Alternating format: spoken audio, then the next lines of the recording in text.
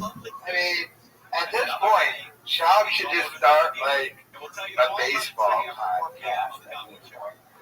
I mean, why do you keep talking about baseball and like T-ball and Major League Baseball? But that thing he said, wow. Yeah, I think Shab might be and obviously has issues.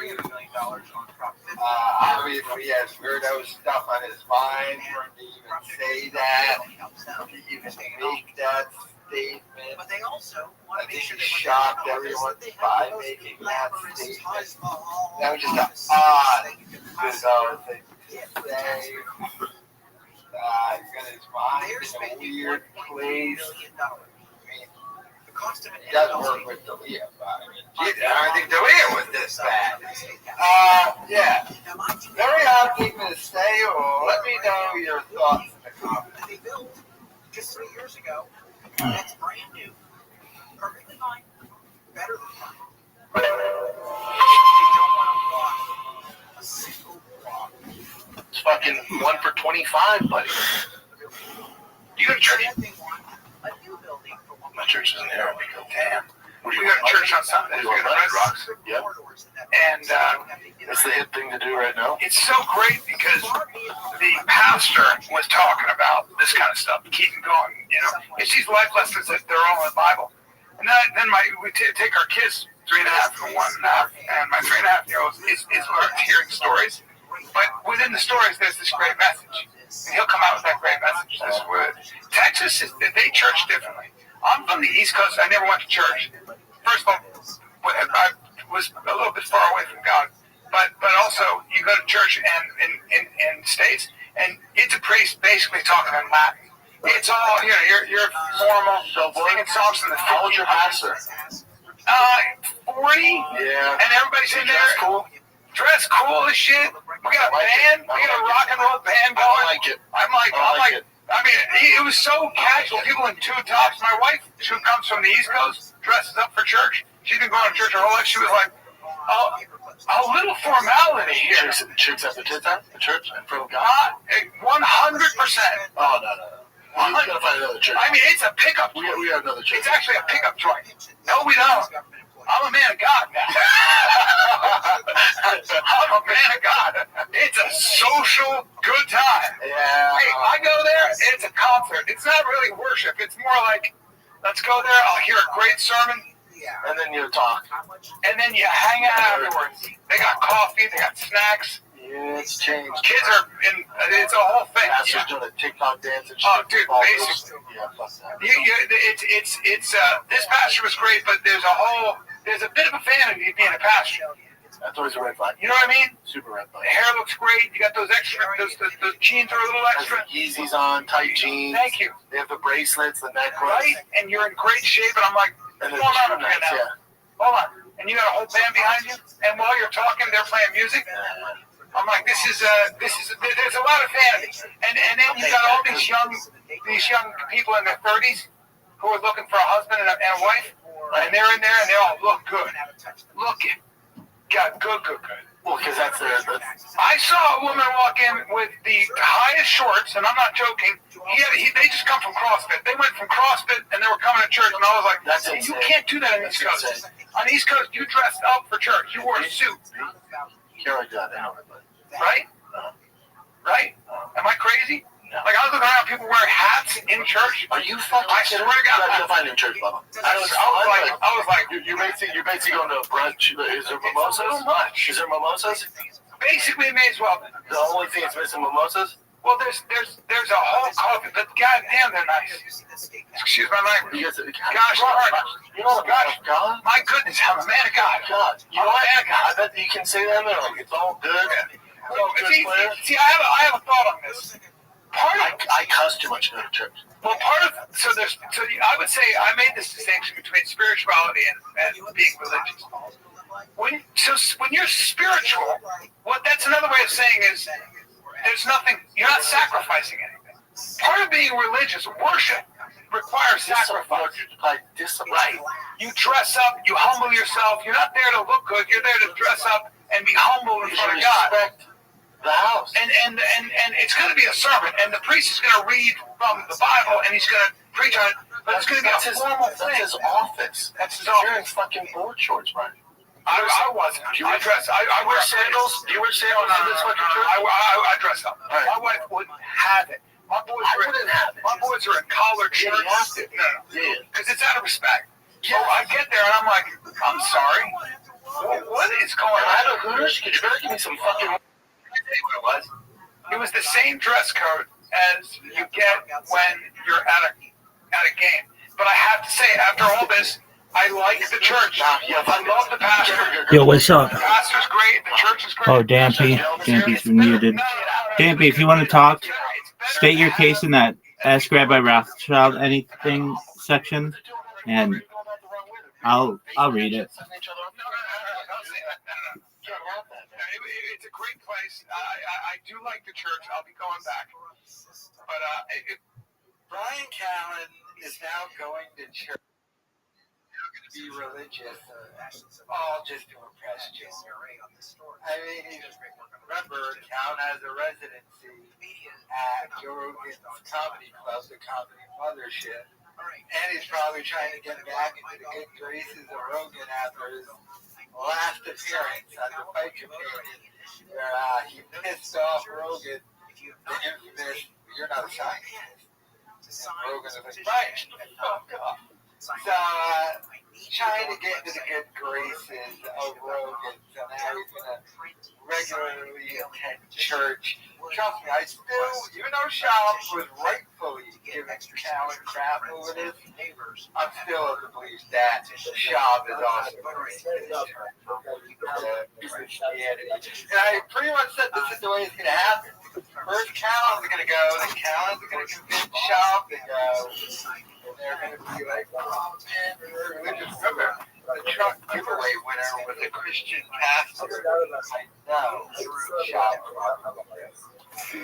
So, but, I mean, Callen, Callen's sister, I believe in science, logic, and reason. But, you notice, his whole description of church was Callen. Just checking out shit. All he was doing while he was at church, according to him, he tried to convince Baba to go. He was like, "Chicken dear Baba." Good. No, club groupie chicks were good. Wait till you get to church. There's a real good baddie there. You can have some stupid minds. So, now, I don't know what the church, Albert Callen was kind of describing the Catholic church. Although he didn't connect this with Catholic church. It's probably not a Catholic church, no, because Catholic church, they get you out of there quick. You go there, you sit there, you babble for an hour, not 1 minute longer. Hour and dot, then you're out of there. Never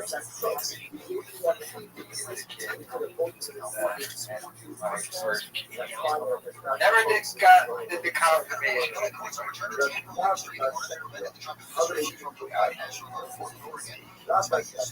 They used to make me go to CCD before. I had to go to a religious school like an hour before.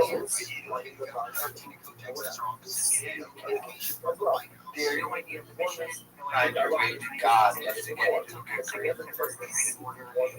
by the way, this was because I was there also talking about no, just to try and get into the good graces of the show. But yeah, Calvin, let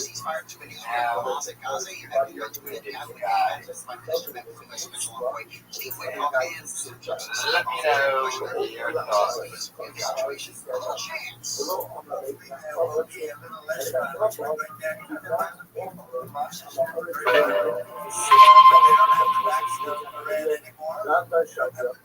like this. Well, maybe I need to go to church because there's a devil serpent on my doorstep. There's a giant fucking rattlesnake. I sent to you, Logan. Giant rattlesnake. She was in LA filming. Joanna called up and broke into the house. She's freaking the fuck out. Scary. I should get the video from Joanna because our babysitter was walking out. She was like, all right, bye. It was all dark. And then you see the snake go for her leg and she comes running back inside. Okay, now, swear on my life. No, listen. I'm going to stop it. Go ahead. It's okay. Yeah. I'm going to have We to see the snake? That's what she said. No, can't have you. I can't have you talking about how it went for your leg. No, well, that's what she said. I know. I wasn't there. I know. Now we have the video. We have the video of her. Snake didn't go, and she goes, like that. So we know that, right? We may not have even seen the snake, but we did see. Oh, no. I got a picture. I'm going to send you that. No. Real snake here. Okay, but it didn't go for a leg, right? It went for a leg. Right. Real snake here. Yeah. Real, I like your story. real snake I like here. your story. I'm gonna ask you. I'm going to send you these pictures of the snake video of the lady who fucking booking it after she almost gets bit. Female lady. Oh, get ready. A lot of pictures of kids in there. Get ready. Oh, just wait. Oh, boy. Okay, a lot of memes. Okay, so here's the nanny fucking booking it. This is on your ring camera? Yep. Calm bullshit, hubby. I see this. Joe's at your church. This is the snake, the rattle, which is loud as shit. I'm not talking like in the yard. I'm talking right by the door. Knocking, knock. Oh, man. Here's a picture of the snake, you fucking cunt. Where is it? This is my house. That's my porch. Watch this first. So this is the babysitter booking it. So what she didn't know. She didn't know. Go ahead and turn it up so you can hear her fucking scream. Snake's right here.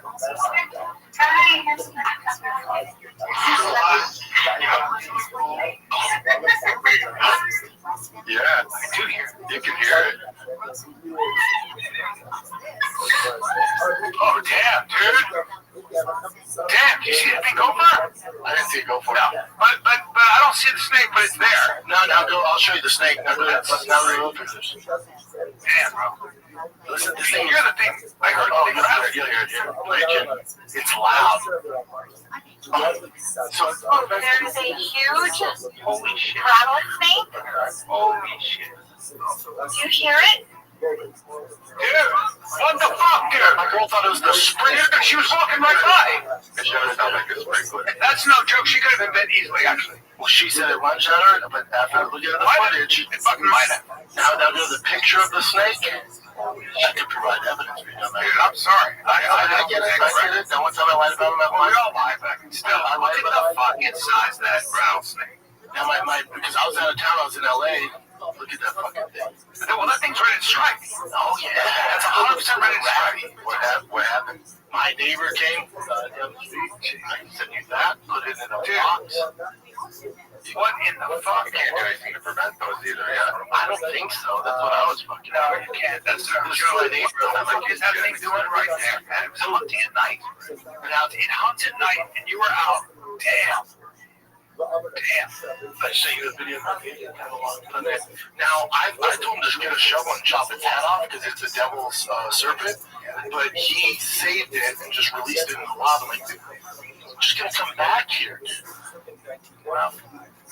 You haven't had any encounters with rattlesnakes? This is probably the fourth one we've seen in the problem. I don't like It's that. probably I got kids always in the yard playing. I got babies. Yeah. This is the neighbor. Look at this. See, he's getting the box next. He's right for the box. He's a pro. Yeah, bro. Got one option here, buddy. You got one option here, buddy. He's good, man. Oh my goodness. Oh my god. Oh my God, you're so rare. Yeah. There you go. Take it easy. Take it easy. He's all bad. Is that Joe? Oh my goodness. He's all, see you later. He's fine. Yeah, Chris is dead. He closed it and he released it somewhere. But the other neighbors were like, just cut its head off. I like Chris. Yeah, great dude. Chris is the man. Kids are like, Got it, Chris? you can even Chris, you got some good neighbors. Oh, great news. I took Joanne, I'm in LA. I was shooting a show. She calls me. I was like, call me. Call Chris. I was like, thanks. I figured most guys just get a show and chocolate that up. Yeah, that was bullshit. I did. That's fair. I did lie about that. I lied that one time. I saw it. I saw it the day before. You saw probably a Bobcat. I saw Paul Print. There you go. And then I saw Bobcat. And I told you Rogan. I saw Mountain Lion. Bobcat had a big cat. Call me out. We don't know. It could have been a house cat. It's okay. It could have been a baby mountain. Very large house cat. I saw a baby mountain lion. I said to somebody a long time ago when I was hiking in Topanga Canyon, and I believe I saw that. It was probably a bobcat. I don't know. Maybe it was nothing. Yeah, but I was saying there's no like spray, there's nothing you really do. There's part of the. It's part of the ecosystem. You just gotta hope your kid doesn't like scare it and stumble upon it and you're fine. No, I have a neighbor who's a doctor that had one of the kids get bit. If I ever got bit, he's like, no. We have anti-venom, dude. No one really dies from rattlesnakes. Really? No. That's according to the doctor. Yeah. A snake-proof fence was in my front fucking yard. You can use natural compounds like garlic and vinegar. Okay. It's from essential oils. Experts say they're less effective. Yeah, no shit. It's gotta be habitat modification and physical barriers. Yeah, they can do. Even that, remove hiding places. This dude was on my fucking doorstep. So I got long food to avoid attracting mice and other rodents. Remove hiding places. Clear away clutter by piles of wood, rock, and debris. Trim overgrown grass and bushes and keep shrubs grown 12 inches from the ground to eliminate hiding spots. Then they stay in water if they get thirsty. Consider natural repellents, essential oils and spices, dude. Any in the case, maybe. Yeah. My guy who sprays for bugs downstairs. Where'd the job end? Mitch, you lied about that mountain lion story to Joe Rogan. So first and foremost, of course, yeah, it's a nanny. First he said babysitter, and then he slipped up and said nanny. I love the fact that Sean's in LA, his wife is at home with the kids and her parents, and they still have a nanny. And then his wife goes, oh, she was already eating a bomb. Now, whether or not the nanny is one of your relatives, I don't know, but it's just hilarious. But of course, Sean lies about everything. Oh my God, rattles and things. I can react. Now, without living in a place where if I walk outside, why I'm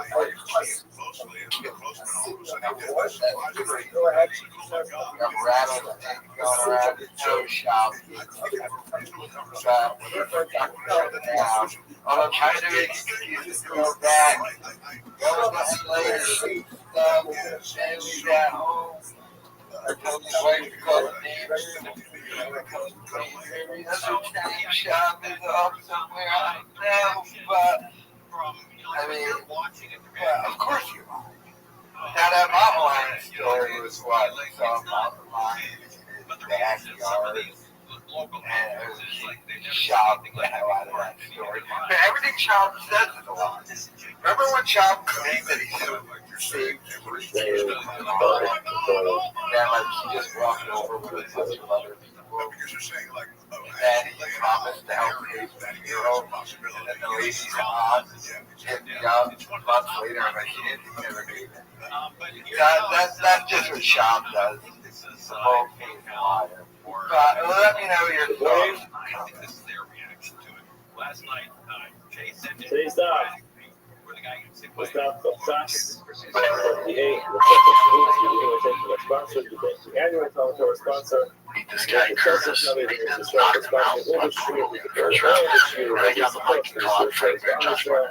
Yes, I think that the Stevens that's what I was mentally. Like, I wanted to be champ. I wanted to be top 5 so bad, top 10 so bad. I was rushing to do it.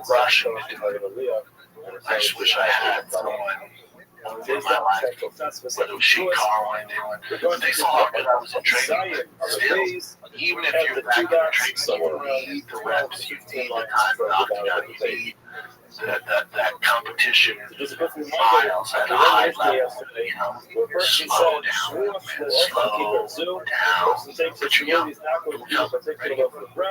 And then he says again, that reminds me. That's usually my big advice to comics, fighters. And then he says again, And I see all your buddies, specials, all your buddies, send out arenas, all your buddies send out leaders. Down. Fighters, slow down. Yeah, but I can be that guy. Maybe you can. But after you beat that guy, these other monsters are waiting. And you're not getting paid to fight those monsters. You're getting paid like you should. Just wait. You take a contract with your second, third contract, and fight those monsters and get paid for fighting that caliber fighter. Slow down. Don't fight a no gear at 16,000. Don't fight a pro guy that makes you a ball. Slow down. In such a sequence, in such a way, Yes. Yeah, that reminded me of this. Remember, Rodriguez when he first came on the scene, he was just destroying it, and they gave him Frankie Edmond. It was like, he's a grizzly vet, and he just, that was like Mino Guerrero. Yes, just think about it. So he fought guys at his caliber a little bit, and then he hits a older and tooth vet, BJ Penn, I got broke up. Right? So he starches BJ Penn, right? It was a brutal fight. He starts broke up. And then, okay, here's the next guy. He got Frank Yeager, I got Frank Yeager. You know, it's like that. Yeah, it's just, you just don't, you're not, see, it's gonna, you're glitching the matrix. You're this outlier, and it's gonna work for so long, but eventually, after you beat a Frank Yeager, after you beat a BJ Penn, after you beat these fucking well-known guys, there's only one way to go. And then you're no longer just fighting vets, you're fighting fucking top 5 guys, dude. You're not getting paid like a top 5 guy. You also don't have the miles like these guys. That's the main thing. So back in the day, you know, some of these guys had 20, 30 fights, and then they're in the big show. Now it's like, I had 3 fights, 4 fights, and I'm a multiple fighter. And then some there's 7 fights, so I'm 7-0, fighting against guys in my level. And anybody go, man, that's a good prospect. And said, oh, dude, then come off multiple fighter, right? You fight Roy Nelson at no business fighting him. Whatever, lose to him, all good. And even in that loss, Dan Richard was going to fuck him up. Got caught, got to fuck him up. Let's bring him back down, let's fight a guy at his level. Boom, whoop his ass in a minute. Okay, let's give him a fat, but still, he's going to have some advantage over him. Boom, beat him in a minute. Damn, okay. Here's a real fucking bet. Kick on Gonzaga. Get through that test 3 rounds. Beat the shit out of him. Okay. Here's Crow Cop. Top 5. Let pass the test, broke his nose, knocked him out. We got one. Here's no guarantee. We've seen it. Here's Ben Rothschild. You know, and then there's those 2 from just stupid, immature ears, probably more talented. If I was brought up right, have the skills to beat both those guys, right? Here's a tough one, but Ben Rothschild, and then here's right. Let's dial it back down to Lamar Johnson. Beat the shit out of him. Oh damn, there we go. All right, here we go. He's back on track. Let's give him someone at his caliber. Here's Matt Mitchell. Beat the shit out of him. You know what I'm saying? Like there's a theme here. Yeah, they could definitely taking you down another path. I have no regrets. At the time, it was different. It was different. The UFC didn't learn their lesson. And that's probably why I talk like this. I get really mad when I say shortcut. Because you have such a talent, man. He gets fucking catapulted to the top and he loses. Like, oh, he's not ready. So if a You know, person says, to usually learn their lesson and then with he their says, I'm going to feed it. know that you fucked up. So Look in at him now. such a case, even though Has experience, huge name outside the UFC, not even MMA, boxing. You know, they learn the lesson with him. So then what do they do with Sugar Sean? There you go. What do they do with Patty? There you go. You know? Guys like Gary Pico had all this amateur experience, and then after 2 fights, like toss them in their Madison Square Garden. Gets fucked up. Bring it back down a level, rips off like 6 wins. Fighting guys right go. So that fight. Rips off some wins, changes camps, gets the UFC, and he's had enough fights where now he should be able to figure it out. Stop. And sometimes these prospects, I'm not saying this in Pico, but I'm just saying this. Sometimes these prospects just don't make the time. This happens in the NFL and the NBA. Major League Baseball happens all the time. So, I get it from both sides. Go nickel. Slow down.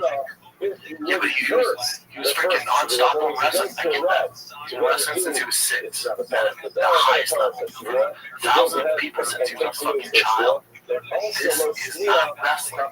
It's going to take some time for him to adapt and get better. Yeah, but John Jones, you're talking about the best ever doing it? That's not a good example. That is an extreme outlier. That's not a good example. Not everybody's John Jones. So, it's tough, man. I get it from both sides. But if you're a dad, if you're a coach, slow down. Tell Tiger all the time, but you in Boston, he's 5 8-year-olds. And he excels at that. In RBIs, hits, batting average, I think he's only not got hit. He's usually 4 for 4 again.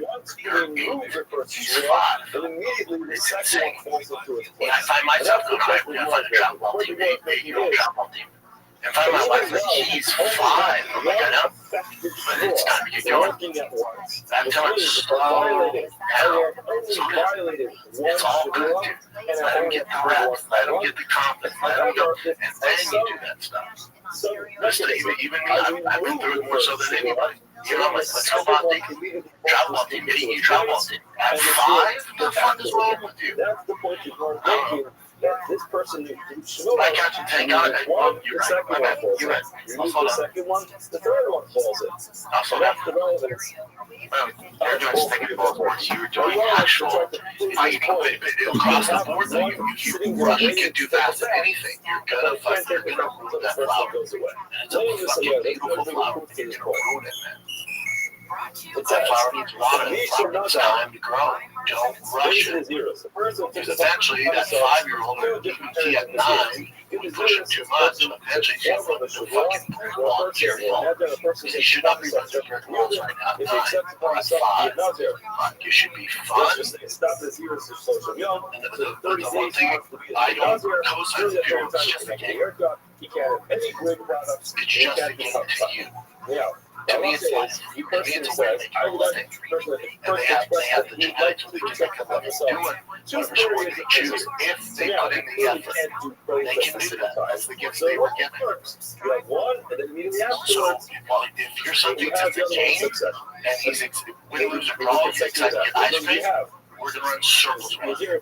You're not going to be able to compete. Now, while they're young, with the game flow good. Honestly, if your kid has 140 years of Canadian craftsmanship. Canada sucks. Let's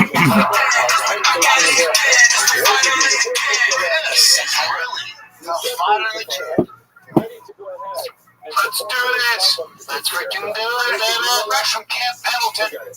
I want to thank you. Hold on. You were in Utah with the fam. I went to Utah with the family. You cut out early to go. I cut early to do my patriotic duty for free.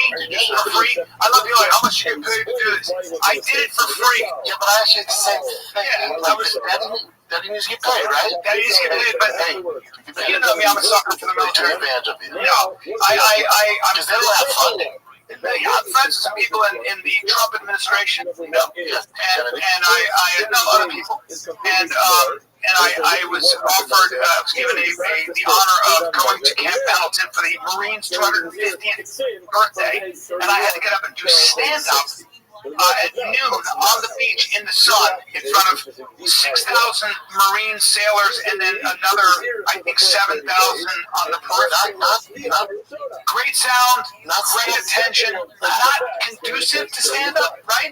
Like a little bit, I kind of was up there going, and I was nervous, and I don't get nervous. You should be. I was nervous because, first of all, you know, I'm there with Dakota Meyer, Congressional Medal of Honor winner. I'm with Jocko Willig. We're all backstage. He's going to do a speech. He's a great guy, by the way. Funny. Have you met him? I've never met him. Funny. Great sense of humor. Text. Yeah, a huge fan. I use his supplements. Yep. Very intense. Like but when you're with him, he's just a great guy.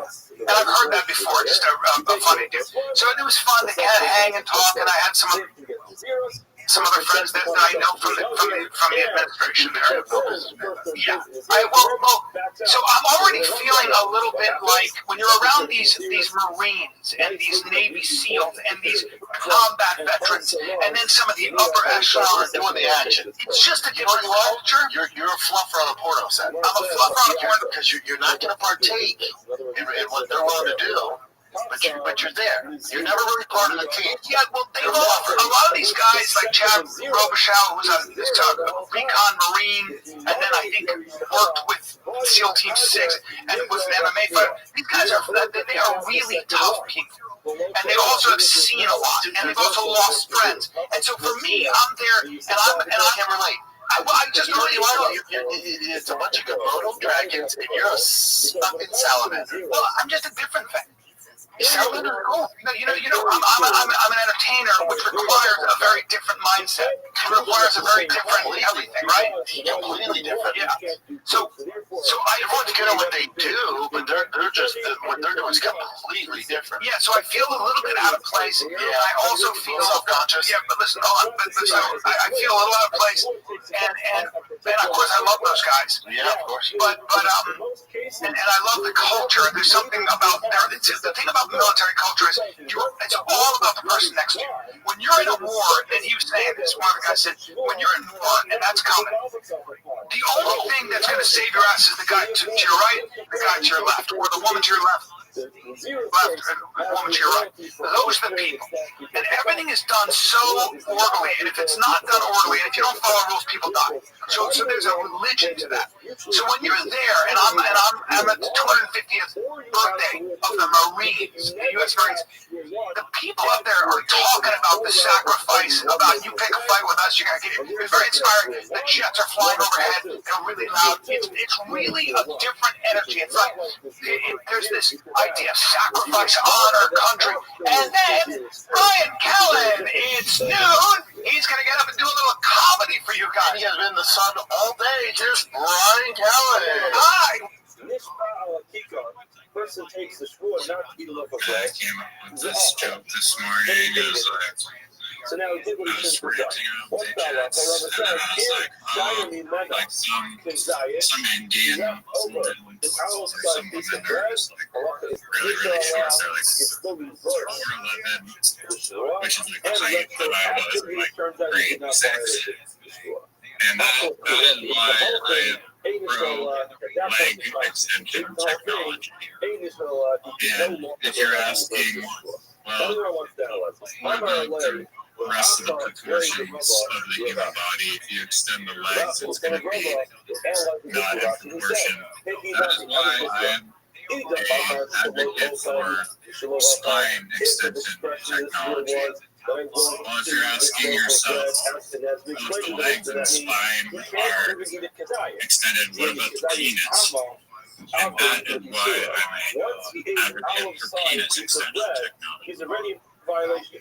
So now how can you, what's the difference if you have a Kazai left in it? In other words, remember, we said, when a person says, Shavua, Shlo Ozal Kikarzu, now look, he violates the Shua as soon as he eats one Kazayas. So now that's what happened. He ate a Kazayas. So then why do you have to have a Kazayas left at the end to be able to determine whether you should reverse it? He already violated the Shua. It's done. It's over. It's already a problem. So then what do you mean? You can go ahead and reverse it. How can you reverse it after you've done it? It's too late. The deed was done. He violated his shua and he's out. So then, if the case was, no, he didn't violate anything yet. Why? Because in this case, he said shua chlena, which means he will eat the whole thing. If that's the case, that his prohibition is only to eat the whole thing, so my area kazayas, why are you saying that if you eat the kazayas, you'll be a problem? I feel even, sorry, not the inside. Why is Rava saying that if there's a kazayas left at the end, an olive-sized piece of bread at the end, then he could reverse the shul because he's not yet violated it? You don't need there to be a kazayas at the end if you call shulunami. Even if there's just a crumb left at the end, he didn't eat the whole loaf of bread, so he's not in violation of it yet. In other words, as we'd say, if the case is where he says he's not going to eat any of it, so then once he ate it, because I is out, there's no turning back the clock at that point in time he violated it. If the case was, but you've been doing Snap long enough where you're like, okay, I said it. But it's like, I'm not going to cry this out of the belly room on a Tuesday night. I can't do jokes. I told stories about my dad being a Marine, but I can't do jokes. Yeah, no, it's tough. I should have made more fun of the sailors versus Marine thing. Yes. And that dawned on me. That'd been funny. I did talk about Trump being In the Navy and shit. Yeah, I talk about Trump being like war, and then he does that dance. He's the most scared man in the world. He dances like that. Yeah. Some of it was fine. Yeah, I did fine, but I'm not. I don't know who crushed it. I don't know who would crush that today. Right. But you're not set up for the most success. I didn't feel like jokes and comedy was appropriate, to be honest with you. I felt a little inappropriate. You know what I felt? I felt generally inappropriate. My presence felt inappropriate. I know that sounds weird, but I felt a little inappropriate. Does that make sense? Like, comedy in a moment. This is a single moment. You're literally amongst, and it's nothing. Don't get twisted. I would, pretty tough, I would feel insecure around Jocko and those guys. Yeah, I would. Yeah, pretty tough, dude. Yeah. But we're talking about that shit. Yeah. They're not even playing a game. I'm not saying playing a different game. It's not a sport.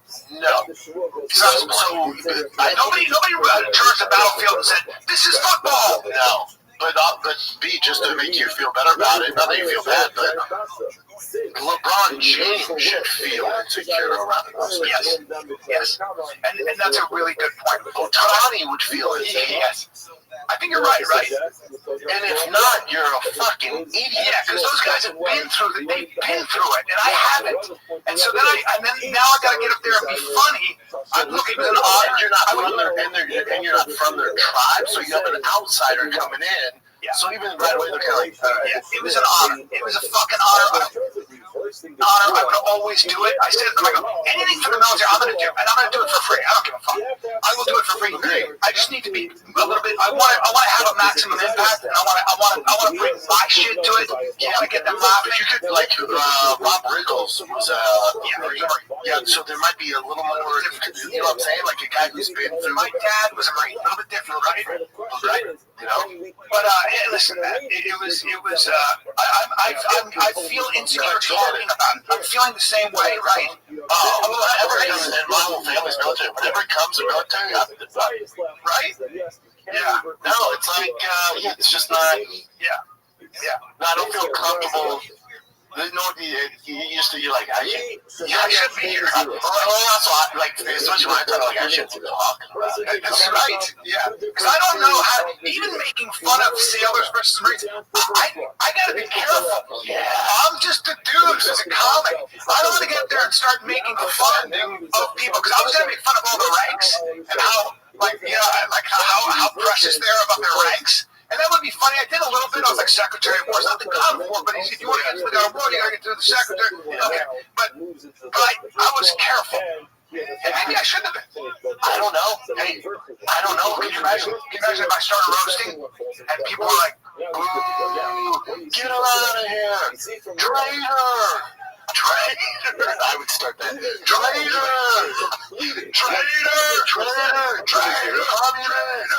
I'll tell you what's pretty cool though. When you get the commandant who gets up there, or whoever it was, and the guy just gets up there and he goes, Marines. And he goes, oh, like that. And he goes, get some. Hoorah. You're like, fuck. And then the planes, those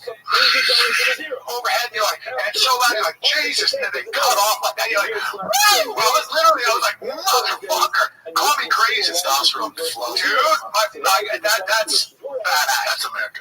That's why we're the most powerful. My back was straight, grab runs, That's a shit.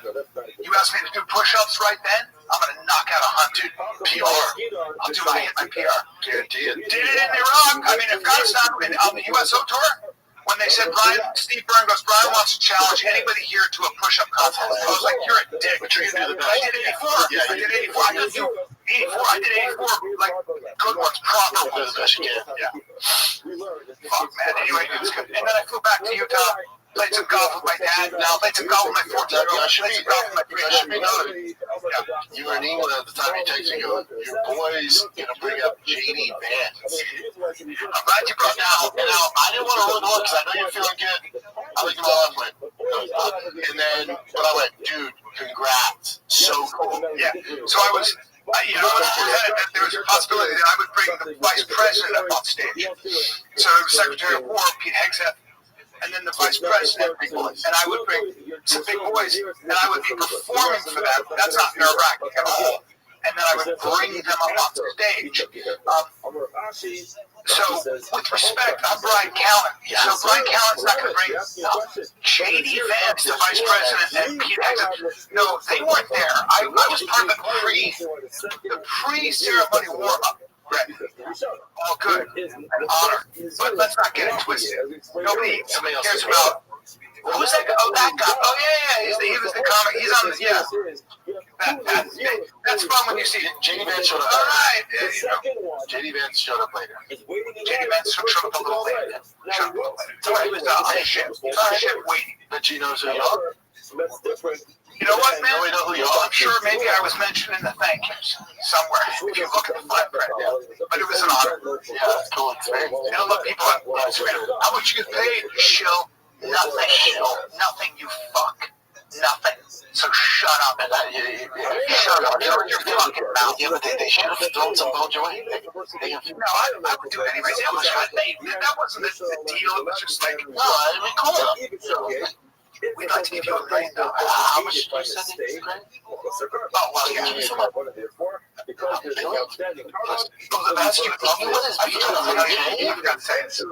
Chin, bring up amphibious 4x4. There was a truck there. So we were on this giant, this land and sea amphibious assault ship that comes right up on the beach. It's a hydrofoil. You see those things in Florida on the Everglades? Yeah, you can go on land. Yeah, I want you to picture that bigger than this building. Why? Yeah, Bubba. With the propellers. I mean, it was crazy. And then it goes on the. Yeah, see how much that costs. Just take a look at how much. Is that those Sherpas? The Sherpa? Okay, 120. Oh, you can buy now for Yeah, this is not outside. But I'm talking about the one that the military. There was one in the military. That one's for civilians. $1.7 million. And it was, when you look at it, you'd be like, what? What? Looks like a dirt buggy. You jumped on it? Yeah, it was. No, I just saw it. It was just sitting there. But the point is that some of that, they ain't giving it away. They ain't giving that shit away. So, I don't know. Still, great. I'm going to talk to you about collagen peptides. I didn't think I would do this because I was like, do collagen peptides really work? Do high quality collagen peptides, when you ingest them, does it actually restore your skin? Does it actually help with osteoporosis, joint pain, all that stuff? Well, I went to ChatGPT and I asked ChatGPT, I said, give me all the evidence. Look at all the evidence on PubMed. Look at all the measurable evidence, the human-controlled studies. Guess what? They actually work. According to the studies, there is evidence that collagen peptides actually make a measurable difference. So, and as you get older, your hair starts thinning, nails break, your skin doesn't look the same, and that's usually because you're losing collagen. Bubs, BUBS, Bubs Naturals, collagen peptides, this is where they come in. I just got a can of it. And starting when you're in your 20s, your body produces less collagen every single year. You look at me, I know I look beautiful, I know I look really tight, but I'm still pushing 60, and you can just see a difference. You don't have the smooth skin, you don't have fast recovery. Well, guess what? You put bugs in your coffee, a smoothie, juice every morning. It's tasteless, it's odorless, it dissolves instantly, no clumps. There's no weird additives, no weird aftertaste. It's super easy to use, okay? But here's what it makes it truly different. Basically, the brand is a tribute to former Navy SEAL Glenn Bug Doherty, a national hero who gave his life saving Americans in Benghazi. His call sign was Bug, and that DNA is woven into the Bugs brand. So Bugs donates 10% of all profits to charity, starting with the Glenn Doherty Memorial Foundation. It's pretty cool, right? On top of that, Bugs is built to the highest standard. There's no junk, zero sugars, no sweeteners, no fillers. It's third parties tested. This is very important. It's NSF tested. It's NSF certified for sports. So, because if you're an athlete and you're taking peptides, you want to make sure it's not contaminated with something else, then you get popped for an illegal substance. So they have these really strict standards. Okay, it's Whole30 approved, sustainably sourced from grass-fed, pasture-raised cattle, and it's trusted by over 100,000 customers. It was also named Best Collagen of 2024. by health.com. All right. So by the way, live longer, live better longer. For a limited time only, our listeners get 20% off of Bubs Naturals by using code FIGHTER at checkout. Just use code FIGHTER, and you are all set. After your purchase, they will ask you where you heard them from. Please support our show. Tell them we sent you. Bubs Naturals. Called peptides. After I did my research, I'm in. Modern military 5.2 million. There you go. Amphibious combat vehicle ACVs 5.2 million. Bring that out. Let me see what that looks like. High-end civilians, the H2O Panther. It's like that. Why is that $5.2 million? I'm sorry. That doesn't make sense. You think we get sometimes it's a little deal? It might be a little waste. Oh, okay. Well, It was like that. that's different. No, this is smaller. No, I get that. That would be 5.2, right? That makes sense. That's a lot of technology. How about that fucking thing? I think it floats and it can down. Oh, yeah. Oh, yeah. That thing's badass. In the water and on water. What power is that? Who's built that? Hopefully that's very good. Yeah. I just wonder what. Yeah. Yeah. And there's a machine that's building a robot. You know what? Lockheed, Raytheon, No, because GMC, like, there's been some American brands that were built in the military. They're not hubbers. That was GMC. oh, they got technology, man. It's so funny how your phone, if you walk into a certain area in the military with your phone, they'll gather everything on your phone in 2 seconds and tell you who you are and where you live. Yeah. Oh, man. Some of those, they were badass. But Italians make good vehicles, right? Oh, yeah. A lot of issues. Yeah. It's made by it. It's like a collab. Because they're really good at certain engines or something. Rolls-Royce makes a lot of the airplane engines. Airplane, yeah, that's what they originally started. So BMW originally started off the airplanes, yeah. Their logo's actually propellant. They're BMW. It's wide, that stands for propellant. Wow, yeah. The more you know. It was cool, though. It was cool. I was out with not like you, like surrounded by enthusiast Marines, but I was, see that logo? It's a propellant. I was in the sun from 8 a.m. and then sundown. Tiger had a baseball tournament, and the games got delayed. I got it to field during the day, mid-afternoon. I didn't leave until 10:30 at night. This is my brother. Tiger was pitching at 9:45 at night. I could tell he's tired. I know you're tired, but compete, buddy. There's about 8 pairs of ground. 9:45 with pitches. That's too late. That's not good. Yeah, and then because so many teams. I don't know. Sometimes shit just happens. Scheduling games get delayed, and then we get pushed back over the later games. And then the way they discipline you is if you get the high seating, you're the 8 a.m. game on Sunday. So since we lost both of them, they go, one of the dads goes, shit, we deserve it. I go, what do you mean? He goes, we'll be the early seed. I'm like, wow, how early? He's like, we got here at 7 a.m. What? We got home at 11:30? Oh, Tiger up at 5? When? Oh, get your stuff on. It's not for a kid. He's like, what the fuck is this? My son and I, we took an 8:30 flight from Utah, got it at 12 in Austin, and he was asleep, my little buddy, 3.5. And then picking him up and carrying all the bags with him on my arms and walking that way out. And then be a tight bag. It'll give you a tight bag, and then go ahead and add that child seat, which is super hard. And I'm not a big guy, so I'm carrying all that shit. I got a workout. It's a workout. It's a workout. Tell you what I'm not good at. The game of golf. You just gotta do it a lot. You gotta do it a lot. You gotta shoot up that golf like get to a stuff. When you're rich, or you're rich. Like when young guys play enough golf, I'm like, how? My father is the biggest trash talker. He's 85. Golfs well, too.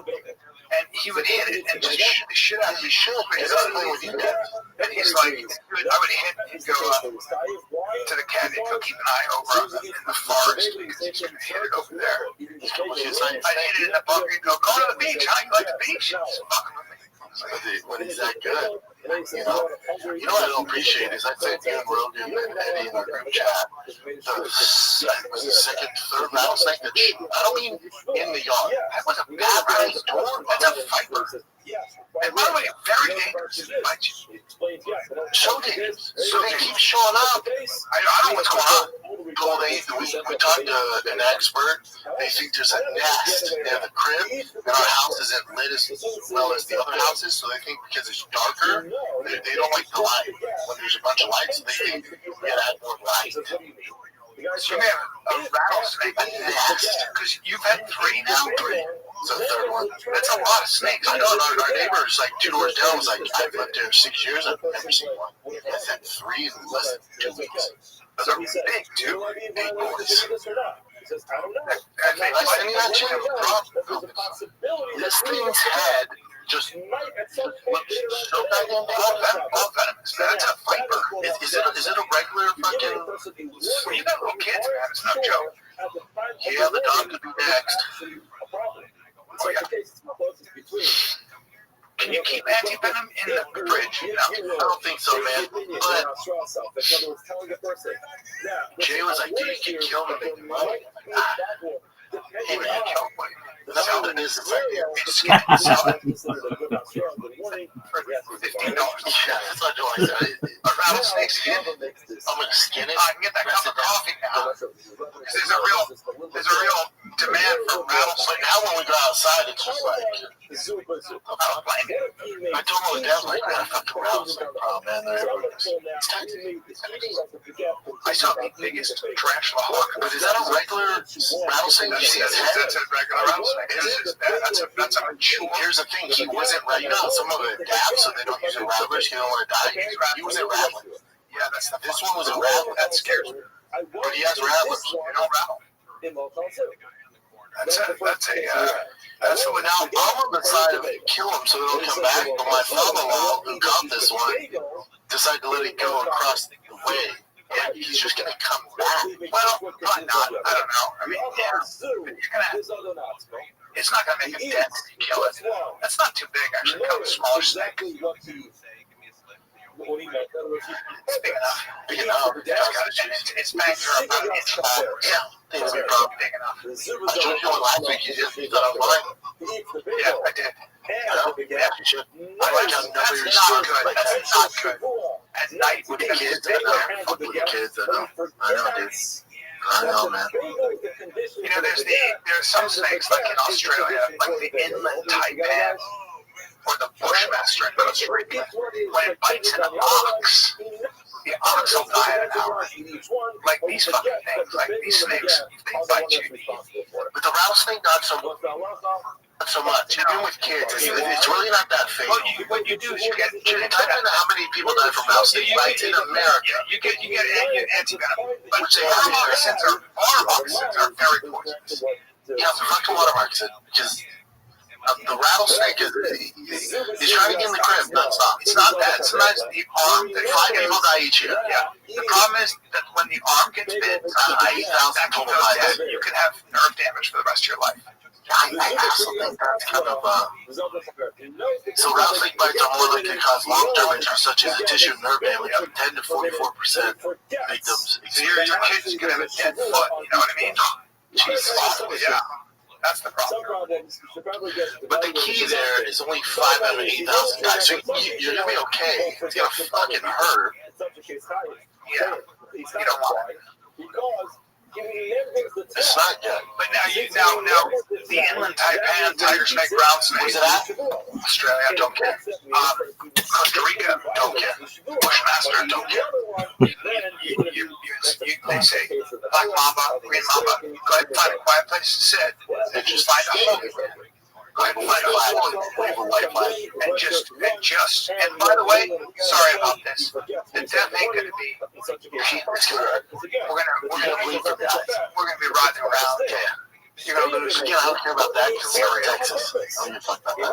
It's like I'm no longer worried about great whites. There was a guy doing a snake show in Australia. Kind of a quirky old dude who does snake shows. Can we talk about this? If you're a snake guy, you're quirky. Yeah. I gotta calm down. We gotta do We're gonna go a little bit to look at it. You gotta different. That guy handles snakes. Way too comfy with snakes. And he was under the impression that if you get bit by a tiger snake, very poisonous, or a brown snake, or whatever from Australia, that what you want to do is if you drink quart of milk, you'll be fine. Dude, So the bro sides killed him. he got mad, and he said, "Give me some milk," and I said, "No," and continued with the show. And of course, about 5 minutes later, literally went, and now he did get medical attention. He did survive. What up, But Apollo? they were like, "That's a tiger snake, and your milk is no good, sir." I don't know where you read. How you living? You might want to research. Get a second opinion. I saw on TikTok. Yeah, but it was before TikTok. Bro side's been out there for a Or an expert. The bro side's to get you. Bro side's to get you. Dude, I was watching. I'm on an episode like 5 of that game show, which is great. You gotta watch it. Good? Yeah, I love it. But dude, so a lot of his like fascination with like skin and all this stuff is he was not manipulated, but he got a lot of like the Nazi comic books, and there's a lady on there called the Butcher of Summer, and she's a character in the show. So I'm like, I wonder if that's real. You know, they take creative license. And like, oh, let's see. I look, this lady's a real lady. A real lady that actually made lampshades and couches and shit from gyms, of course. And she got put away for it. Yeah, and she eventually committed suicide. She got put away. I said to you, shit. Yeah, there are people that do some pretty wild shit. It's a real thing. That's where his fascination came from. This Nazi war criminal. There she is. Sweet. She looks like a real angel. She had kids too. So because of her alleged actions, including she had selected Jewish prisoners for death in order to fashion lampshades and other items from their skins. Wow. That's a real lady.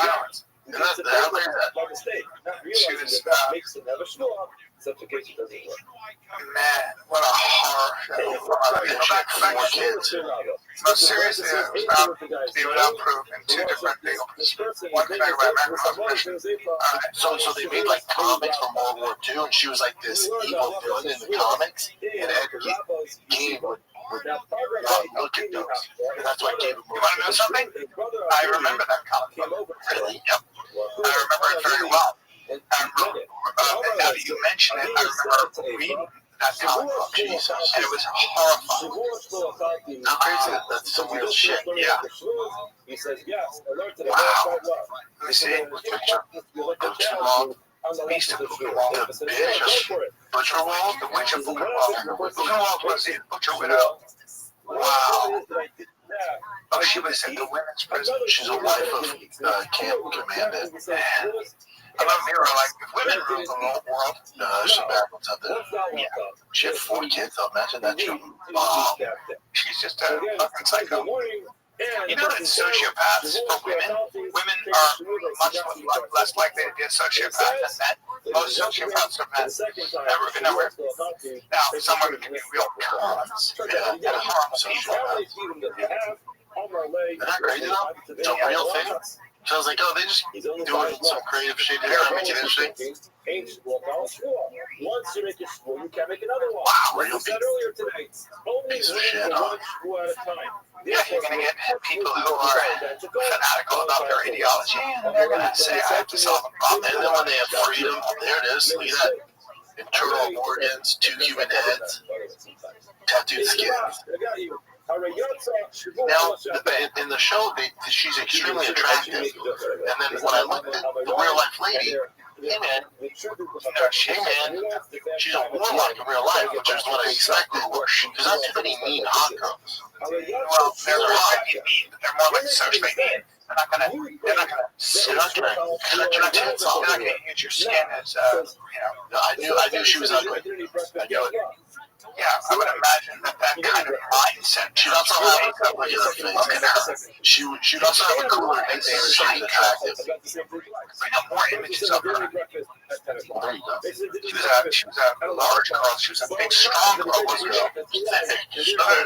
There you are with your wide head. Yeah, they made her very attractive in the show, like a dime. Person says, I won't eat 9 figs, and I will With the German Shepherd. Now he eats it. Look at those two. Just all neat, well put together, beautiful dog, and complete sadists. Look at that outfit, that Nazi outfit with the high boots. Yeah. I guess she was in her Fräulein dress. That dog going down though, Jen? Even see the comic book image? Yeah, that's how they portray her in the comics. She doesn't look like that. So I think that's what the show did. I may not remember the comic book, by the way. You lied about that. I remember a comic book like They wish she looked like she that. will put the SS. Look at her with her shirt open. They wish. Well, that right there, that comic book, if you're a young man, that gives certain men a fetish, right? They see it at a certain time in their sexual development, now they're like, oh man, King was jacking off there, dude. Then he started having sex with dead corpse. So finally said, "In the car, what they do, what human beings do to people. Wow. Because there is no They just, oh, there she is. Let's see her there. Trial of the cup. Let me see her. Up there. Which one? Right there, yeah. Nice, sweet faces. That one on the right looks like a real bitch. Well, yeah, that's, look at her eye. That's not somebody who people are that. No was attractive, I think. I mean, remember, they didn't have any kind of plastic surgery, really that much makeup. Still hot girl. They didn't have anything. Oh, they're still hot girls. Yeah, but living hard by the time you're 30, those girls were probably at that time, those women at that time, she was probably 25, and yet she's. Now bring up the one from the Ed Gein story. Is that the woman? Are they actors? Yeah, but when do you see her from the show? Yeah. So the show's worth it. Show's worth it. Yeah, it's good. Well, really well done. That dude, Ryan Murphy, done. Man, how good is Charlie Hunt? Oh, dude, he's amazing in this. Go to the one where it's like a drawing. You see it? She looks like shit. She, nope. Yeah. Some crazy everybody there. Evil people in the world. They're all out there still. Oh, yeah. Take a little break, guys. All right? We'll talk to you guys about DraftKings. Champions are made and legends are tested. UFC 321. Tom Aspinall, Cyril Gane. I am so excited about this fight. I have no idea what to expect, but this is big. between Cyril Gott is a monster, very loud on speed, great striker. Obviously, if Tom Aspinall gets him to the ground, we're going to have a problem. I'm hoping Cyril Gott's been working with a bunch of Eastern European and Russian wrestlers. He may not be. By the way, DraftKings Sportsbook, the official sports betting partner of UFC, puts all the action in the palm of your hand. New customers bet just $5. If your bet wins, you'll get paid out $300 in bonus bets instantly.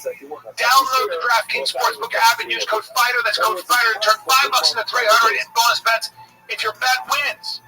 In partnership with DraftKings, the crown is yours. Gambling problem? Call 1-800-GAMBLER. In New York, call 877-8-OPEN-Y or text OPEN-Y 467-369. In Connecticut, help is available for problem gambling. Call 888-789-7777 or visit ccpg.org. Please play responsibly. On behalf of Boot Hill Casino and Resort in Kansas, pass-through of per-wager tax may apply in Illinois. 21 and over. Age and eligibility varies by jurisdiction. Void in Ontario. Restrictions apply. Bet must win to receive bonus bets which expire in 7 days. Minimum odds required. For additional terms and responsible gaming resources, see DKNG.co/audio. Limited time offer. 6-4, 7-4, 8-4, 9-4, 10-4, 10-5, 10-6, 10-7, 11-7, 12-7, 15-7, 14-7, 15-7, 15-8, 16-8, 16-9, that's great, 16-10, 17-10, 18-10. 1-0, 2-0, So he's the starting pitcher. He's been, remember I called him, Mike was on, I said, before you play, I'm like, Tony's about to have a night. He's going to go home. Because he was 1 for 25. He can't get in the decision. He was bigger fit. No, what's the other? But he was 1 for 25. Everyone's hating on him, overpaid, all this stuff. And the starting pitcher, he goes out there. As a pitcher, he's going to fucking get right. He strikes out 3. Strikes them all out. He's the first at bat. You're like, man, dude's 1 for 25. Yeah. First pitch. First pitch, buddy. Play this, Jim. Well, you, yeah, so the game's in this. Tommy Spurs out in the NLCS.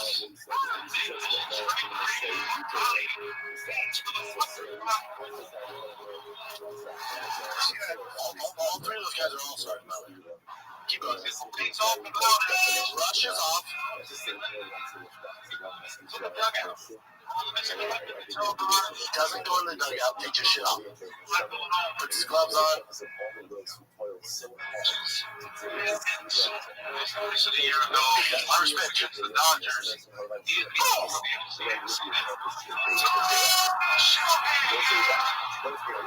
Buddy, he did it 3 times that game. Here's a second.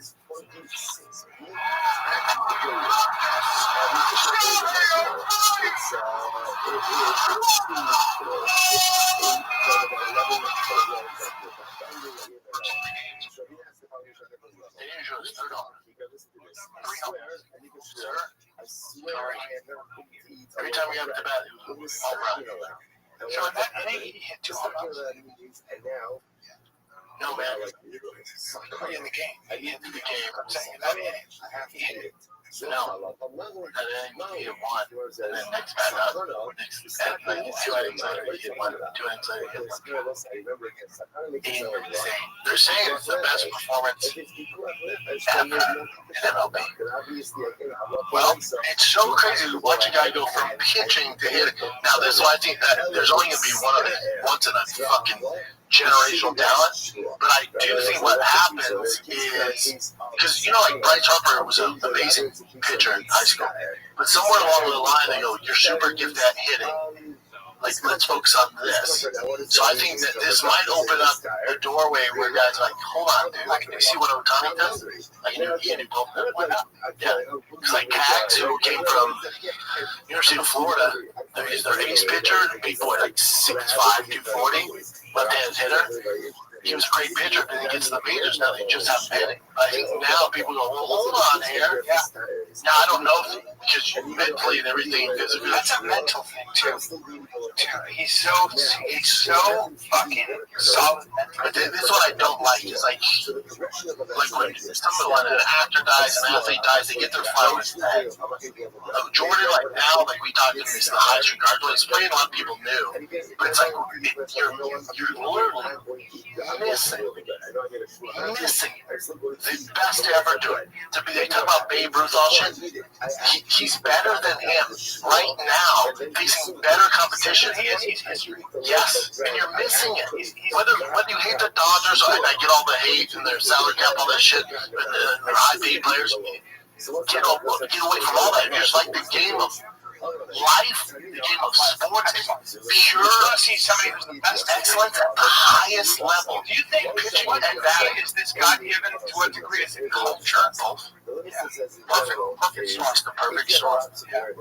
Of being consistent as Because I'm pretty sure, Japanese discipline. I'm pretty sure they compare him to Babe Ruth, but I'm pretty sure Babe Ruth wasn't doing both at the same time. He pitched for a time and then he hit for a time. So, but he wasn't striking 3 out and then going to bat and home run. So for me, see, double check that, Jim. Yeah. But then also, here's what's interesting. They had a scout. I should have said the clip too. They had a scout where this guy, he was an American player, and it was when Ohtani was like in his teenage years. And he was, fucking crushing. And this American player goes, dude, you guys need to keep eyes on this Ohtani kid. And the scout goes, we've been watching him since he was 9. Since he was 9. Yeah, so you know what? Sometimes to do one thing, like Michael Jordan coming around with put on the earth to play baseball. This guy was put on the earth to play. I'm sorry, basketball. This guy was put on the earth to play baseball. There are a couple things I would look at. Like the most impressive thing to me is mindset and how he deals with the pressure and delivers. It's a little bit like when I watch boxing now, I look at defense just as much as I did offense. How you're not. So I was a little bit wrong. So yes, Babe Ruth hit and pitched in the same game multiple times, especially during the Red Sox career. That's, people remember as a Yankee started with Red Sox. He had a game in the 1930s where he pitched a complete game, which was crazy, and then hit a home run. So 1 home run. A different competition, a little bit different everything. It was all like that. No Cubans, no Dominicans. A lot of mixing, right? But still, he can only be. No Japanese. It wasn't a worldwide sport. Yeah, but still, he's still a monster. But that Ohtani stuff, even if you don't like the Dodgers, you gotta tune into because you're never gonna see that dominance again. You might, maybe a young kid comes along, you're right, but chances aren't good. Well, when the bar's set, it's set, but it's not just physical. That's a mental thing. You gotta have everything. It's like missing out when Connor had his run. Like, I guess missed out. I don't even like fighting. Yeah. Got it. When he fought Eddie Alvarez, he missed one of the best athletic performances. When Pele did his kick, when he did that, you ever see Pele do? Yeah. No one had ever done that. And there's something in sports called glory. And like, I'm not even being dramatic. There's something called glory. And when you watch Ohtani, when you watch Pele, when you watch Michael Jordan, when you watch Conor McGregor, in his prime, you know what? It was glorious. And glorious is like that thing that kind of like where you feel like everything is right in the world in that moment. You feel like this is the most beautiful moment in the world. Like all the shit and everything else, but we watch it for true drama. Because you know what it makes you do? It actually makes you cheer and it makes you cry. It takes you through the spectrum of emotions, man. And you realize that when human beings really try under favorable circumstances, they can be awe-inspiring. It's crazy. They can just drop your jaw and be awe-inspiring. It was so cool. And I think that when you watch your children, and you see how good they are and they're getting better, there's part of it is that you're watching them get closer to that. You're watching them hit that mark. One of the things I heard Jordan Peterson talk about with sports is that you're watching someone hit the mark perfectly, which is so difficult to do. Hitting a ball, hitting a home run, so hard. Whatever it might be, hitting a basket. There's a moral quality quality to it. And the moral quality is I'm gonna practice really hard. I'm gonna sacrifice. I'm gonna do everything right. And then if I'm gonna be courageous, I'm gonna have gamesmanship. I'm gonna do all of this. I'm gonna use every part of my body. And I'm gonna make this effort, and it's gonna hit that point. It's gonna hit the perfect spot. And there's a moral clarity in that where you just go, man, I wish the world was that way, right? That's beautiful. It takes you a special time. That's why that music and everything. Dude, they put that music in from the Moneyball movie. That music, anything is awesome.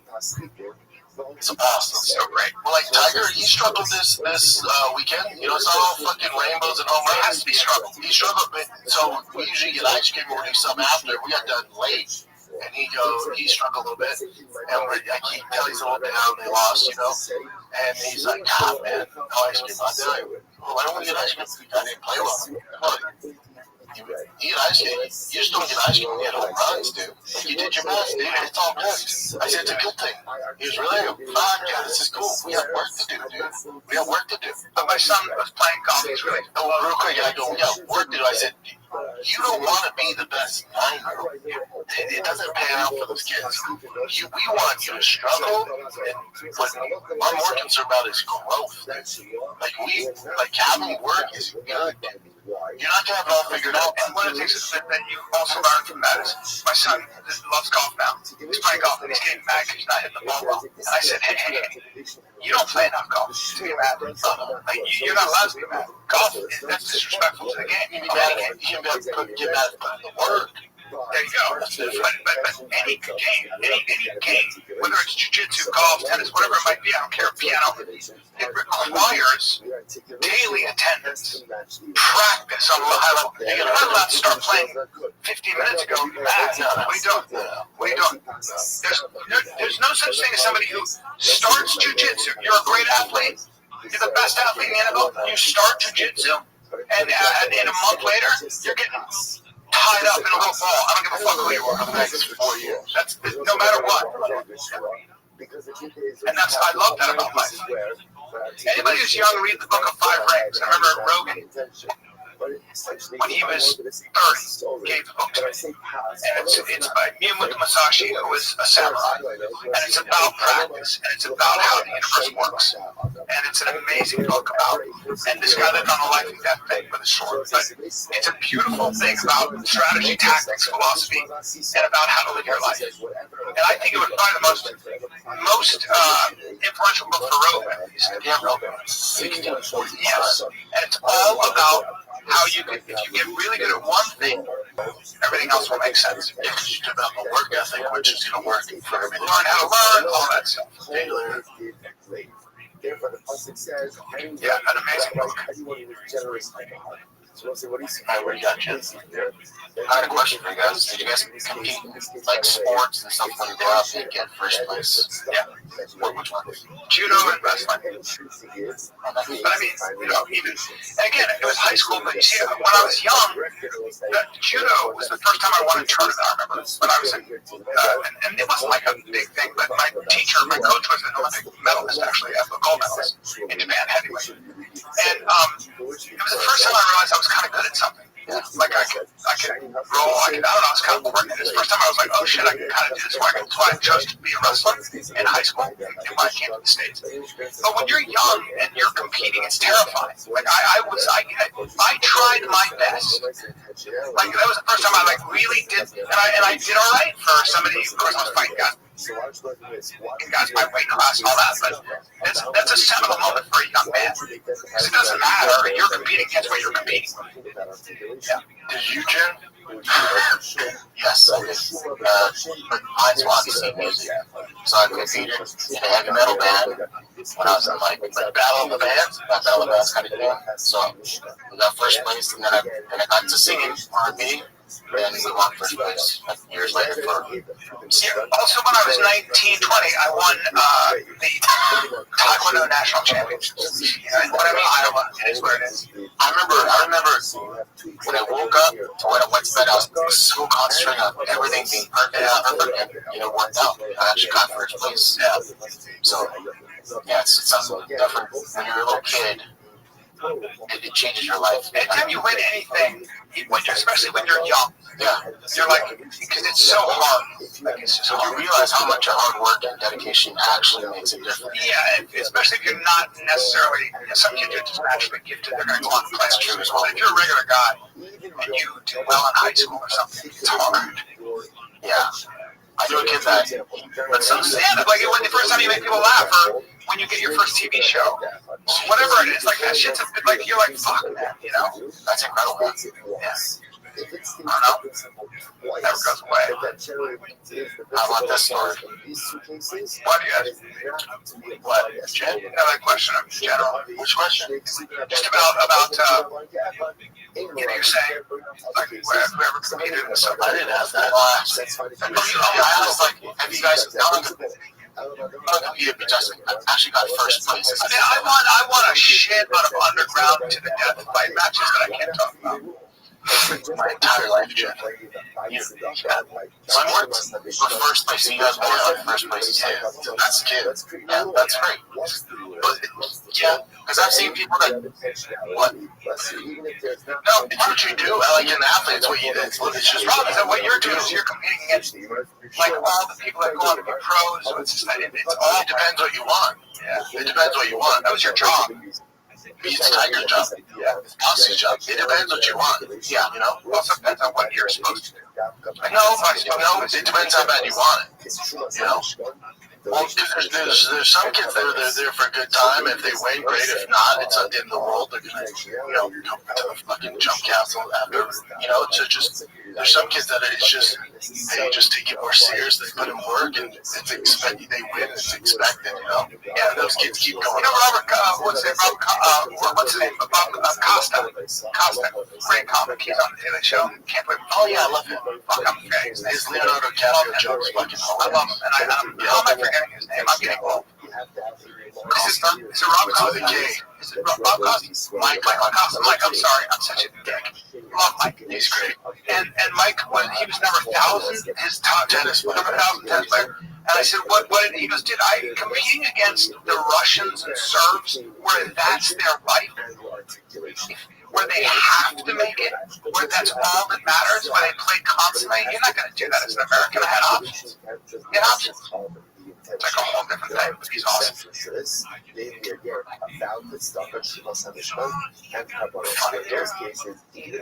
Alright, let's go. Alright, so this is there's weight training. Was there a point in your athletic career like athletic? Yeah, I didn't do athletic. But you couldn't never? You were told you, but they wanted me. Well, I know, but that was high school. Yeah. But so before then, you didn't do athletic. I was in band. So that was my path. Yeah, music. I learned how to play. Here's a story. So I learned how to play clarinet, right? Because when I first saw a clarinet, I'm like, that looks so complicated. I want to learn it. So I remember I got to the point. You're going to be bored about this. Its first chair is the number one player. Yeah, that's like the starters. Yeah, first chair. That's where everyone was. So I did clarinet so well that I was like second chair, third chair, but then we had this like huge thing where we're battling for first chair. And I did it better than anyone else. Everyone in the class knew it. They're not just cheering. With the, I forgot what they call him. With the head guy, the composer. He's like, no, you're still going to be second chair. And everyone's like, freaking what? Is it because you're Asian? No. You could tell I wasn't reading the music. You could tell I was just going off of, I literally used to go off to say, I learned how to read music. Yeah, no, I learned to a certain extent, but I'm like, I know how to play this without going through all the things. So I played it. Oh, wow. So I should have got first chair, but he was like, no, you need to actually, especially because you're playing with an orchestra, so you have to kind of be on time. That's the thing. I think you should have been second chair. Yeah, you're trying to freestyle it. Yeah, I don't like that. Freestyling on my fucking. No, with the singing thing, I remember this dude, his group, they practice like crazy, and I feel like I practice a lot too. But yeah, it's that one thing where you say like some people just are more naturally. You know what I think is amazing? Conductors can like listen to a whole symphony, and they go, the second violin's out. So Barbra Streisand apparently came in, and she was listening to the song. She goes, "Get rid of the second horn. He's not good." She knew her shit. She knew her shit like that. They were like, "What?" Yeah, like second horn doesn't know what the fuck he's doing. I don't know if that's true, but I heard that story. It's pretty wild. And then some kid, like I remember my brother, I think freshman year, he was like, "Fuck this. He's too much work." Football. Sports. Fuck it. Oh yeah, but there's certain guys. I think it's like 75% of kids stop playing baseball or competitive sports at like 13, because that's when it gets serious. That's when it gets really serious. And it's like, all right, I'm gonna go down this road and go to high school and college. I feel a lot of kids like, did you watch the Giants Broncos game? I saw that. Yeah. I think about that, like when you're a kicker in the NFL and everything is depending on you, even if it's a 39-yard field goal, it's like, fuck, don't miss it, please. Oh my God. Well, that was a great game. So guys, we talked to you about Breeze, B-R-E-Z. It's an incredible functional beverage company, revolutionary how we drink. Their line of feel-good tonics, and they are tonics, offer you a unique blend of hemp-derived THC and CBD, functional mushrooms, and tropics, adaptogens to create social, relieving, and euphoric effects without the traditional downsides of alcohol. All right? Am I talking about something you can wind down with that isn't alcohol? Yes, I am. Okay? And these are not like your typical edibles. You'll feel each blend within 10 minutes, and the effect will last an hour and a half, similar to a cocktail. It's mellow enough for your mom to try, but stackable if you want to dial it up. Okay? So whether you're looking to turn it up, tune in, or tap out, Breeze has a beverage to help you feel the way you want to feel. All right? So ready to experience the future of drinking? Check it out. Instead of taxing your liver, messing your head up, go to try.drinkbreeze.com/TFATK. Try.drinkbreeze.com/TFATK. Use code TFATK for a $5 credit, free shipping on your first order. All right, Breeze. Drinking has evolved. This is my disclaimer, though. Consult your physician before use. If you're pregnant, nursing, have any known or suspected allergies or medical conditions, or are taking any medication, FDA has not evaluated this product for safety or efficacy. Products are intended for 21 and over. Okay, so what's this shit? So this is a place called Bayou. Yeah, but it's close to. They found 16 bodies. 16 bodies in the same area. But it's mostly homeless people. To which I say, I think a lot of people have died of like natural causes. There's some homeless people, but there's also some, drug addicts and all sorts of stuff. But it is kind of weird that they're all in that same area. And within, I think, a matter of a couple months, they found all these bodies. But wasn't this the same thing going on in Austin? But they were going like a bunch of gay dudes. They got a drunk guy behind a bar. And what they found was it was actually a lot of homeless people. And no, not in Austin. Austin was Lady Bird Lake, Are you sure? I know. Look that up, Jim. And I did. But so a lot of homeless are dying in Houston by the water, and a lot of homeless are dying in Austin. Yeah, but over a long period of time, this is going to happen. Why are they dying in water? Because they get drunk, they fall, they get in the water, they try to, they just drown. Rumors of Austin circle the Rainy Street River. Yeah, there's no connection. 189 drowned cases. A lot of people drowned. Often linked to alcohol consumption, nightlife, heavy area, along with suicide, drug overdoses, natural causes. The primary cause of death, the majority of deaths are accidental drowning, suicides, drug overdose, natural causes. Only one case in Lady Bird Lake area has been ruled a murder. Okay. Yeah. But people want to believe it's a serial killer. It's more sexy. The rumors are amplified by social media. Yeah, because that doesn't make it fun, does it? If they're just accidentally drowning.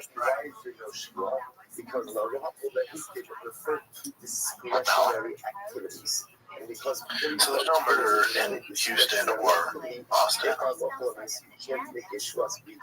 What is this New York shop murder? This is awful. That's a real thing. Awful. Conversely, if I made a show, I swear I'm going How to make a breakthrough. and I didn't. Whoa, a serial killer's portrait. 4 teenage girls. Jesus. Were found murdered and shot in 1991. Fancy DNA testing authorities announced that serial killer Robert Eugene Brash was the perpetrator. Damn, they just Since 2025. This dude's so awful. These girls were just, horribly murdered in the shop. But he just came up and shot him. Find out how he killed him. Maybe he's inside. He was awful. Bad shit. Yeah, yogurt. Just type in yogurt shop murder. Found a serial killer. Some psycho. Does it say how they died? Just keep it in your back pocket. It's an HBO dog. Long shot, still shot. Remember, what you Shot in the back. always go ahead. Each girl was shot in the back of the head. Create a mechanism. 22. Oh my God. 13 years old. What can you do? What can you do? All but one was sexually assaulted. The girls found up tied and gagged. Jesus, man. All comes back to that shot. Well, they caught him, but he's already dead. I didn't know that. That's terrible. Alright, what else you got, Chan? That's terrible. I see what he looks like. Ooh, good idea. Push misperformance. You can utilize it later on that. You can, but you can't push through. Just some psycho killed himself. Put it there. Look at his hair. What a fucking loser. Yeah. And since the Gavra is already under oath regarding How's that look? How's that murder look? Imposing another layer of oath obligation, it doesn't work. You never know. Yeah, it's just a bad guy. Not to perform this stuff, but even to perform this stuff doesn't work. Did we cover this last week? I forgot we did. No. Okay, so yeah. California passed a controversial new law. Speeding tickets will now be based on your income. So gross. It's so stupid. That means a millionaire can pay up to $5,000 for the same offense that could cost an average worker $200. That's it. Supporters call it fair. No shit. I swear, You're a supporter. Like, I swear to That is so fucking ridiculous. So do I just get a speed for free if I'm out of a job? If I came in, what you're and now that you prove it sounds like it's taxes. That's constitutional. I'm like, That's going to be constitutionally challenged, right? They're not going to. That's not even a law. That was introduced. yes, Not a law. So a lot of bullshit laws are introduced to the floor, to the House, because you got communists and socialists who are so dumb. because what happens if I'm out of a job? They just passed it. Yes, this is passed. That's got to be challenged. Since California has not I swear I'm going passed a single constitutional law about speeding tickets for all drivers. Never mind. You can't pull it off. That's bullshit. So That would be crazy. What's this shit? This is an umpire at a kid's game, and it was like a coach or a dad came by to complain about something. You remember, like, when you went up to the just to say, it sucks or whatever. Yeah. But then this guy goes a little too far. You see here. Oh,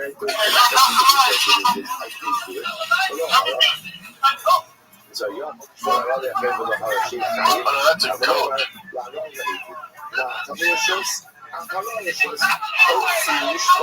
Yeah, he's talking to a coach right there.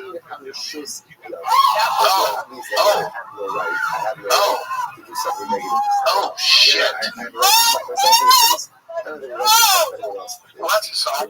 Yeah, he's screwed.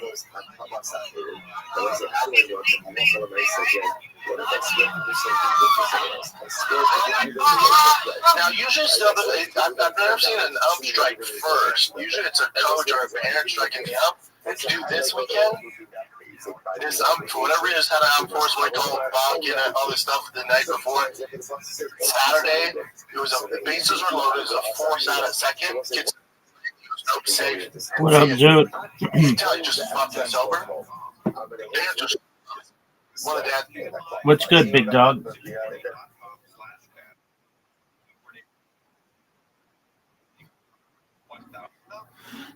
So, what did your doctor say?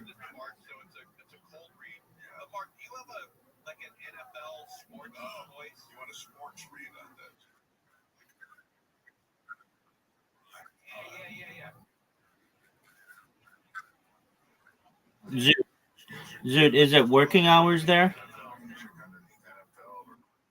All right, well, call right now. I'll wait.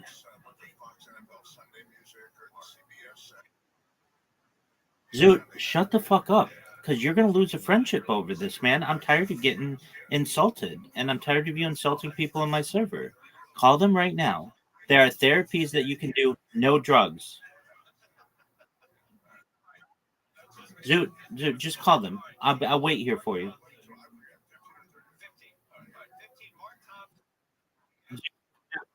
Zoot, just call them right now. You're a very talented individual. I think you're funny sometimes.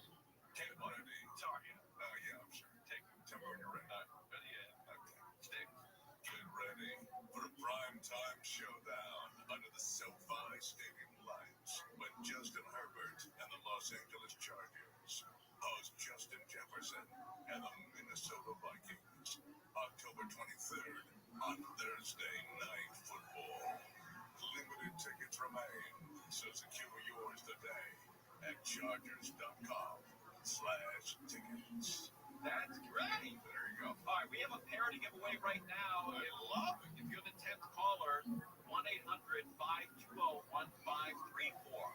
1-800-520-1534.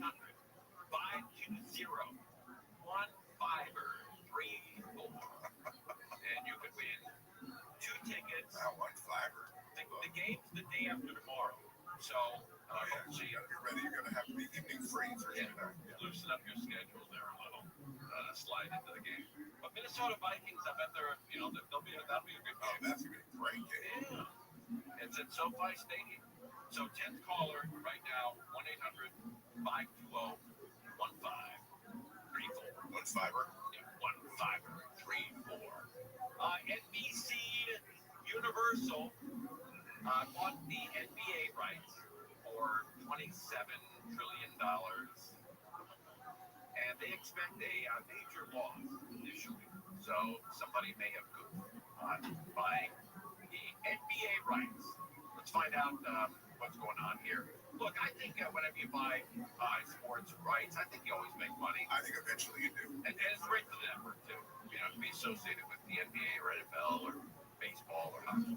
Let's find out what's going on with the NBA universe. First of all, Warner Brothers Discovery confirming today what we... Oh, that's the wrong one. I'm sorry. Let me play the NBC Universal one. You're going to say that one, guys? Yeah. I read a lot of stories. Charles Nelson Riley. All right, think on with this. Universal, NBC, and the NBA rights. NBC Universal last year paid $27 billion. Not the same guy. It's the same guy, yeah. Okay.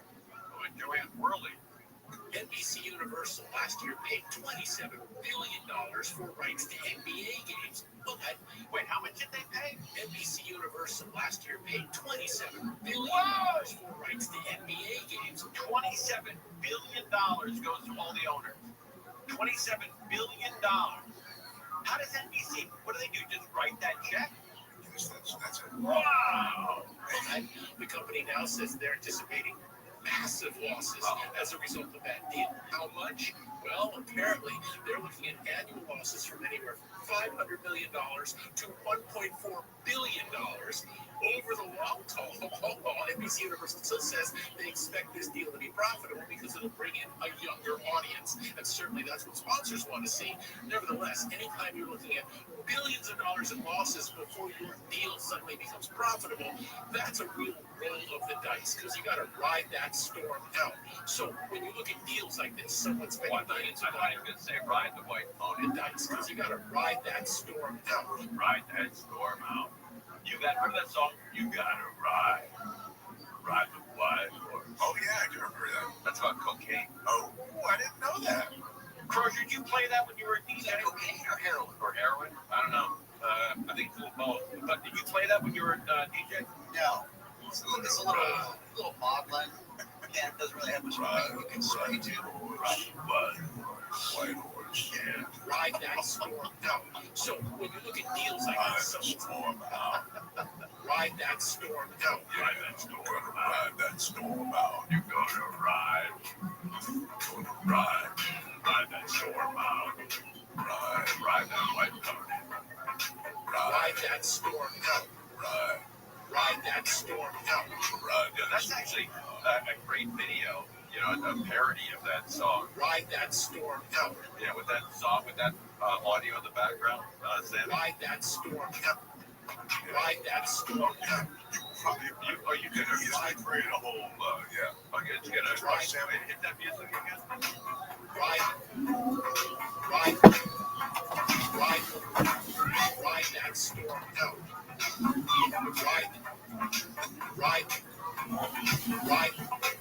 Ride that storm out. I think it's a hit in the club.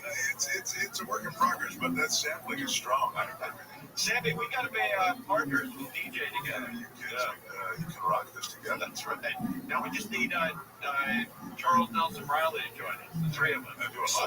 That's right. So when you look at deals like this, someone spending millions of dollars for Warner, $27 billion for NBC rights, or for NBA rights, and then have to be covered. Who pays for that? Well, you already know the answer to that. You do. Consumers do, and they'll do that in the form of higher prices for all this amazing entertainment content that's going to be generated. And to just drive that point home, Warner's HBO Max wasted no time in announcing today that it's raising its rates roughly 10% for each one of its monthly plans. Keep in mind, the inflation rate now runs about 3%. Everything's always costing more. Whenever there's a problem in, local government or, federal government, the response always is, we need more money. Sure. Like the lights have gone out in Hollywood. There's no street lights. Everyone's stealing the copper wire. Guess what their solution is? Let's raise the rates for the DWP and raise the electric rates so we can fix that. Always raising rates, always taking money from you to fix what they screwed up. Conway Thompson, we're live on KFI for now. Road! A shooting during an immigration operation in South LA has left a suspected illegal immigrant and a U.S. Marshal hurt. ABC's Matt Gutman says it happened during a traffic stop. Tried to get away, tried to ram into that gets thrown out. And I'm like, what do you do? Like, what can you really do? There's not much game, right? There's not much you can do. It's like a bad PI call in football that costs you the game. Yeah, there's not much you can do. It's so frustrating. Yeah. I've seen that a bunch this season in football, where the guy is like, that's not a pass interference call, but that's part of the game. It's like bad calls are part of the game. I've never seen a tee off on somebody though. Usually it's a dad or a coach who's frustrated. But, that ump was like, we're seeing the snippet. I wonder if this has been going on the whole game, right? Well, no, because it was going on the whole game. It was like fighting. No, I'm saying maybe the coach was just in his face constantly. He's like, I'm done with this shit. It's weird. He got his face, but didn't look like. See how he's walking up to him? He threatened him. But this makes me feel like he's done. Well, no, I'll tell you what's happening. I bet that coach was talking, like, riding him all game. The fighter's like, you know what?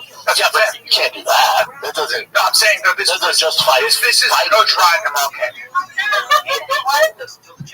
Watch, he's in his face. Look at him. See that? He's done. He's done. Listen, you little shit. Don't fucking point in my face like that. He'd had it. Because that guy got in like that, in his face like that, probably touched his nose. Yeah. He was like, you know what? Gack. Never working again. Kind of appropriate. Never working again. No. Yeah, you're done. You can't fight, coach. He can't. If you go back again, I'm a lawyer. Watch this. Let's go back and let's just study let me see. You're saying this was aggressive. Let's take a look at an aggressive movement, but right, he went in like that and he came out. He stepped forward. He attacked him. It's a big up too. Big up. Oh, watch. Does he little guy coming out? They touch. Watch this. It's close though. He says something though, like, he's got his hand in his face, dude. He doesn't touch him. You're fucked. Oh, his hand went down. You're fucked. Hand went down. Then push, left hook, kick to the face, you're screwed. There you go. He's fine. He's fine. Bring him down.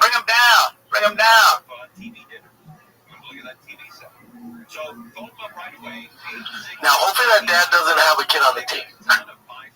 Because like that, get beat up by the ref, man. Get beat up by the ump. It's a little bit, I think it's kind of exciting. Yeah, you got hit. Yeah, it's ghetto. Can't have that. It always amazes me how many people don't know how to throw a punch. Thank God. Okay, so Ricky Hatton talked about him dying recently, and then so this is. I think we know why. Yeah, so it is like we guessed. He's suicide. I don't know why. Oh, suicide. Oh, suicide? Yeah. Hanging. Yep. Oh, wow. That's terrible. I had a friend who was a boxer who suffers from this kind of like Afterwards? After, like, leaving the sport. head trauma, weird stuff can do stuff to people. And just not doing anything afterwards. There's a ton of reasons. I think a lot of it has. This also happened. Did you know Duke at all? I did. Terrible. So Duke Rufus passed away as well. He was a fighter, a legendary kickboxer. His brother was. Oh. Yeah. I mean, he was good too, but his brother was legendary. Like, best North American kickboxer ever. And so, do we know why he died in his sleep? Yeah, that's all I heard too. Just died in his sleep. Might have had a heart. It's terrible. He's such a good dude. Alright, tell me what you guys think of this video here. It says an Asian woman was arrested for chasing down and subduing a thief who stole her father's phone. So I'll show you right here. Look at how the cops handle it, pretty much, is what I'm saying.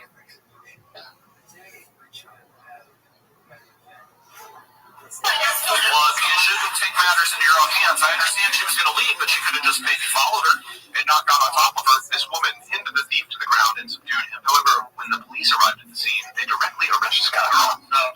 Right? That's fine. If they escape, they escape. But that doesn't make it okay for you to trap somebody and not let them leave. Okay? So your daughter's in the wrong. That's stupid. So that lady that she held down took her dad's phone, tried to steal it, and she held her down until the cops came? Yeah, she said that a thief had stolen her father's mobile phone. They like her. Yeah, she's spicy. You can tell she's just fire to her. Yeah. I mean, she's a real tomcat. Real tomcat. That's on the book. Let her fucking go. Look at her hair. Hey, bro. Hey, cop. At this moment, hey, the cops are, you guys are being kind of shitty right now. They got figured out. Yeah, that's just okay. Good. You guys are on the same page. Yeah, that's ridiculous. Yes, but also the cops are right, because what they'll tell you is if somebody steals your property, you're actually not allowed to do physical harm. Oh, fuck off. Yeah. Within the soft world we live in, fuck off. I know, but it's the law. Yeah, but it's a pussy law. Would you take my phone? I'm gonna fuck I do. I fought underground and won on it. Also, that lady was even hurt her. She was holding her down until the cops arrived, so she couldn't escape. I'm friends with MMA fighters. So speaking of, tell me what you do in this situation. This is more towards Brendan too, because you have fancy cars. But check this out. Do I? Yeah. Or you used to have like supercars. I'm not 100% positive why this guy is taking video of this dude's McLaren. That's what it looks like to me. Is some kind of, it looks like maybe they're going to have a little bit of an argument about maybe that guy is parked in front of a red curb. I'm not positive that, or he just thinks it's a cool car and he wants to do selfies with it. But we do have audio of the people, from across the street who are filming this, so let's listen in. It didn't happen. It is. You're Uber. They said I'm your Uber. Oh, no, you can't sit on the car. No, yeah. That's kind of appropriate. Yeah, you can't sit on my fucking car. Yeah, he doesn't need. I think that guy deserves to get the shit beat out of him. Yeah, he doesn't need all this though. I mean, he kind of does though. No, people are assholes. One punch is an asshole. One punch for sure. But people are assholes. Fuck you for doing that. You can't tell the truck. I would never do that. I expect you to beat up. Yeah. You should. That guy's never had his ass kicked. Yeah, at least a good slap. One punch would have done it though. You should have known by that. You need a couple smacks. Come on. I mean, that guy is a dick. If that's you, I would do the same thing. Oh yeah. Yeah. I don't know if I'd grab him and throw. The problem is that whole situation cost that guy at least $100,000. What just happened? The guy beating the guy down? I don't know, because in violating his property, you're probably talking about a $400,000 car. If he dented the hood, that's not. Yeah, that's what he said in this. He's a law. You're not allowed to. He can be taking a baseball bat to your car. You're not allowed to punch. You know? He can literally be taking a baseball bat. At that point, I don't care about the law. You know, it's such a pussy thing. I know the law. Well, you'll go to jail. Oh no. And you'll pay $200,000. Yeah, but We just gonna beat It sucks. When I bought a gun, the guy says you need to know a couple things. If a guy's beating your dog with a baseball bat, it's your property. Anywhere. It's way more strict. If they're on your property and they have a bat, I'm going to say it's coming for me. I'm going to shoot in your fucking face. Yeah. But that was good. That made me feel good. Yeah, I was happy when I saw that. Fuck you. I was why people don't start making fun of me. Even though he's obviously followed that McLaren, I think it's 720. They should start going for me for that guy for doing the right thing. I agree. If he's getting, if he gets fined a shit ton and has to go to jail for it, which is very possible. We can get to this later. This one was shocking to me. So this is pretty shocking. This is old footage that started to resurface. To me more, that's a meeting with some castmates, and she's kissing this kid. That poor kid. She's super hot. Oh, Demi Moore's still hot. Is his birthday or something? I saw this.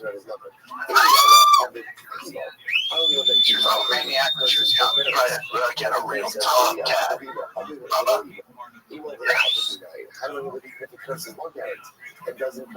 That's his birthday. She gave him a kiss. One more time.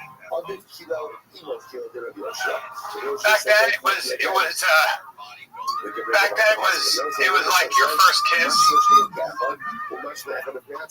And I love that.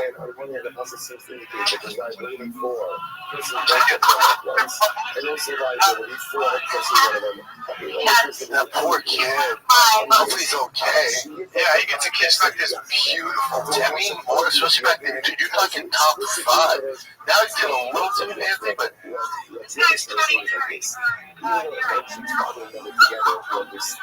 yeah, we were just different back then. We were just a lot more lax about weird shit. Did she go in again? I thought she did more, but she was for a boy that age to kiss a woman like that, it's like, at my age, it'd be awesome. Dude, that kid, that made that kid's life. There's a video of him kissing Demi Moore in her fucking first time. Tell you, start Not top 5, but remember when the movie Platoon came out? Oh yeah. I was 19, I think.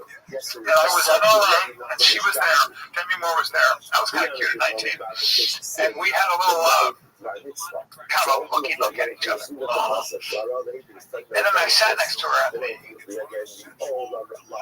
the movie. And my girlfriend was like, you know, it was Demi Moore. Yeah, she was looking at me, right? Oh, snap. I was like, I do. Now, I don't know, but there was a little something there. And I sat next to her, and she didn't say a fucking word to me. I just sat next to her. But I remember her being, like, her eyes were looking at her going, because I'd seen her movies. And I was like, and I also, it was like a big deal, like a movie star. Like, right there, I was like, damn, she's beautiful. When I said your girl was a real cop, My girl was, everything was hot. My girl was, she had a house in Malibu. I was 19. She was so hot. Demi Moore, what? No, yeah. My girl, my 19-year-old girlfriend, Cece, was so hot. Demi Moore hot, dude, in her prime. I put her right up against that deck where she knew it too. She was there. I would even say Demi Moore was probably looking at me because she felt competitive with my girl. Because my girl was Jessica Rabbit. Jessica Rabbit. I was 19. I was stick thin with a big old dick. And when I tell you I had You're Roger Rabbit. Roger Rabbit. That's when you're having sex like all day. Like a bad rabbit. I was a fucking rabbit. Yeah. I had nothing to offer. Just my skinny body, just a fucking my energy, and my big old just a stick of cum. I looked like the letter L. I was just a stick with a dick. A stick of cum. Boy, oh boy, did I put it out. Used it. I put it down. What's this, Jim? Wait, that's the question. What's you said you did all day. What's the average time you have sex? She was so hot, dude. I'd see her naked. She had this giant tits. She was a Playboy bunny. She looked like a Playboy bunny. Like when you're a young man, you have a woman who is built like a fucking Ferrari. Well, Well, I'm talking about the nicest, but like you want to drive it all the time. No, literally, like find any the hottest Playboy girl you've ever seen with real breasts, not fake. At 19, that's what I was, and she was a woman and I was a boy. And I put it down, sir. We're talking an hour? You're talking all day, Chet, because what happens is you go, how the fuck? Full-time gig. You're just like this, and you don't go down when you're young like that. You just keep it up. You've been there? You know what I mean? You're just like, this is, you feel like the fact that I got to experience that. Anything's possible. And she got a house, her parents put a house on the beach in Malibu. Wow. So I would go. People are real nice. I like them a little bit. Maybe on Reddit even. One would Reddit. Yeah. Except for a couple people are real nice. I like some of you. What advice would you give this type of They're so mean. Why are you so mean? Why do you enjoy being so mean? Dude, because you're not funny. That's why. Enjoy it, dude. It's like it's what you enjoy doing, so more power to you. But yeah. Oh, that felt good. Until I thought of it like sports. Because I'm like, my favorite team is the one that I'm saying, like, fire the coach, this idiot. And I love this about so many. That's where it's coming from. It's like, they want the show to be good, but that doesn't seem like how they. Dude, they seem to hate everyone on the show. They seem to hate Tony. It's show. It's crazy to me, but then, community's a community. Also, I will say, as someone who's been, I'm not sure how long you've been a fan of the show, but I think that as this cast of WireNet, if you're going to get 2 million views an episode, you're going to get every opinion. You know, like I used to be a lot more supportive back in the day when it was not getting 2 million views, but now it's basically public domain. Yeah, and it's a roast show, you know, at its core, it's a roast show, and it's funny to be mean on that show, so it does make sense. Yeah, right, but what? Sorry, no, please around in front of Reddit. You see my cock right now? I am angry. I don't know why that's angry.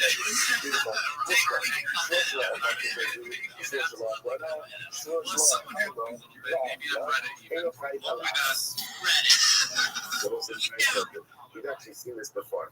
So here's what I do. I take 3 short regarding the same local bread. Right? So I say short because I swear I'm not going to eat this local bread. That's number 1.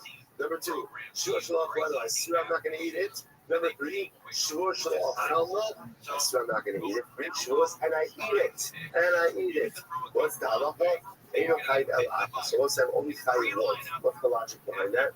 Essentially, once you answer that loaf through a shura, it's asr.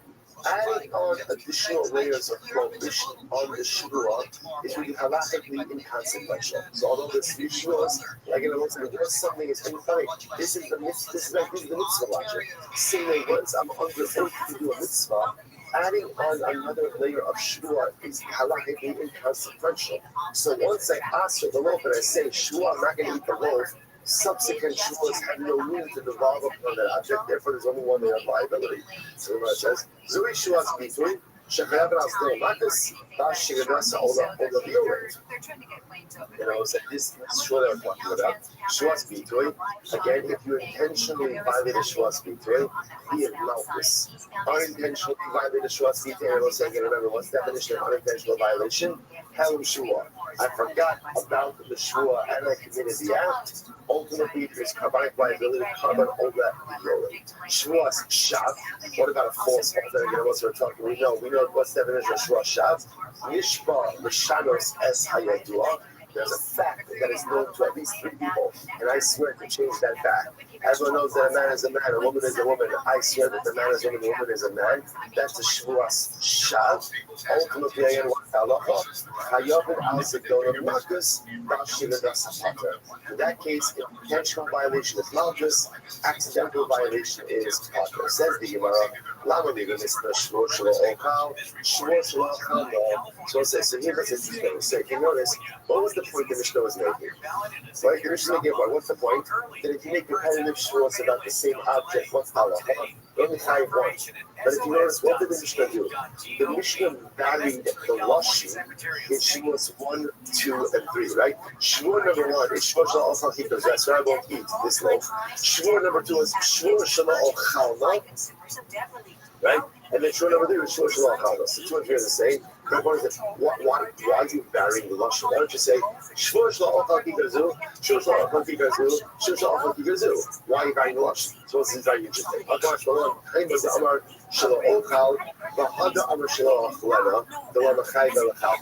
order over here is very specific. The reason why you only Chayiv once is because first we said Shavuot Shelo Ochal, and then we said Shavuot Shelo Ochal. Right? However, bro, and I would just, and we would just, and they had this, I can't. Wow. And you didn't eat a ton of food either? Like, fuck you. No, bro, you don't need food. Maybe one meal a day? Oh, God, I remember it. Like that perfume, and it's just like, it was like stepping into a fantasy. It was like going, oh, there's the hottest girl. That's the playmate of the year, and I get to have sex with her. You peaked that night, Jesus. And you peak at night. Never get it. Now, someone told you, Always is. how do I? So worth it? So worth it. I don't give a fuck. So worth it. I dated. I was married to it. I mean, I've done. You know, I've been a lucky man, but never more lucky than you. because you're 19, and you're like, this is what the fuck is this? It's the greatest thing. There's nothing that competes with that. Ruben had a joke about that. He was in a fucking F-15 fighting G-forces. Like the most incredible thing. He goes, pussy's better. Mike Tyson, if God invented something better than pussy, he's keeping it to himself. How about Charlie Sheen? He's fucked because he's getting his dick sucked by a 10. Well, I'm doing crack. He said, I was smoking crack, cocaine, and I was getting a blowjob, and there ain't nothing. It's all downhill. All downhill. And you also experiment with other side of the sheets. Flip the menu. Well, he decided to have sex with guys, Football coaches, baseball coaches again. The kids are making mistakes. Nobody hurt, turn the page. Super technical. Nobody hurt, turn the page. I said it 1,000 times. I love that. Nobody hurt, turn the page. Who is this guy? This is a piece of shit. He's a YouTube prankster. You know the pranks things on YouTube, they think popular, I don't know why. But, so this guy would actually walk up to random people with a fucking syringe. No, he'd stab them. But there's nothing in the syringe. I'll show you some of the stuff. How long is he? I think up to 6 months, which is ridiculous. When the second Shua, third Shua, don't add a new dimension of Isser. But if the second or third Shua add a new dimension of Isser, then they in fact devolve objects. That's incredible. That's the call upon the person.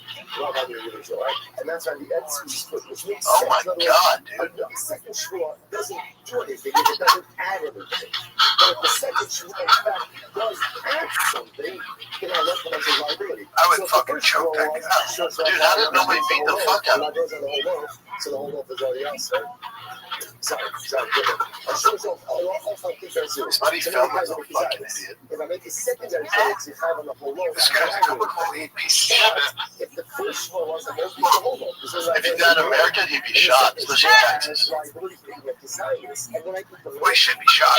I think he should be shot for that. Damn it, that.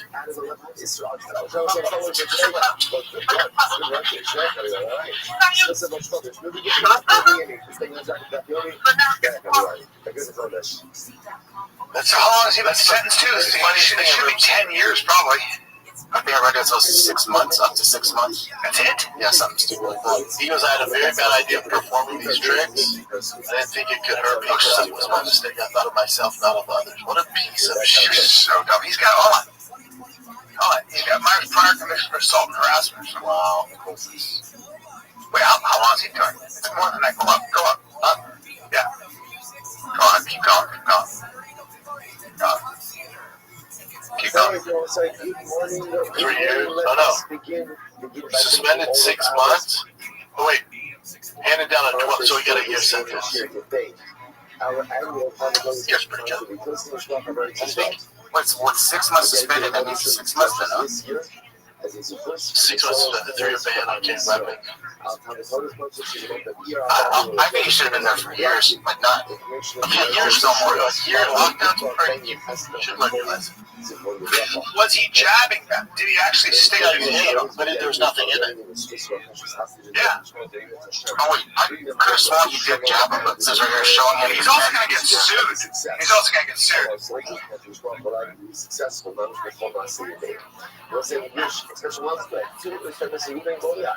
On a page, never mind, it says pretending to jab. I thought he actually jabbed him. Yeah, so like discern just pretending to jab.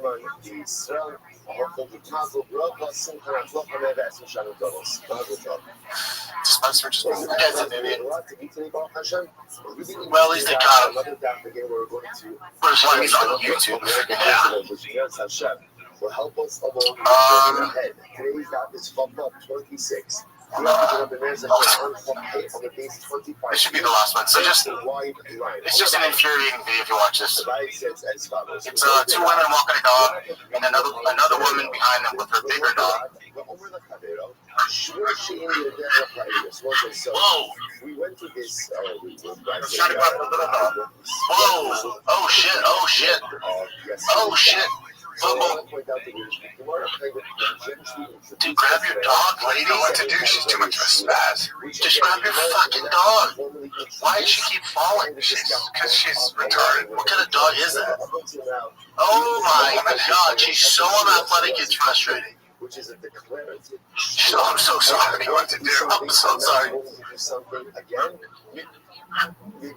Yeah, I've seen that. It's so frustrating. She went out and said something. It's frustrating. She kept falling. God damn. It's like that. Remember that time? Have you ever seen that where she had responsibility of just holding the camera and she kept falling in the sand? It's like you had one job and you just keep fucking falling. You ever see that one? No. Play that because it makes me How laugh. do you describe it? So the camera keeps falling? Yeah. In the positive and the negative that I will do. Meanwhile, it's False Gods, guys, on YouTube. Check it out. Check it out. I'll be in Vancouver right now, right? The House of Comedy, Vancouver, and Westminster, November 13, 14, and 15. Yeah, this is so fun. This one? Yeah, it's out right now, buddy. I remember this shit. And it's just very victims. Yeah, that's the thing, right? I see you get down on one knee. Oh, this lady fucked it up? I swear, I don't know testimony for you. This guy doesn't know the doctor. Hunter for what? Hunter for sure as future, as we're going to say. This is not a get your big ass up. Does he tell her to go to the Golden Corral?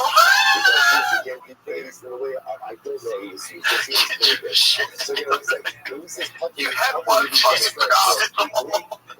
You had one job. Hey, I love the title thing. Title just says fat woman keeps falling to people's souls. Look at her video she got. Just eating shit. Oh, that's helpful. By the way, probably the greatest video ever.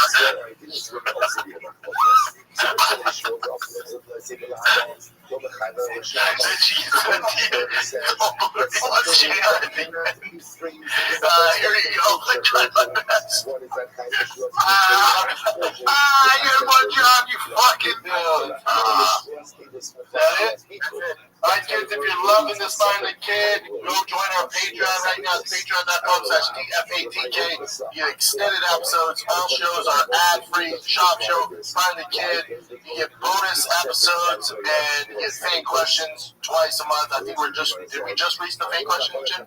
Yeah, but it's at least once a month, so it's at least once a month. Get you some, alright? It's only $5 a month. It's DFATK on Patreon. Enjoy. This is Find the Kid. We're out. That's not possible. You can't sit into the tour liability for one shoe off. Why not? I'm obsessed with this fucking show. This whole universe. It's the worst. We lost the game by 2. They had a chance at the very end to come back and get the 13. So we won 2 out of 3 games. I was excited. Tiger home run, that usually makes my day. This is my kid, right? I'm like, fuck yeah. When I see Tiger, dude, out of the home run, he's got the fucking loss. Boom, that's what I want. That's what I want. You don't want the kid, again, I get it. Maybe it's different in your household. You don't want the kid who loses. Like, Oh.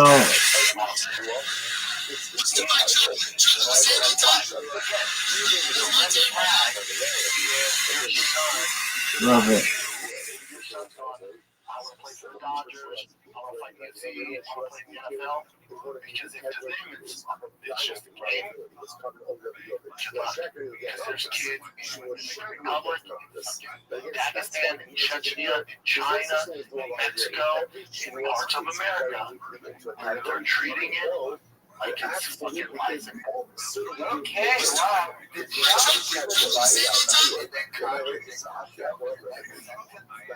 Slow down.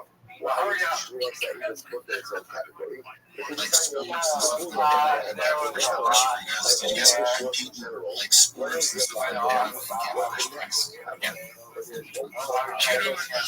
But I mean, even again, it was high school, but you see, when I was young, that judo was the first time I won a tournament.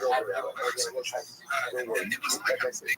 My teacher, my coach was did you do gym? Yes. Mine's obviously music. So I played in a heavy metal band. When I was like, battling bands, I battled bands. So the first lesson I got to see also when I was 19, 20, I won the Taekwondo National Championships. I remember I was so concentrated on everything we heard that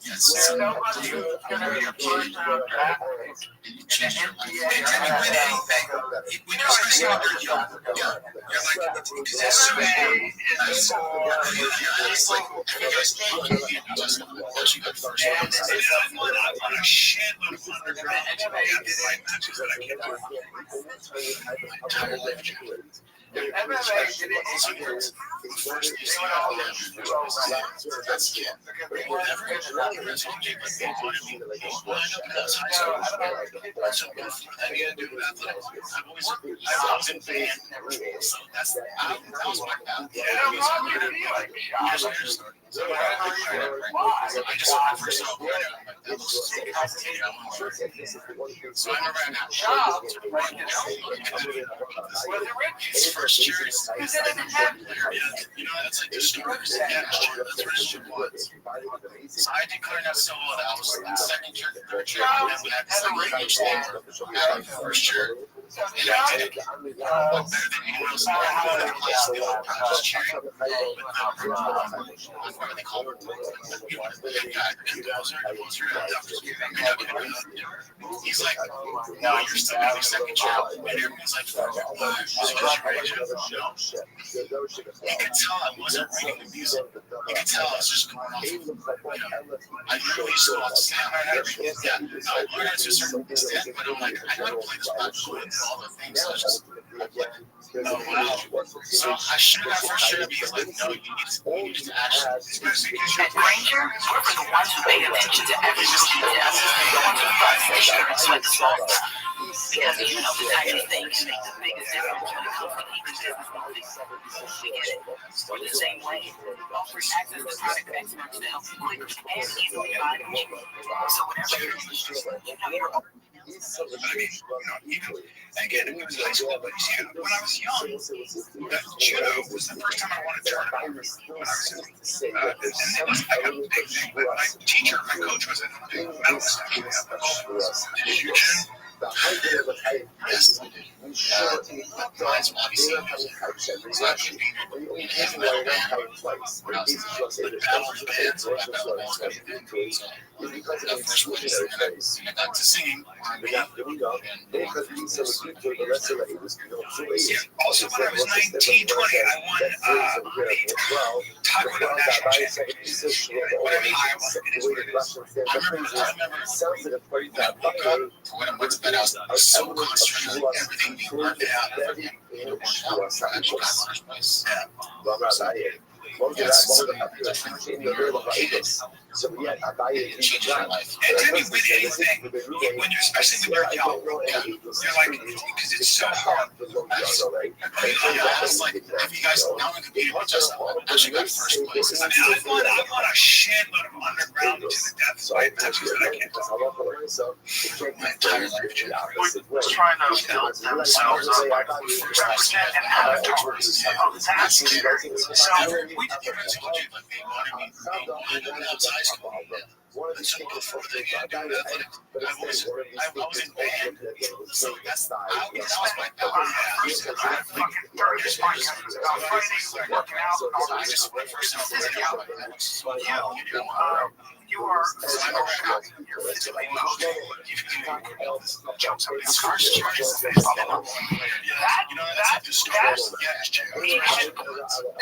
Rogan went off on there.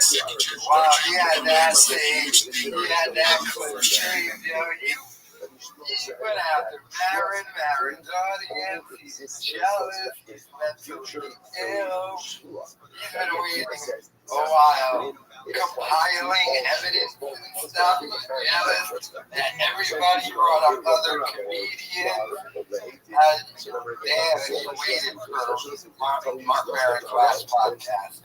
I think that was deliberate why Ruben waited that long, but my God, damn, yo. That was such a rant against Mark Maron. I think even Mark Maron that damn kind of destroyed Mark Maron right there. Because Maron has been calling out Rogan. And Rogan's just going to chalk it all up to jealousy. And that's been a complaint about Maron. Maron is jealous of other guys. So that's a guy he's jealous of. And Rogan said there, like, Maron never cultivated a comedy audience. Cultivated a political audience. And he did that.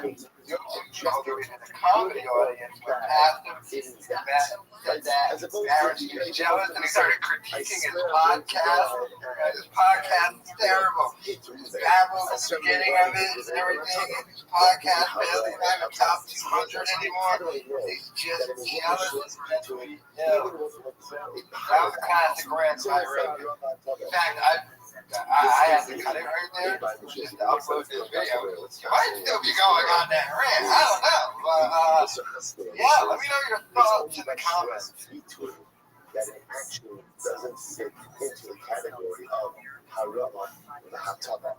In the rest of our life, as we go through our lives, everything we do fits into the category. Because, like, I had 2 sets of emotion last night, and my new shit is like, you were on it. I was on, brother. I was on one, and I had to get off the phone. That's how I got off the phone. I had to get off the phone. Yeah, I was actually, I don't like talking to you. Have you ever heard me like that? No, I was driving because I was doing some. Because my feelings are hurt so bad. Like, my feeling, I put out the special, and nobody, it doesn't matter, right? Like, in a way, it doesn't matter. Specials aren't special. They're not special. Nobody watches it. It's not going to make That's what you need to understand. Like, it doesn't matter. it's like I'm towards the end of it, like that medium of like special used to be special. Well, now they've just lost their significance. And I'm not saying their special's not important. It's important. But what I'm saying is, it's not, to me and you, like to the old heads, it's important. But in this day and age, like to ask someone to sit down and watch an hour of stand-up it's just not the way the game works. I know, but it's, and I'm not saying it's right. It fucking sucks. I don't know what to do. It hurts my feelings so bad, and it makes me mad. And it's not a Brian Callen problem. It's not. That's what I was trying to tell you yesterday. It's not a Brian Callen problem. Yeah. Everyone's doing it. Right. I felt so terrible for the past like 2 days, like terrible. And but like I had a set last night at the mothership, like I said, my new shit is fucking, it's hidden like the old shit. And it reminded me, I have that skill that when I'm on, I'm proud of it. I'm really good. As good as anyone. That's good. You I think I'm as good as anyone. Yeah, it's good. I tell you all the time. And Ari Maddie with that tag, this is one thing I did. And I was like, and we started laughing in the green room because Ari was like, dude, he watched it. He's like, I fucking love that. This new thing I'm doing. He goes, try this tag. And I was like, motherfucker. And then he gave me the tag. And then this morning I wrote a whole bunch of stuff. So no matter what, even though I feel terrible, I have that. Yeah, but why do you feel terrible? Because you want I can't stop taking it. Sometimes I feel like you want to no matter what I do, whatever. No, I feel like no matter what I do, I can't. I guess what I feel like I just want to be able to sell enough tickets so I can continue to do the code. Yeah, and that hurts my feelings. Let me. And I'm being totally honest. And I've gone through it. Not to interrupt you. If you listen to Jim Norton's podcast, because he had our boy, white boy, wrote the Chappelle Show. Neil Brennan. And Neil was like, hey, how do you feel like when you go on the road in certain markets? And Jim Norton, he's been doing it forever. And he goes, yeah, I used to do theaters. Because there was a time where I did theaters. And then there's a time now where they'll have to close the second row. And he goes, and then the managers at the club, we've all been, the manager now go, man, this weekend, there's whatever, the gymnastics tournaments in town. Yeah, Jim goes, I'm going to stop you. It's not that. Trust me, if people want to come see me, they're going to see me. I appreciate trying to make me feel good. I know exactly what's going on. It's okay. So I bailed him out. Hey, listen, I know what you're trying to do. It's me. It has nothing to do with what's going on with your city. I take responsibility. Yes, I take responsibility. He goes, once I accepted that, I'm good. It's all good. Yeah. There's a thing you said to me. He said, Ryan, it's called the butterfly principle. Sit still. And the butterfly is not going to land on you if you keep chasing. And you just got to sit still. And if the butterfly lands, it lands. If it doesn't, it doesn't. But I think you're right. Letting go of this. Letting go of this fucking crazy thing that I'm chasing. I don't even know what it is. Maybe it's because I have financial responsibilities. Maybe it's That's a big one. Yeah, and my feelings are hurt. My feelings are hurt for what happened.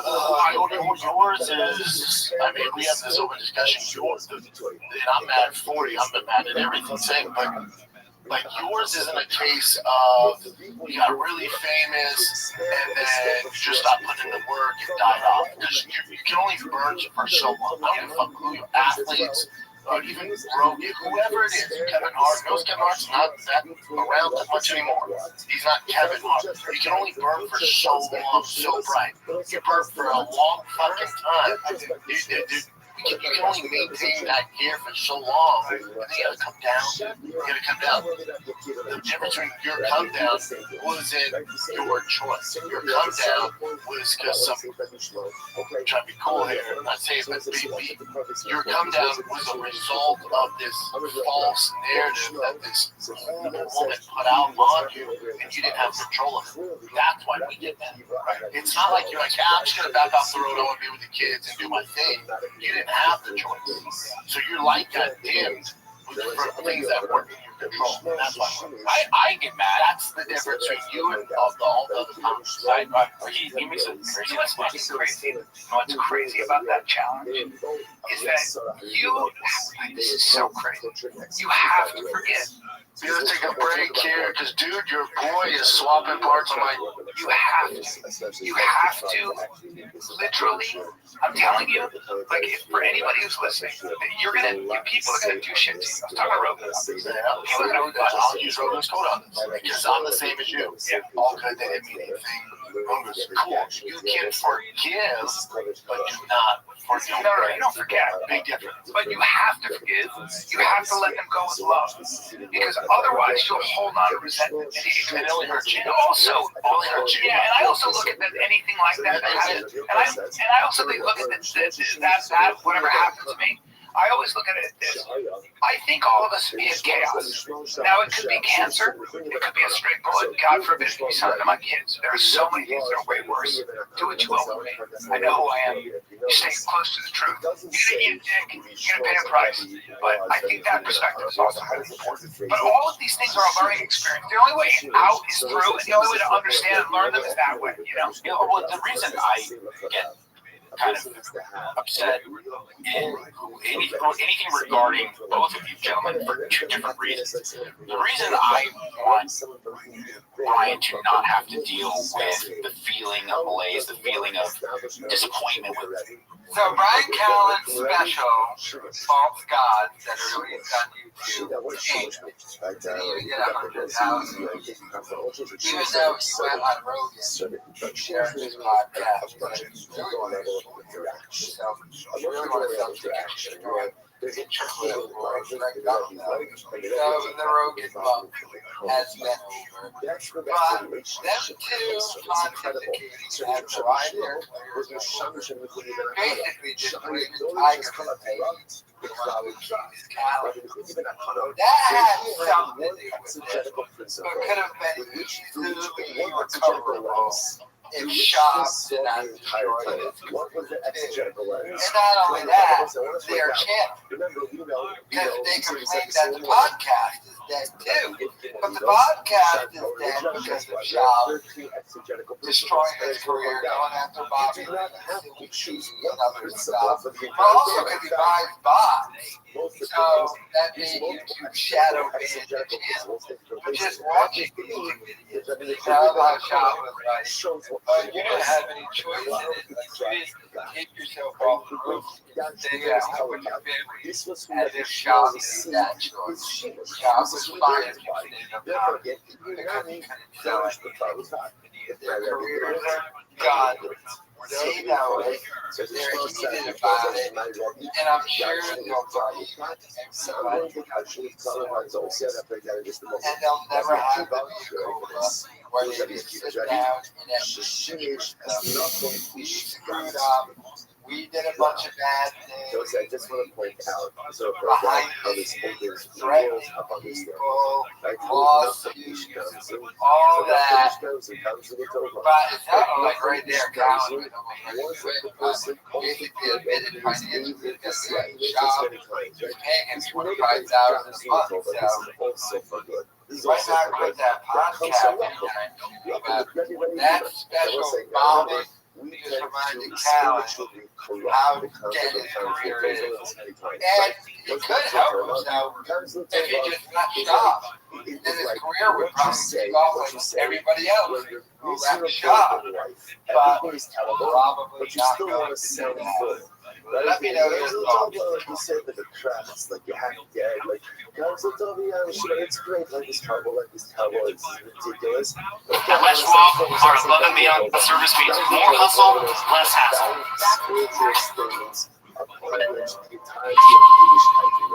Which is the See right there, Sahara would be in it? That doesn't make sense to you right there. That's why you killed that. That should be Casey on the right. No, that should be Casey on the left. Oh my God. I guess that makes sense. Would your life have been different, you think, if you would have been in the Sahara? Oh yeah. No, at this point, fucking same life. At this point, it'd just be fucking bad. It would have just said canceled movie star. No,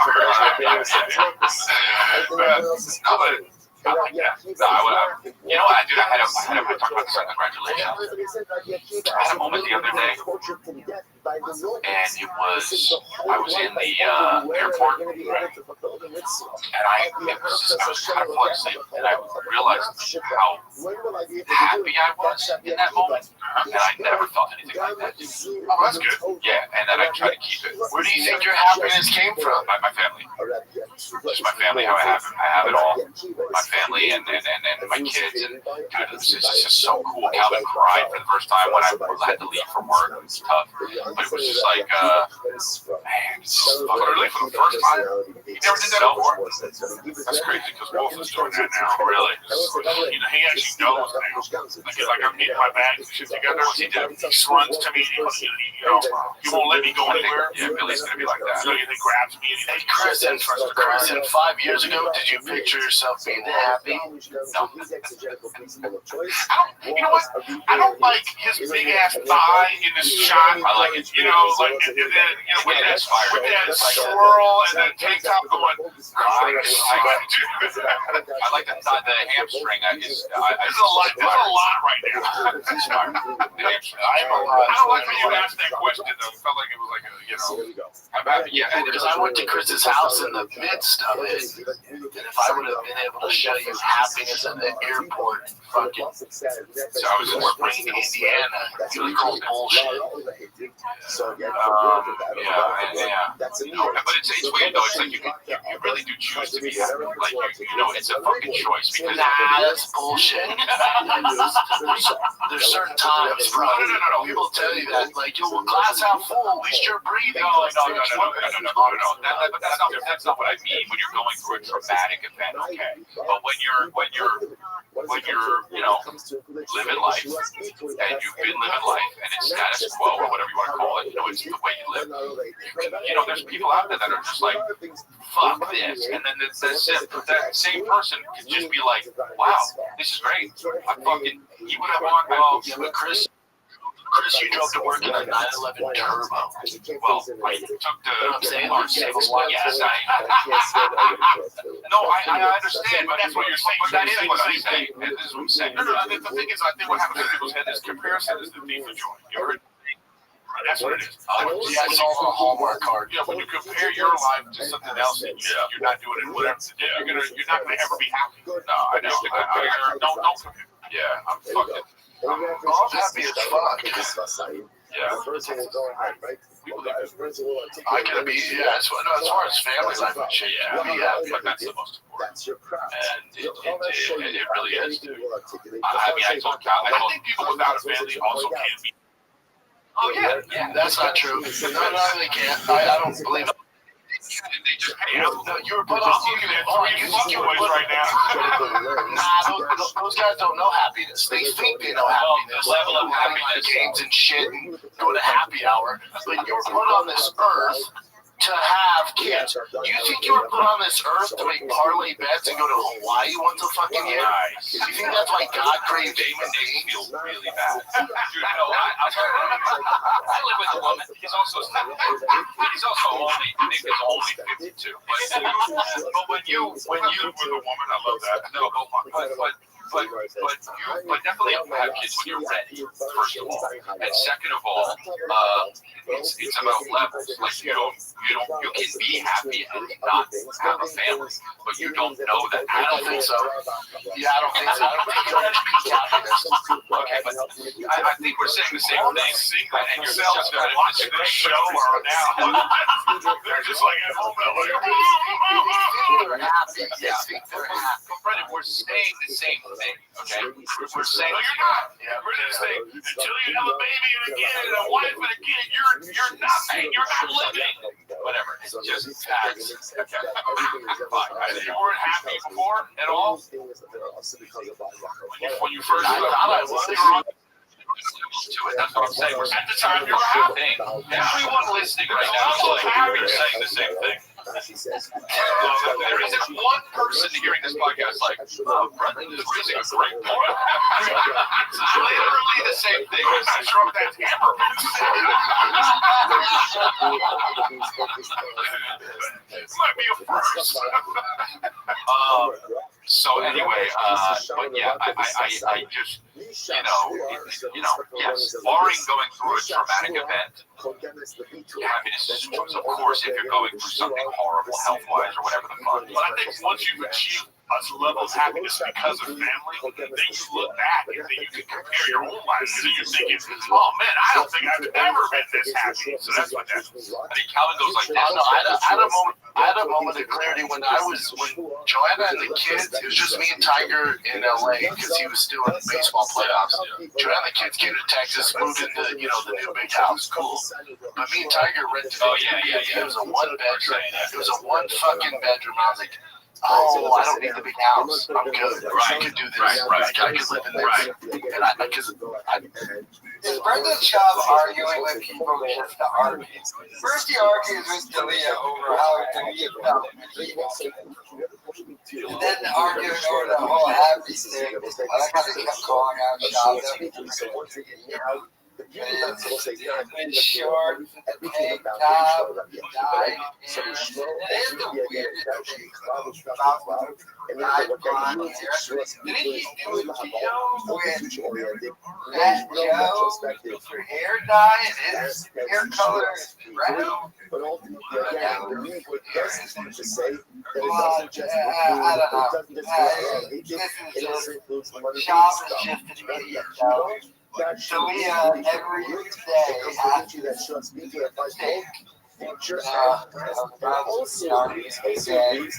I was next up. I was the guy. I was the funny guy in all the studio movies. Now I'm next to Mr. Potato Schaub. What happened? What happened? God. Now you really regret you recording that chat.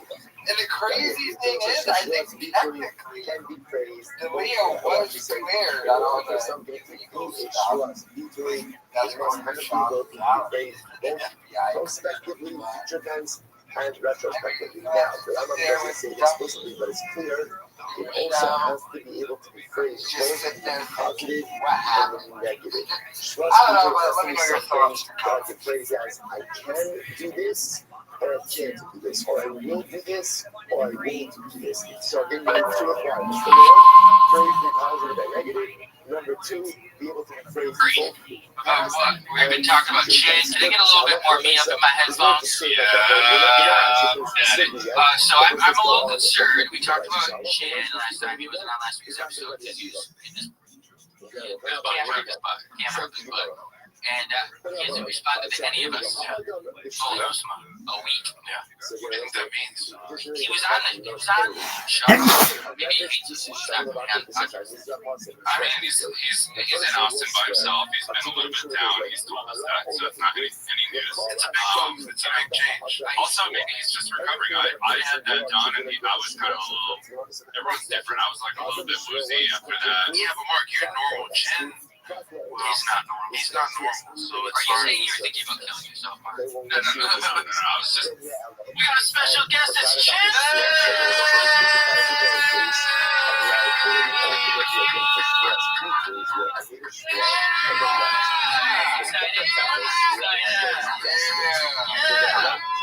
Straight off the boat, man. They're falling off. I think that might be my shit. That sucks. That's Chinster. What's up, guys? How are you? Oh man, so many things in that flesh. I was really hoping that you would walk in and we'd be surprised. We were all concerned not having to announce and walk in, but we didn't discuss it. Yeah, I mean, look, was that terrible? Yeah. Got the first 5 minutes of that podcast nearly on this foot. Yeah, sure. Was it a lot because I was getting distracted by the dogs? Sure. I think it does change the fact that our guys here is no fresh. How does it feel to be? That's a joke, by the way. It's not really racist. It's just funny. It's a radar racist. I just can't help myself when I'm around you. It's always fun to. What's the other thing I always do? It's just having fun with that. But isn't there a song I sing? Chinster, well, you say Chinster, chicken dinner. I say that every time you call me. Chinster, chicken dinner. My name is Chin. That's so hilarious. I didn't really say that. I do that. I used to do that every morning in Calabasas. My name is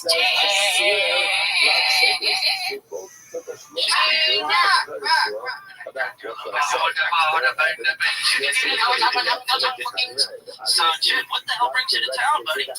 Oh, honestly, I just missed being in California, in Orange County, and LA. So did you guys, part of the reason my parents, friends, you guys are my friends, you know what I'm saying? What's been the agenda? Because you fly out today, so what have you been doing? I'm sure you've been eating a lot of weird sweet. Eating is a lot of different places. So I'll share that with you guys at some point. Maybe this is probably the best place to do it. But yeah, just a bunch of different places that I've been to. There's a Korean barbecue place too. It's called Sukda that I've never been to. They specialize in pork. It's over here in Orange County. And it is delicious. So you went over here, or here we are? We're not in Orange County. Yeah, but it's not too far of a drive. Closer than Austin. Yeah, that's pretty much it, man. I have a friend named Austin. He lives over on Fairfax. It's not close to Austin than Austin. I have a friend named Austin that lives in Chin. God, just kidding. Scratch that. Reverse it. Willy Wonka. Pork, Chin. Tell us about pork. I understand you've been consuming pork. Tell us about that. It's swine. Do you ever worry about the biblical implications of eating pork? What are the biblical? I guess what makes why. Because they're supposed to be like dirty animals, I think. Yeah, it's really just like a circle of life. They eat the slog, we eat the pig. That's where usually when you eat an animal and you eat like crappy stuff, they taste like crap, like fish and fish. There's certain things that are terrible. They taste bad. That's not always true though. The shrimp are bottom feeders of the ocean. What do they eat? They probably like, you know, algae and shit like that. I don't know. I just cannot believe it. I don't know why I talk about pork. I don't know what. Let's keep talking about your trip here. You got in when? On Wednesday, Thursday I went straight to my, Thursday my brother picked me up because I borrowed his truck. I think my truck is outside. When you guys see each other, you hug. Yeah, when we leave. Did you say I love you to your brothers? I give something. I People always be like, hey bro, stop your shitting songs.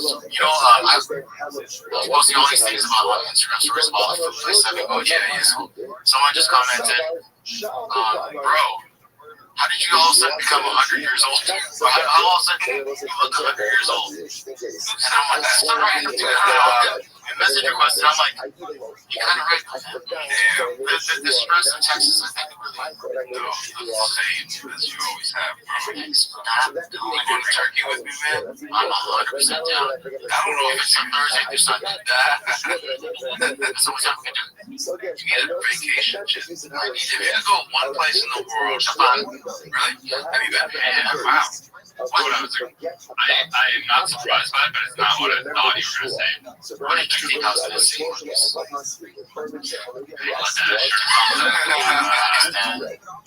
What about tropical place? I hate beaches and stuff. Alright, notice what about outside Asia? Oh, that sounds kind of racist, but outside Asia, maybe of Asia, wherever country around the world. Yeah, one country or city or whatever. Brenda Chop's producer, Chin, is still depressed. Forrest Hills, Texas. Sorry, we gotta talk about it. And God awful. Terrible.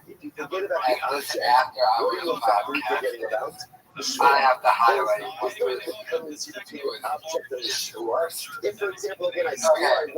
that black guy used to hardly ever talk, and I don't know where he got the confidence to start chiming in every few seconds and try to make jokes, but he needs to shut up. He stinks on us, and now he's officially the worst. He's the worst one there. He's worse than Cheddar Bob. He's worse than that other. Yeah, I don't know, but the black guy stinks on ice. Shush. But, now, Christian Chin going through all this health problems, and he's been forced to live in Texas. And, I mean, I know he's getting $130 In the basket, there's but you have to also remember, Chip is a rich kid. And Chip sort of has connections. Meaning all these guys have connections to the CEO and other shows in the podcasting world. I got a feeling Chin is just going to go look for find another job with someone else and move back to LA. Like, Chin is probably hitting up, like, well, not Theo, but anybody else who's still in LA. Being like, look, I need to go back. I can't be in the forced to hang out and shop. Flies away so much. I'm trying to hang out. Because he looks terrible. He'll probably start citing health concerns like, look, Bob, I'm sorry, but I gotta move back to LA to get my family as they deal with this health stuff. So, probably that. I don't know, but yeah, let me know your thoughts in the comments. Was driving it, a mistake about the shore. In other words, at the end of the day, it's not the bread that drives carbonic reliability. The shore. Boulder Johnny 007. What paid more? Good question. What paid more, comedy or MMA overall? What we do, you're my favorite entertainer on the internet. Great reminder to be a good dad. Thanks, Boulder Johnny 007. What paid more, comedy or MMA? Not even remotely in the same ballpark. Comedy paid way more. This is the thing about I made more in comedy in 1 year than I did my entire career. Especially the first 8 years. I mean, not even close. Not even close. I mean, 1 year doing stand-up, traveling around nonstop, I made more money. What's interesting about this too is I've always been like this. Like, for me to leave, there has to be a reason. I'm not going to leave. And there's nothing wrong with this. You know, like Brian went to England to help with his friends. I'm never going to do that.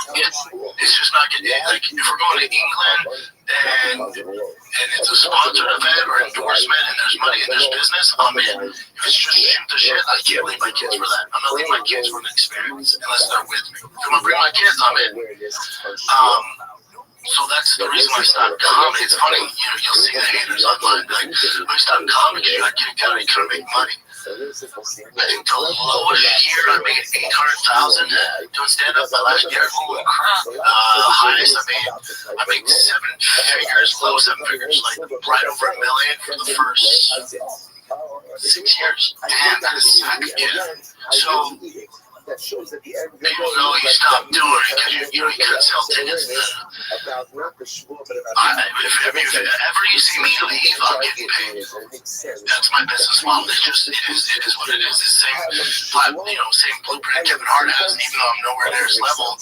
But if you see me on the road doing something, unless my kids are with me, it's because they're paying. That makes sense. Because I'm not going to leave my family for an experience because I want experience. I think I've just grown up, dude. I've grown up where before I'd be down for whatever. News he'd send me all over the place, or sponsors send me all over the place. Canada, wherever, Brazil, I'd be down to do it. And then after I had 3 kids, it took me a while, man. I'm 42. It took me till I was about 40, where it's not about me anymore. I don't need to be any more famous.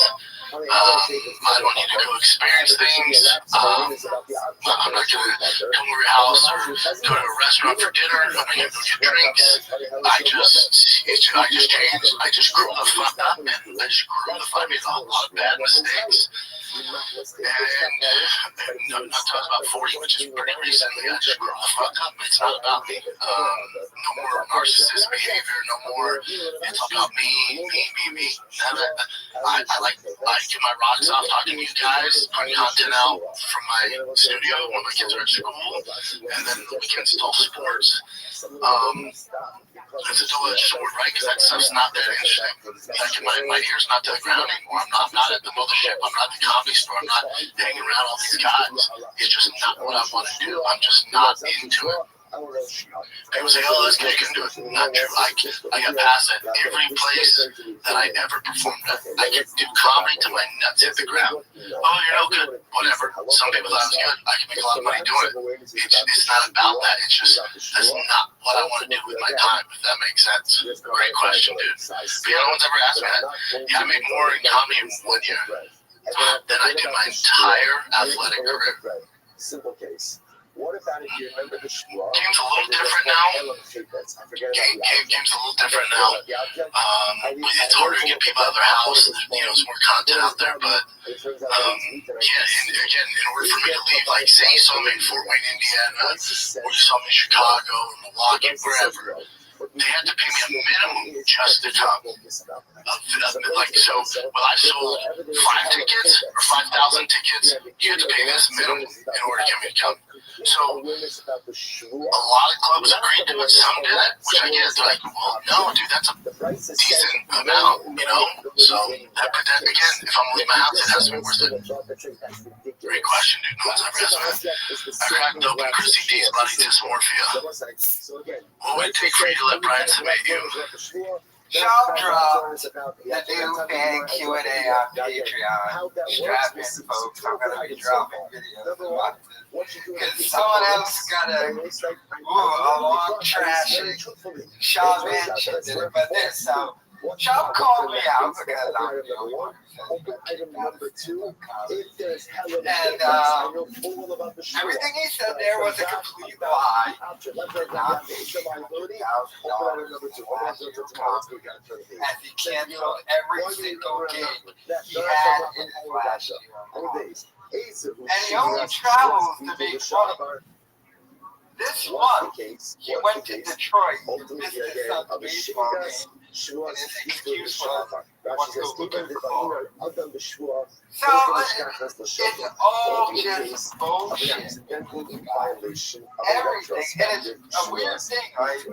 Is he lying to us? Or is he lying to himself? So, for example, I'll say, I swear I didn't. Now, I'm sure in the very beginning, he was a stand-up. Well, let's not kid ourselves. You got kicked out of stand-up comedy because you could not sell tickets. Now, his thing is, well, dude, you have to pay me whether I sold 5 tickets or not. That's why they stopped booking you. If someone said, hey, we'll give you 50 grand to go do stand-up, you would do it in 10 seconds.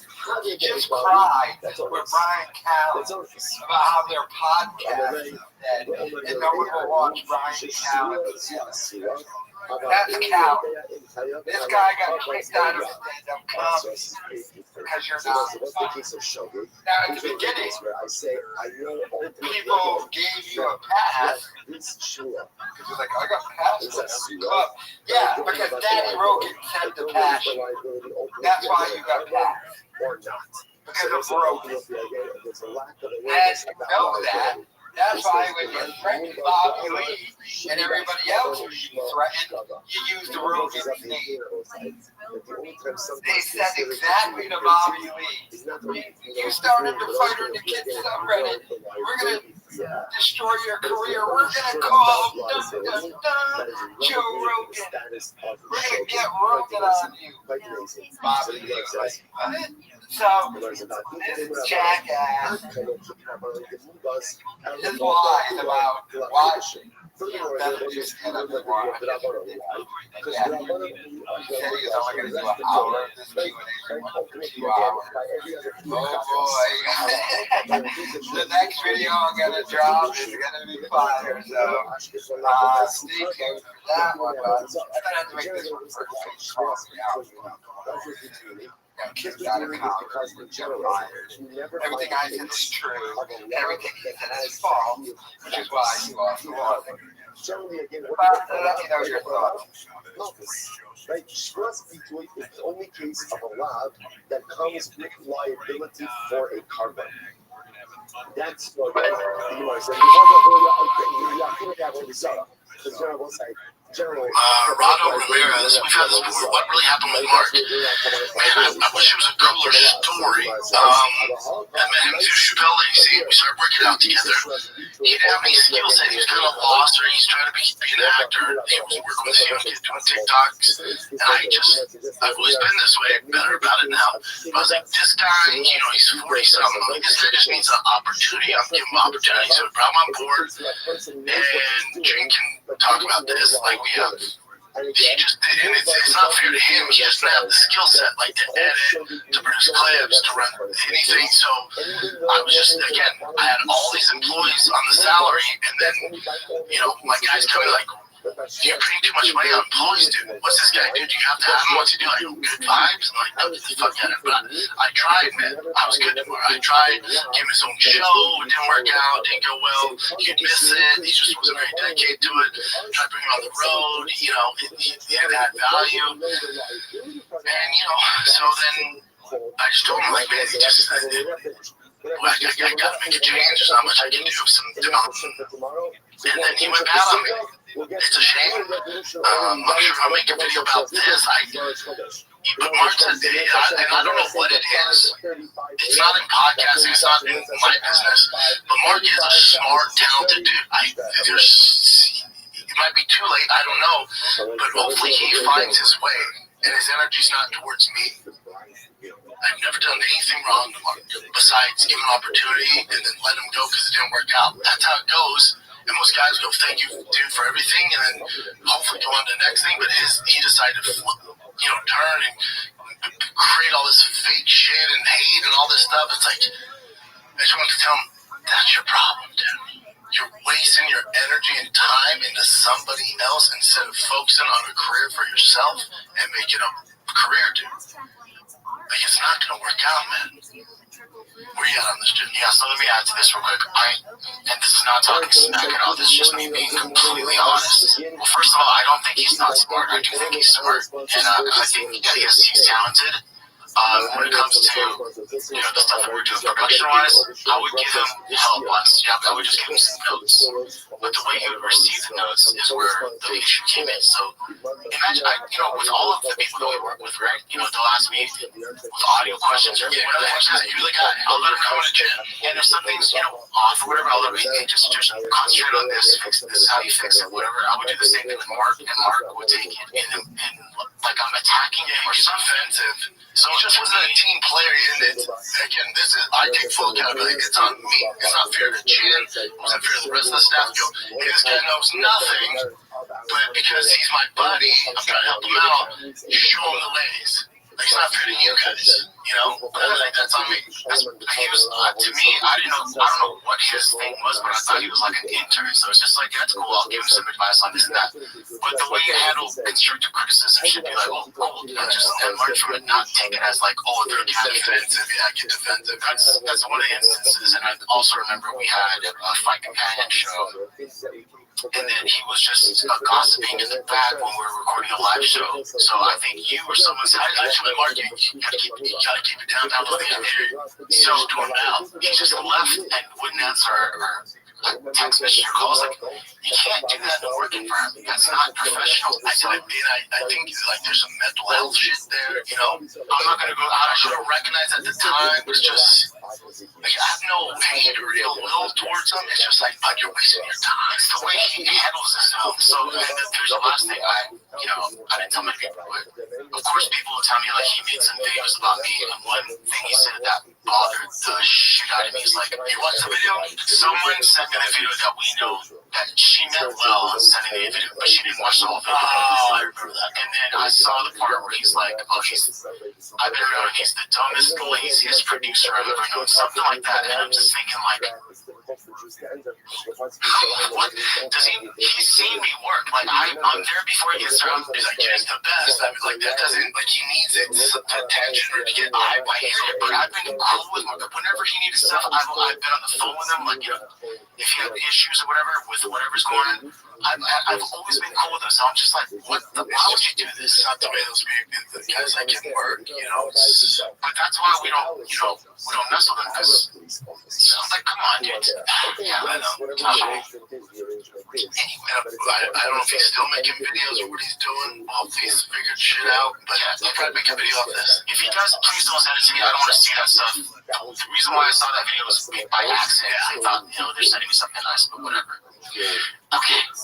We ever get an OBS track so what makes 74 Ford F-150 goes hard? Love the pod, OG van. Yes, obsessed with OBS. Obsessed with square bodies. I love how Chin got in on that Mark Harley fashion. I don't think Chin likes the fact that Mark Harley went on the Jesse Hello Shop show and exposed that he makes $100,000 a year. I love how Shab is playing it off. And it's the typical Muppet thing of, he figures his life out, when he gets his stuff together, he wasn't good enough to make it around here to my failed podcast. It's like, dude, Mark Harley was just in a Super Bowl commercial. Oh, correction. Mark Harley was in the Super Bowl commercial. The number one Super Bowl commercial, that Macho Man one, he was in. And he just did something. And every little Instagram reel he drops gets like at least hundreds of thousands of views. But I mean, he brought up the domestic violence thing. Back to right now, Mark Harley, I think, is not technically doing the job of going through some Los Angeles court thing to try to get back from Shab. But knowing what we all know, Shab is ultimately probably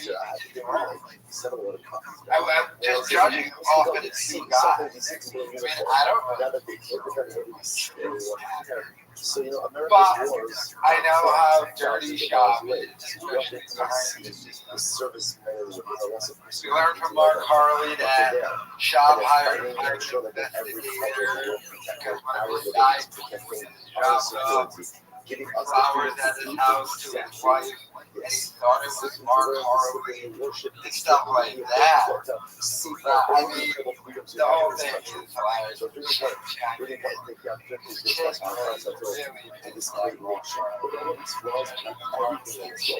hilarious. Doesn't know what she's doing, but I mean, Shab with the whole thing out. Mark Harley's career is better than yours right now. Just like everybody left their careers are better. They're doing truck giveaway scams. And now you're had to go to a Patreon. You got 60 paid guys, 60 paid members give you $5. Your podcast is dead. Your career is dead. Alan is crying and about to quit. The only reason why he hangs around is because you pay him $25,000 a month out of your savings because you stopped paying for money. But I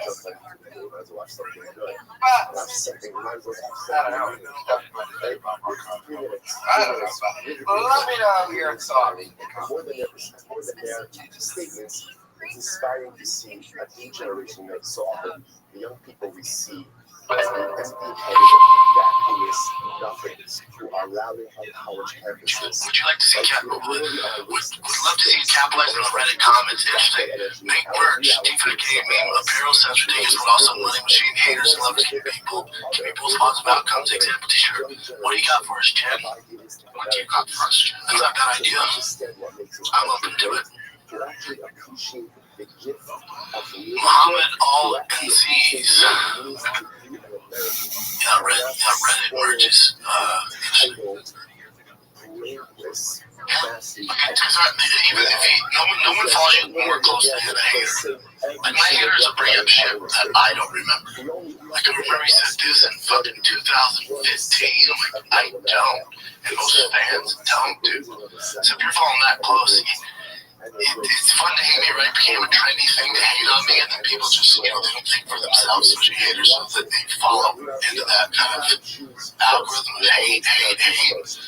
But if you're following that close, you should like me.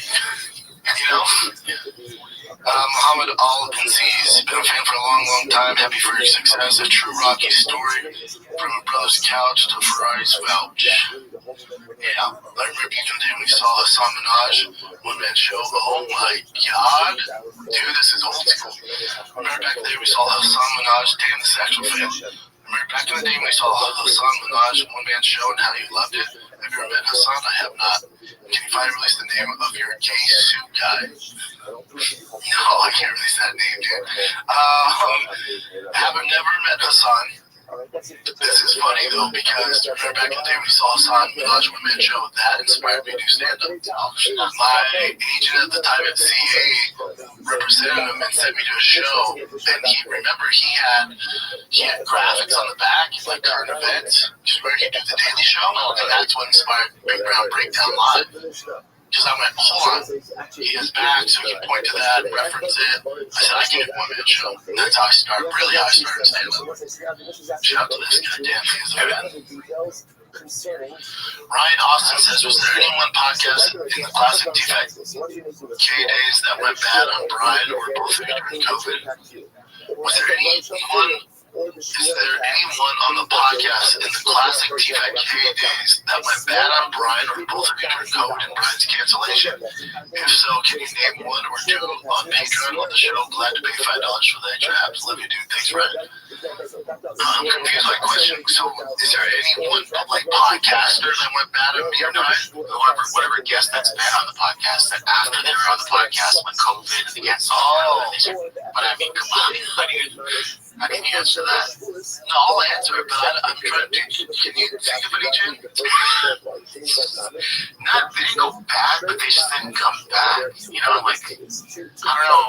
About going bad. The way it works when it's interesting to see being on the other side of everybody getting canceled, being half of the show we do together, is Brian's on the mothership every night. He's there. It's not that they don't support Brian to his face. It's that they just don't fuck with him, publicly. Yeah, everyone's cool with Brian, everyone talks to Brian, everyone loves Brian. But when he was going through that, and this is what made me so upset at certain people, I won't name, but they just didn't really show any public support for Brian. I kind of understand it because they have their own shit, and they're like, man, I'm really attracted to that. And none of them went bad on here on them, but behind the scenes, talk a lot of shit. They're calling me like, you gotta get out, man. Dude, this is a scarlet letter. Even if he's innocent, you gotta get out. I'm like, what? That's my guy. What the fuck are you talking about? So, yeah. So at least, when people are like, yo, man, it's also different, when people go, where's this guest? Why do you guys have this guest on? Some of them, it's just a different time. I talk to Theo once every 2 weeks, at least once every 2 weeks. I meet him text all the time, love Theo. And he lives in Nashville, and Theo's just fucking busy, man, with his own shit. So I didn't even think to ask Theo. Now, Brian's promoting his special, he's going on Rogan, he's going on Theo, he's doing all these other shows. So when me and him were talking, he's like, oh, I'm in Austin, I'm like, dude, jump on the pod. I even hate asking when we're right next door, but then it might happen, but it's just we're all older, it's just a different, everyone has their own shit now. Just remember, when all those guests were coming on, no one really had their own shit. We were the mothership, and then people, boom, started their own shit. Now, no one really needs anybody, which is, it's kind of sad as far as senior friends, stuff like that. Everyone's really successful. Theo's crisis, they don't need us. And it's not that he's a bad person. Theo would come on if he's in town, but yeah, I'm down. But like today, when you fly in from Nashville, come on the show, fly out. Okay, no, dude. He's like me. It's like, no, I'm not doing it for. What's he get more famous from this show? And here's just one example. Name anybody. It's just a different time. It's kind of sad. It's very sad. I've talked to you about this before. How disappointed I was about this because I was there from the get-go, from the beginning, when they were all like, you know, not as known as they are now. Yeah. Where it's like, I mean, if you're a fan of the show, you can just do the math and see the people that were constantly on and love the show, and then suddenly when the stuff happened, they just stopped being on the show. And I can understand it to a certain extent because they're going this Hollywood direction, and even though they believe in Brian, they know he didn't do shit and all that stuff. Just being somewhat connected to him, they're afraid something's gonna happen to them. So, it's just like, they're looking out for their careers and stuff. It's still a pump that it breaks your heart. Brian struggles with it. And he thinks about it way more than people would imagine. Yeah. And I think Brian walks in the room, he's like, everyone's just thinking, yeah. I'm like, no, dude, no one's thinking about that. It changed Brian forever. It changed the show forever. It's just, there's nothing we can do. It's just, it is what it is, man. We're trying our best, I give you props to that because you've had us back since the whole thing, so, and you've even, like, said on air, in a very, very passionate way, how much you are pissed off at these people turning their backs, and even, like, certain clubs and all that crap. It just changed my perspective on the whole industry. I'm just cut from a different cloth. Most people listening are as well. Imagine you're best friend, you have a business together, and this false narrative comes out on them, and then you're just gonna walk away. In sports, in fighting, and even in comedy, I would never. Yeah, but you lose money. Okay. That's literally like my very, very older brother. That's my guy, man. And then I was like, wait, we don't all work this way? I'm the outlier? And then it goes from, well, he's defending Brian, he still plays with Chris, and then I get put in that category. Which I'm fine with. Fuck all you. Yeah, I'm good. Cool, man. I'll figure out my own shit. It's all good. So it became like Brian, Chris, Brendan, versus everybody. And I'm down for it. I'm down for it because I don't think my entire life, my entire income was based off comedy. Those guys are, so it's a little different, But I'm down for it. You want to fight, buddy? I was born with fucking jet fuel in my blood system. Let's fucking go. So it just, that's why I don't understand it. I used to have a lot of resentment, and now it's just like, fuck them. Yeah. I don't know. Right? Yeah, that's easy and petty. But so does Brendan Schaub blamed Brian Callen for why the Fighter of the Kid podcast. And others reached for his comments under his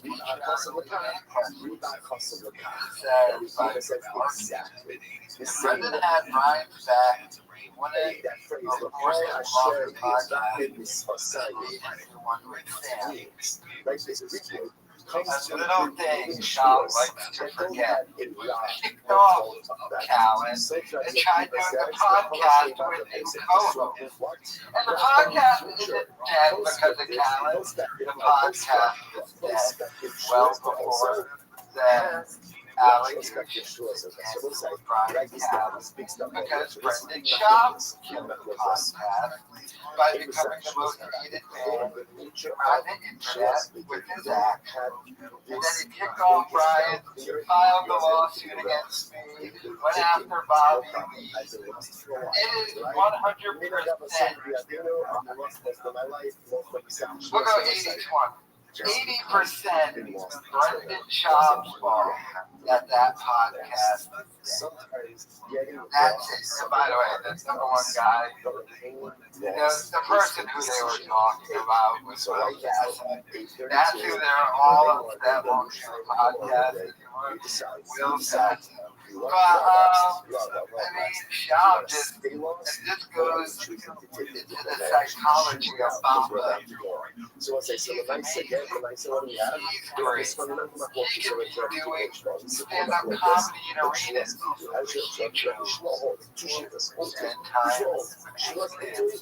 His podcast would be the best in the world. That's it. So for example, It's never and like I said before, who's he trying to do? I swear I will. It's sad. It's sad. Brian Callen drops because he doesn't know podcast in his own studio in Austin. A better studio. And the numbers are comparable. That's him dropping like once a month. If Callen put the consistency, he would do better. And Callen gets better guests. And he saves his better guests for his podcast, not the Fighter and the Kid one. Callen only does the Fighter and the Kid because Schaub paid the $45 million. So, Callen could do, and Callen's got a residency at the Mother. Like, if Callen got away from Schaub, his career would blow up. Like everybody else who got away from Schaub. So, it's Schaub's fault. That's the podcast. Because Schaub is an unfunny rich kid who went to comedy, wasn't funny, didn't take the criticism, and pushed out the tax. It's sad, it's pathetic, but let me know your thoughts. And a whole that shoes have on the gun. You're going to see why you need that distinction in just a moment.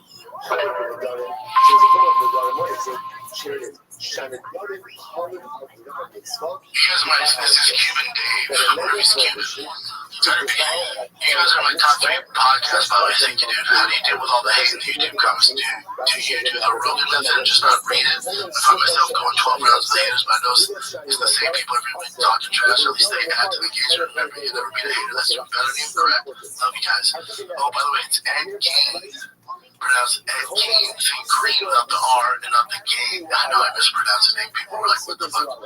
Then this guy goes, I dropped it on the podcast correctly. Remind those douchebags there, grown men, crying out grown men. Yeah, it's just the way the world, you know, in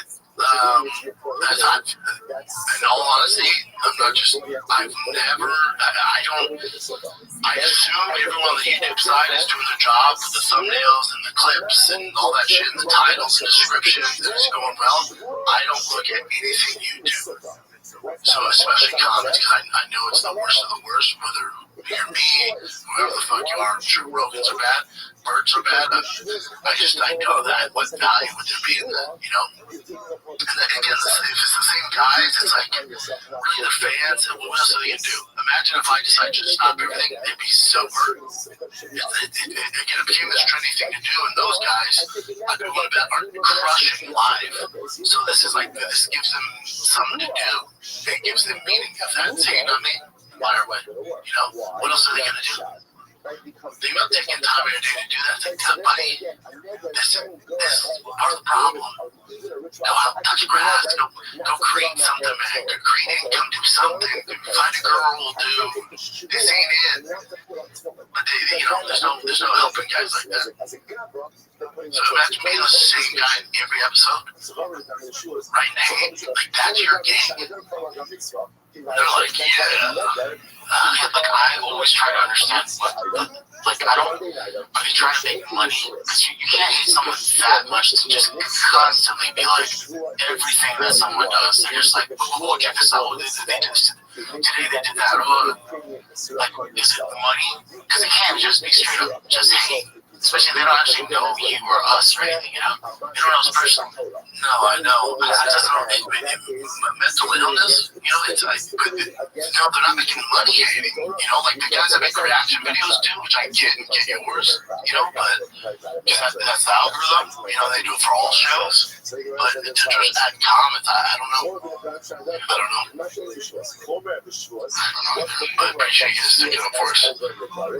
Scott Mitchley, is the current studio garage set up a long-term plan for DFAT care? Do you envision having a separate space in the future? We're figuring it out. Yeah, we didn't know the lay of the land out here, but I'll probably keep the garage, but we have some stuff in the works. Good question, Scott. Louis Rivera, hello from Fort Worth, Texas. Baseball question. Where do you think Kershaw lands all-time? Top 10, top 25, top 5? If you look at stats, top 5, you almost forgot that young man that gave him that curveball from hell. He was a fucking savage. But I'm biased, right? Dodger fan, but top 5. So I can learn myself from anything, whether again the object has something. Andrew Artizabal. What is a bad business decision you made, and how did you fix it? You have to have a diversified in so many ways, and be before you write a book and you're treated how you dealt with the setbacks of business. Man, what is a bad business decision you made, and how did you fix it? I made a bunch of bad decisions, made some good ones, made some bad ones. A bad one that sticks out. Without getting too much detail, I would say overall, it's like when I first started making money, I was in Hollywood, you're surrounded by those people, and everyone's gonna say, I have this business manager, dude, he's the best, he does this, he makes me this money in stocks and blah, blah, blah, you gotta go with him. And I was like, yeah, sure, I'm just gonna focus on stand-up and podcasting and building my brand, you handle the money. And I didn't get monthly reports, I didn't get anything, and that dude ended up not paying my taxes for 3 years, because I wasn't paying attention. So, got over that hump, that was a piece, and that just made me realize, like, you can't just bank on someone having good intentions and looking out for you and your well-being, your family's well-being. Like, you gotta pay attention. You have to pay attention. There's other business deals, like the CBD one, right? You see that psycho trying to sue me? I don't, like, people obviously want to use my name and likeness and do all that stuff, and it's like, okay, I didn't do any vetting, I don't know the guy, you know, so you also be careful of that, because right what's the name of the company's bankrupt with this or that, I have nothing to do with it, but because I'm associated with it, and those other guys aren't in the spotlight or famous, it falls on me, so I'm gonna get the backlash. So now I tread lightly. No, hold on, let's see what's going on here, you know. So now we do better vetting.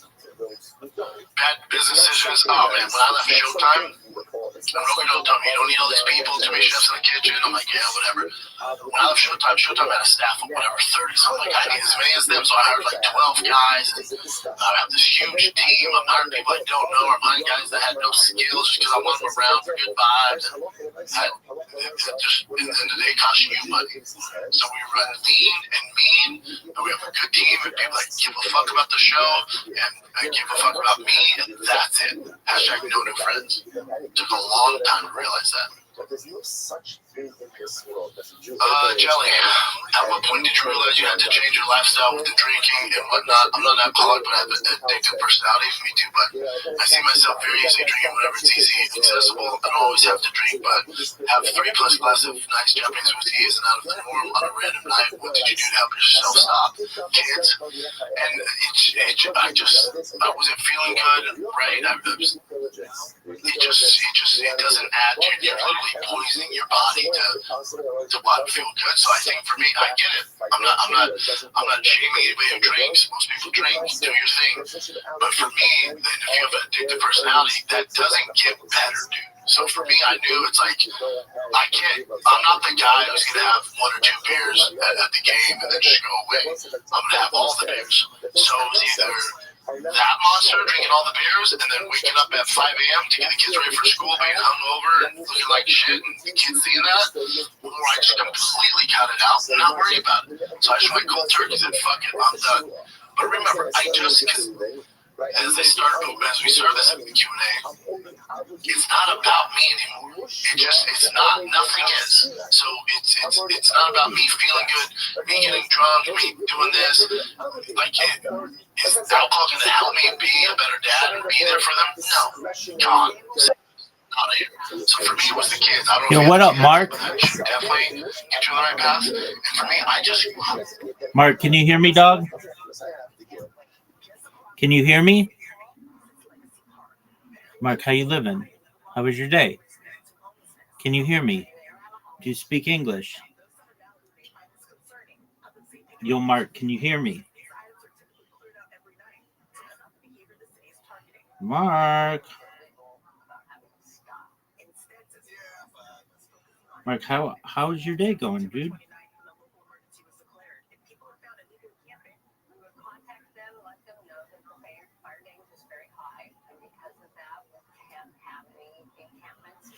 Well, I hope you're doing well. Grew the fuck up. I just grew up, man. Again, made a ton of mistakes. Literally, just talking about 2 years ago. Ton of mistakes. All the time. Just not worrying about the care of the world. And then somebody go, oh shit, man, I got 3, and so my wife, 4 people that actually rely on me. You gotta get your shit together, man. And so it was easy for me. I don't think about alcohol. I don't care if it's around, but I don't partake. Okay, so podcast cringe, all the haters. Did I hear he didn't pay his taxes for 4 years? Trouble with that. Call the CEO of that CBD company, the new Boston, the same guy. He says he doesn't even know the guy. You know, we have the next messages, the guy going back and forth, and trying to get the guy to buy positive reviews or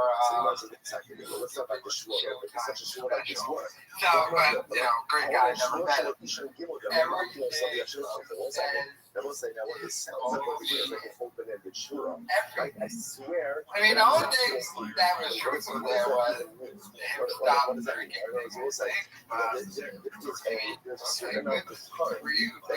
You lied about everything else. You still screwed in that lawsuit, by the way. Mainly because there's a whistleblower, some chick who already won $1 million, who came forward and is on the CEO's side. They're suing Schaub because Schaub committed tax fraud. By the way, they're 3 years and pay his taxes. But tax fraud and tried ousting that CEO going behind his.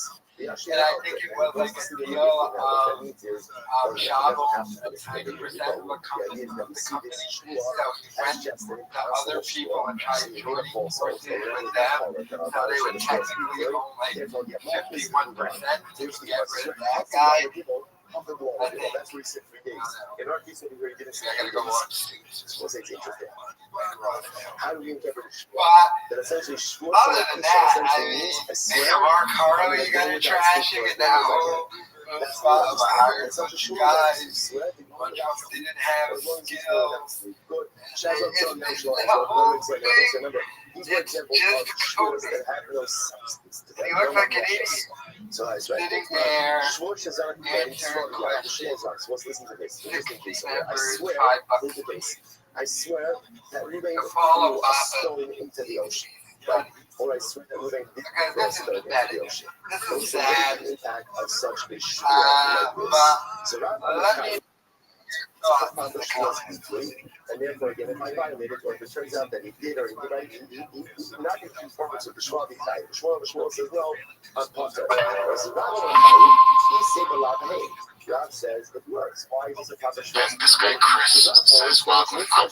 Chris, I appreciate you getting my back. I love when people on Instagram start getting my back. That's something new for me, so I see it, and I love you guys. It's so I never thought it would happen. People are finally doing it all the time, dude. I don't see it. I'm finally seeing it now, so it's awesome. Because from complimenting your previous comments to asshole in the next. And he goes, it's all about big dog, never hate on the thick fella.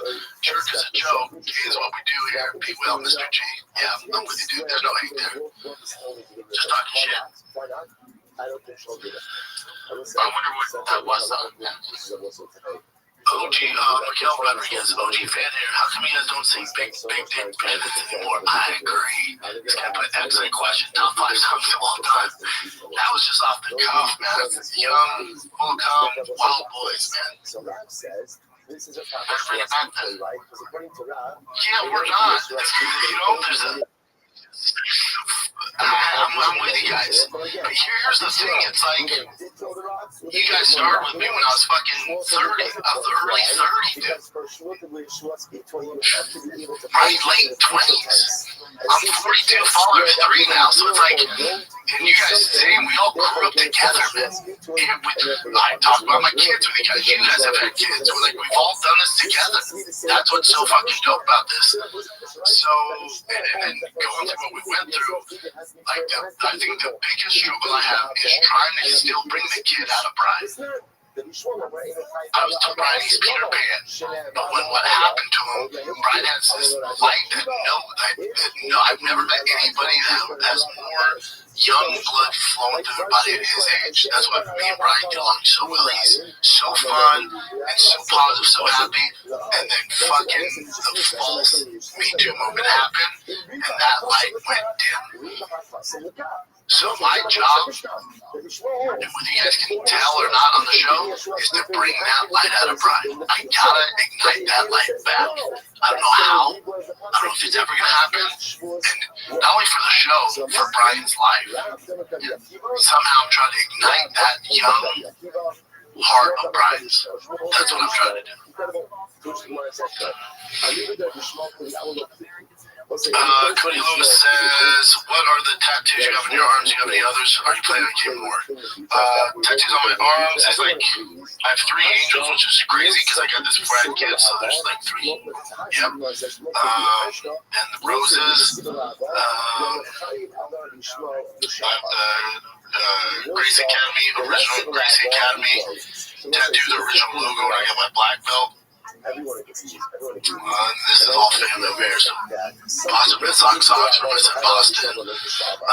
Texas Skull, because that's what I never not sold out a show in Texas. All my years touring, so Texas was getting me. Did not end up here. 170 right for all my cars, the Dodge Demon.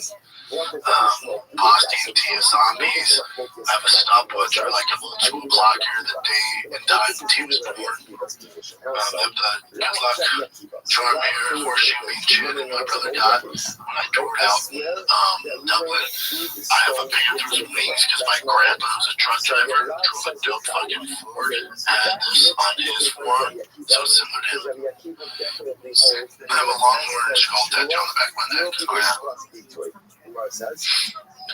Whatever happened to Stevie Blue Eyes? He's doing the damn thing. We still hear from him. He's doing great, doing a lot better. He's making his way through the world. Stevie's one of the best guys ever meet. Definitely. Love Stevie. That's from Monty Milker, Maserati. Let's see. No. This is Cuban Dave. I wonder if he's Cuban. You guys are my... So during this Q&A, Brendan Schaub has blamed Brian Callen for the podcast because the accusation against him, according to Schaub, that's the reason why the podcast has nothing to do with anything Schaub did. It's literally all Schaub. And Schaub kicked off Callen. But during this, he goes off on this rant about how now it doesn't have this spirit anymore, and he's trying to bring that out of him. Basically, just saying Callen doesn't want to do podcast anymore. I mean, it's fairly obvious. Callen admitted. Go check out my channel. I did a video about it. Callen saying he's always doing stuff now. For once, he only does that podcast with Schaub for $25,000. That's why Schaub not to do anything extra. He had to force him. And by the way, he canceled 2 times before he finally got to do it. But forced him to do a big Q&A like Schaub has done. By the way, I think Callen is 20 minutes long. ready for questions and shit. But Callan doesn't want to do it. He's only doing it for the money. But Sean can tell this thing doing the podcast with that Callan just isn't interested. And why would he? The podcast is dead. The only thing you get from it is money. It kills its soul to have to do it. And he knows Callan's in this weird hell. Because he knows if you leave, like everyone else, his career will probably take off. But because he was canceled, he doesn't want to risk it. So he's thinking the better bet is to stay with Papa and keep going to Grace. But that's depressing him. Watching his career die next to his own career. Suing people, doing all types of weirdo stuff, lawsuit against fraud, liars, nobody likes him. That's why Callan puts in more effort on his own podcast. Callan has his own studio in Austin, a way better studio that he has no intention of bringing Prince and Shop to. Callan is literally going to Shop's garage. Remember that episode where Callan was pissed? Shop started up the truck. What do you think Callan would have said at that point? Hey, instead of going to that crappy studio you built on the second floor of a car garage, why don't we go to my studio that's in a nice building? He hadn't done it because he doesn't want Shop there. Because he needs Shop. He hates him. He resents him. As he should resent him. But Callan needs to grow the balls and just quit. Because even Shop can tell. Like, I'm doing a show and he doesn't want to do a show. That's why Shop doesn't pull up Brian. It can make the light. Yeah, Baba. I don't think I want to do a podcast at all in any way. But let me know your thoughts. The way a shvur works, the Gemara says, they say, is a shvur can be phrased in both the Torah and the Gemara. Whenever you do a shvur about, you should be able to say, I will do this, or I won't do this. Okay, this is from your Milwaukee show. I'm talking about Mikey Musumeci about that bizarre thing that happened with UFC BJJ 3, where they only had a certain few thousand views, and it jumped to 9 million views within a matter of a few days. And the engagement doesn't equal, I think there's 25 comments. Yeah, 9 million. So if you're on the subject, might as well bring it up. A lot of people have been asking me because you were coming on today. So apparently this is about the UFC BJJ 3 YouTube video. Have you seen it?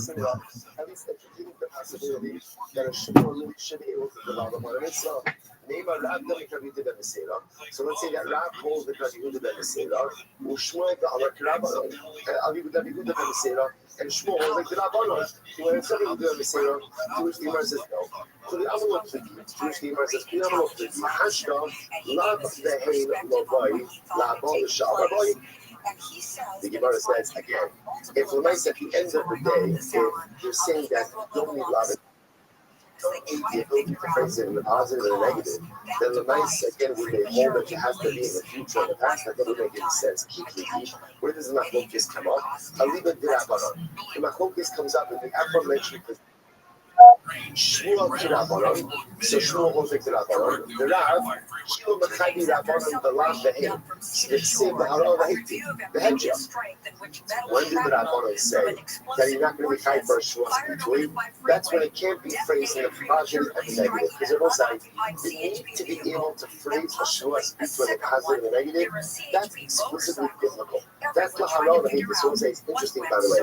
The Haral Vahiti is being understood right now as, so it tells us for shvuah to be binding, whatever shvuah you're making, you have to be able to phrase it in both the positive and the negative.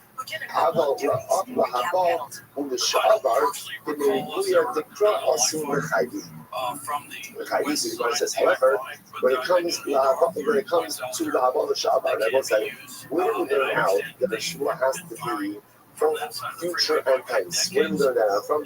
That's not explicit. Where is that learned out from? That's not from the Rivoy. What's the Rivoy? Lahara Ovahikid, the extra phrase. The extra phrase. So I will say it's quite fascinating to contemplate over here that there's two things that are unfolding over here, right? So here's what to know. There's a Shua's Bitoy. Shua's Bitoy is a declarative Shua. Now, this is one of the components of that Shua. So it seems to be Miss Aquarius. one piece that almost everyone, maybe not. How are you, ma'am?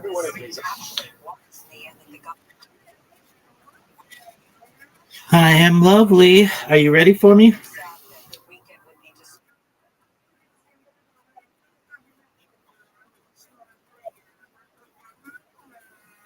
Take your time.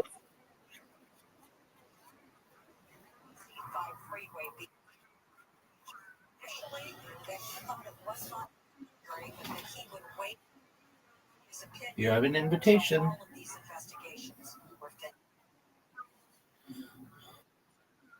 Lovely, thank you. Boy, last night I was not playing the way I normally play, and it. Yes, ma'am. I got it. Well, Audie, I don't know. She has some issues, and look, I know when I absolutely, I know when I do someone dirty, and I know when I'm mean to somebody, and I've never been mean to that person, and I've never done them dirty. So I don't know. She sends me these paragraphs of hate, and all I write is, I hope you're doing well, and that's all I say. Every single time she sends these like paragraphs of just mean, and I just say, I hope you're doing well, because yeah, but I mean, what can I do about that? I just basically live my life. Exactly. And I tell her every single time she sends me these really mean things, I hope you're doing well. And there's the old adage, kill them with kindness. That's what I do, basically. If you mean to me, that's fine. I'm going to take the high road. And then I feel it's smart. Good job. Because then a year later, when they would be like, oh, you said all this mean shit to me. No, I didn't. All I did was say, I hope you had a wonderful life or whatever.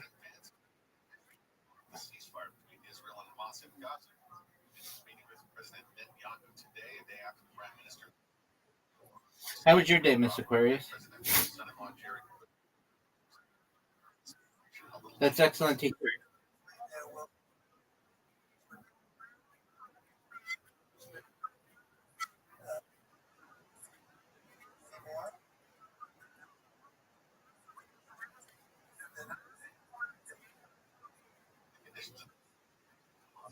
Oh,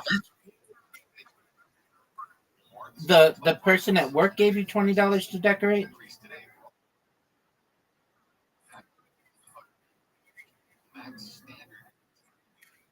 What a nice manager.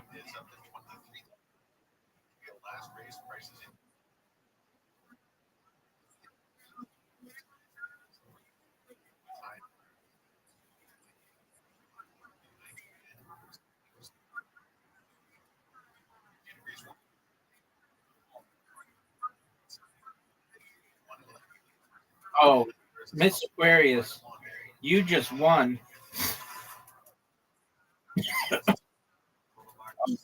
It's over. It's over. No one's touching you, girl.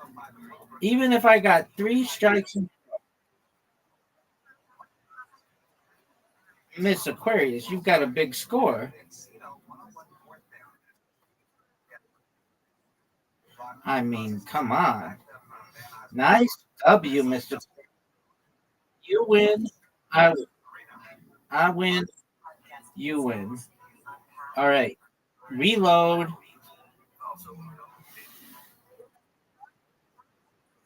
Okay, so you're gonna decorate your desk like pumpkins.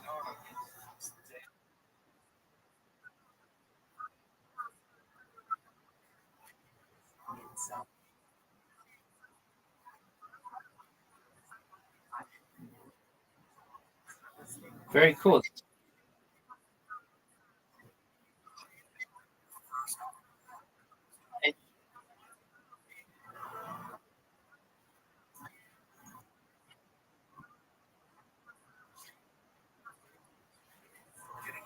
All right, and you can even have pumpkins into November.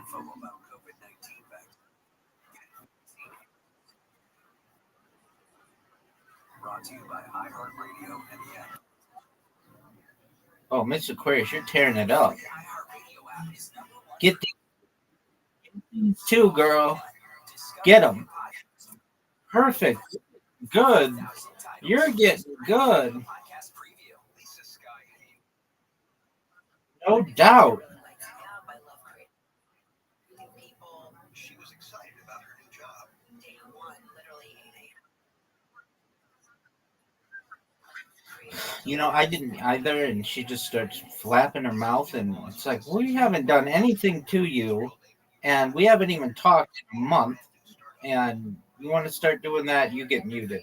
It's just as simple as that. I don't like having to mute people. I want to give people the opportunity to say what they want, but like, come on, you're not even making sense. Exactly. So come on, get over it. Um, yeah. So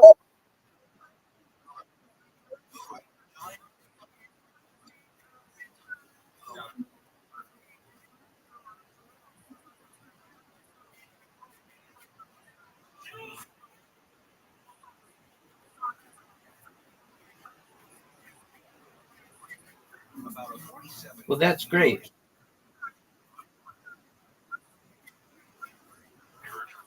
Oh,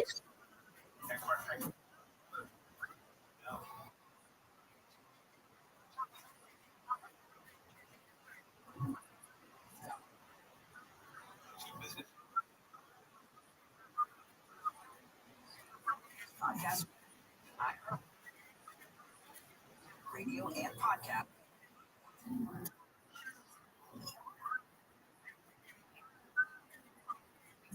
iHeartRadio and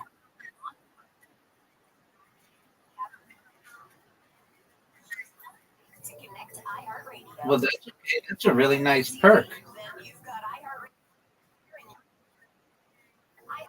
It's available TV, room, or room, and sleep. Favorite artists or Very nice. voice requests. Stations, podcasts, Excellent. TV. You and I win, Miss Aquarius. We both win. iHeartRadio. Anywhere you want to listen, iHeartRadio is there.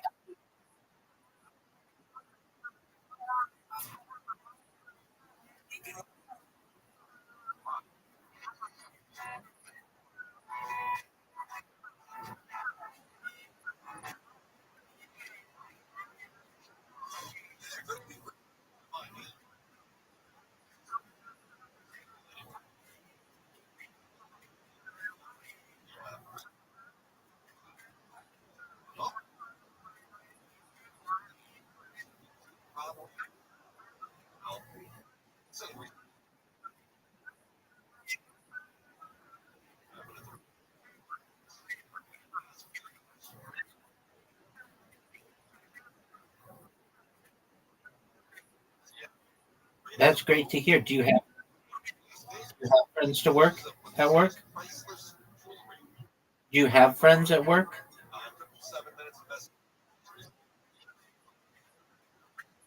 Yeah, sure. They're colleagues.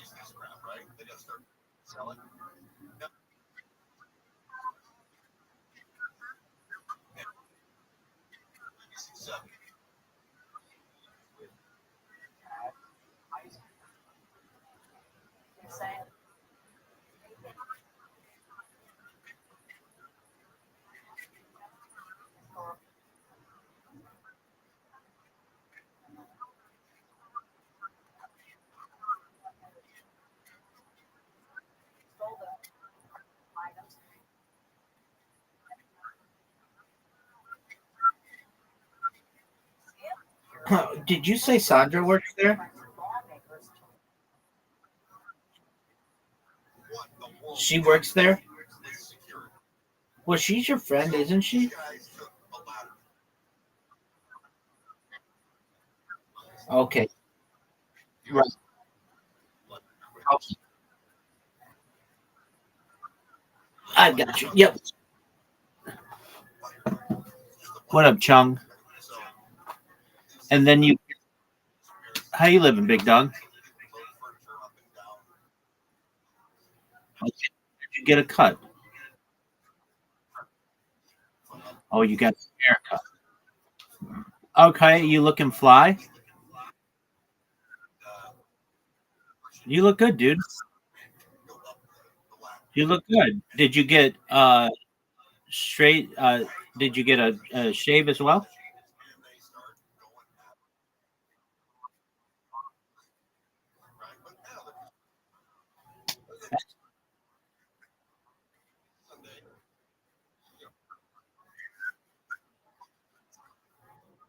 All right. All right. So what's new in your world, big dog? Bye, Miss Aquarius. Where you going, big man?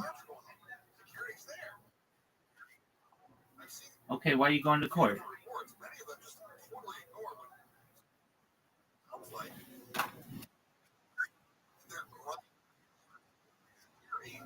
Okay, what happened?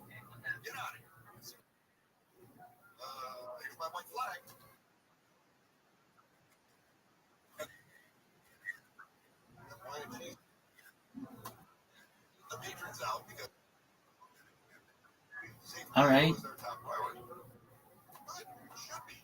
Okay, so they took your guns, so you have to go to court to get the guns back, or what's going on?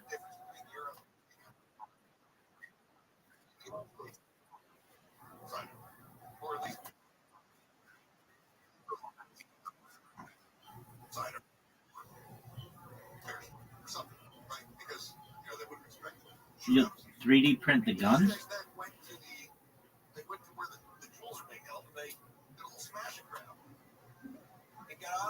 Is that what you said?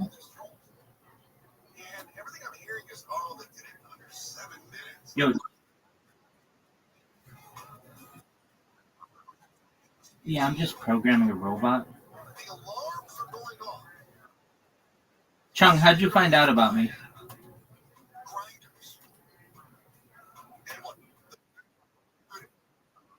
Oh, yeah, that's right. Okay, cool. There's a documentary on me? Oh, yeah. Definitely. Um, yeah, okay. How are things in there?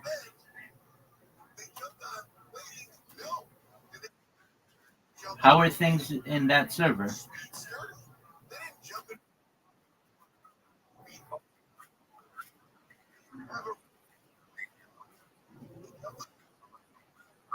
All right, talk to me about working at McDonald's. What happened?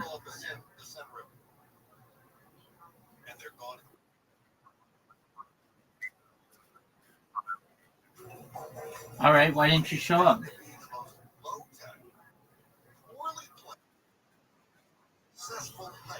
All right, was it worth it?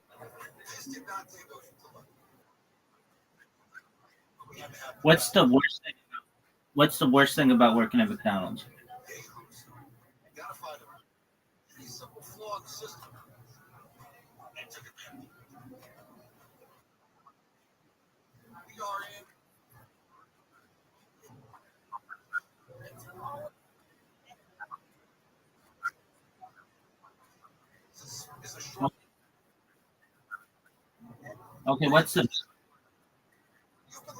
Okay, what's the best part about working at McDonald's?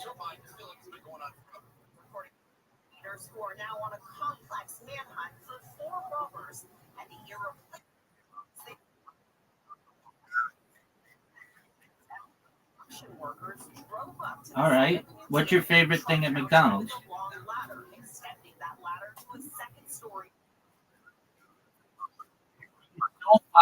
$5,000 worth of it. I think you'd like it enough.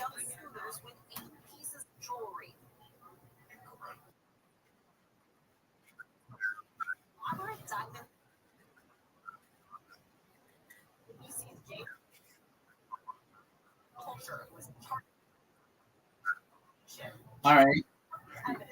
And are you allowed to do that, or it's just you're not allowed to do it? I think.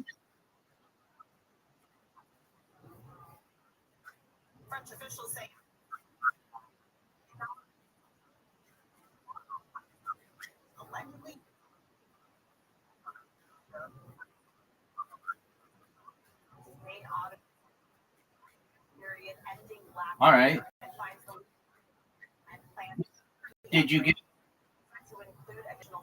get free chicken nuggets?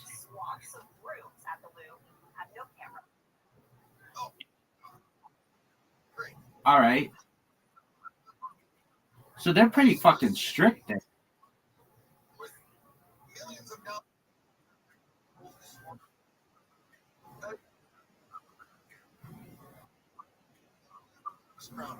All right.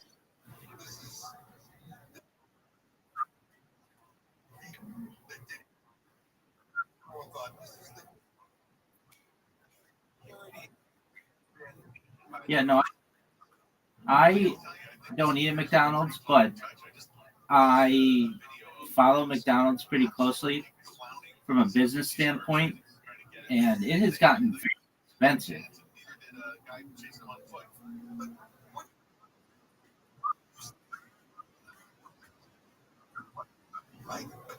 Right.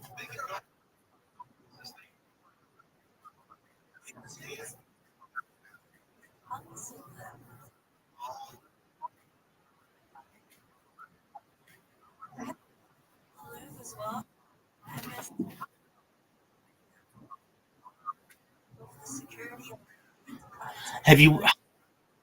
How do you know so much about Burger King? Have you worked there or something?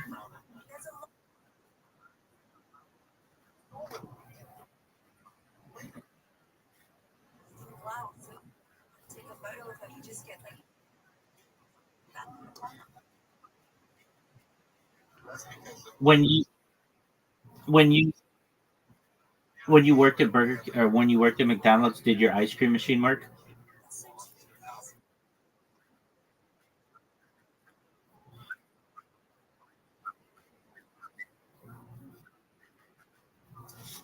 All right.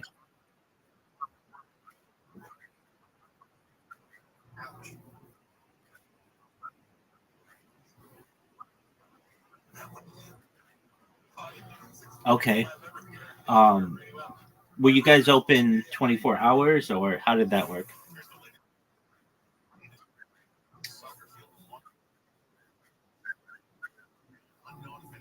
Right. So overnight.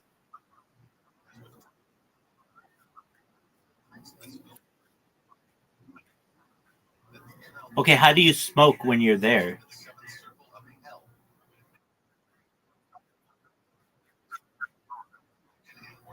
You smoke cigarettes inside? Oh, you vape. That's not. That.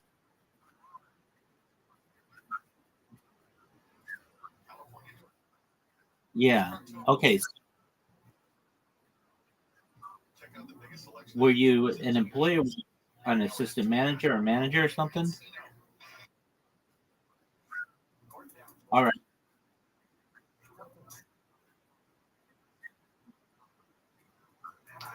All right. Did they give you a lot of merch?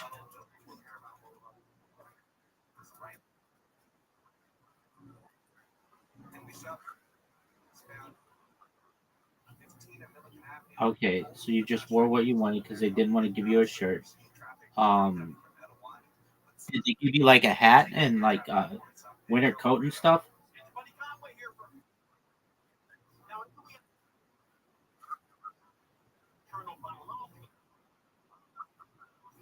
Oh, okay. Um, wait, but you did get a hat. Did you get a visor? All right. So, do they give you pants?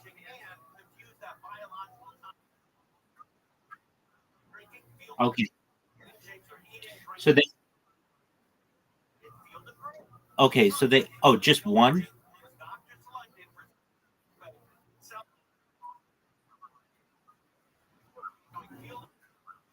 All right. And I'm trying to. Okay. So, what's the best item on the McDonald's menu? Okay.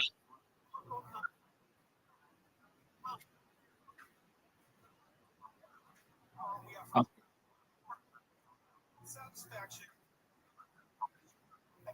Okay. Because people won't order them, and then they'll go bad.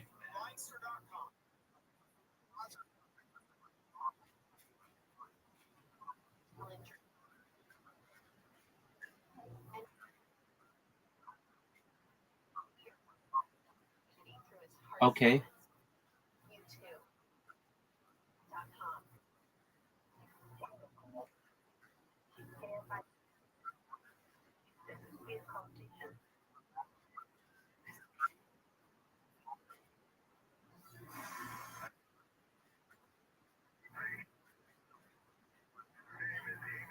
Okay. Yeah. Yeah. I watched a documentary on a woman who lost a lot of weight eating at McDonald's just by every day getting just the patties and ketchup or mustard or something, but no bread, and she lost a ton of weight.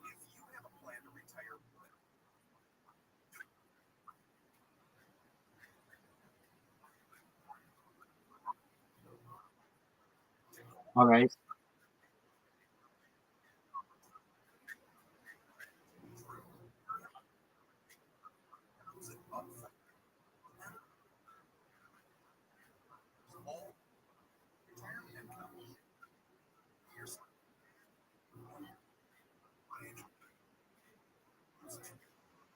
I like nostalgic, just everything nostalgic, and I like to look at old menus of restaurants just to see what inflation has done. And like only like 20 years ago, you could go to McDonald's and like their I don't know McChicken and then McDouble, all that shit was $1, and now they charge like $5 for it, and it's like we didn't have 5x inflation. It's just interesting to me the shrinkflation as well. Like you don't get as much shit. Like back in the day, people would write in the comments and stuff that you'd get like a handful of sauces, just like they just take a bunch of sauces and throw them in there. But now it's like you get like certain amounts, and if they everything's like really micromanaged. Yeah, like napkin.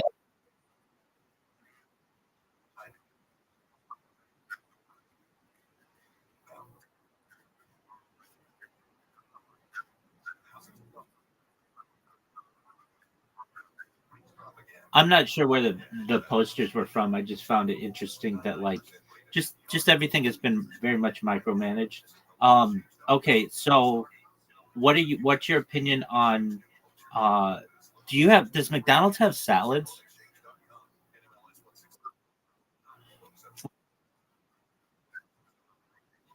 Okay, so if somebody comes up, would you get people who would come up and be like, I want a salad, and you'd just be like, dog, you're in the wrong place? That's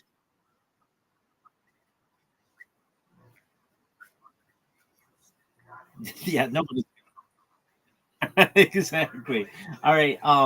Did you have one of those? I've also seen like I'm fascinated by the whole process. The Did you have like an AI person doing the orders or no? Oh, okay. All right. So there was none of that. That's only in the bigger cities,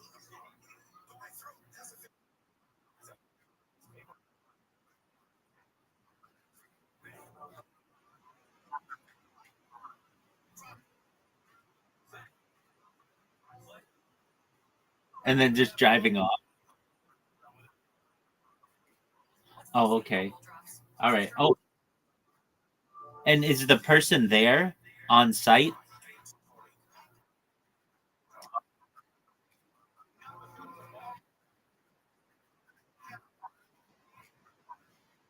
Yeah, I didn't think of that.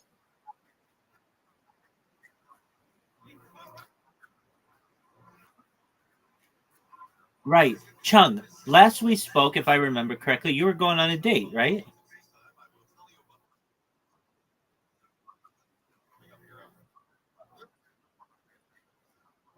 Oh,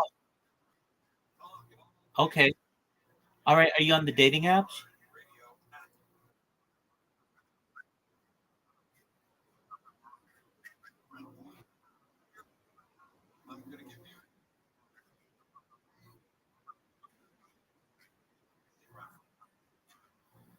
Okay.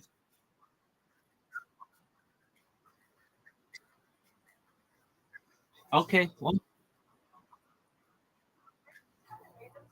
no,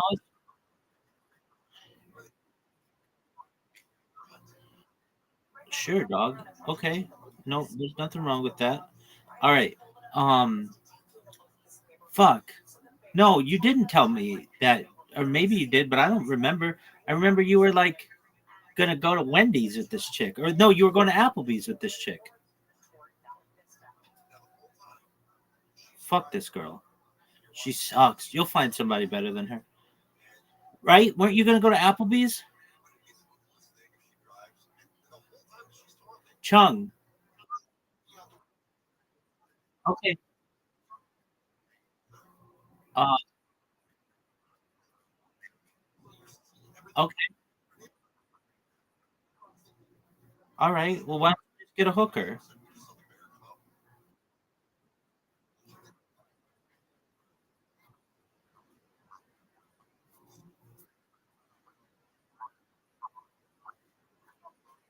No.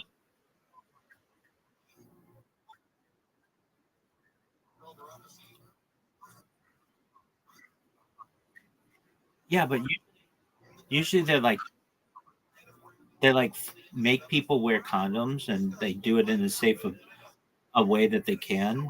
Like I would make an argument. I could be wrong here. I don't know the statistics, but a hooker in a big city, like not even necessarily a big city, but just a well, like a professional escort is able to be a safer encounter than some random chick in a small town because shit gets passed around in small towns. Not saying it doesn't in big cities either, but there's just the fact that the escort's using protection. There's like less opportunity for STDs. I'm not sure the statistics though. And I get it. You want your first time to be special. I get it. Okay. Well, fuck this girl who just wanted money from you. I mean, how much money does she think she's going to get from you? Yeah. I mean,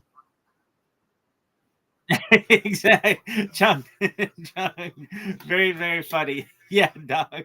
I mean, like, you are a young man who is just starting his life out, starting to get established. Like, how much, like, you're trying to get blood from a turnip here. Like, there's nothing to get. Like, if you want to play that game, go for like old dudes who are able to give you the sugar baby treatment that you want. But yeah, find another target is exactly right. Okay. Oh, but I remember this girl. She was kind of bad news bears, right? She had like a meth problem, right? Yeah, exactly. So fuck that chick. Um, Not saying fuck people with meth habits, but this girl wasn't serious about you. Okay. So, are you in the dating world now, or are you just staying away from that? Okay. Okay. Well, your haircut looks good. All right. So, are there big industries around where you are where you can like get a good job?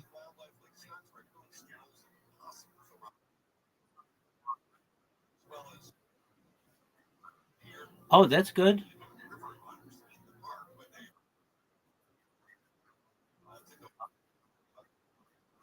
Excellent. Is it close to where you live?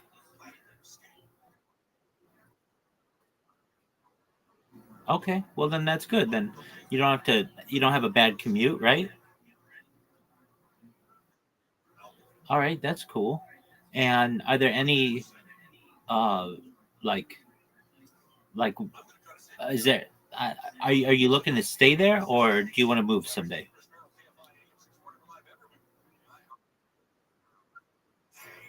Okay. Well, then you do you, my man. Do you have any animals or pets or anything? All right. Do you love them, and do they love you? All right. Well, that's good. What are their names? Oh, they're girls, and they're good. Oh, okay. Do they sleep with you?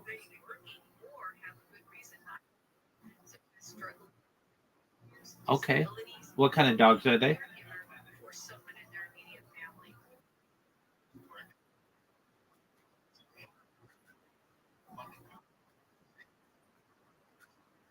Okay, so one's a little bigger than the other one, right? Okay. Well, excellent. All right. So what's on your agenda for this week? You got a haircut?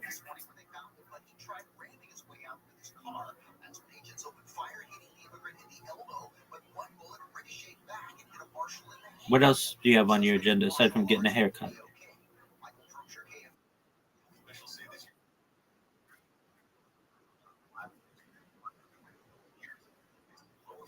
Okay.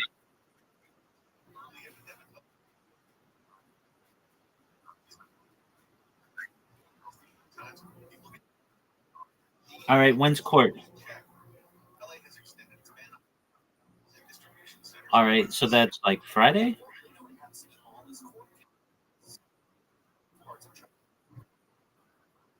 Who the fuck has court on Sunday?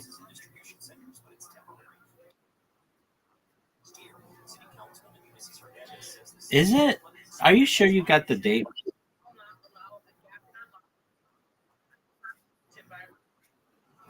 Yeah, but you said the 26th.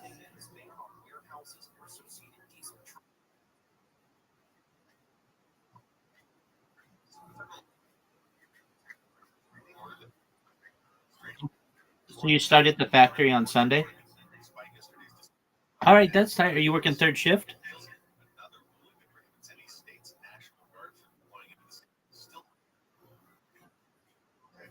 And they work on Sunday?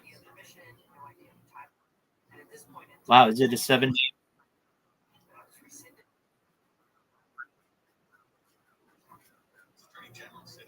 Wow.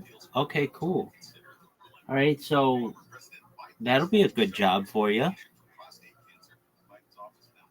Are you Did you pass like the drug test and everything? All right. How are you able to do that as a weed smoker?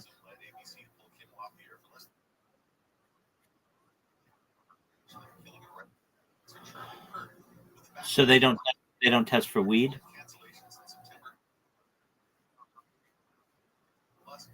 Oh, okay. Very well. All right.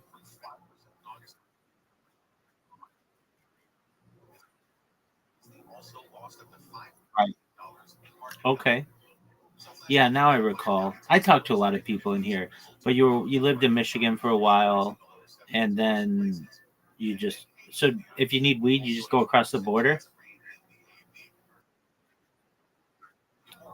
Oh, okay. That's not bad at all. And they don't give you shit if you walk in there with a license from a different state.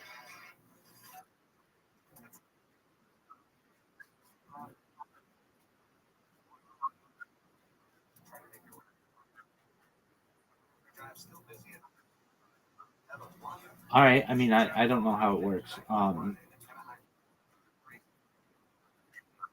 Okay, cool.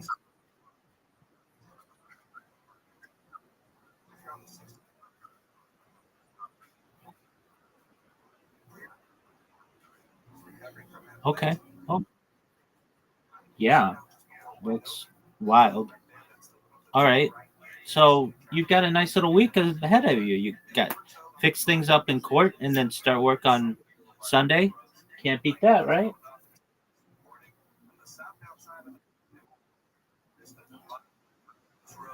Well, good on you. You should be proud. You're getting your act together. That's great. All right. So what are your plans with all the money you're going to make?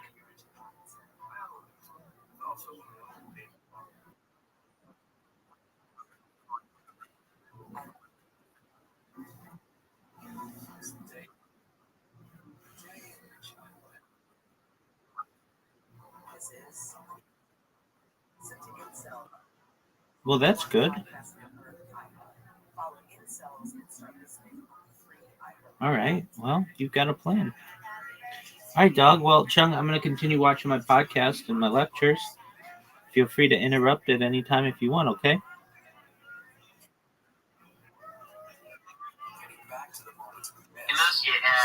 So it went from 275K to 9 million over the course of a couple of days. Engagement. This is now a hot story. What do you make of this? What's going on here? So first, I was just pumped that they're 9 million views. I was like, yeah, I was just really happy that it got started. I don't really understand or know how that works for pumping views on YouTube. UFC has millions of subscribers, but I don't really know anything about them. That's out of my pay grade. That's pure like doing things like that, right? Can I throw out a hypothesis on my end? Okay. So I saw some people saying like, oh, look how pathetic the UFC is. They're buying views to prop up UFC BJJ. Well, let's be honest. It's the UFC. They don't need to buy views. They're the freaking most dominant force in all combat sports. So UFC comes money, right? Like they don't like. It's the third event. They're trying to build something new. Okay. Is it possible? I don't know. But is it possible? You can buy views on someone else's page. You can attach those. Is it possible, Mikey, that someone bought views on the UFC page to then say, look at the UFC, they're frauds, look at what they're doing. Is that yes. Is that possible? I feel like that's a possibility. If you're paying attention to this sort of thing, I feel like someone might have planted it to then say, look at these frauds. Is that possible? That feels more. So, I didn't know you can buy views on somebody else's page. Yeah, that's the first I've heard of it. Aaron would know. I'm not saying he does that, but I don't know the landscape either. If he's seeing that conflict, he must know that. Maybe. But, I think what people need to realize is UFC is such a conglomerate. It's so big now. It's not like Dana or someone close to it and the staff is going, man, let's buy some millions of views to make this prop up the numbers here. I don't think that's happening. There could be somebody that's associated with the UFC BJJ and stuff that's not close to Dana and the UFC brass, and they've sold Dana on BJJ being this next big thing, this big wave. Man, if we just get a little help from you guys, this thing's gonna crush. I bet we do millions of views, and they bought the views, and they might be older and don't realize that people can figure out that if you have whatever it is, 9 million views, but the engagement isn't showing that it's gonna hurt your business more than it's gonna help, especially in the algorithm of YouTube, because maybe not first, but YouTube's eventually going to catch it. Eventually going to catch up and be like, hold up, you're buying views, and then they suppress all your shit. So UFC wouldn't risk that for this, So I think it's someone that they're not. I don't think someone from the outside's like, yeah, let's buy views so the UFC looks shitty. UFC's like, we don't give a fuck. I think it's somebody that has some sort of self-interest in the UFC BJJ doing well, and they bought the views, to Aaron's point, to help this look better than it did, and didn't realize how it would look, and people would figure it out. That's what I think happened. I just did a quick Google. It says yes, you can buy views for someone else's YouTube video, but it's a practice that violates YouTube's terms of service. Yeah, you might get away with it once or twice, and then once YouTube gets privy to it, they do something. Go ahead and change something that is known Yeah, to makes people, a sense. known truth. For example, Here's another weird one. This is Did you see how Nervous Shop got talking about buying fake views? And what YouTube does, if you do buy fake views, now Brendan Schaub has admitted that his channel is shadow banned. However, he lied and said because of his controversial opinions. Now it's because he buys fake views on all of his videos, including this one. Look at these views, these comments from I've been watching your channel for a long time. Each new video thank you.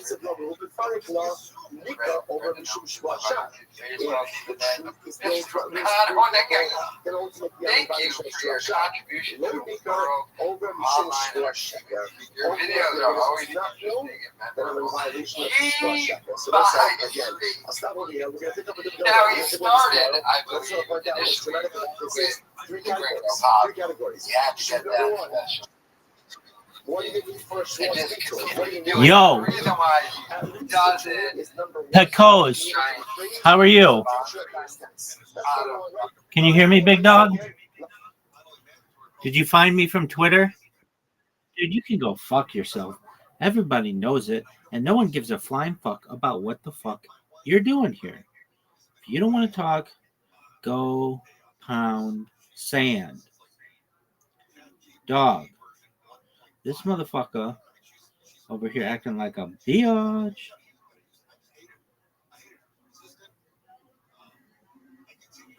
Motherfucker.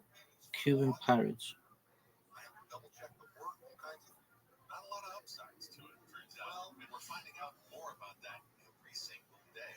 No one knows what this bullshit is. That's some bullshit.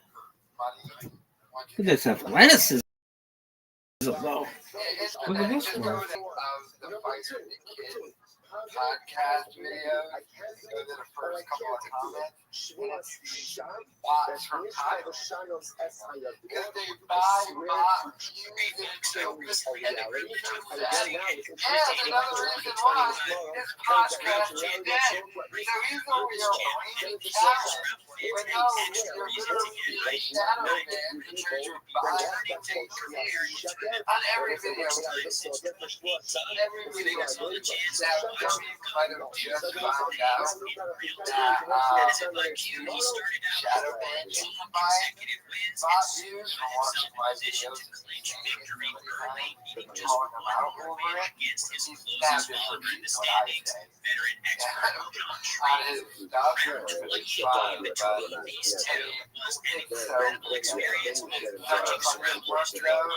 go through the podcast videos, and hearing people saying it before the bot, so one of these bots comments, someone saying you're a bot, because it's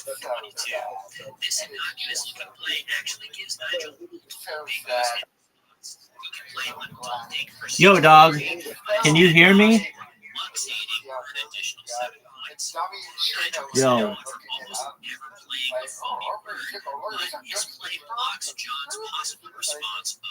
You're the one who buys the big box form. I mean, shop by them, but I'm sure challenge Nigel's play, losing his turn in the process when it comes back valid. Only after he sits back down from the challenge does he spot his big not just that alert.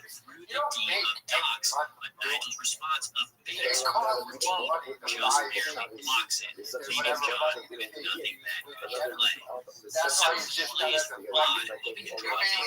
He will play that play in multiple spots on the board after. Sensing strength from John, Nigel responds with gold board 13, blocking the easier of the two bingos. John has only two land bingos now of mid-shoulder 67 and play 66 and 30,000. He's dangerously open. Returns back to Nigel and he works up the courage to try the time for 71 looks bring better and create more favorable market. Unfortunately, this overview has held with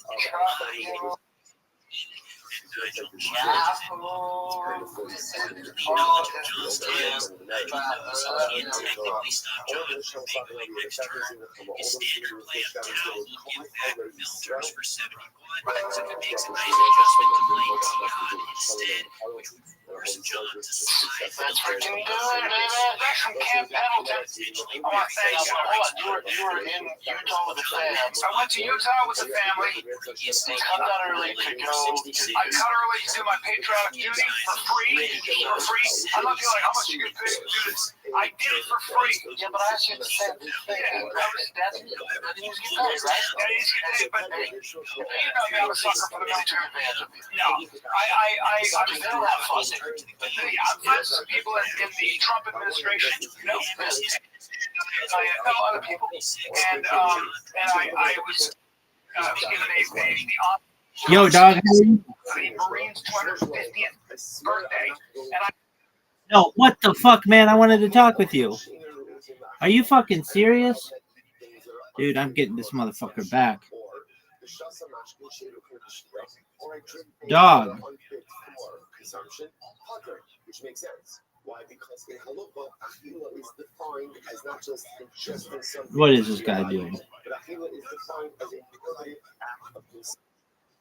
Like when I say shloshel. Yo, dog. Yo.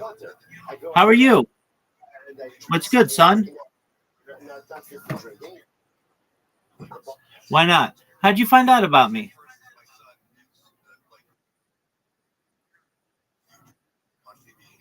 From Discord or from Twitter or from Kick?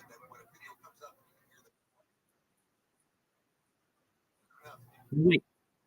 No, wait, you found me from Twitter? That's amazing. Okay, welcome. Do you mind if I tell you about myself?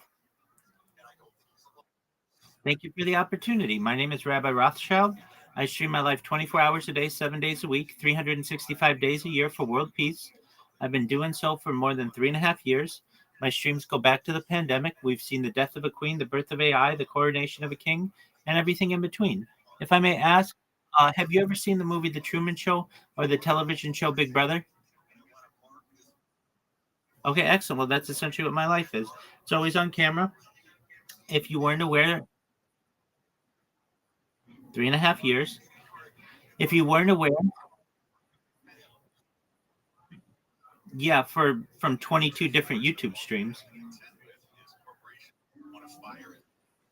Yeah, Doug. World Peace, Big Doug. Check out in the upper left corner of this Discord. No, I have people here all the time. In the upper left corner of this Discord, you're going to see a red circle that says 24/7 YouTube streams.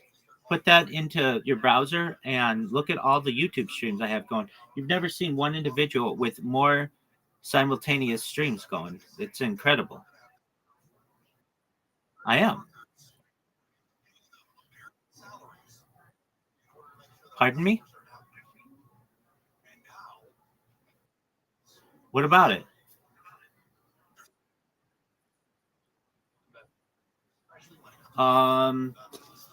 At the beginning of the stream. Yeah, but I mean, I've had more sex than I can count. I lose track at 42. I've got a huge body count.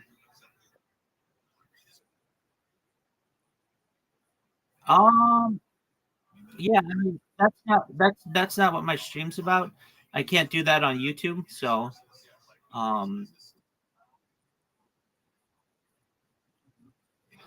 I can go under the cover.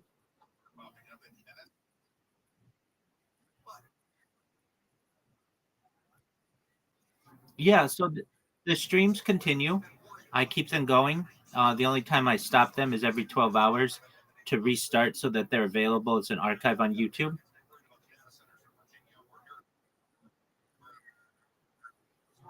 Yeah, I don't say that I am.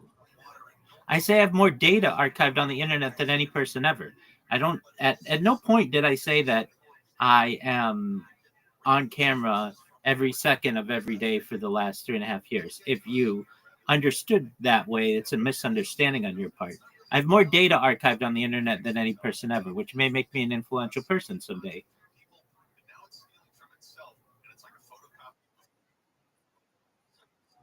Oh, thousands of dollars?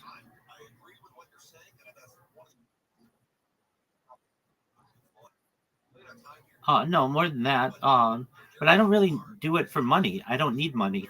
I'm generally independently wealthy from apps that I've launched as a certified project management professional on the App Store and Google Play.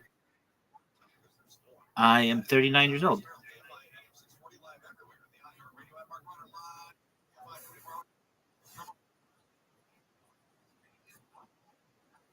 Yeah, I do. I mean, to some extent, I'm sponsored by a cryptocurrency that's worth $100 million.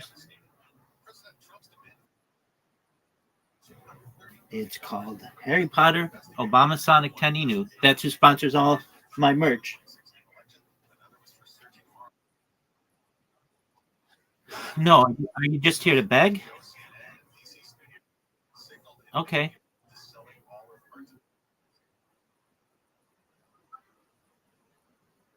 Okay. I mean, that's cool. What up, John? How you living, pimp?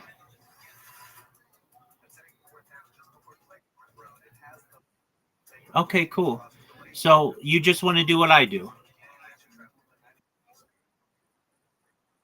Okay, well, get yourself an IT certification, work for a few years, make enough money so that you can live independently. I mean, this just didn't happen overnight.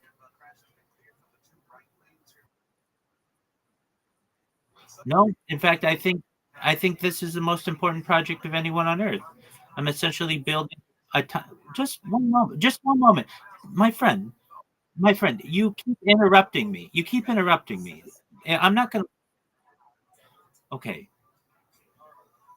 I feel what I'm doing is the most important project in global history. Essentially, I'm creating a time capsule or a timeline of global civilization. No one else has that.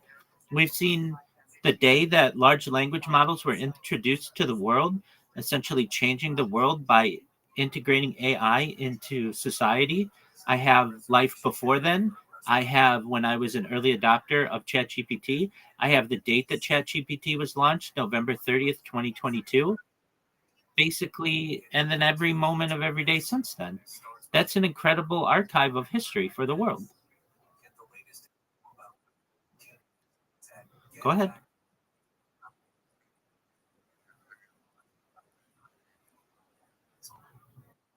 I mean, I'm happy. I'm happy with my life. So, at any given point, just one, my friend. I mean, I go outside. I can run. I can go on walks. I can do anything that I need.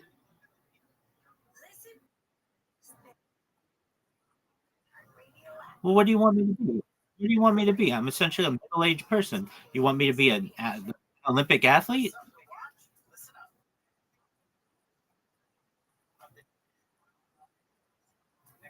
Oh, I can bench press 200 pounds easily. Yeah, uh, in like 6 minutes and 20 seconds.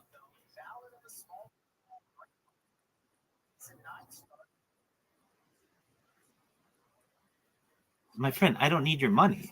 Here's the thing. That's small amounts of money. I don't need that.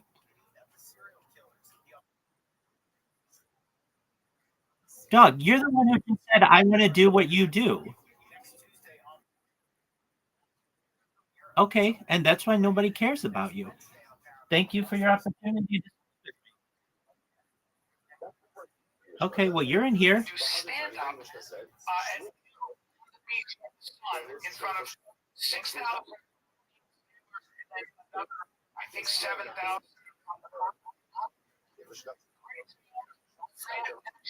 Not conducive. What'd you say? Right?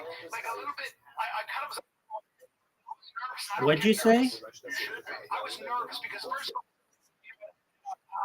Dog, I can't hear you. Congressional Medal of Honor winner. I'm with Jocko Willick. Hey, guess what? Backstage, he's going to do a speech. He's a great guy, by the way. You suck. Everything about you. Funny. message, text. Yeah. I'm a huge fan. I use his supplements. Yeah, very intense. Like when you're with him, he's just a great guy. And I've heard that before. Just a funny dude. So it was fun to kind of hang and talk. And I had some other friends that I know from the administration there. Yeah. So I'm already feeling a little bit like when you're around these Marines and these Navy SEALs and these combat veterans, and then some of the upper echelon doing the action. It's just a different culture. You're a fluffer on a porno set. I'm a fluffer on a porno because you're not going to partake in what they're willing to do, but you're there. You're never really part of the team. Yeah, well, a lot of these guys like Chad Rothschild, who's a recon Marine, and then I think worked with SEAL Team 6 and was an MMA fighter. These guys are really tough people. And they also have seen a lot, and they've also lost friends. And so for me, I'm there, and I can't relate. I just don't really feel it's a bunch of Komodo dragons, and you're a fucking salamander. Well, I'm just a different thing. Salamanders are cool. No, I'm an entertainer, which requires a very different mindset. It requires a very different everything, right? Completely different. Yeah. So everyone's kind of what they do, but they're just what they're doing is completely different. Yeah, so I feel a little bit out of place. Yeah, I also feel self-conscious. Yeah, but listen, hold on. But so I feel a little out of place, and of course I love those guys. Yeah, of course. But and I love the culture. There's something about there. The thing about military culture is it's all about the person next to you. When you're in a war, and he was saying this, one of the guys said, when you're in war, and that's coming, the only thing that's going to save your ass is the guy to your right, and the guy to your left, or the woman to your left, or the woman to your right. Those are the people. And everything is done so orderly, and if it's not done orderly, and if you don't follow rules, people die. So there's a religion to that. So when you're there, and I'm at the 250th birthday of the Marines, the U.S. Marines, the people up there are talking about the sacrifice, about you pick a fight with us, you're gonna get it. It's very inspiring. The jets are flying overhead; they're really loud. It's really a different energy. It's like there's this idea of sacrifice, honor, country, and then Brian Callen, it's noon. He's gonna get up and do a little comedy for you guys. He has been in the sun all day. Here's Brian Callen. I was. But you know, you've been doing stand long enough. We're like, okay, I said it. It's like I'm not gonna crush this in the belly room on a Tuesday night. I hate the jokes. I told stories about my dad being a Marine, but I hate the jokes. Yeah, no, it's tough. I should have made more fun of the sailors versus Marines thing. And that dawned on me. I did talk about Trump being in the Navy and shit. Yeah, I talk about Trump being like war, and then he does that dance. Most feared man in the world, he dances like that. Yeah, some of it was fine. Yeah, I did fine, but I'm not. I don't know who crushed it. I don't know who crushed that today. Right. Like you're not set up for the most success. I didn't feel like comedy was appropriate, to be honest with you. I felt a little inappropriate. I felt, you know what I felt? I felt generally inappropriate. My presence felt inappropriate. I know that sounds weird, but I felt a little inappropriate. Does that make sense? Like comedy in a moment. This is a sacred moment. But you're literally amongst, and it's nothing. Don't get it twisted. I would, pretty tough. I would feel insecure around Jocko and those guys. Yeah, I would. Yeah, I'm pretty tough, dude. Yeah. Compared, but so you were talking about Like shit. Yeah. They're not even playing a game. I'm not saying playing a different game. It's not a sport. No. It's not a sport. Nobody charged the battlefield and said, "This is football." But B, just to make you feel better about it. Yo. You feel bad, but What up, Ching Chang Chong? How are you? Can you hear me? Yes. And that's a really good point. Yo, can you hear me? Can you hear me? Oh, that's not what your name is. What is your name? What's your name?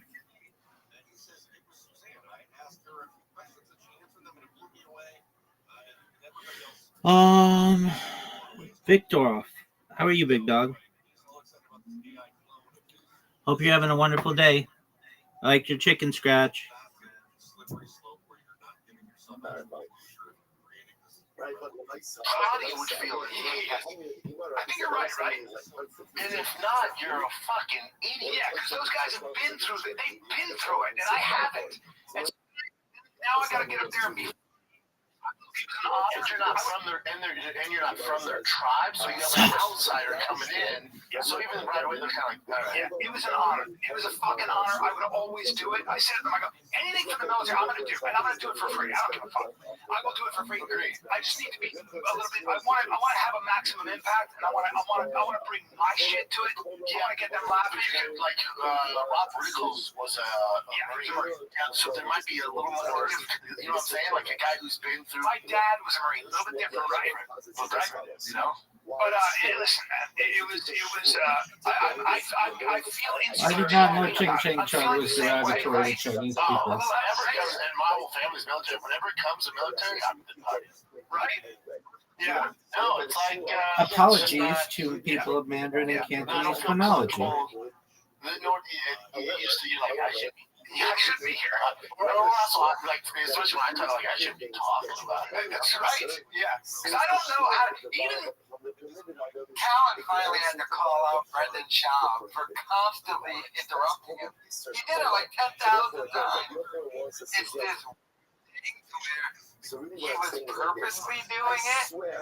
I guess that's his way of like messing with Callan. Wow, Shaq used it. Rosie O'Donnell, Stephen Colbert. Callan tries to tell the story with Callan bomb on stage. What did he bomb at a USO tour? But it just goes into. I use it for any writing I don't recognize, including Hebrew. He's not funny. He's not interesting, and he constantly interrupts. So I recognize some Hebrew. When he does the Golden Hour podcast with Chris D'Elia, because not only is he constantly interrupting, he's not tuned. So he's interrupting with a delay, but it's like, dude, Callan already doesn't want to be on this podcast with you. He's only doing it with you because you pay him $25,000 a month. And you just constantly keep interrupting and interrupting. It is annoying.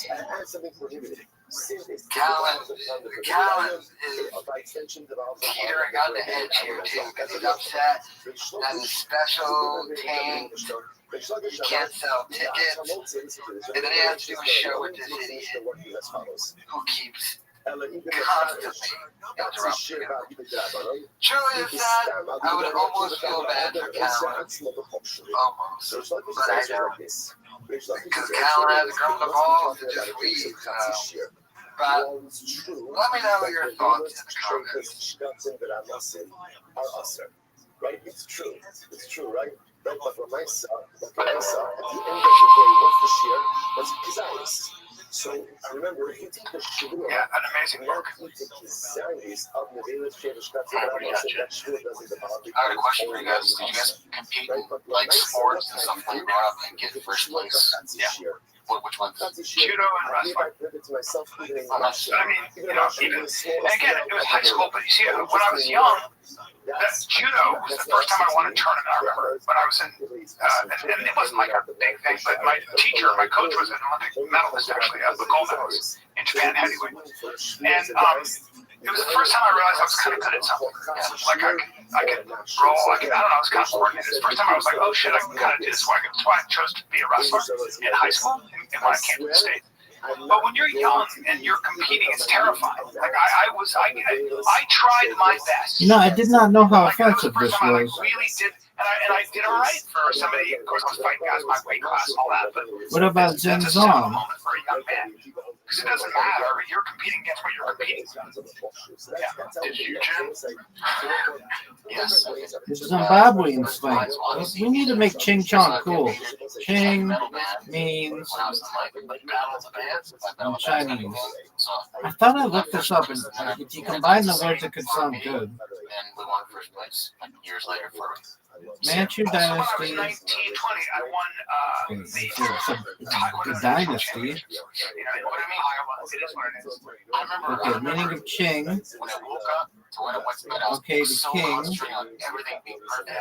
And Ching. it worked out. And I actually got first place. Romanization Yeah, it's some means please. little kid or after you. It changes your life. Okay, how about Chang? Especially when you're young. You're like, because it's so hard. Like, it's just hard. If you really want to know what I'm doing, it's Dave Chappelle from Yeah, especially if you're not necessarily. Some kids are just naturally gifted. the original If you're a regular guy, Clayton Bigsby. Chang means constant or eternal. It means bright. So please, bright. some stand up, like when the first time you make people laugh, or when you get your Chong. first TV show, or whatever it is, like that shit's a bit like, you're like, fuck, man, you know? That's incredible. Yeah. I don't know. Never goes away. How about this story? Why do you ask? What? It could mean honorable. Sure, sure. Please. About, you're saying, like, whoever competed and stuff. I didn't ask that. Well, we've got to turn this around. I actually got first place. I mean, I want a shitload of underground to the death fight matches that I can't talk about. My entire life, Jeff. Right. My first place, you guys know my first place is here. That's cute. Yeah, that's great. But, yeah, because I've seen people that, what? All right. Well, this is how I mean it. The problem is that what you're doing is you're competing. As in, like, I don't understand what the fuck I'm reading. It's all It depends what you want. Dave Chappelle. That's your job. It's Tiger's job. It's Bossy's job. It depends what you want. Yeah, you know? Clayton Bigsby. No, it depends how bad you want it. You know? Because there's some kids there, they're there for a good time. If they win, great. If not, it's not the end of the world. They're gonna, go to the fucking junk castle. You know, it's just there's some kids that are just they just take it more seriously than they work, and it's expected they win. It's expected, you know. Yeah, those kids keep going. You know, what's his name? Costa. Great comic. He's on the good show. Oh yeah, I like it. Here we go. I'm getting old.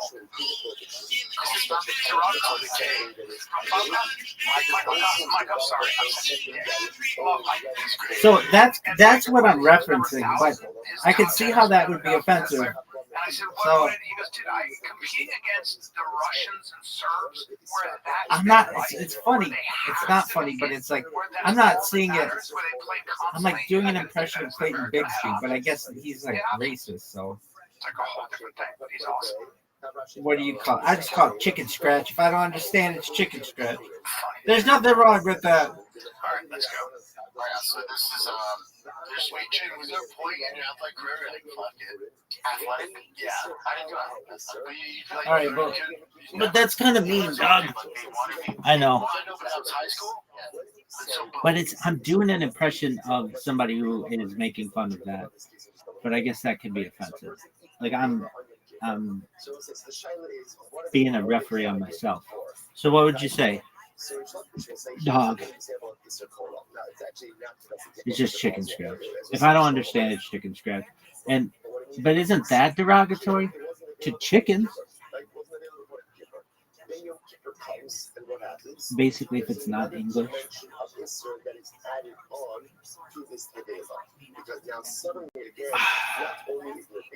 You need to make that phrase like you did with Newfies.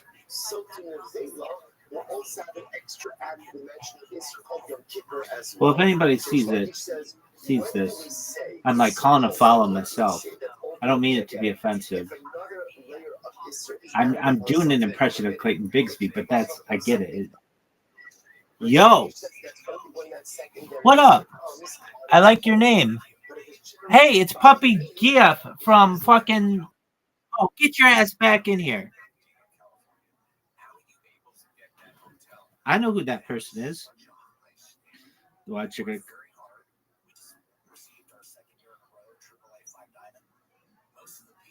Come back, dog.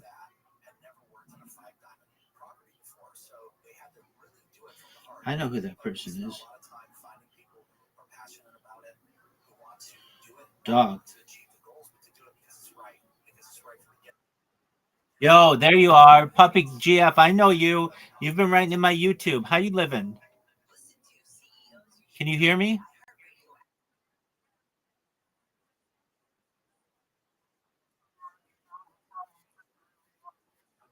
Excellent. Well, it's a pleasure to get to meet you. I'm just checking because I want to make sure everybody in here is 18. Are you 18 years old? Oh, excellent. Okay, so a fellow mature person like myself. So if I may ask, did you find me through the e-girl world? Excellent. Puppy GF, do you mind if I tell you about myself? Thank you so much for the opportunity. My name is Rabbi Rothschild. I stream my life 24 hours a day, 7 days a week, 365 days a year for world peace.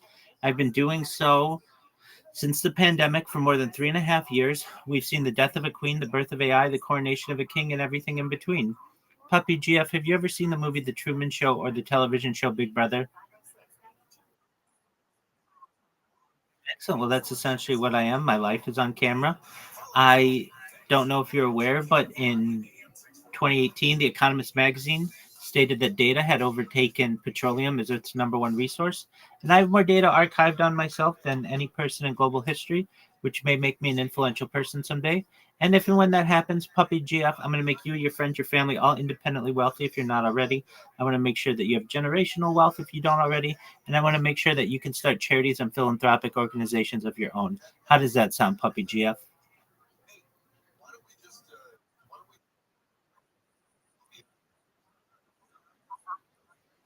I am as well. Excellent. So I talk about other things to help the world, like ending world hunger through the use of technology such as agricultural drones, floating greenhouses, saltwater greenhouses, things like vertical farming, hydroponics, cloud seeding.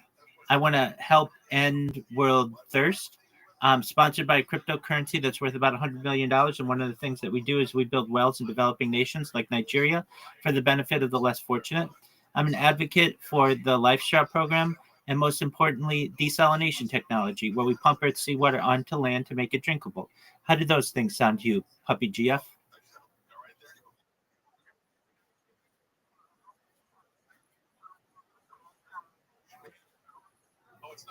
Excellent. Wonderful to hear. Additionally, I talk about futuristic topics. Futurology is a passion of mine, the study of the future.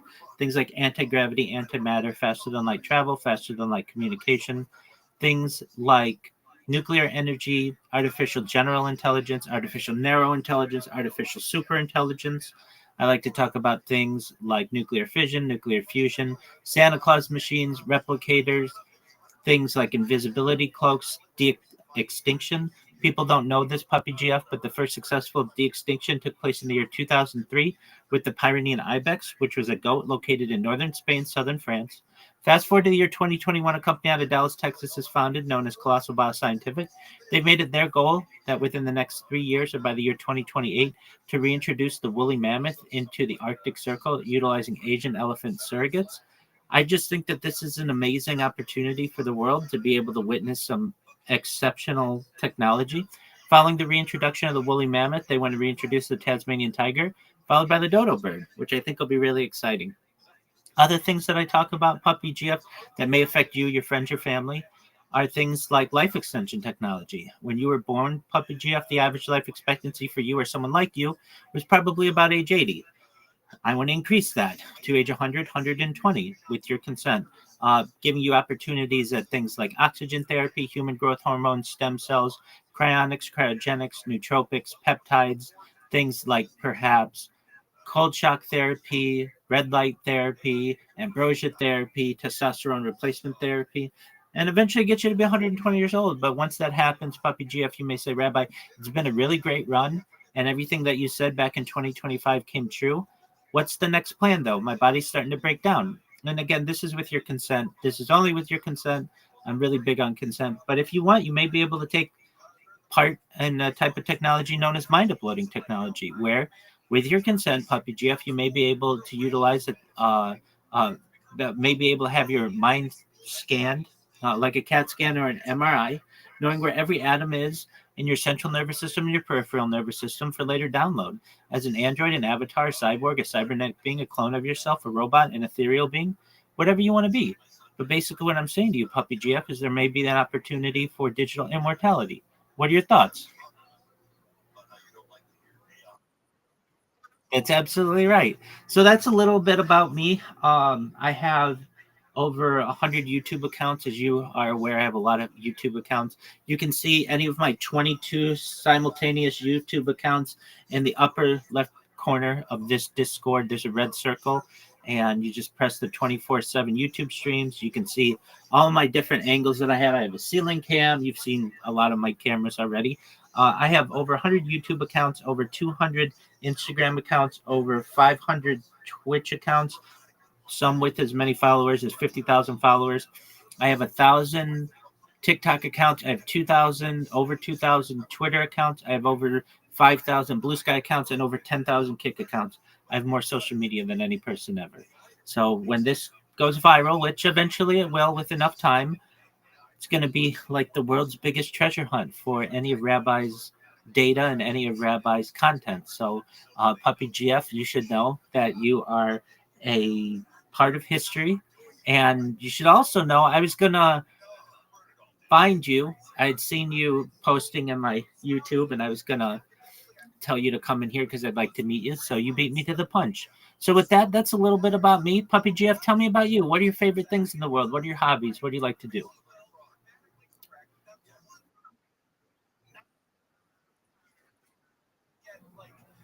Okay. What? Excellent, excellent. We have other people in here who take care of their family.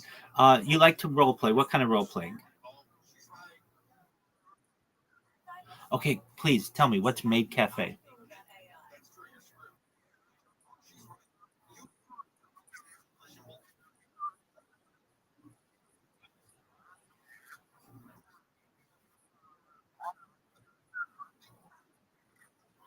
Okay, very well. Okay, so is this PG role playing or is it? Okay, very well.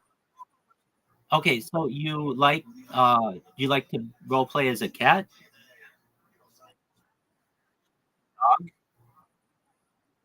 Okay, excellent. And do you actually wear the costume too? Oh, no way. Wow, very cool.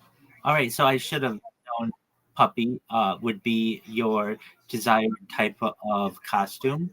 Okay, so how long have you been doing that?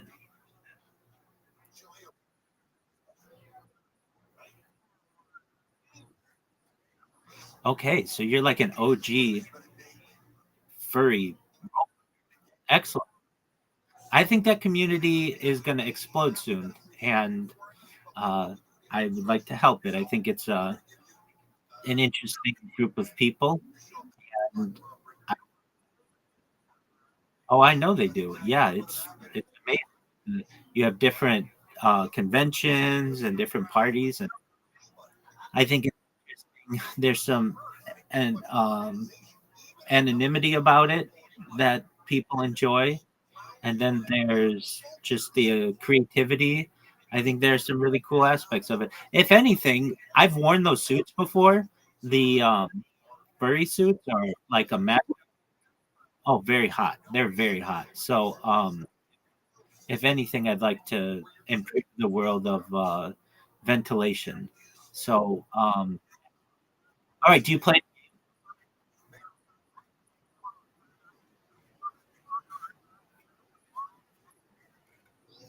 Oh no. Okay, that's really unfortunate. Okay, I'm seeing him. Oh, how did the nose fall off?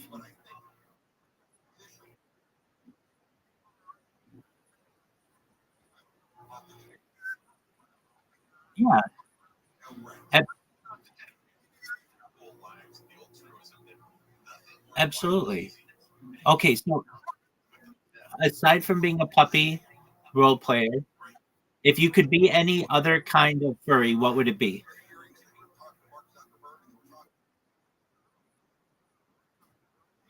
I was just gonna say, I think that would be a really cool one. That's the one I was just gonna say.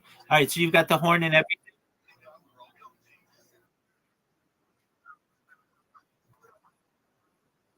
Okay, well, no big deal. Okay, so what is a type of furry that you've never seen?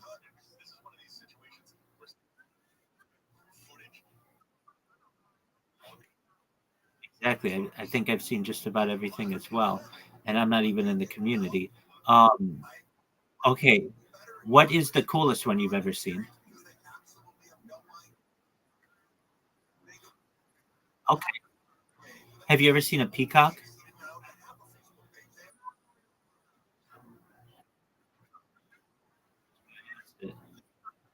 Okay, so that would be a cool thing, a peacock. Excellent. Okay, aside from furries and role playing, what do you like to do? You like to play games?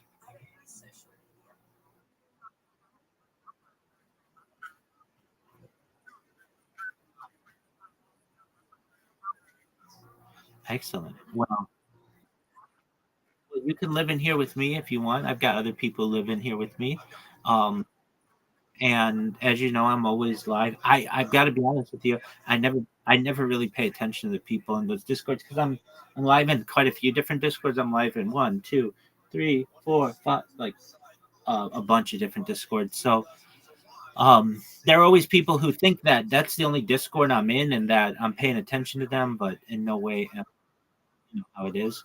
But yeah, then you found my YouTube and I'm like, oh, this person's got a great personality. I see what they're doing. So you like to play the Discord games. What are your favorite Discord games to play?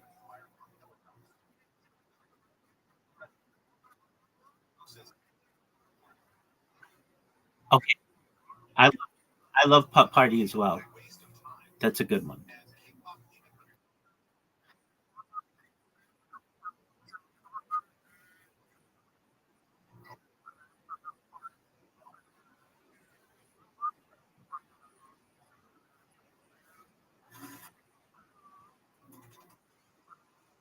That's okay. Anytime you want to play Putt Party, you let me know.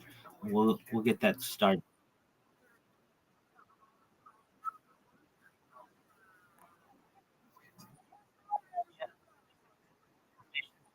Um, and I'll play blackjack with you if you ever want to play as well. Um, excellent. You want to play blackjack now? Okay. All right. Let's see. Uh, I am going to join with my other.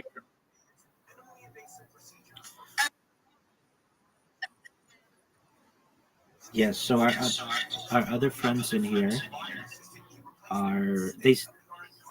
We play games. We play games on another app together, and then a lot of people sleep in here. They just like to know that they're not alone in the world.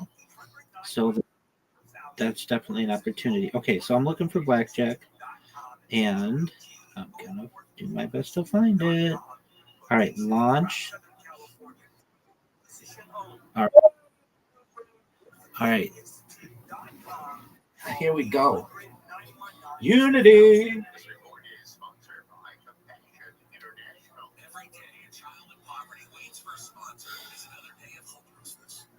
Welcome to Blackjack. New to Blackjack? Check out the rules page.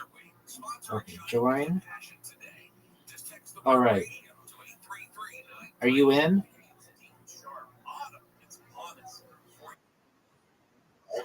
Okay. Do we play with other people?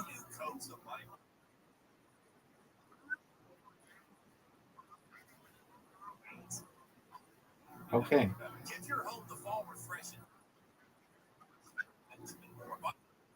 Ready. I'm pressing ready. There we go. Oh, you've got really good cards.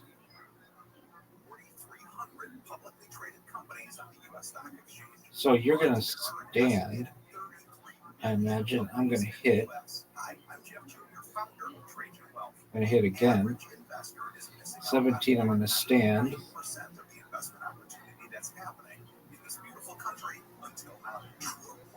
Get him. Bust.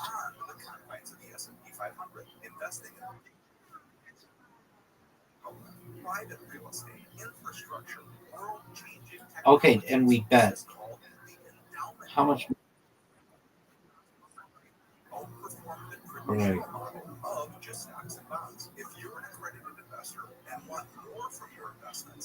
Ready. Oh, did I get a blackjack?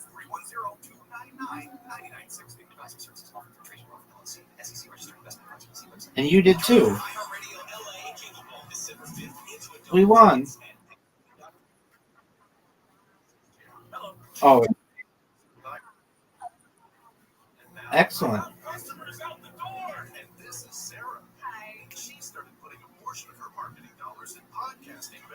After this, can we play Pup Party? Excellent.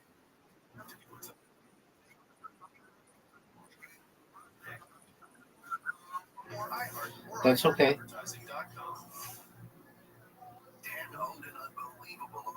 Oh, bust.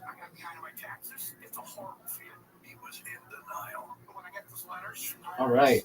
Do you go to furry parties?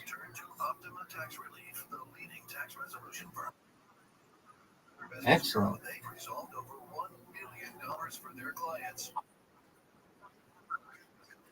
Oh, okay. All right. So how do I think I have to play this round, maybe? Oh, game modes? No. Do you know how I exit?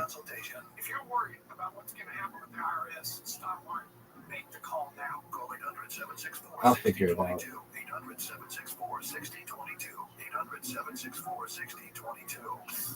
All right. Wow, and I'm doing really well too. Okay, so how do we? I guess I just. There we go. Okay. Pub party. Pub.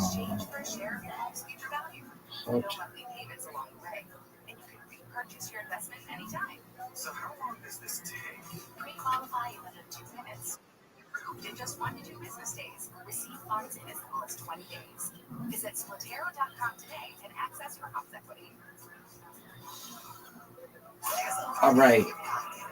Do I have to send you an invite?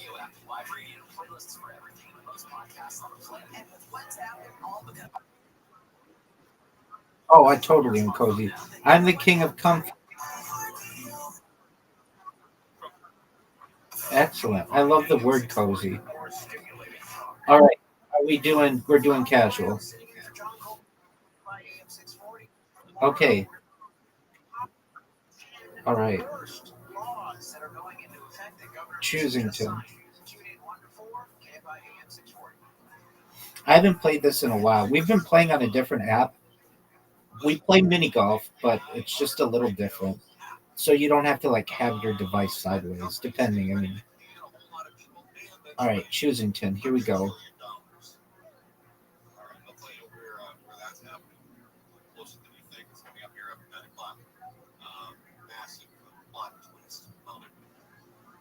AI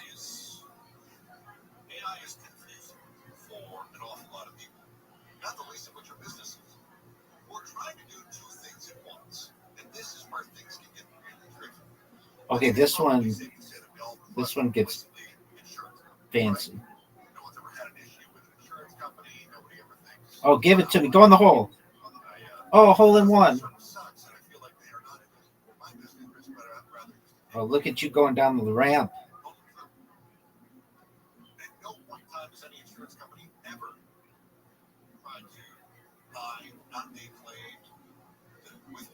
Go, go, go. Win, win, win.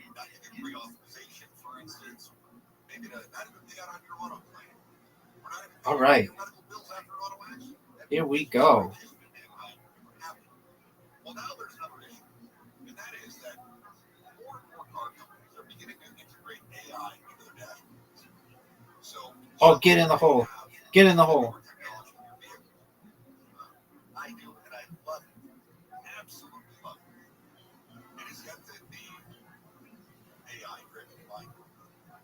So I've got like the crash alert system, I've got the adaptive cruise control, I've got the lane keeping assist, but all of those things are done using cameras and feedback and more typical computer programs. Look at you. Good job, puppy. You know how I know? Because when a car starts to turn, my car starts to freak out and slam on the brakes. Are you a competitive individual?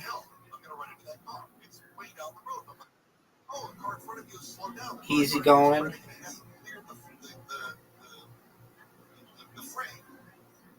Uh-oh.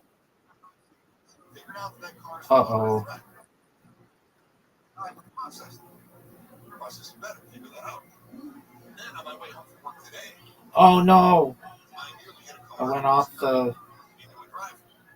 Come on, baby. Oh, are you serious? Don't do that to me.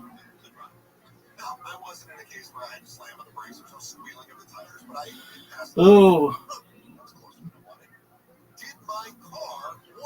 All right, that was not a good hole for Rabbi.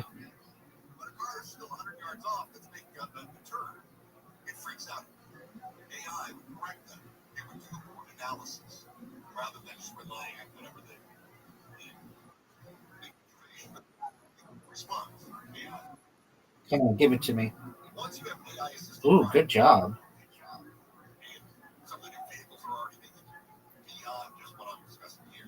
All right. Victory.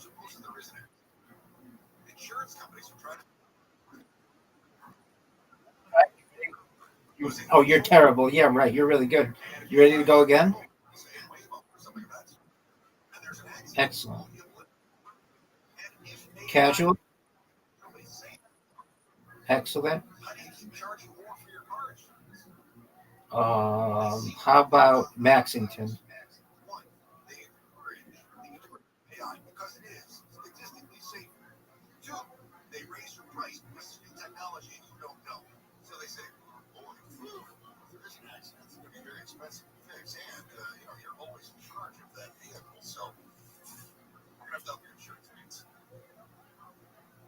Oh, get up there. Hey, you had a good drive. Get in. Good job.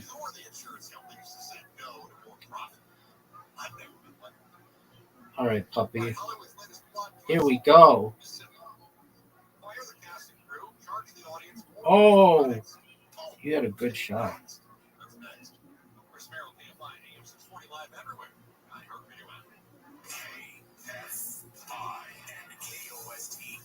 Do people play this in e-girl world? Oh, good to know.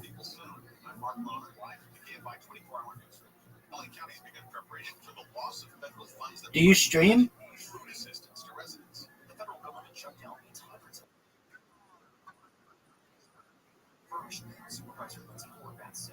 Only just to get, but you don't like do YouTube or anything? Okay. Okay.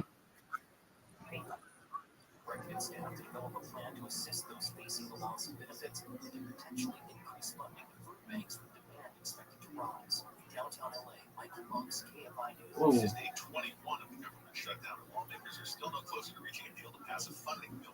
George Matisik is the executive director of Oh no, bad putt. Philadelphia. He says food Bad. is struggling after the government cut federal grants and assistance programs. What's different than this and the pandemic is you had bipartisan support and a number of programs that came in to help support food banks like Share Food Program in 2020 in a bipartisan way.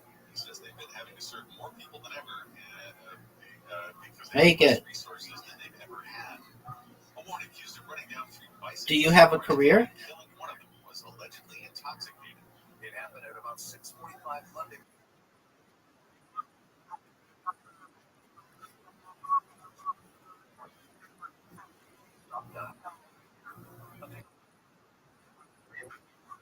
Excellent. Felony hit and run and felony DUI. Killed was 45-year-old Eric John Williams of Garden Grove. He was a minister who leaves behind a wife and 4 children. 2 other cyclists were injured. I'm a full-time e-girl too. You're in good company. The flight headed to LAX from Nebraska was turned back because of a problem with the system. Crossed the city. That was all. 10 minutes last night, the pilot I may. Do I? contacted a cabin crew and hearing knocking on.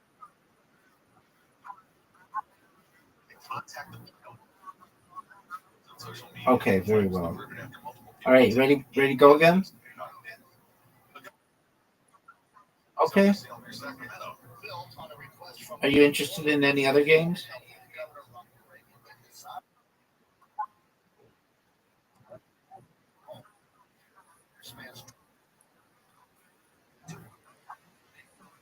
At 100%. You know you're always welcome here. If you ever need anything, I'm here for you. Okay, puppy? Okay. Don't be a stranger. President Trump is responding to a Shout out to puppy. Justice Department. Times says Trump's demanding $250 million for past cases against him, including the investigation into Russian interference in the 2016 election and the classified documents case Trump was asked about in the Oval Office. Okay. So you were talking about Ching Chang Chong and how that's bad. Senior DOJ officials, some who happen to be on his defense Yeah. at the time, could be part of the decision. I'm gonna make that Hebrew. We'll make it something cool in Hebrew. Drizzle tomorrow in the morning, then partly cloudy with highs in the low 70s most places, mid 80s in the IE. All right. Well, just don't say it. I guess is the best thing to say. But I don't mean it to be bad. How about chicken scratch? That's Hebrew. That's what I call Hebrew.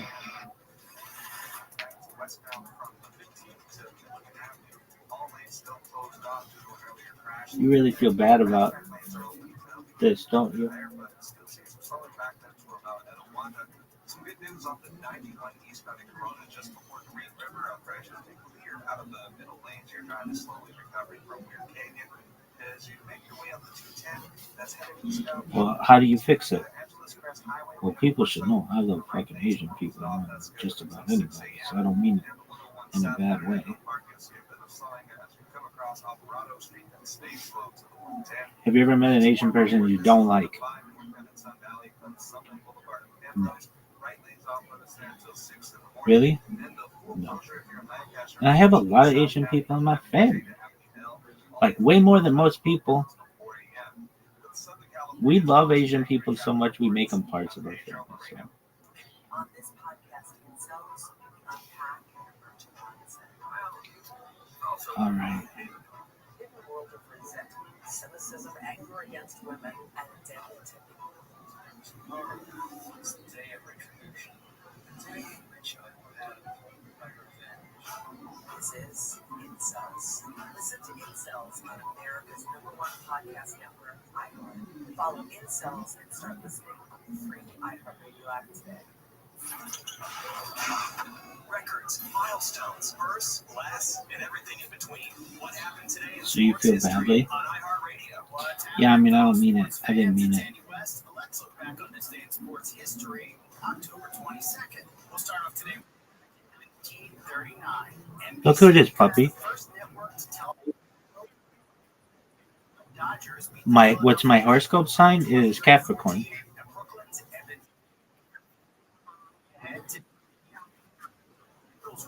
Very well, and we have Miss Aquarius who's into that, and she, of course, is an Aquarius.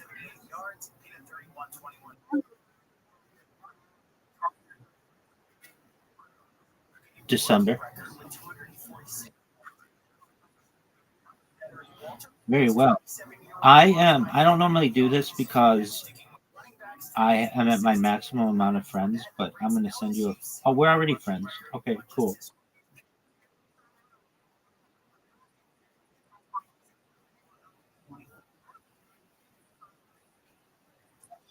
Oh, well, you've got that 100%.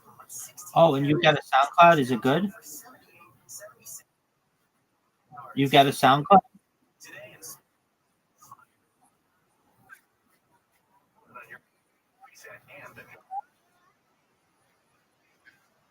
That's all right. Do you know what Sora is? Have you been playing with it?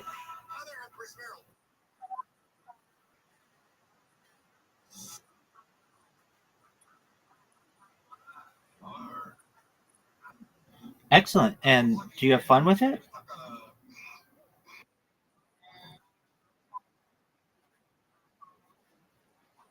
Yeah, I like it too. I just started using it, and I like to put myself in scenes with popular people of the past, like Elvis and Tupac and Einstein and that kind of stuff. I think, yeah, it's fun. Um, okay, well, good. I'm glad you know about Sora. Then I'm not teaching you anything. Okay, you said something, and I need, if you would. Okay, so you first said that you're an e-girl on what platform? What is this platform? Just Discord. Okay. Oh, okay.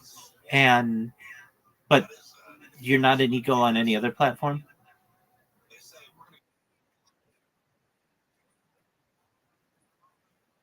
Okay. Very well. All right. Do you like what movies do you like?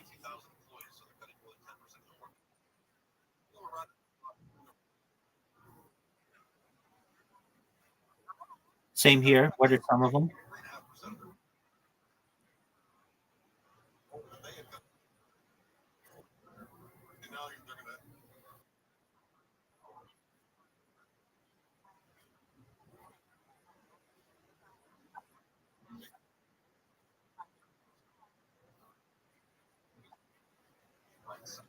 Wait. Okay. Yeah. Okay. Okay. So the room that's different than Room, which like came out the same year or something. Um. Yeah. Room is a really good movie. It was up for an Academy Award. It's about a woman who is kidnapped with her child in a room, and like the whole movie takes place in just one room, and it's like them trying to escape. It's a wild movie. Okay, and then what? Oh, it's like those. It's a creepy situation, but I do my best on the stream to watch all of the Academy Award nominees for Best Picture every year, and do like a marathon of that. And then I've watched every Academy Award winning film since since 1929 on here, including like The Aviator and like ones no one have like ever heard of. But um, basically to make this the biggest media um, compilation in global history. So I also sing karaoke. And do you sing karaoke? Okay, cool. What kind of music do you like?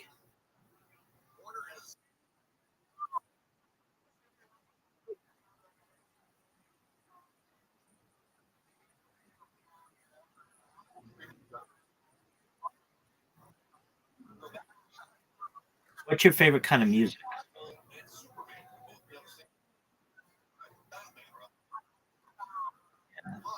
In my opinion, there's okay. Like music, like with lyrics and piano, or just instrumentals.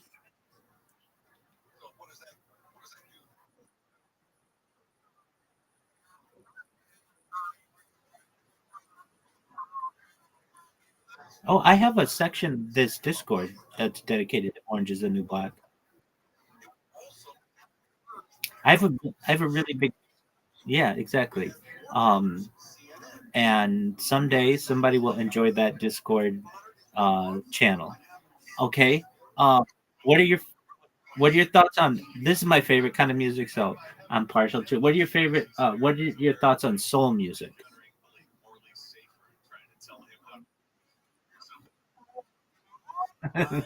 Okay, so let's say what I mean, like Motown music.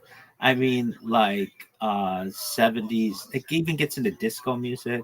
I like that kind of music. Okay, well, I can understand that. Um, I enjoy that kind of music. I think of love, a lot of love songs.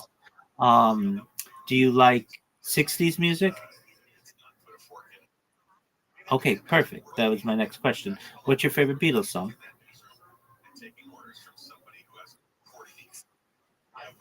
Okay, beautiful. Who's your favorite Beatle? Okay, I like Yoko Ono as well. Have you ever seen Yoko Ono sing with Chuck Berry and John Lennon? Oh, it's hilarious. It's absolutely hilarious.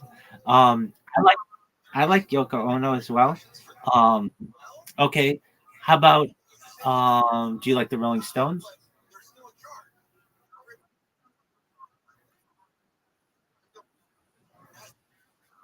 That's okay. That's okay. Yeah. Okay. Do you know the song "Satisfaction"? I can't get no satisfaction. It's okay. It's okay if you don't know it. All right. What are your thoughts on like '80s hair band, '80s hair bands? Yeah, all that stuff.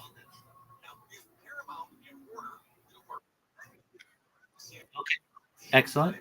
Uh, excellent. I do as well. I like both of them. Do you like Madonna? Yeah, I'm in agreement with you. I'm not in love with her, but I get that. Okay. Do you like '90s alternative?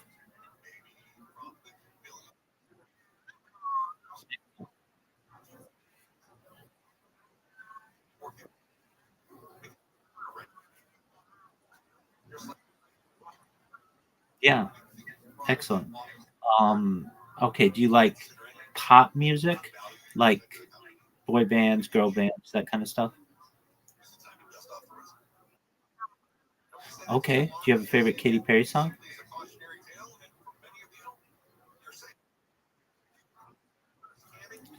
Punked? Okay. Yeah, I like that song.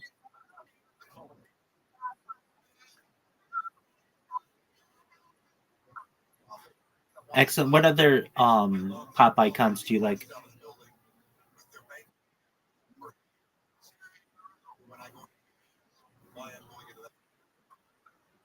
Okay. Like Old Town Road kind of deal? I know that's like his yeah, no, I know who that is. Okay. What are your thoughts on Elton John? Yeah, I love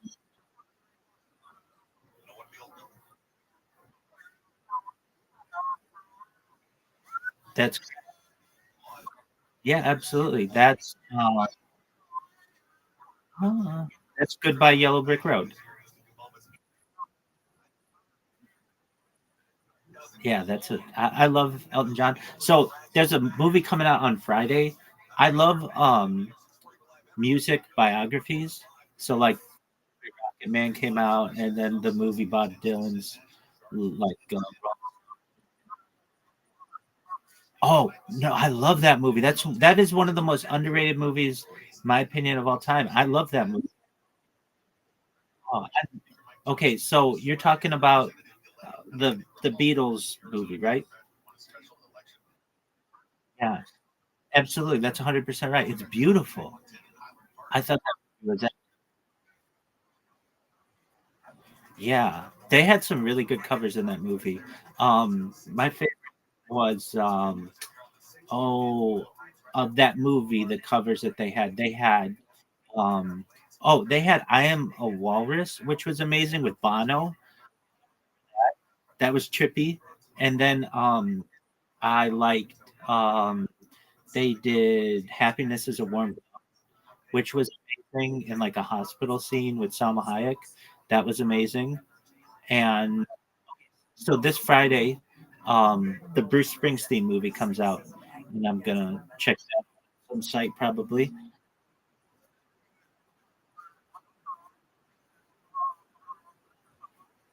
Yeah.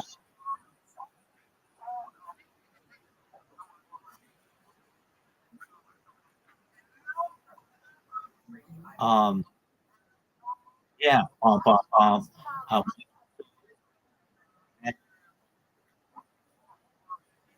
you mean Uncle Sam? Okay. Um, that's okay. Uncle Tom's a different thing. But yeah, Uncle, that's okay. Um, and yeah, so if I understand correctly, um, yeah, that was all done, I think, without CGI, or maybe just like really rudimentary uh, CGI. But it to me looked like so different with the makeup that they used.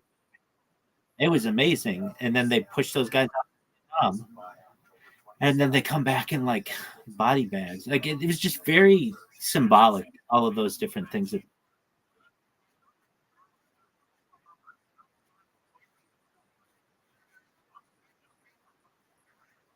yeah,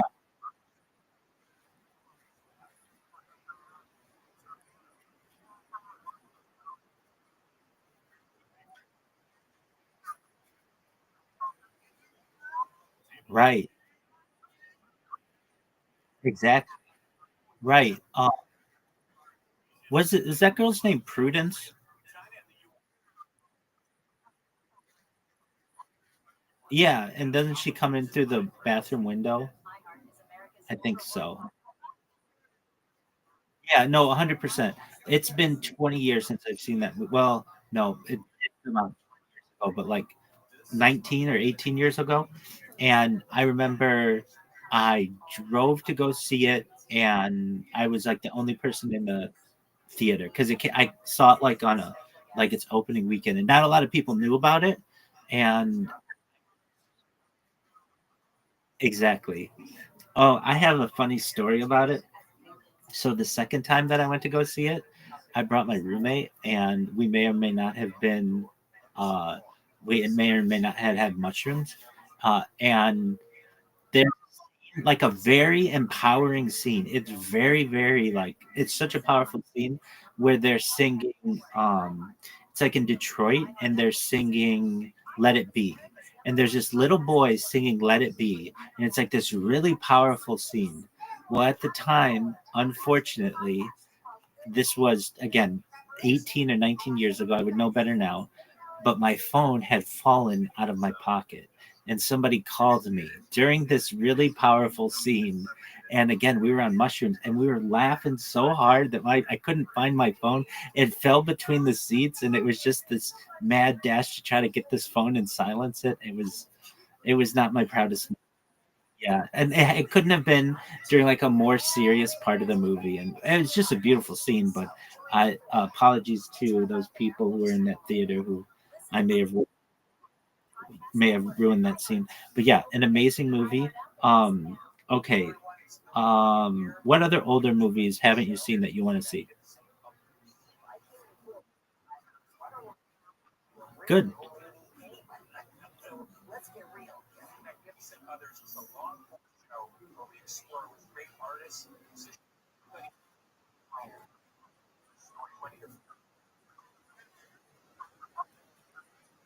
Okay. Wait, you haven't, hold on, beep beep. Hold on. You haven't seen Top Gun? Missed it out. It's almost like a musical. It's a beautiful movie. Okay. Oh, you don't like musicals? We're just talking about a musical. It's like it's great.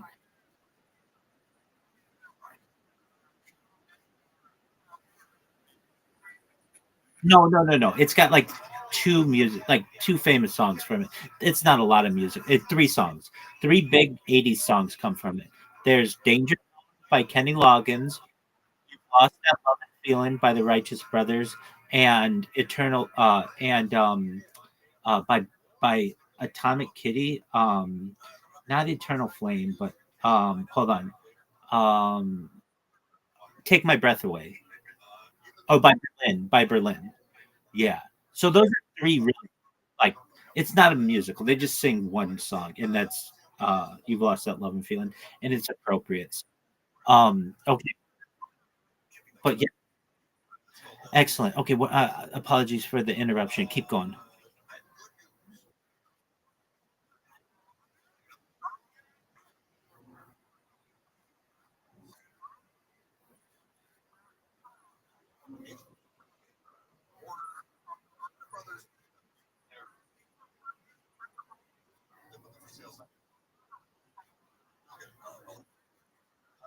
You've never seen Gone with the Wind?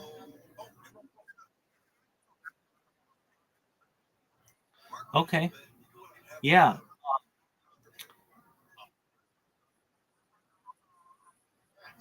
Hold on, Hattie McDaniel. She's in Gone with the Wind, and she takes the movie. She was the first African American um, Academy Award winner for that movie.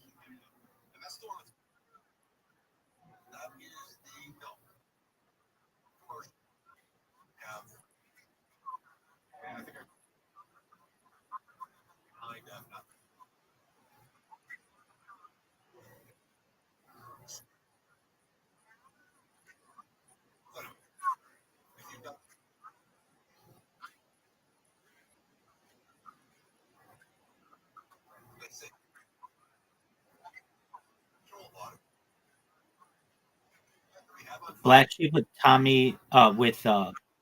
Chris, Chris Farley and David Spade. That Black Sheep.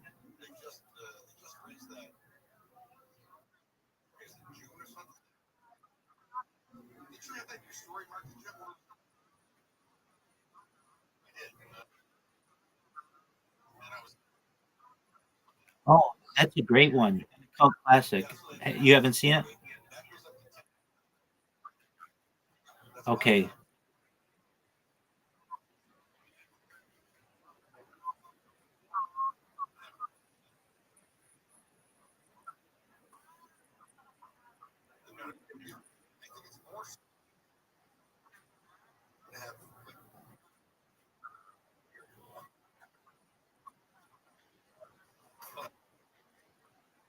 Okay.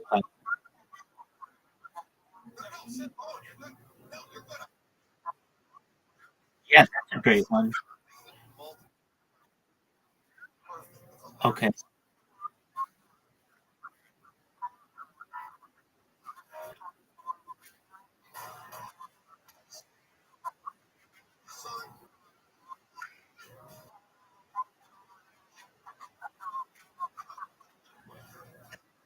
Okay. Very well. Just one moment, puppy.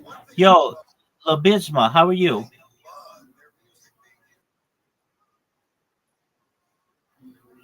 Labisma, if I may ask, how old are you? How you living, big dog?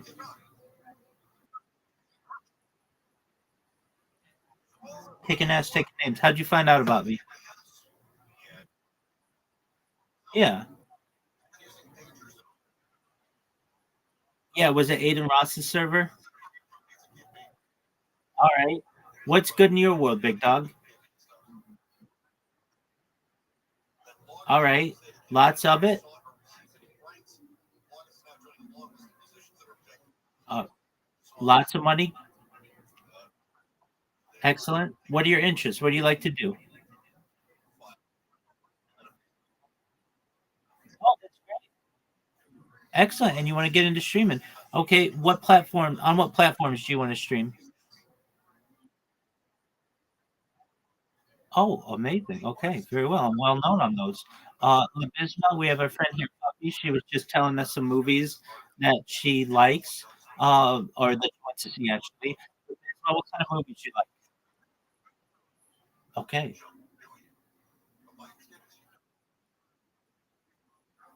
That's the one whose name you like?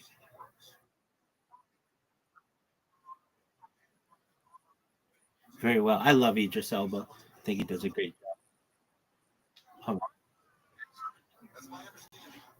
All right. Labisma, what kind of movies do you like?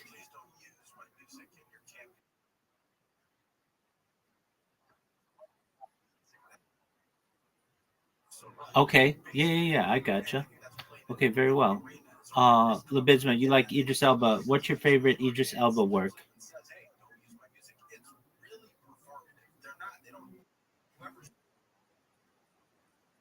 Take your time, big dog. Back to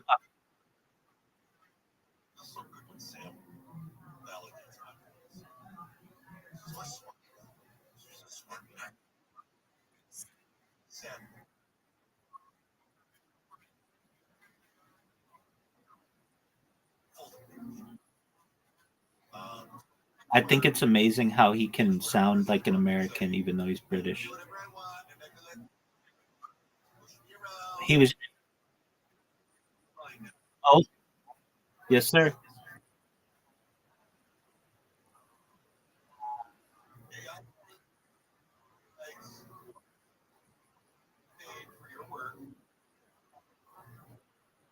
Okay, I was just gonna say he's amazing.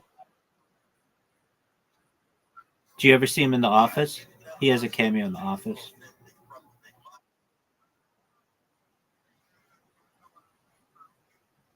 Yeah, he does really well. Is it the clip where he goes, "I know the effect that I have on women"?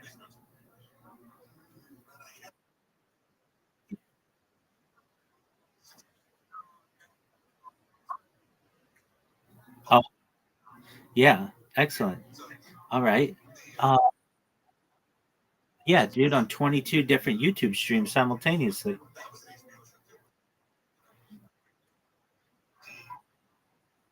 Yeah. In the upper left corner of this Discord, there's a red circle that says 24/7 YouTube streams. Go to that link and you'll see this conversation happening in 22 different views. You've never seen anybody with as many live streams as I have, big dog. I'm a magician, my friend.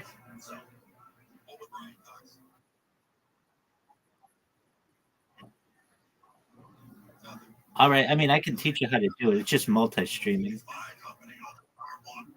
which you're already. Yeah, I'm live on everything but Kick because I've been banned from Kick because I have created over 10,000 accounts to spam people. But yeah, I'm on YouTube. I'm on Twitch. I'm on Twitter. I'm on Rumble. I'm on.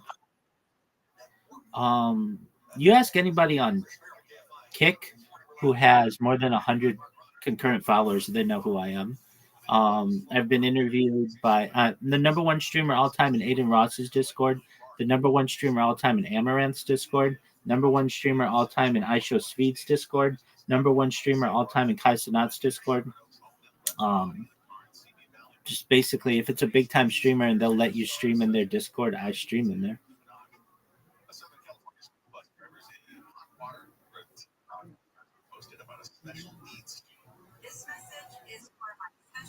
See, that's what I do. But yeah, my whole life, you can go back for the last 3.5 years and watch it basically 24/7.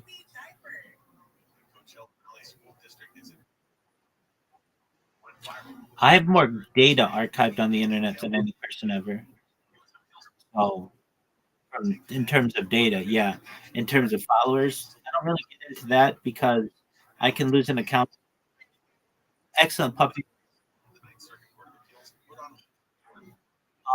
I can lose an account at any given time, but the data is archived. So, um, I'm the biggest data hoarder basically that any platform's ever seen.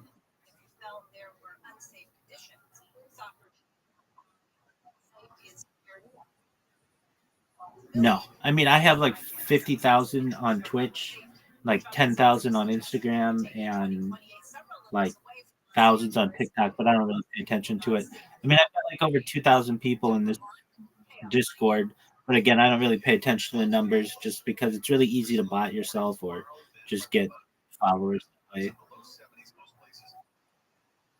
Yeah, you just buy followers.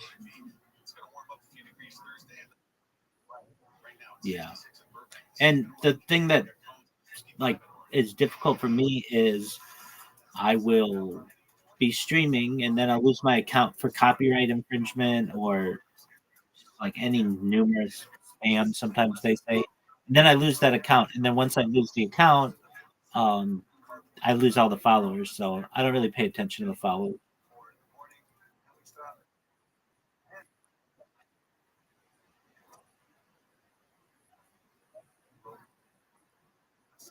Oh, okay. Well, that's all right. What do you like to stream?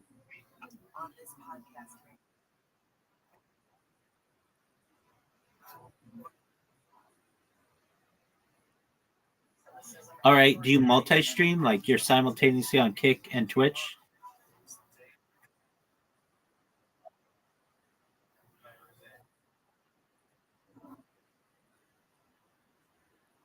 Okay. Why don't you multi-stream? So why aren't you live on all of them simultaneously? You can do it through Rumble Studio. So you create a Rumble account, just like creating a YouTube, Twitch, or Kick account, and then they have something called Rumble Studio, and you put the RTMP, which stands for Real Time Messaging Protocol, addresses in it, and then you don't even need to do that. You basically just log in with your Kick account, your Twitch account, your YouTube account, and it locks all of those in, and then you press go live from the Rumble Studio, and it goes live on all of them simultaneously, and it's free.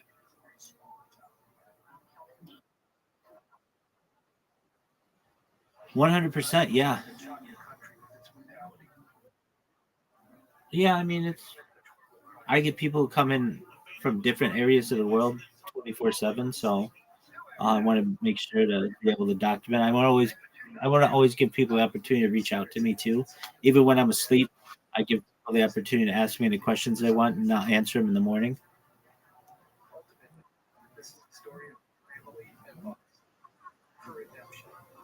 So if I were you, I would create a Rumble account and then just use their feature that's called Rumble Studio that lets you multi-stream, and then you can multi-stream on Kick and Twitch and YouTube, all at the same time, and Rumble.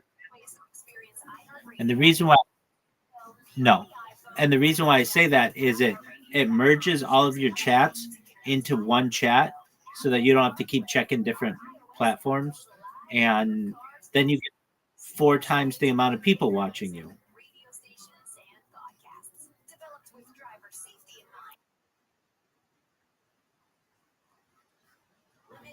And like OBS, yeah, you do it with a virtual camera.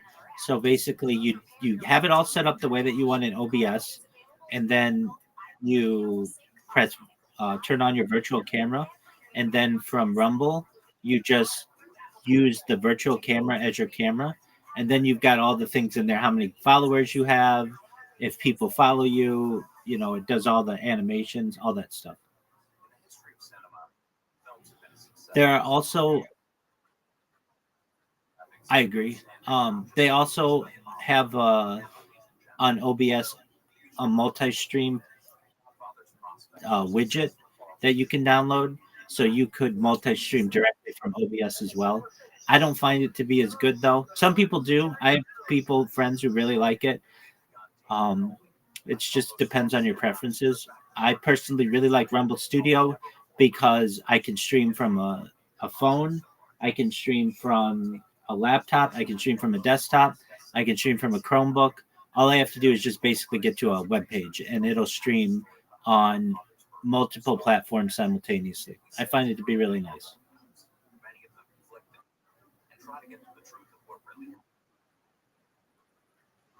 Well, 22 on YouTube. All in all, if you include Discord and everything, 33.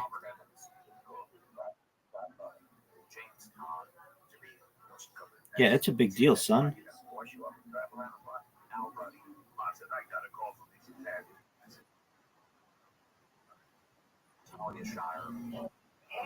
Discord? All right. Why aren't you in others? All right. When did you meet him? All right. What were you guys? How'd you meet him? Oh.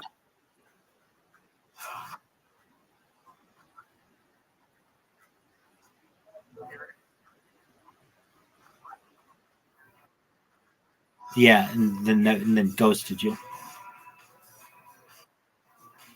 All right. He interviewed me about a year and a half ago, and I didn't know who he was. and he brought a bunch of people into my stream, which is cool. And he's like, "So your whole life is online?" I'm like, "Yeah." He's like, "Would you put your ID online?" I'm like, "My ID's already online." And I went and got my wallet, put my ID online or my driver's license. And he's like, "How about your passport?" I'm like, I showed him my passport. He's like, "No way, you really are that doxxed?" I'm like, "Yeah, absolutely." Word, dog. Yeah, I mean, it's no different than I'd normally live my life. I'd be just chilling with people and meeting new people and just watching podcasts and listening to podcasts and watching movies and documentaries and things. So why not live stream it?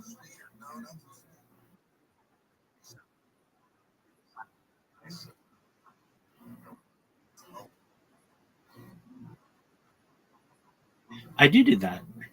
I mean, like I watch the NFL; those are reaction videos. I watch podcasts; those are reaction videos. My whole life is essentially a reaction to the world.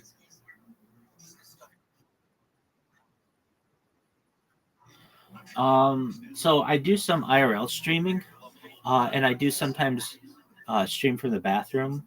Um, so I've streamed as far north as Santa Barbara, as far south as San Diego, as far west as the Pacific Ocean, as far east as the desert and mountains. I've streamed in Beverly Hills, Los Angeles, Disneyland, basically everywhere in Southern California. I've streamed. Weird dog, based out of Irvine. Based out of Irvine. Irvine, it's like the capital of Orange County. You don't know where Irvine is, dog? Dog, have you ever heard of Disneyland? All right.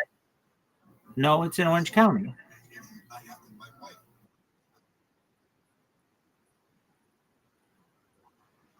Okay, tight. Yeah, I've streamed in La Jolla. I've streamed down there. It's beautiful. All right, so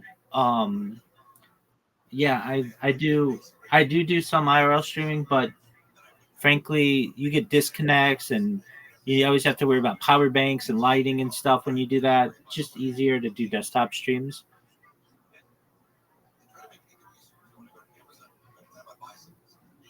especially when you're going through as much. Yeah, exactly. And phones overheat. I mean, I get like if you just leave your phone out in the sun or in your hand, it'll get that temperature thing that goes off, and then you got to wait for it to cool down. And your battery dies, so you need phone banks. And then if it's at night, you need lighting, and then data. My big thing is data. Like I will be streaming, but if I'm streaming from a bunch of different platforms simultaneously over the course of a day, I'll go through a month's worth of data. I do, but it slows it down. It does. You just don't notice it. And you're not doing like constant, like if you go out and you stream live for 12 hours a day, you'll eventually get somewhat limited.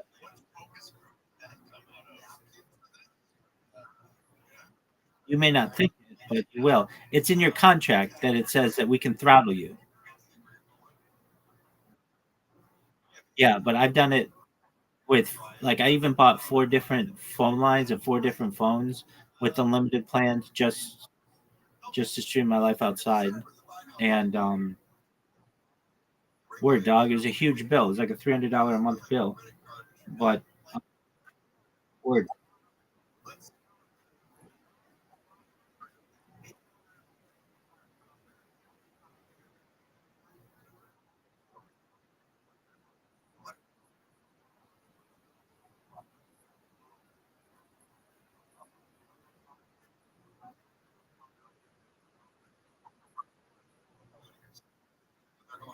simultaneous.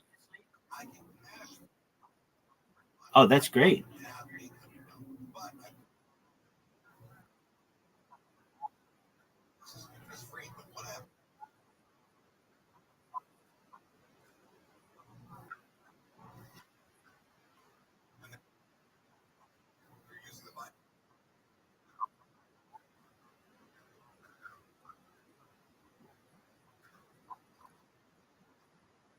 Yeah, I mean,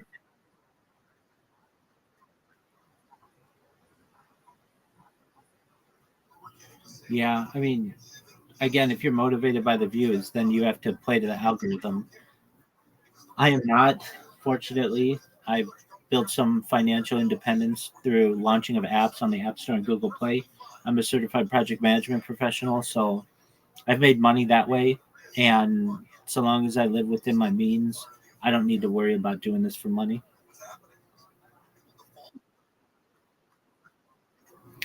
I'm a full-time streamer, but previous to this, I got a certified project management professional certification, and then I've also worked in startups, and we've launched very successful apps on the App Store and Google Play, which has allowed me financial independence from living off of that. That's how I bought all this. Uh, I'm doing all right for myself. I'm doing all right for myself.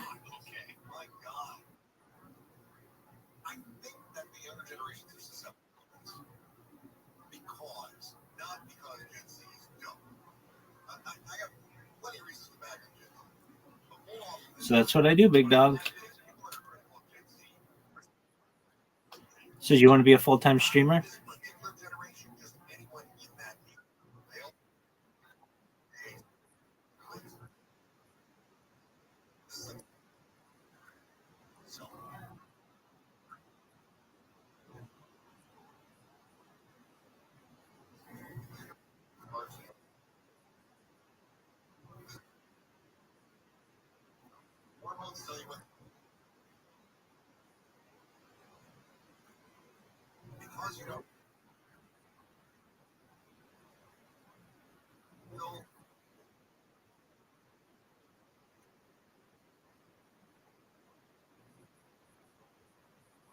Yeah, exactly.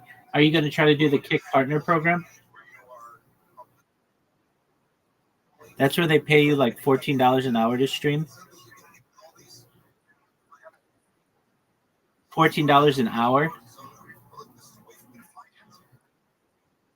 in addition to all the subscriptions you get and donations.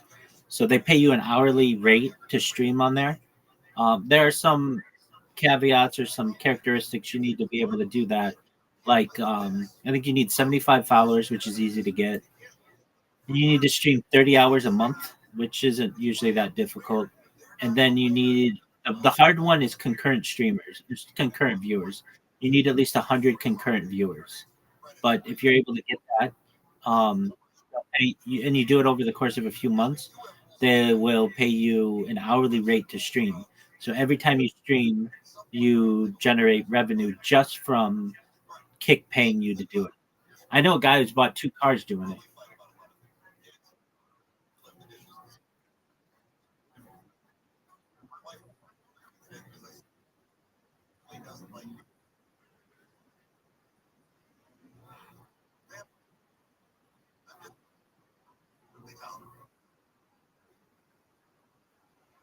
I understand.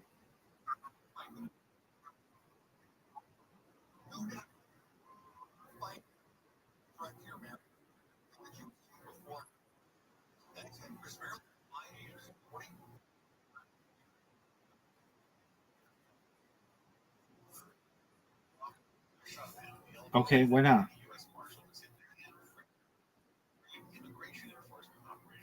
Okay.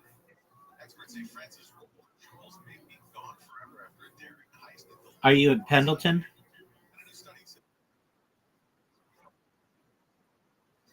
All right. I mean, that's basically Pendleton. Oh, okay. You're in the Navy? Oh, very well. Well, thank you for your service. All right. Well, once you retire, you do the live whenever you want. Maybe you'll make enough money and be able to leave the military.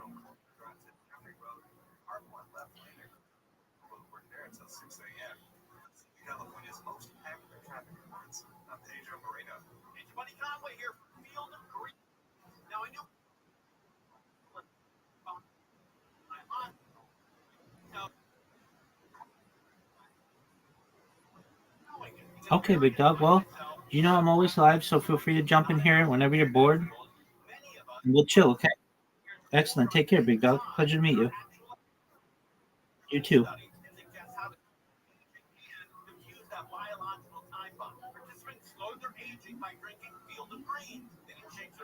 drinking, exercise, nothing. They just added Field of Green. Each fruit and vegetable in Field of Green was doctor selected for specific health benefits. Cell health, heart, lungs, kidneys, metabolism. I feel great knowing Field of Greens can slow how quickly I'm aging, and I encourage you to join me. Swap out your untested fruit, vegetable, or green drink with Field of Green while you still got time. Get 20% off with the promo code Conway. Fieldofgreens.com, promo code Conway. Fieldofgreens.com, promo code Conway. This report is sponsored by Chumash Casino Resort. Escape the confines of the city for the expansive beauty of the Santa Ynez Valley with a short 2-hour drive up the coast. The Chumash Casino Resort be your destination getaway. Welcome to freedom. Go to chumashcasino.com. Gambling problem? Call 1-800-GAMBLER.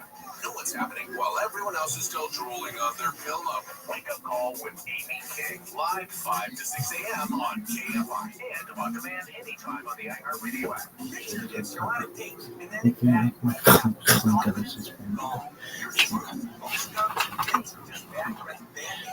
not self-conscious now. The functional breath freshener, tiny actual calcium, mint on the outside, parsley seed oil inside, clinically tested to fight the toughest offenders, even garlic and onions. Only available online. Go to Selvins.com, Zelmins, Selvins.com. Don't let that rest ruin your mood.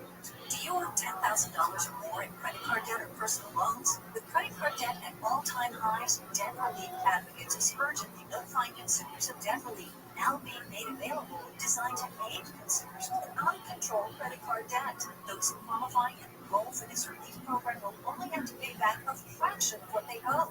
This is not bankruptcy or a debt consolidation loan. This is a relief program that credit card companies would rather you not know about, as it ends your debt nightmare and saves you lots of money. Consumers owing at least $10,000 in credit card debt or personal loans can now take advantage of this debt relief as the cost of living skyrockets. Debt Relief Advocates has established a relief hotline for you to call to learn what debt reduction you may qualify for, so don't wait. For this free information, call the relief hotline at 800-377-9234. 800-377-9234. 800-377-9234. iHeartRadio LA Jingle Ball, December 5th, into a dome. Tickets at Ticketmaster.com. We all hear the radio ads about the IRS. They tell you to be afraid, to be scared, and they try to frighten you into calling. I'm not here to do that. Tax Relief Advocates is different. TRA is here to tell you that if you owe money to the IRS, whether it's $5,000, $50,000, or $500,000. So, are you done saying your thing? Well, my family's kind of Asian in a lot of ways, so I feel like I should get a slide. It's like an N-word slide.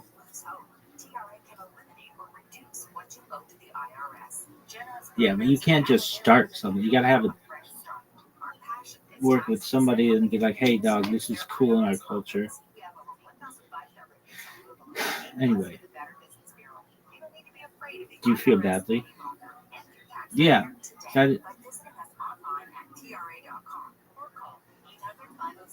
More like so bad that you want to cry?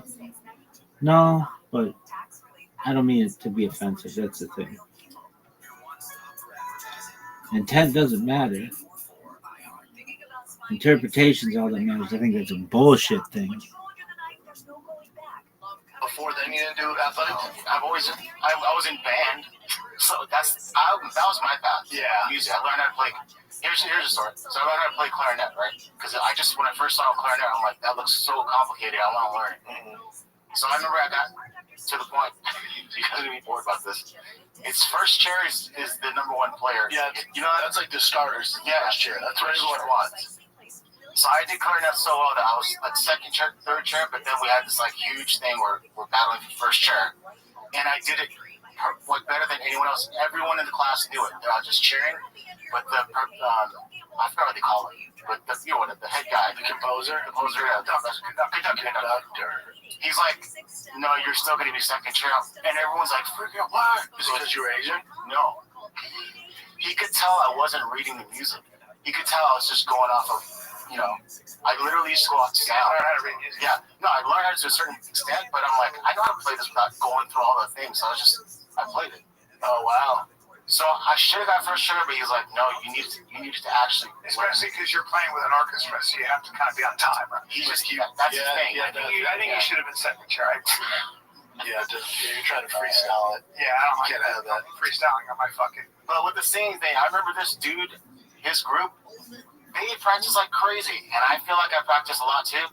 But yeah, it's that one thing where you see like some people just are more naturally. You know what I think is amazing is conductors can like listen to a whole symphony and they go, the second violin's out. Yeah. So Barbara Streisand apparently came in and she was listening to the song. She goes, "Get rid of the second horn. He's not good." She knew her shit. She knew her shit like that. They were like, "What?" Yeah. It's like the second horn doesn't know what the fuck he's doing. You know. I don't know if that's true, but I heard that story. It's pretty wild. And then some kid, like I remember my brother, I think freshman year, he was like, "Fuck this. It's too much work." For what? Football. Like sports. He's like, "Fuck it." Oh yeah, Jay doesn't have that temper. But there's certain guys, I think it's like 75% of kids stop playing baseball or like competitive sports at like 13. Because that's when it gets serious. Well, it's when it gets really serious. And it's like, all right, I'm going to go down this road and go to high school and college. I think a lot of kids are like, Did you watch the Giants-Broncos game? Brendan Schaub just kept interrupting the entire episode. However, the most disturbing thing is the lying. Brendan Schaub, I think, has convinced himself that he was some highly touted pro athlete, in which he was not. Brendan Schaub was never recruited. He was never offered a sports scholarship. He had to walk on to a college football team, and then the NFL never talked to him. I think he showed up outside of a practice squad one day. They told him to screw. And he had like 3 fights in the UFC. He got his ass kicked and had to quit. He makes it sound as if he was this superstar pro athlete. He wasn't. He was never all nation, all American. Nothing, none of that. Nothing. And the fact that he ended up in MMA proves he wasn't a pro athlete. Because if you were an actual pro athlete, you wouldn't end up fighting. I know the MMA guys who like MMA get heated when I say that, but it's the truth. If you end up in MMA, it's because if you're like a heavyweight and stuff, especially back when John got into it, it's because you failed at real sports and you had to end up fighting. Like I said, if there was no MMA, all those MMA guys would become wrestlers. That's what a bunch of wrestlers were. A bunch of big guys who failed at other sports who had to end up wrestling because they didn't want to just be bouncers at strip clubs like Kevin Nash and stuff. But he really thinks he was a high-level pro athlete, and he wasn't. He's just a big dummy who's not athletic. He lost a race to Chappelle Lacey and had to pretend that he blew out his hamstrings. Like, come on, dude. He's not big or fast at all. Let me know your thoughts in the comments. First of all, this is the group of people that grow up with when divorces were the highest in the 1980s. Now here we are 40 years later, and they haven't experienced it. So I think they're probably less hesitant to get divorced because they saw it so much. However, I will say this too. There are a number of people who stay around in a marriage and they go, I just wanted to stay there until the kids were grown, until the kids got to come. Once the kids went away, that's when we decided we were going to split. And I hear that all too often in my group. And then they do. And I always wonder, why do we so long?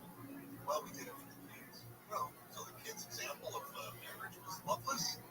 Feels like that's not really what it is. If you are thinking that things are not going to work out, first step, call Sam. I know it sounds like a commercial for a bad lawyer, but Sam does a lot of couples therapy. Yeah, oh yeah, that's what it does. I'm surprisingly good at it. And God bless you for it. But honestly, don't stick around. That's my opinion. Say maybe you disagree. Oh no, the kids need that, but I just think that you're setting an example of what a loveless marriage looks like, and that they don't know what a good marriage looks like. And you need to be honest. Yeah, you kind of need to set an example for your kids of what it's like to actually be happy, and both of you encourage this, even if you guys aren't going to stay together. I love that. The other thing that explains why we're seeing an uptick is that we have more women over the age of 50 now who have their own income, and they have their own retirement savings more than ever before. They're not reliant on their husband's pensions from the factory job or whatever else it might be. And so we're seeing that happen. The other thing, too, is what I like to say, 60 is the new 40 and all that kind of stuff. Basically, if you're 50, you still have a lot of years ahead of you. And so people are living longer. They go, look, in 20 years with this move, I don't want to do another 20. And I'm going to have at least another 20 in. Honestly, this is not a joke. And it's one of the things I fear, that one day I'm going to come home and my wife is going to say, yeah, I figured out you are actually a giant dolt that you keep talking about. You keep calling yourself on the radio. I always thought it was shtick. It's actually true. And that worries the hell out of me. I had a buddy, it's been about 10 years ago. His parents were way in their mid to late 50s. And his mother came home one day. Yeah, and get first place. Yeah. Which one's mentioned down in Eddie in the group chat? Was the second, third rattlesnake that I don't mean in the yard. It was a bad door. That's a viper. And, by the way, very dangerous if it bites you. So dangerous. So they keep showing up. I don't know what's going on.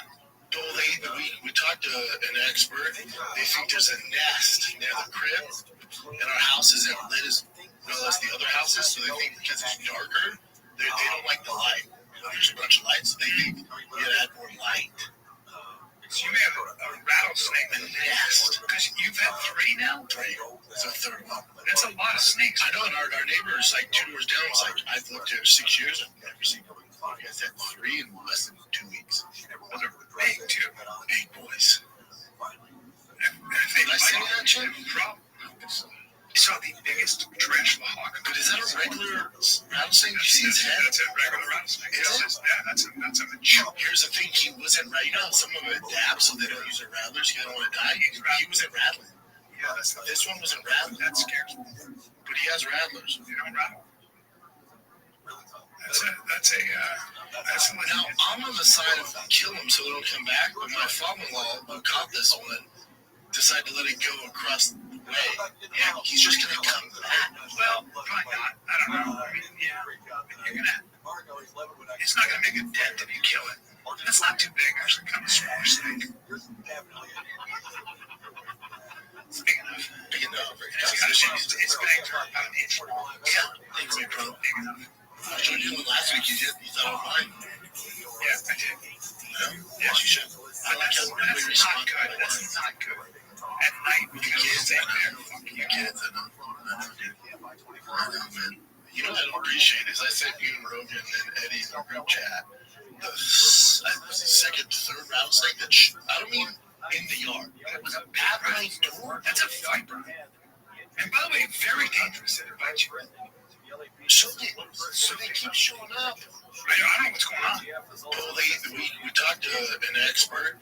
They think there's a nest near the crib, and our house isn't lit as well as the other houses, so they think because it's darker, they don't like the light. When there's a bunch of lights, they think we gotta add more light. So you may have a rattlesnake in the nest. Because you've had 3 now? 3. It's the third one. That's a lot of snakes. I know, and our neighbor is like 2 doors down. It's like, I've lived here 6 years. I've never seen one. You guys had 3 in less than 2 weeks. Those are big, too. Big boys. Did I send you that shit? I saw the biggest tarantula hawk. But is that a regular rattlesnake? You see his head? That's a regular rattlesnake. That's a mature. Here's the thing. He wasn't right. You know, some of it adapts so they don't use their rattlers. You don't want to die. He wasn't rattling. Saying he had no idea Skanks was using opioids.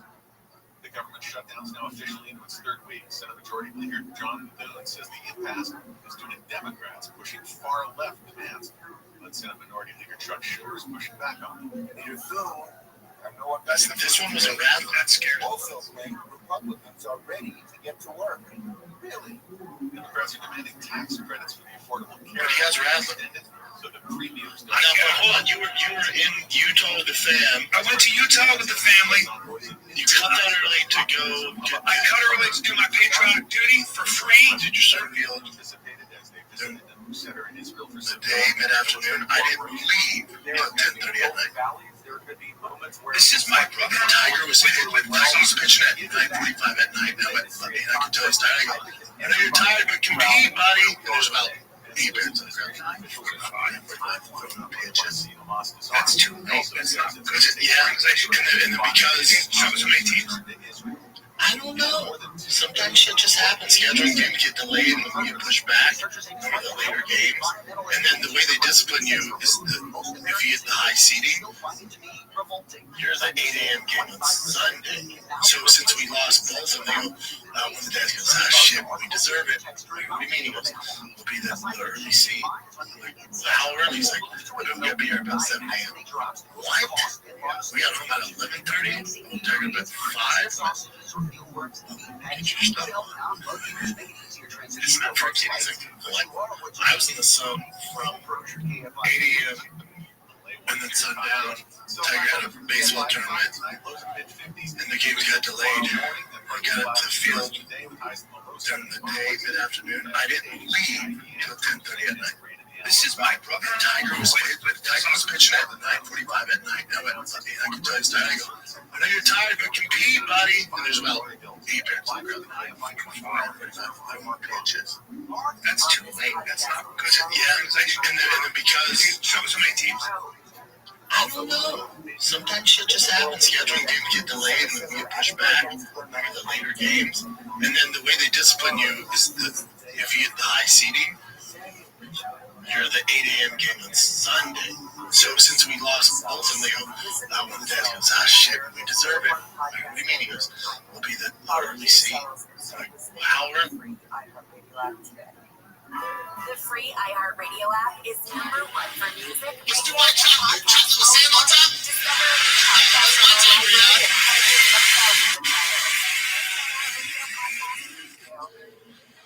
Let's do my chocolate. Chocolate with sand on top?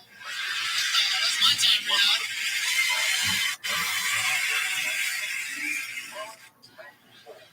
Let's do my chocolate. Chocolate with sand on top? Let's do my chocolate. Chocolate with sand on top? That's my time, Riyadh.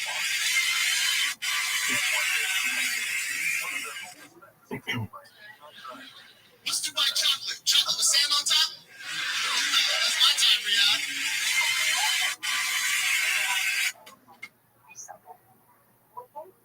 You know I don't appreciate it. It's free. I love you. You know I don't.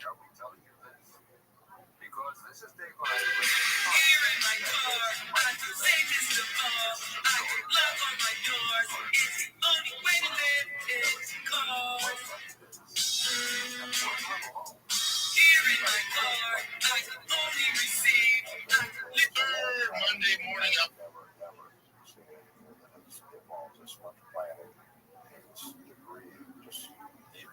This is a story about pride and greed and envy and other deadly sins. It's a story about blood money and, yes, murder. Follow the thing about Ellen and Olga wherever you're Worst thing is like, Listen and follow this podcast for free. Did they just announce it's OpenAI doing an appointment? One thing I've learned on my channel. live concerts. Political living saying, and all those people that are protesting. Back to the moments you miss starts with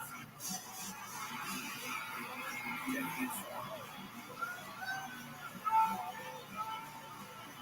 Get the latest info about COVID-19 vaccines at getvaccineanswers.org. It's up to you. Brought to you by iHeartRadio and the Ad Council. Find your iHeartRadio everywhere. There are hundreds of ways to experience iHeartRadio at home and on the go, beyond the iPhone and Android app and at iHeartRadio.com. Here's another way to connect to iHeartRadio. Xfinity customers. iHeartRadio is available free on Xfinity X1 or on Xfinity Flex. The easiest way to access iHeartRadio? Just press and hold the microphone button on your Xfinity remote and say iHeartRadio. And you'll be taken directly to the iHeartRadio app to listen to all your favorite music, radio stations, and podcasts right on your TV. Plus, check out Xfinity and to set your screen to beautiful photos and videos. As I said, you and Rogan, they'll get me here about 7 a.m. How much you get paid?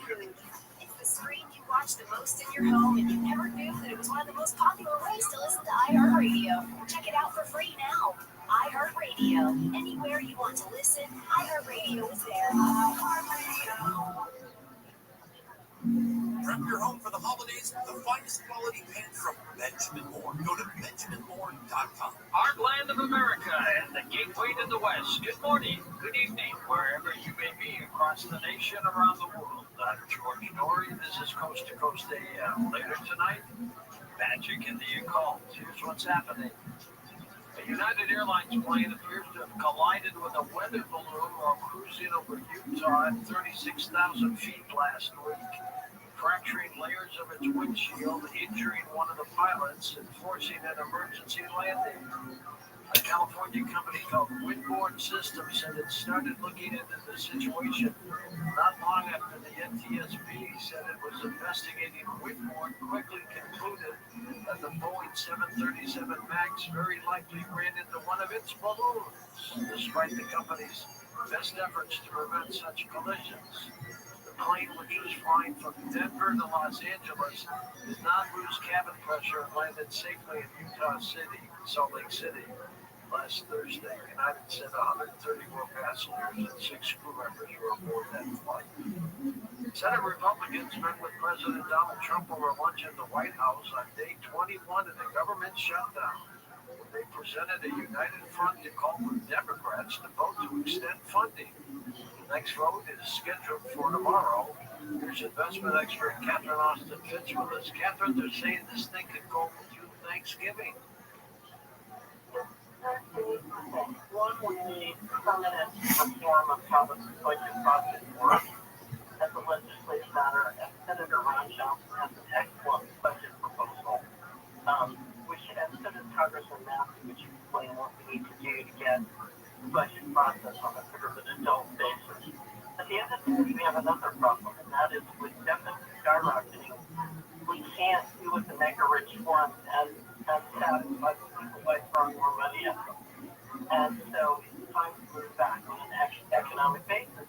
And there's a real tension between what the big donors want and what the people want and need. And unfortunately, a lot of what both want is not necessarily in our best interest or economics. So these are a lot of issues that need to be worked out. I'm up in Salt Lake working with a great group of government officials here. A lot of this is going to have to get figured out at the state level. So I just want to tell everybody, get to know your state legislators, and there's a lot of opportunities to turn this around, but it's going to require action at the state level too. Catherine, how long can government operate this way? Well, if you're really destroying the governmental infrastructure in Washington, and there's terrible things that have been done for 20 years, so it's not like we're in great shape. You can go on for quite a long time. You're going to do real damage. You're cutting into the muscle, because if you look at what's happening with the air traffic controllers not getting paid and having to work, the fundamental infrastructure of the economy and the government is really break down. So I think it's unfortunate that this lasted this long. The administration wants to make widespread changes, and they can, I think the shutdown is going to help them do that. So they're willing to go for some period of time. We'll see what happens. Thanks, Catherine. A planned summit between President Donald Trump and Russian President Vladimir Putin was put on hold as Moscow's rejection of an immediate ceasefire in Ukraine cast a cloud over attempts at negotiations. We're going through a very strange time in our life right now, my friends, and I thought I'd bring in Dr. John Curtis, the online columnist.com, to give us his reflections on how things are going. John, what are your feelings?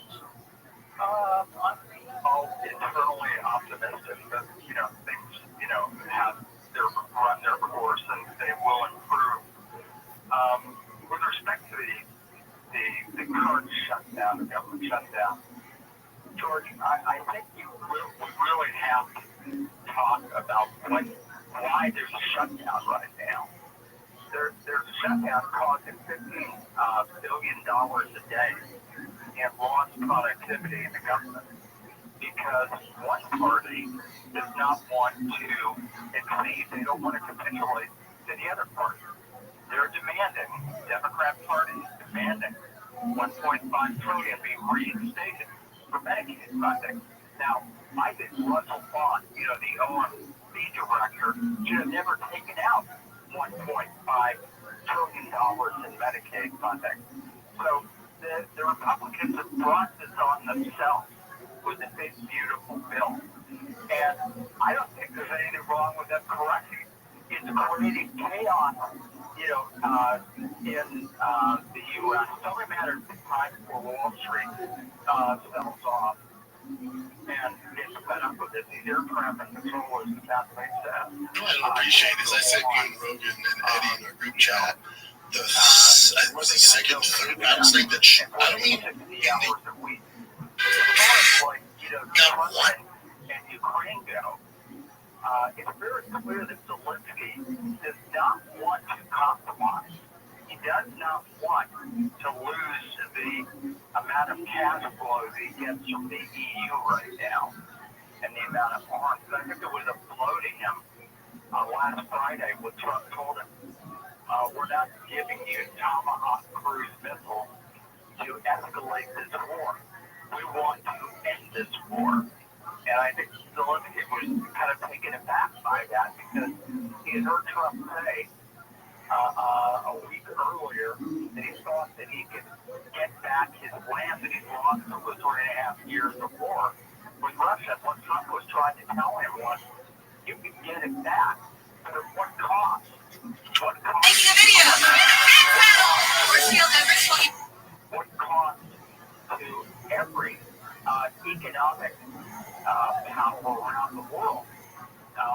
So I think, the Russia wants this to proceed in an orderly basis.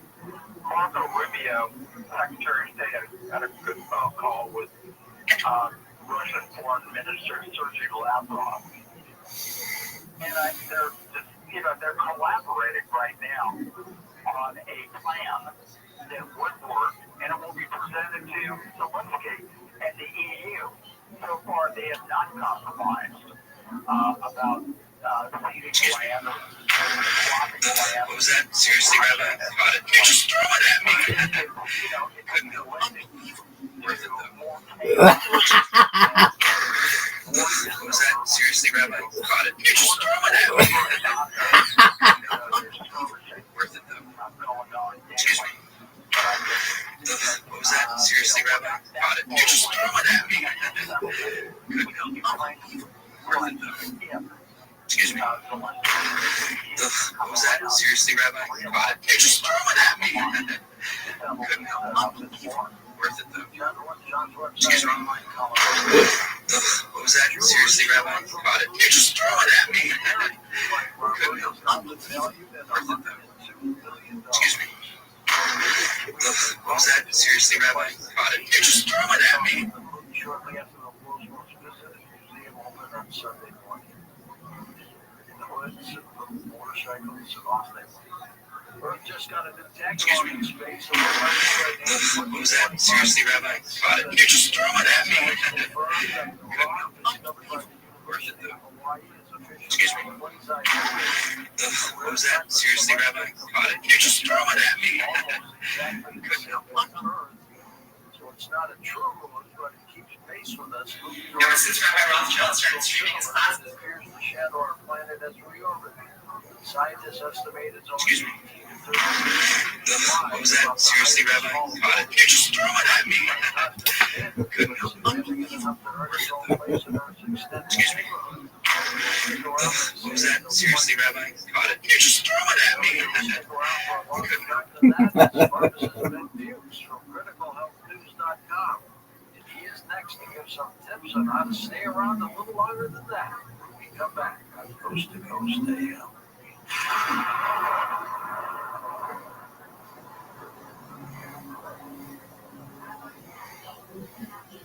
October Cybersecurity Awareness Month, a reminder that your digital life is always at risk. Every day, hackers steal identities, drain bank accounts, and open fraudulent accounts using stolen information. LifeLock is here with tips to help prevent you from becoming a victim of identity theft. Use strong passwords, set up multi-factor authentication on your accounts, recognize, report phishing, and regularly update the software on your devices. And for real peace of mind, get LifeLock. LifeLock monitors hundreds of millions of data points a second for threats to your identity.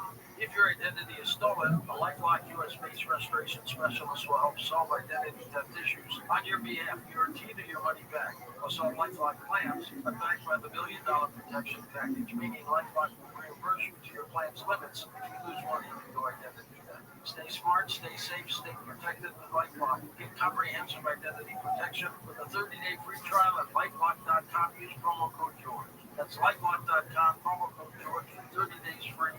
Terms of law.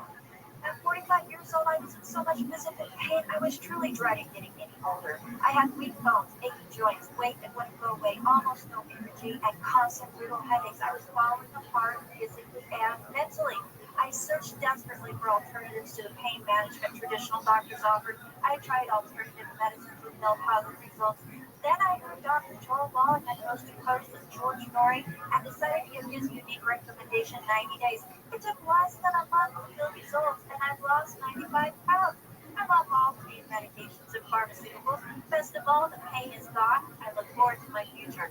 This is Rebecca Kotek, and if pain has you dreading your future, don't suffer through another day. Visit criticalhealthnews.com. Sign up to receive the newsletter, Dr. Wellness and Bad Foods, and tons of invaluable nutritional advice. Call 855-949-RADIO to speak to an experienced nutritional consultant. That's 855-949-7234 and criticalhealthnews.com.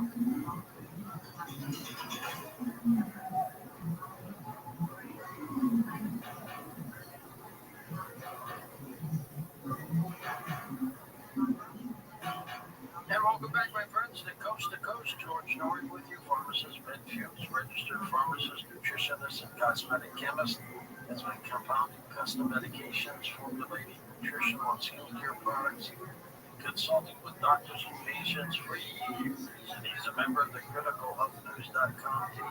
The number to call for assistance, because they've got a staff right behind them taking notes, 1-855-949-7234. 1-855-949-RADIO. The website to go to is criticalhealthnews.com.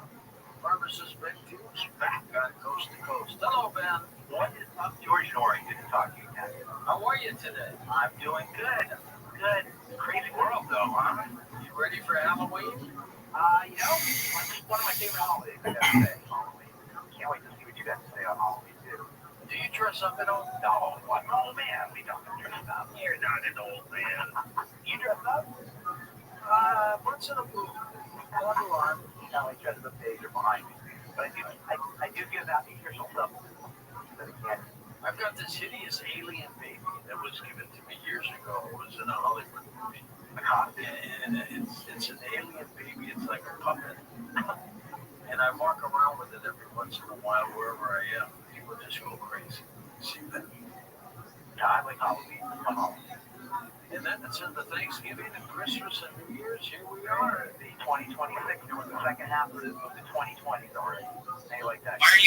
Do people eat differently during the holidays, man? Yeah, they indulge. They go crazy. They let themselves go. And that is why George, a nutritional supplement program is so important. You can mitigate a lot of the damage associated with processed foods and sugary foods and all these hyper-palatable foods. They call hyper-palatable foods. They're so hard to resist by getting on a nutritional supplement program. In fact, after you indulge at a holiday party, get yourself on some Young Tangy Tangerine. You can reduce you can mitigate the harm, the sugary foods, and all the candies and cakes and things that we do during the holiday season. And in fact, when you eat a lot of food, nutritional supplementation can help you digest your food. I help people use their Beyond Tangy Tangerine with their meals. Nutrition is important to help digest and process, especially if you're eating foods that don't have nutrition in it. So Beyond Tangy Tangerine and nutritional supplementation can go a long way towards reducing the risks that are associated with indulgence in the holiday season indulgences. I know a lot of people who are injecting themselves with this material. It's healthy. What do you The GLP-1 thing? Exactly. What I got? Tell me about this new craze. Yeah, it's been around for a couple of years now. GLP-1 agonists, they call them body processed sugars, calories. You lose weight, and you don't feel like eating as much. The problem is, because you're not eating as much, number one, you're not getting the same nutrients. So if you're on GLP-1, it becomes GLP-1 agonist, it becomes extremely important, nutritional supplement program. And I'm proud to say, Longevity actually has a GLP-1 boost supplement thing that came out with it. Puts those nutrients back in the system. One of the things that people are noticing when they get off the GLP-1 is over time, they start to sag. Their faces sag. They call that eccentric face. Their butt sag. They call that eccentric butt because they're losing connective tissue. And that's one of the side effects. And take any drugs without expecting toxicities or side effects. It's not possible, especially if you're on it for a long term. So when you're on a GLP-1 agonist, I know there's a lot of people on them, it becomes extra important that you get on a nutritional supplement program. And that's why you want to know about the GLP-1 boost supplement, which has a 3-pack after 3 different products. And they're specifically designed to help GLP-1 agonists work better without people having to suffer from some of these long-term side effects. They've got a daily fiber packet. They've got something called GLP-1 boost, and then they have a pre and post-biotics. You know about postbiotics? I'm sure you know about prebiotics. You know about postbiotics? I've heard about that. Yeah. Postbiotics are really interesting substances that are made by bacteria. They're made by the probiotics, and they help reduce cravings. They help manage blood sugar levels, and they help support overall metabolism. So this 3-pack, these 3 different products, really help for reducing the risks associated with the GLP-1 agonists. Pharmacist Ben Fuchs with us from criticalhealthnews.com with great information. And we get emails that come rolling in. One from Betty in Utah, who just wants to know why vitamins are so important to the human body. Isn't that an interesting question? Sometimes we take it for granted. I think people know why you need these things. And by the way, people who watch the stuff that I talked about, Randy talked about, Doc Rob talked about on your show, we have a new newsletter. We had a newsletter for a while. We really updated the newsletter. If you go on the website and sign up for the newsletter with your email, we will get you a free download of our food diary. I want to talk about doing a food diary to keep track of problems, food, relationship between foods and your symptoms. We'll get you a free food diary to sign up for our brand new newsletter on the website criticalhealthnews.com. Vitamins help the body utilize nutrients. So foods are made up of macronutrients, protein, fats, and carbohydrates, called macro, they eat large amounts of them, and micronutrients. This is what a whole food is. It has the perfect balance, the perfect ratio of protein, fats, and carbohydrates, macronutrients, to micronutrients. The micronutrients, the vitamins, the minerals, and the fatty acids, the amino acids, help generate energy for the protein, fats, and carbohydrates. They facilitate the body's ability to utilize the protein, fat, and carbohydrates. But over the course of the last 100 years, really, processing up and cooking and soil depletion, we have created a food supply that destroys the micronutrients, the vitamins, the minerals, the aminos, the fatty acids. So we're getting the big energy sources, the proteins, the fats, and carbohydrates, but we can't use energy. That's why we're starting to reach. Because we have lots of energy coming in from calories. Vitamins, called micronutrients, they help the body use the energy from the protein, fats, and carbohydrates. And that's why people notice that they don't eat as much when they start a micronutrient vitamin program. Like Beyond Energy Dream to help you start that for the first lab. People don't feel like eating as much. They lose weight because they're getting more energy bang for their buck from the macronutrients, the proteins, and fats, and carbohydrates. So vitamins and minerals, aminos, and fats, fatty acids help the body utilize the energy that's found in the proteins and fats and carbohydrates. That's what we're doing, among many of them. Now, what do you think of common exercise? Oh, George, come on. I know you do that stuff. What do they call it? Royal Canadian Air Force exercise. How do you feel if you miss one day? I do 4 a week, and 3 days I take it easy. Okay, you don't do it every day. But during those 4 days, I will not miss, no matter where I am. You feel terrible, right? I feel guilty. Yes, exactly. You know what's right for you. Exercise is so darn important. The body evolves under conditions of stress. We have this idea in our head, and the culture promotes it, that stress is somehow our enemy. That's not true. Stress is your friend, but it has to be within a context of rest. The problem with stress, why we associate stress with problems, because with too much stress, or stress that's not balanced with rest. When you have a context of stress, when you have stress in a context of rest, that's the perfect setup. Yeah, an amazing book. Get strong. All right, what do you got, Jen? I got a question for you guys. Did you guys compete in like sports and stuff when you were growing up and get first place? Yeah. Which ones? Judo and wrestling. Oh, nice. But I mean, you know, even, and again, it was high school, but you see, when I was young, that judo was the first time I won a tournament, I remember, when I was in, and it wasn't like a big thing, but my teacher, my coach was an Olympic medalist, actually, a gold medalist in Japan heavyweight. And it was the first time I realized I was kind of good at something. Yeah. Like I could roll, I don't know, I was kind of coordinated. It was the first time I was like, oh shit, I can kind of do this. That's why I chose to be a wrestler in high school and when I came to the States. But when you're young and you're competing, it's terrifying. Like I tried my best.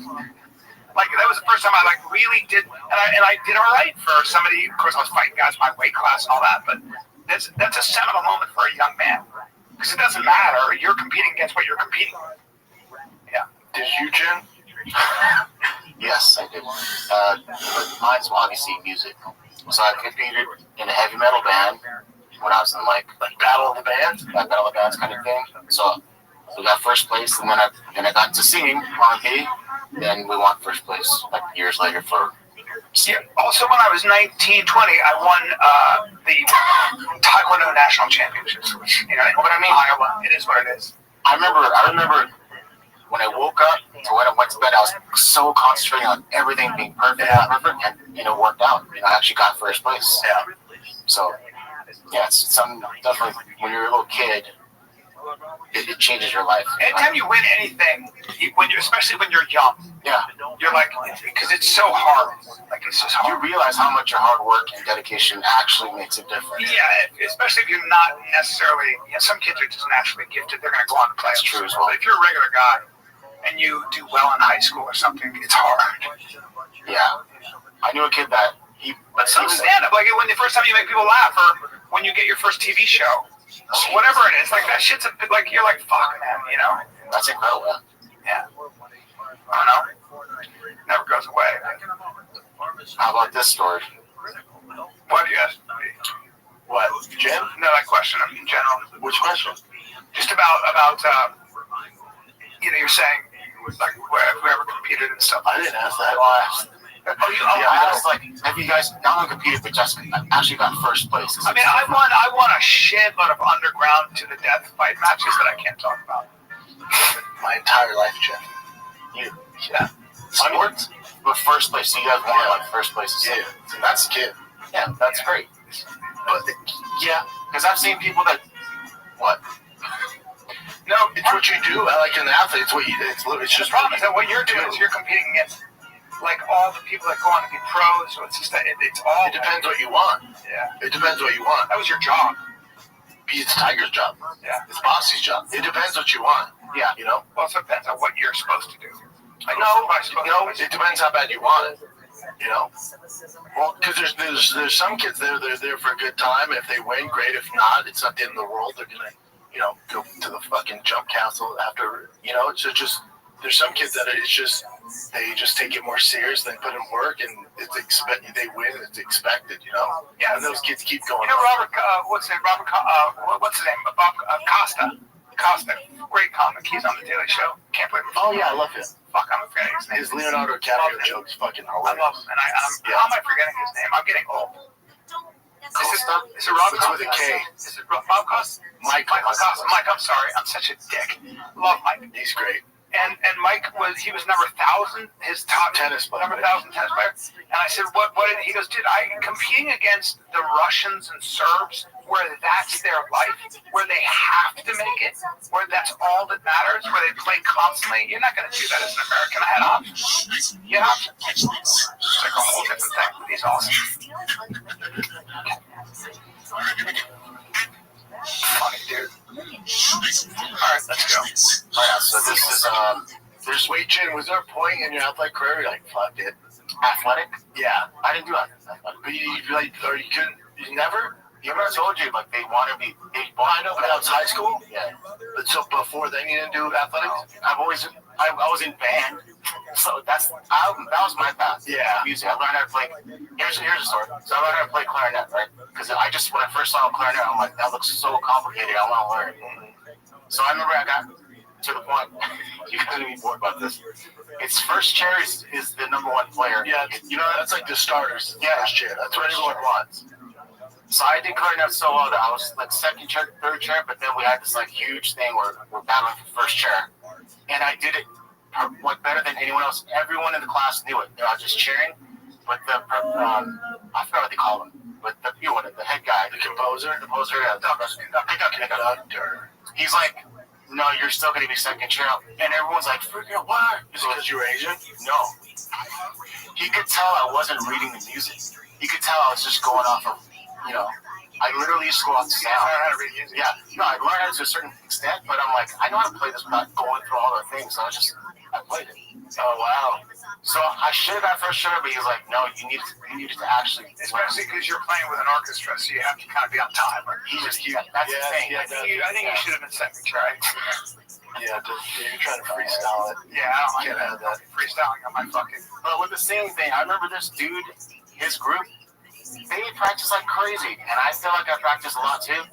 But yeah, it's that one thing where you see like some people just perform more naturally. You know what I think is amazing is conductors can like listen to a whole symphony and they go the second violin's out. Yeah. So Barbra Streisand apparently came in and she was listening to the song. She goes, "Get rid of the second horn. He's not good." She knew her shit. She knew her shit like that. They were like, "What?" Yeah. It's like second horn doesn't know what the fuck he's doing. You know. I don't know if that's true, but I heard that story. It's pretty wild. And then some kid, like I remember my brother, I think freshman year, he was like, fuck this. It's too much work. Well, what? Football. Oh, football. Fuck it. Oh, yeah. Jay doesn't have that time. But there's certain guys, I think it's like 75% of kids stop playing baseball or like competitive sports at like 13. Because that's when it gets serious. Well, that's when it gets really serious. And it's like, all right, I'm gonna go down this road and go to high school and college. I feel a lot of kids are like, did you watch the Giants-Broncos game? Brendan Schaub just kept interrupting the entire episode. However, the most disturbing thing is the lying. Brendan Schaub, I think, has convinced himself that he was some highly touted pro athlete, in which he was not. Brendan Schaub was never recruited. He was never offered a sports scholarship. He had to walk on to a college football team, and then the NFL never talked to him. I think he showed up outside of a practice squad one day. They told him to screw. Then he had like 3 fights in the UFC. He got his ass kicked and had to quit. He makes it sound as if he was this superstar pro athlete. He wasn't. He was never all-nation, all-American. Nothing. None of that. Nothing. And the fact that he ended up in MMA proves he wasn't a pro athlete. Because if you were an actual pro athlete, you wouldn't end up fighting. I know the MMA guys who like MMA get heated when I say that, but it's the truth. If you end up in MMA, it's because if you're like a heavyweight and stuff, especially back when Schaub got into it, it's because you failed at real sports and you had to end up fighting. Like I said, if there was no MMA, all those MMA guys would become wrestlers. That's what a bunch of wrestlers were.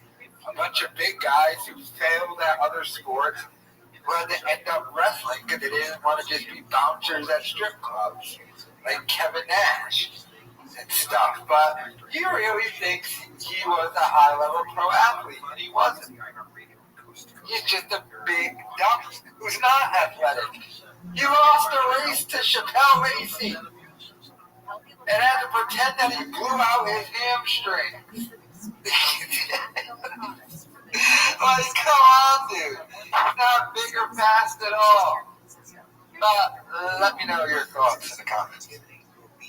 Diet, smoking, low on hormones, stress, sleep disorders, or your age can be supported by reducing inflammation and aiding the body to heal itself appropriately. A stem cell is a cell waiting to be told what it needs to be. If there is inflammation, that inflammation needs to be stopped. High blood pressure, high cholesterol, kidney disease, various types of cancer, depression, autoimmune disorders, osteoporosis, and fatty liver are chronic signs of inflammation and can be aided by supporting the body's ability to protect those cells that it needs. And that is the purpose of ImmuStem and Adaptostem together, supporting the body to be the best it can be. Dr. Moy, how will I feel after taking Adaptostem and ImmuStem? The ImmuStem is going to have an immediate effect, but I tell you, your immune system is starting to function better after 24 hours. You put Adaptostem along with it, and most will feel it within 30 minutes. Order now at HealthyLooking.com. The stem cell wellness kit from Dr. Malay protects your body's stem cells and will make you feel better faster. The stem cell wellness kit with Adaptostem and ImmuStem is only available at HealthyLooking.com or toll free.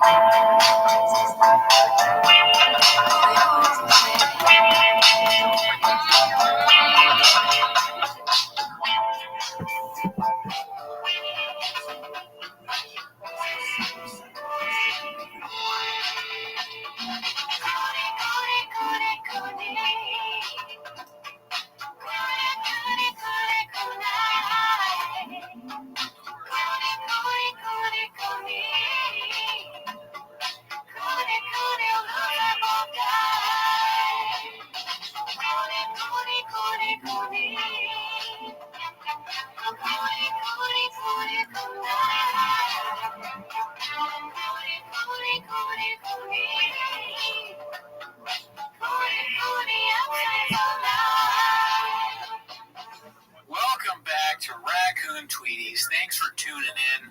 As always, join the Patreon, join the Reddit, join the Discord. The Reddit's getting big, dude. Yeah. Big show now on Reddit. Patreon, we watched Brian Callen's stand-up special, False God. Not true. Not true. Okay, so let me explain this part, because it's my birthday tomorrow. Thanks for starting the show with that. And, so we're not going to do Brian Callen False Gods. We're going to do that ASAP, but not tomorrow, because I'm not going to be here tomorrow. Oh, yeah, we're not doing the second part, but we did do... Oh, we didn't do it on Patreon. Yeah. Do you want to start over? Oh, my God, yeah. Oh, my God. Dude, I think there's something wrong with me. I need to go to the doctor. Go for it.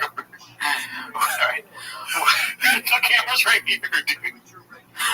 Welcome back to Raccoon Tweeties. Thanks for tuning in. As always, join the Patreon, join the Reddit, join the Discord. The Reddit is blowing up.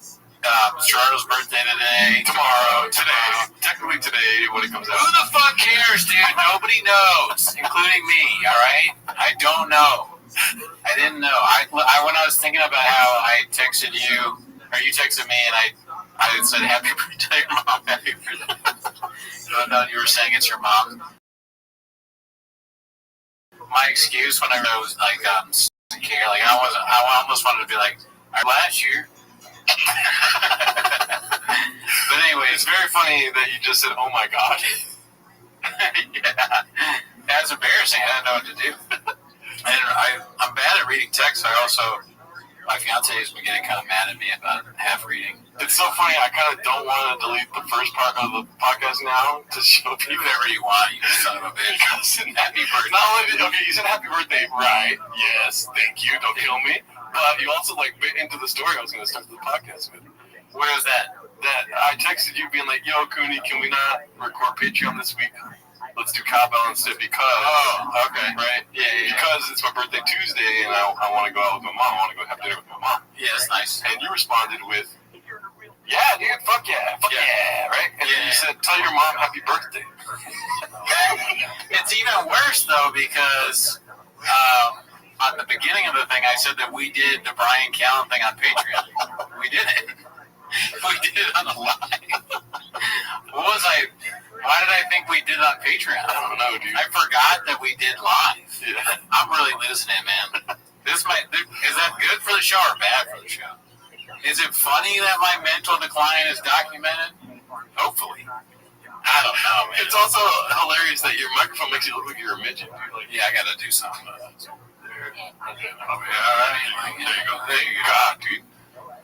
It's been rough, you know. I'm here. I'm present. I'm just not functioning. I'm not firing on all cylinders. Right. On all cylinders, like the shop would say. But yeah, I mean, I apologize to you. I did think it was your mom's birthday, even though you said it was your birthday. And I don't really care, honestly. I really don't.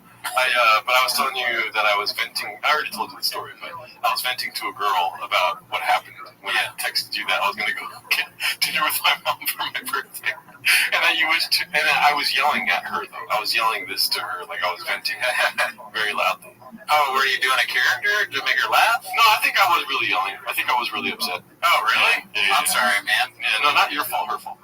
She was... Blame the team, Cooney. No, that's right. Yeah, it's your mom's fault. I've been saying for a long time it's Rosa. So she's, it's messed up. Dude, it's crazy what's happening out there. I don't know if you have been following along. Have you or no? With the world of comedy. Yeah, a little bit. I saw Schultz went on Rogan. The state of bots, according to these people and stuff. Oh, right. Yeah, there's a lot of bots now. Yeah. More than ever. Yeah, dude. Comedy. And it's crazy how the bots are so selective just to talk negatively about them. It's crazy. I wonder, why is that? I don't know. And then when you see Brendan Schaub bots, they always put 3 emojis. It's like they want to be found out, but never for Schultz or Whitney Cummings or Joe Rogan. Yeah, it's targeted to make it look like it's not real comments. When we know, like, most of the fans are writing all the time about how much they like T-Fat K and all that stuff. Yeah. I write stuff, I think it's deleted. I sign in, I'm like, this is the best show ever. Yeah. I go back in like a few hours later to check and see if I get any likes or upvotes. It's deleted. Not a chance, Daddy. It's gone. Yeah. I don't know what's going on.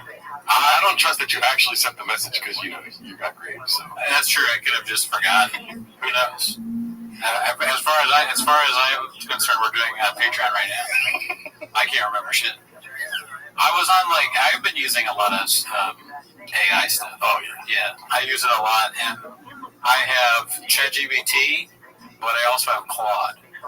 Do you know Claude? No, I've heard of Claude recently, but only from, in reference in videos that I'm watching. Really? So, these are very intelligent people you're watching. Always. Yeah, so, and I'm also, I know about Claude. Okay. I'm one of those people now for Gerardo that's watching. But, yeah. Just Sonia? What's Sonia? Never mind, dude. Is that real or a bit you're doing? Dude, just continue what you were saying. Okay, fine. You're not as smart as me. No, I'm not as smart as many people. I've got chocolate on my shirt, dude. You're not as smart as me. You should ask Claude or ChatGPT what the best way is to get it out. Okay, I'll do that. Would you want me to do that while you talk? No, unless you can if you want. But, yeah, that's what I would do. If I spill something, if anything I'm not sure about, I just go, what's up? Hey, what's up, Chat? What's up? How you doing, Claude? And I just ask Claude or ChatGPT.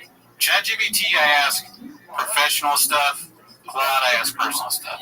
And what I've noticed is that ChatGPT is super nice. Like, it just, whatever I ask, it tells me, oh, that's a great question. Or I go, I did some kind of shitty, what do you think about this? And ChatGPT's like, that's not shitty at all. They do that. But then Claude's a little different, okay? And I don't use it much, but I hear about you too. I signed into Claude, okay? And I go, Claude, I'm 38 years old. I do a podcast and blah, blah, blah. Just asking me questions about life. And Claude was like, first of all, you're no spring chicken. You're 38 years old. I was like, whoa, Claude.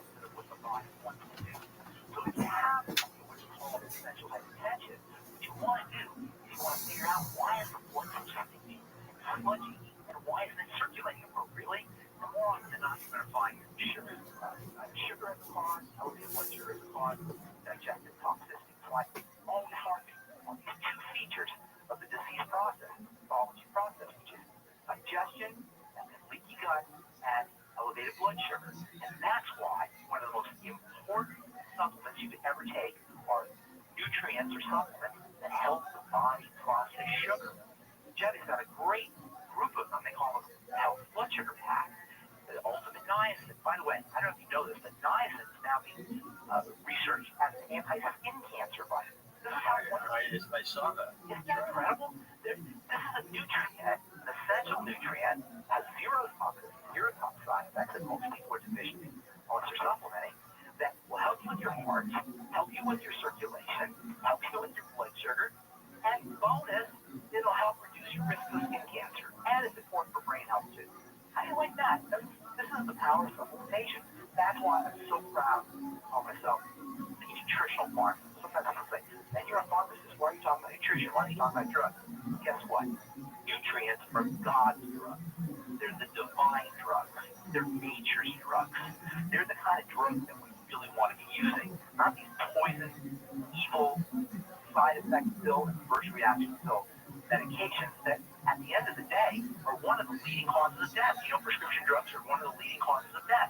And that doesn't even include the nutritional deficiencies that occur as the body is trying to detoxify the drug. You know, when you take a prescription drug, George, they have to give you a higher dose than you need. Why? Because the body is going to get rid of the drug. And so they have to account for what they call first pass effect, which is the body trying to eliminate the poison. So they give you a higher dose than you need to make up for the body's attempt to detoxify that drug. But in that attempt, the body's going to lose copper and iron and magnesium and zinc and vitamin C and all these other nutrients as it attempts to clean out the drug. And you won't even notice it until you have a side effect or an adverse reaction. You won't even connect it to the deficiencies that are caused by the body's attempt to detoxify the drug. Let's go to the phones. Let's start east of the Rockies. Mian is with us in Colorado. Hi there. Hey, Mian? Hi. Mian? I love this show. I just love it. Thank you so much for being on there, Mr. Hughes. Thank you. And I'd like to give you a very short history and then ask questions. Okay. For some time after being knocked down by some children who were my disc and my lumbar spine are compressed, and I fell forward and hit my right temporal lobe. Oh, I'm sorry, just a rough throw, but we're going to keep on going. I've had problems with atrophication in my thumb, and I keep losing weight, and I eat a very healthy but not a skinny diet, and no sugar, but a lot of fish, sometimes too much. And so I'm thinking it could be an autoimmune situation. I was tested, and I believe the nomenclature is the CPK in the blood. Is that correct? I'm sorry, CPK in the blood, you're saying? They test for what are called circulating immune complexes, or CICs in the blood. Is that what you're referring to? And not the second one. He said that there was an indicator that there was muscle loss, and the blood test showed that. Okay, so if they told you CPK, that would cause it. They mentioned your kidneys? No. It could also involve your heart or your brain or your muscles, skeletal muscles. Do you say, I didn't quite hear what you're saying, you say atrophy in the thighs? Yes, gotcha. Yeah. Different for many years. Gotcha. Yeah, it does sound like your atrophy, like your body's breaking down fast. How old you are, man? I'm 71, okay. And I'm now almost not able to walk. Oh, that's terrible. That's terrible. Okay, so here, this is a couple things I would suggest for you. First of all, before you move forward, let me interrupt you, please. Sure.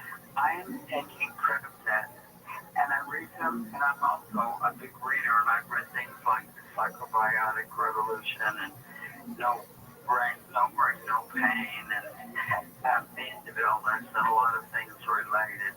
And so I'm up on it today and I've absorbed about 30 different little books. And this thing indicated side effects of Prevacet or any stent could wrap on my life.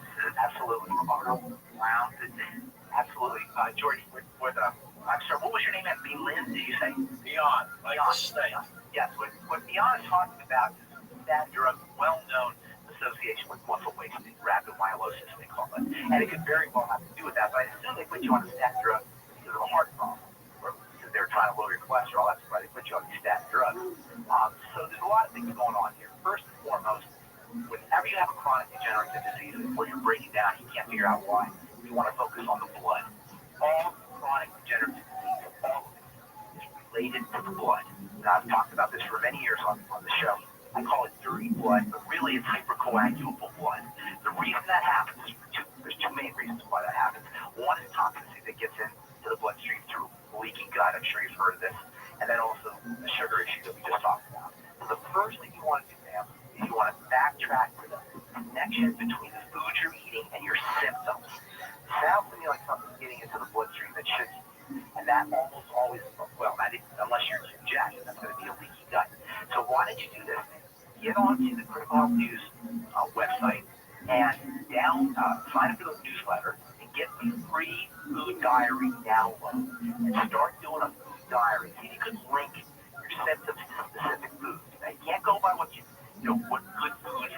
There's people think that certain foods are good, certain foods are not good. Well, you can have problems with avocado. You can have problems with lettuce.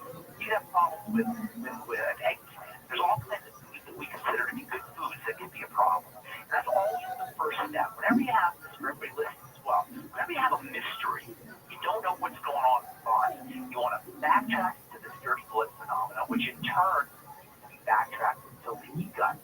And by the way, the leaky gut can be caused by eating the wrong kinds of fats, which are the fried fats. It can be caused by nutrient deficiencies, like deficiencies in vitamin A, and it can be caused by the hormone estrogen. And what happens when you have this leaky gut, inflammation in the intestine, you get this 1-2 punch of bodily breakdown. First punch number one, you get toxins that get into the bloodstream. When I say toxins, I'm talking about bacterial toxins, peptides, food particles, food peptides, lectins, defense molecules from plants, as well as immune cells, all stream into the blood. And of course, that's going to cause all kinds of biochemical emergency. And then secondly, when the intestine becomes inflamed, you don't absorb your nutrients. So now you're trying to deal with toxicity and malnourishment. And this is the source of almost all chronic degenerative diseases, particularly the mysterious ones, which it sounds like you're dealing with. So that'd be the first step that I would do. And when you're dealing with this condition, not only do you want to eliminate the problem foods, that's why that food diary is so important, I just talked about, but you also want to start pounding in the liquid, pre-digested nutrients, like the Beyond Tangy Tangerine, and then there's also nutrients that you can use to help build up the intestinal lining, including Injectase Fucoid Z, which is an incredible product for a lot of reasons. Collagen peptide can help. Glucogel or glucosamine can also help. Arthritis supplements can help build up the connective tissue in the intestine. So you got a lot of strategies here. The most important is to figure out what the heck is getting into your bloodstream, because it does sound like you're dealing with circulatory problems. And if you missed anything, Mignon, call this toll-free number 1-855-949-7234. And I'll be doing a talk, I should mention, for Mignon, anybody in Colorado, on Friday, this coming Friday, Evergreen, Colorado, 5 o'clock, at the Lake Lounge. I don't know where Mignon lives, but if you're anywhere near Evergreen, I'd love to meet you, Mignon. I can work with you personally. Texts and tweets, Tom, what do you have from that? This one from Anna in Orlando. Ben, she would like to know if you know anything about what they call the blood diet. Certain blood types. Eat right for your type, is that what you're talking about? Yep. Yeah, eat right for your type. That was big in the 90s. Jeez, man. What happened to, like ChatGPT's, like, hey, you're doing great. Podcast, that's awesome. Claude was like, you need to get real. Claude was giving me shit. So Claude is a little more critical than ChatGPT is. And so it's good. You need both. I know you can program it and be like, listen, ChatGPT, you got to be more serious with me, dude. But I haven't really done that. Do you do any of this? I don't do it on the daily. You know how people are talking about ChatGPT all the time, how they ask it for like literally everyday things. Yeah. It was a fab 1 week where I learned about ChatGPT and I would put things in. I made a resume with ChatGPT recently, but I was like, I didn't use anything ChatGPT said. But I do try to be like, give me 1-word answers. You know what I mean, with ChatGPT. No, because they talk too much. And then it'll give me a long answer, and I'll be like, no. I put like 5 notes. Yeah. 1-word answer. And then it's like, okay. It just says, okay. Yeah, you got to really prompt it. I mean, I think there are people who are AI native, right? That's where they know a lot about AI. The world. And though they've studied how to use it, I don't really use it appropriately, right? Giving me AI is not unlike giving a bazooka to a dog. or actually not to a dog, because a dog probably, you give it a bazooka, it probably can't even fire. But maybe a bazooka to a monkey. Yeah. The monkey can probably, go around with a bazooka, but he doesn't know how to use it effectively. He may kill people, but not the right people. Yeah. Right? So I am a monkey that has this bazooka, and I'm a little smarter than a monkey, so I'm trying to figure out how to use it effectively. And I'm learning some tricks, but the basic stuff that everybody already knows.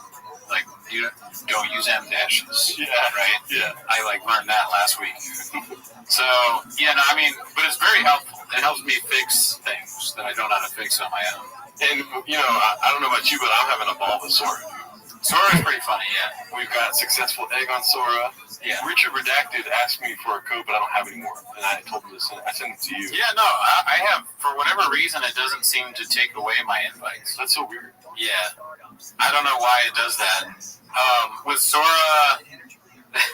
All right, so AI, I've gone on a team. If you watch the show, you know I've criticized AI, and you too. Yes. We both have heavily criticized, but I specifically said that it has no place in art, and it's never made me laugh. Yeah. Right? Even though clearly I watch all this AI stuff with you and I laugh on the shop stuff. But really, what truly changed my mind, and I still think overall, it's not a good movie. It's not going to be good for actors, right? Kind of thing. But what changed my mind was when you sent me the Bob Barker, the Jamaican Bob Barker. And when he had a thing, he's like, look on your rice. And then he was like, dim, DoorDash. Or whatever, and he's sucking at a bowl of rice. Yeah. That was so funny that you sent me a second one. I said, please, you need to stop sending me this because I'm laughing too hard. My fiance thinks I'm losing my mind. Yeah. So those are really good. What about when I sent you this right here?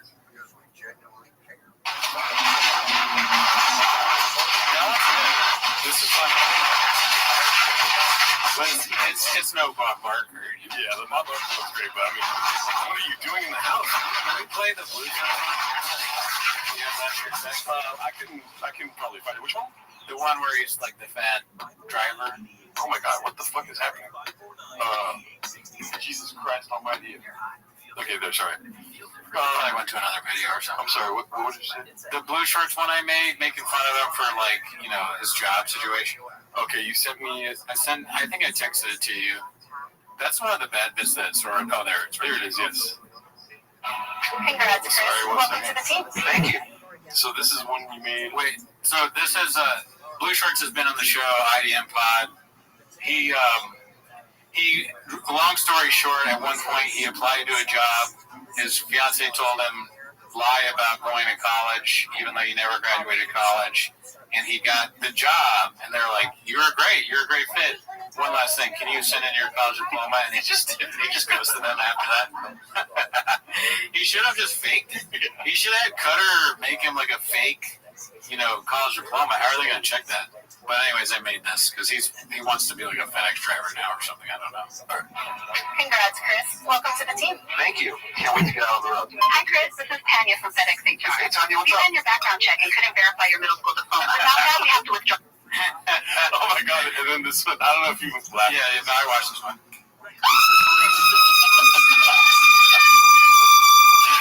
You like people screaming. Okay, it's funny, first of all.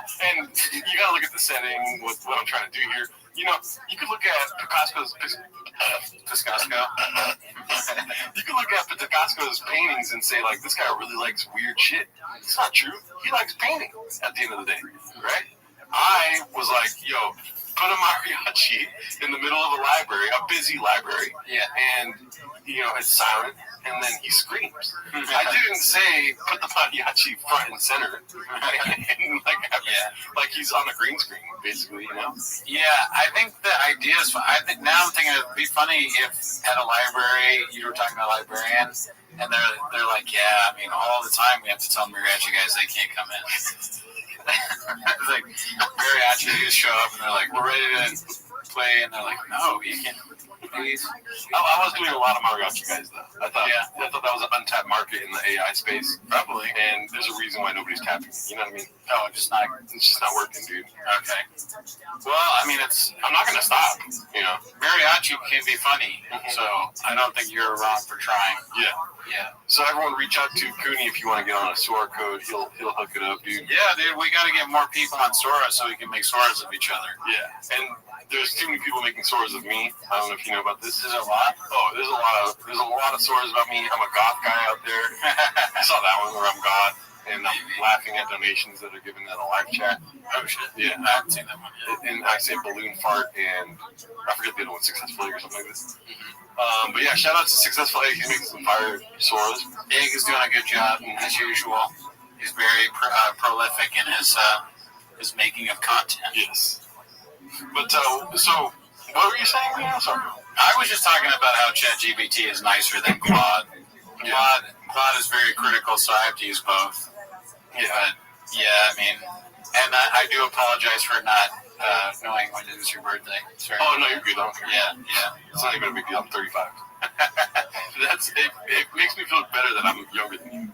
That's good. It should. Youth is an important thing. Do you ever watch people like that? Like, I'm a freshman and you're a senior, and I'm like, hey, you old piece of shit, and that kind of thing. I think, if you're 3 years, it'd be like you're a sophomore, right? That's 2 years, Daddy. So, senior is the 4th year you're in college. So, senior 38, junior 37, sophomore 36, freshman 35, dude. Interesting. Okay, I guess you could, but in a year you turn a different age, though, right? True. Yeah. Right now I'm in 8th grade, dude. I'm 34. You know what I mean? That's right. We're all very young on this podcast. I like how you're trying to change the subject. It's a youth pod. You look straight to the whiteboard like, I was like, what am I talking? What are we doing here? No, I was just calling you old shit. Yeah, no. I mean, listen, I am very wise, obviously. I have a lot of stuff to impart to you. Yeah.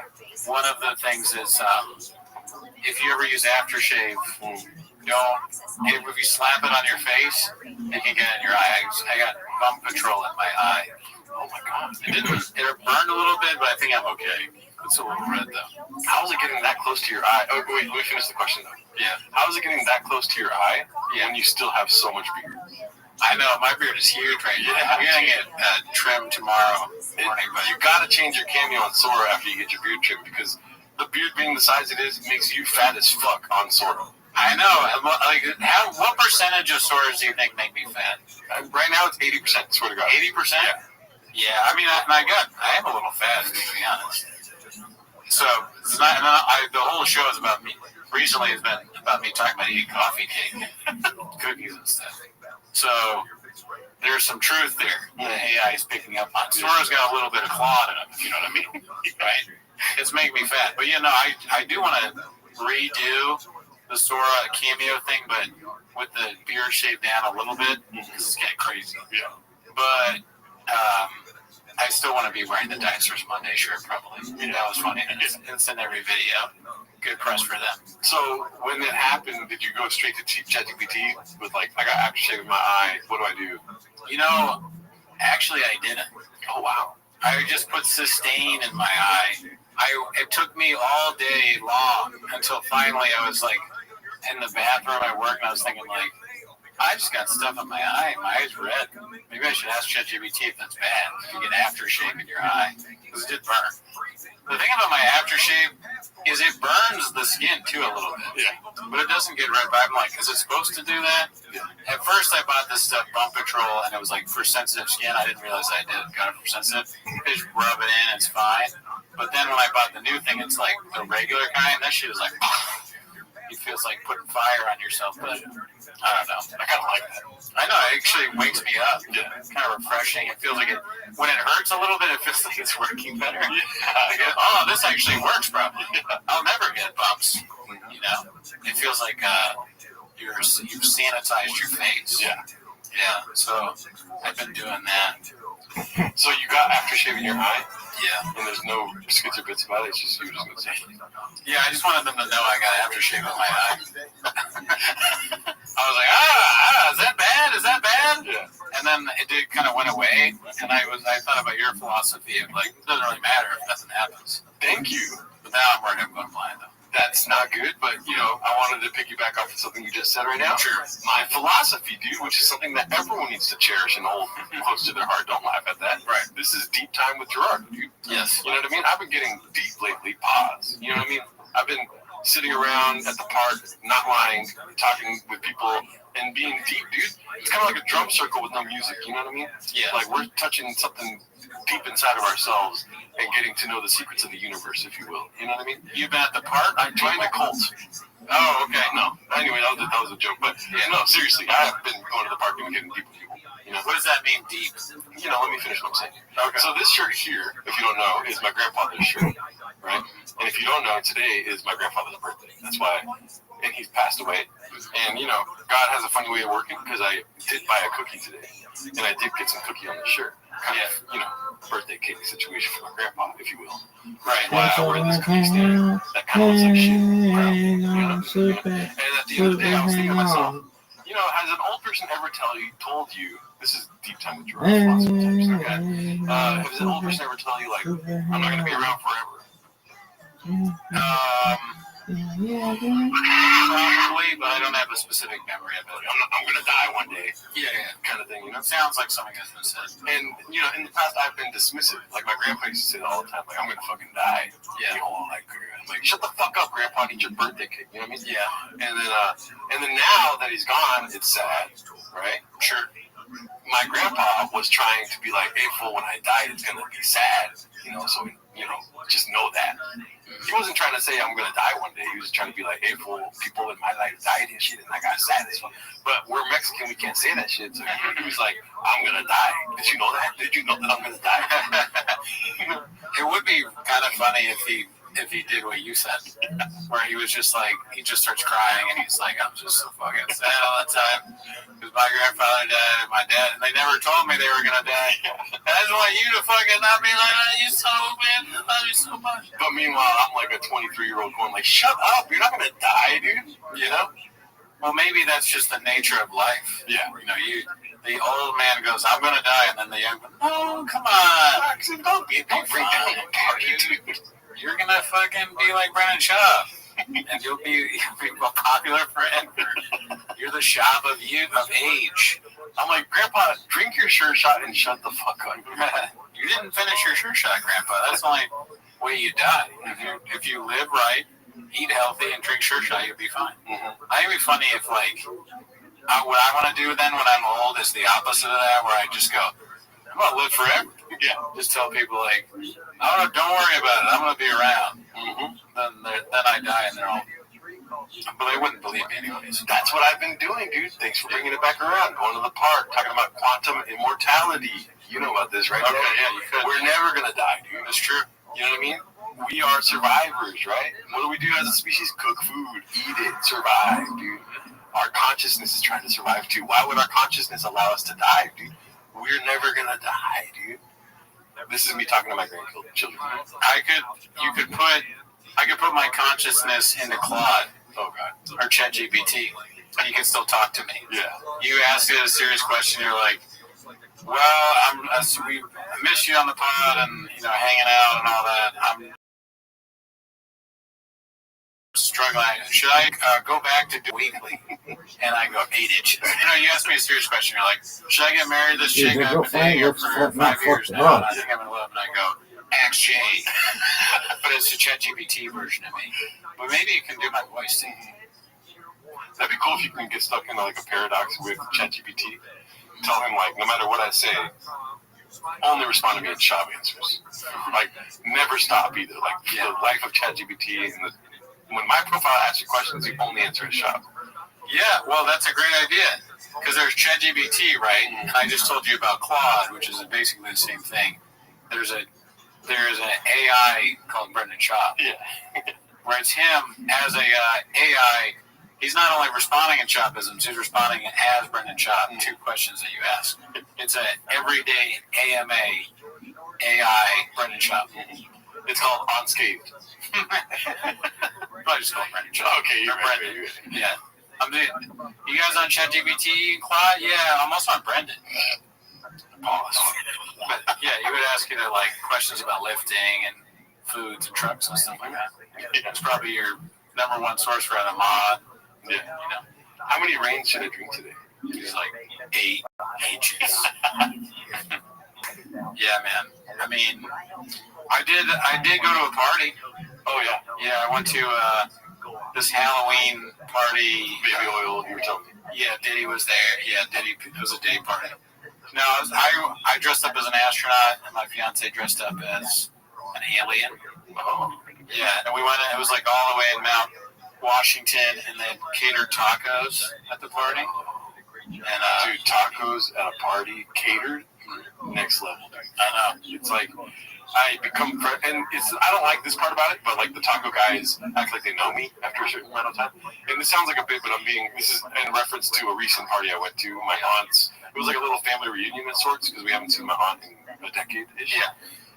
And the taco guys, every time I walked by them after a certain point, because I did have 12 tacos, you know what I mean? And they were sizable, and they were also like quesadillas. I had 12 queso tacos. That's awesome. It was amazing. It was like kind of like a sight to see. A lot of the family members were like, "You're getting another one," and then I kind of like blocked them out at a certain point and was just like, "Yo, let me do what I do. Don't kill me." Yeah. You know, and I was stuffed. But every time I would walk by them after that, they would make this bit where they're like, "Oh, more tacos! Oh, more!" No, I don't like that. I don't like that at all. Yeah, fuck all that. Dude, shut your mouth. I don't care if I was being nice to you earlier. You know what I mean? Know your role, dude. Who's the wrestler that said know your role? The Rock, yeah. No, they should be like, "Oh, hell yeah, you're back. We got more tacos for you, senor." Not even that, dude. I like that. If I make eye contact, speak when spoken to if you're a taco guy. Oh, okay. Yeah, dude. I mean, the guy that I talked, he never said anything. And I was a little tired. Shocker. So I didn't say anything back. I went up there. I got something like that, too. When I met stuff like that, it was my girlfriend's friends. I don't really know anybody. So and there's alcohol. So I'm like, you know what? It's whatever Brendan wants day. I mean, so I got like 10 tacos. I normally don't eat candy, but I was like, but I don't. I eat candy on whatever Brendan wants night. So I'm like grabbing Kit Kats and Reese's and stuff, eating it after 10 tacos, and then drinking whatever drinks they had. Monster Mash Margarita, I had like 4 of those. Just pounding stuff, and then I get talking. Oh, I met a dude there, boss, but he was from West Covina, and he says he knows you. And he's your son. And I met this guy, and he was telling me about his life. And then at first I didn't really know him. I've seen him at other parties, but he was telling me about how he was like, man, I fucked up a lot. I mean, I got in trouble all the time.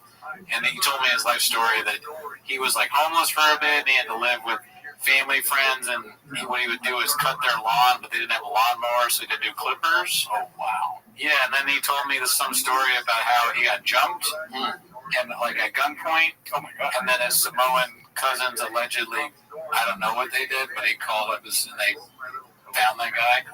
So I'm like drunk listening to this guy tell me about all sorts of crimes and all this stuff. I'm like, hell yeah, I would do the same thing. You ever ask Claude what to do? And he's probably going to take pictures at my wedding now. Oh, okay, excited. Yeah. Yeah, probably, yeah. Yeah, I mean, hopefully he doesn't show up with a broken arm and like a bruise on his eye, and then, you're about to get married, and he's like telling you stories that happened over the last weekend, No, his life now is more normal, and he was telling me about how, like, all his exes have, like, he was like, yeah, I got stabbed. His ex stabbed him in the arm. Oh, my God. Yeah, his other ex ran him over with a car. Yeah, and so I'm kind of laughing at it. And he knows me? No, he doesn't actually know. Oh, that was a joke. Oh, okay. But yeah, no, I mean, he's been harmed by many women. But he's like normal now, and we're just kind of talking about life and stuff, and yeah. I do like that when you're somewhere and there's a lot of new people, and some people are just giving you their greatest hits, you know? Yeah, those probably are his greatest hits. Yeah. Stab, ran over by a car. I was like, what are you, Christian Zaragoza? Samoan gang fucking jumped me. I was going to say the R word. He's half Samoan. Oh, wow. So he's a big dude. Damn. Yeah. I was like, well, you're security then too, man. You fucking, somebody fucks with me, you gotta, you know what I'm saying? I got your back too. If someone fucks with you, I got my DNA. Sounds like we both do, right? And then I spilled aftershave in my eye again at the party. I don't know how I did it. I just poured it right in my eye. I mean, it was, when I'm at those kinds of things, I just fucking let loose. If I don't know anybody, I'm gonna eat all their food. Yeah, I wish there was like a catering, like coffee cake guy instead of a taco guy, you know? I just believe mine, dude. Yeah, no, I mean, listen, I like that you're obsessed with different kinds of coffee cakes, because I am too. Yeah, I'm kind of upset that the secret coffee shop that I frequent doesn't have coffee cakes. No, they just got corporate shit. They got bagels. It's like, let's get some coffee cakes in here, dude, and I'll start coming here every day. I had less. I went to Dutch Bros and I had something like that. It sucked ass. Oh yeah, they don't have good baked goods there. We can totally talk about this off the podcast, but where's the Dutch Bros you went to? Is it? It's not nearby, right? Well, there is one in West Covina. That's the one I went to. Okay. No, I went. It was like on a road trip. I just saw it. Because I have a fucking Dutch Bros gift card burning in my pocket, and there's no Dutch Bros out here in Seattle. There's probably, because they're coming into town, and Covina's not far. You could do that. I don't know if it's worth driving all the way out there just for that. Oh, I run. Run? You're going to run? Yeah. Yeah, dude. I don't even have a car, dude. I got this cookie stand on me because I was running and eating a cookie at the same time. Where'd you get the cookie from? Bristol Farms, dude. You know what's up, dogs? Oh, yeah. Bristol Farms has good dessert. They have the best cookies of all time. I didn't know they had specifically good cookies. 0% healthy, dude. Not healthy whatsoever. Bristol Farms is one of those places where you can peruse, Callan. You can peruse the dessert aisle and make a night of it. Yeah. There's cake, cookies, like ice cream, or what do I want? Yeah. I was at the Bristol Farms once, and I ran into a comic that we both know. I won't say the name. Yeah. And it was very funny because she was like, immediately, like, changed her face and was like, "Hi, how are you?" Like, trying to get a show, it felt like. You know? And I don't know if she knew that I didn't do shows. Like, yeah. But immediately, it was like, just as quick, she was just like, all right, I'm not getting anything from them, like, walked away. It was like a weird moment in a TV show. If I see somebody at Bristol Farms, it's like a comedian open micer, I'm kind of thinking, like, what are you doing here? Are you shopping? Are you rich? Or are you here like me, you just want to get dessert? You never let them talk, you just keep talking. Yeah. Oh, enough about your show. Or have you heard of Quad? What is this comedy? Yeah, I'm like, they're talking, they say something stupid. I'm like, Quad, is that stupid? But they just said to me. Yeah, no, I mean, I would want to find out, why are you in Bristol Farms? You don't grocery shop here, do you? Because it's really only for dessert. Yeah. Bristol Farms, Gelson's. If I see you in there, it's okay for me to be in there, but I don't know why you're here. Unless you're rich. Yeah. And that's cool. There's also Erewhon. I've never seen a comedian in Erewhon. Yeah. But you can get a membership. I wonder how much that costs. Yeah. And they don't have Gelson's, Bristol Farms, or Erewhon in Austin, Texas. It's a travesty. So it's like there's no reason to move there. Yeah. You gotta have expensive grocery stores, or what are we doing? Guess what I'm doing for my birthday? Going to the dinner with your mom. Where? Bristol Farms. No, but Mendocino Farms, dude. Oh yeah, Mendo's great. Yeah. My mom's never had it, and she gave me a lot of stipulations to dinner. What like what? She's like, I'm on a diet right now. What's a good place? Don't kill me. Don't, you know what I mean? Yeah. I was like, let's go to Mendocino Farms. Guess what she said? Fuck that little shit. I don't want to do that. Fuck you, Johnny, you piece of shit. No, close. You got one word right. Okay. She said, what the fuck is that? I'm like, dude, this is the answer to your stipulations. This is just tell me when, Kamala. Sorry. She's like, you should go to dinner with Kamala. You want to go to dinner with Mendocino Farms? Why don't you go to Adam Shifty Schiff? Who am I, Adam Donovan? Yeah, but we're doing Mendocino Farms tomorrow, Daddy. I like Mendo. It's good. I remember when I first moved here, people would be like, "Dude, I'm at Mendocino Farms," and now I just feel like a veteran of Mendo. I know all the salads. Yep. I moved past sandwiches there. I don't even get them anymore. That was what people told me. They're like, "You got to get the sandwich." So I would go there and get like all the sandwiches. Banh mi, never heard of it. But now I just, fucking salads only, dude. Salads only, dude. If you're going to Mendocino Farms and getting a sandwich, I look at you fucking, right? If you don't, and then here's the other thing, dude. I was frequenting the Mendocino Farms here in Seattle. Yeah, quite frequently. That's what frequent means. And I went there so often that the lady there was like, "You can have a water cup and get whatever tea you want." And then that's when I stopped going for a little while. I was like, "Whoa, she's offering me free drink now." They're making so much. They're like doubling their overhead just beyond, like, on my money alone, that they're offering me free drinks. I gotta stop coming here, Or it was like she was afraid you were gonna like rough up the place or something like that. She was like, "You came out there." Yo, you know what? I'm gonna give myself the nickname from my family. We do have a lot of Asians in that family, like way more than anybody else's family that's not from Asia. Your eyes are falling apart like the rest. Oh, I'm sorry. Yeah, I always tell people there's only one disease. It's called MBFA disease. My body is falling apart disease. The one disease. They're all derivative from MBFA disease. I'm so sorry to hear this. Yeah, there's a few things that I would recommend that you do. Now, as I said earlier, we have chronic breakdown and degeneration, and the doctor's just blaming it on age. You got to work on the blood. That's the first thing I would think of. So all the things we just talked about, keeping the blood clean and leaky gut and all that. But if you want some direct strategies just for the eyes, Jeffy's got a great product called Occutive that can help you with your eyes. There's also another product called Vision FX. It might also help you with your eyes. And then as far as specific nutrients go, you might want to get on the Zinc FX. Zinc FX is important for eye health. And then also vitamin C is very important for eye health. I think Jeffy's got a great vitamin C product. So, and then last thing, by the way, for folks who are dealing with eye problems, pigments, greens, blues, and yellows, get those, and reds, get those, of course, from green leafy vegetables in general.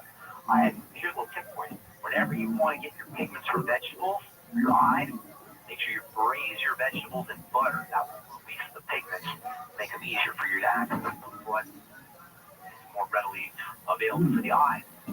And then also, the strategy for pigments that protects your eyes also important. Skin.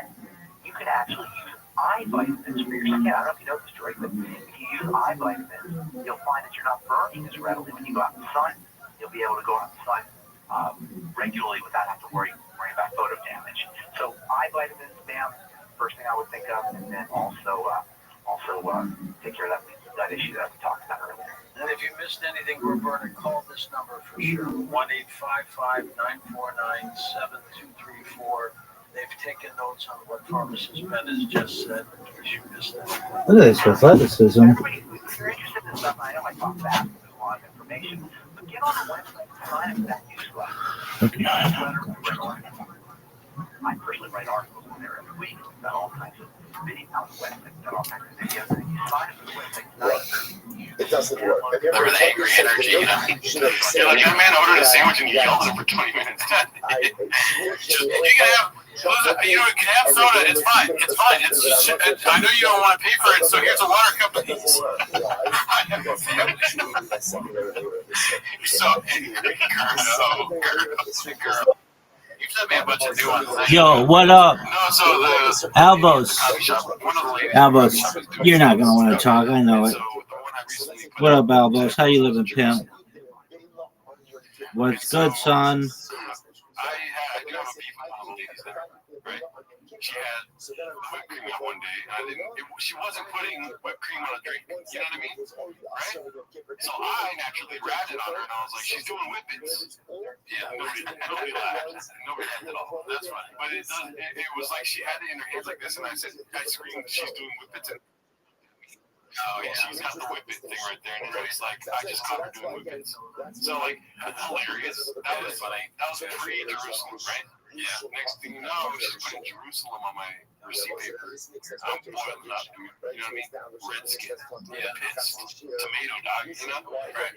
And then also, hey, oh my God, dude. Also that same drink. Don't get me started, dude. You know what I mean? You just started my engine right now. Right. The same drink, she puts it on the counter. She goes, oh, I did light ice. I swear to God, dude. She said, oh, I did light ice. And then I kind of like didn't even touch it right away. I just looked at it like, oh, she's gonna, I think the next thing she's gonna do is grab it and put more ice in it because it was very light on it. Yeah, you know what I mean? And no, I just drink it. And it tastes like shit. You know, anyways, don't get me started on that. So here's what happens. I have the receipt paper now that says Jerusalem. I took a picture of it because I need evidence of all this bullshit. And the manager comes out, and I tell the manager, she'd called me Jerusalem with the paper, and not happy about it. You know? The manager looks at me while dusting something. There's no dust. You know what I mean? There's no dust. Yeah, they just start doing that when you're there. They start doing that when there's a new hire, dude. You know, so they had a new hire, all of a sudden we clean the place, right? What the fuck is that about?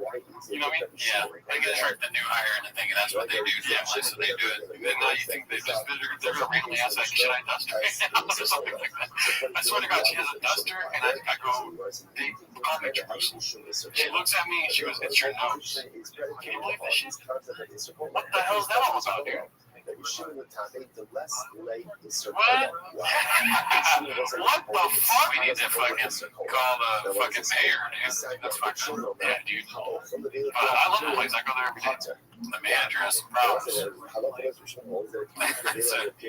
a crazy thing for them to say. Right. Yeah. And this is why it's a secret. I can't tell you where it's at. What did you say back? I started laughing. You know what I mean? Usually I didn't laugh out of nervous energy. I'm like, oh my God. It's M.I.'s coffee shop. You go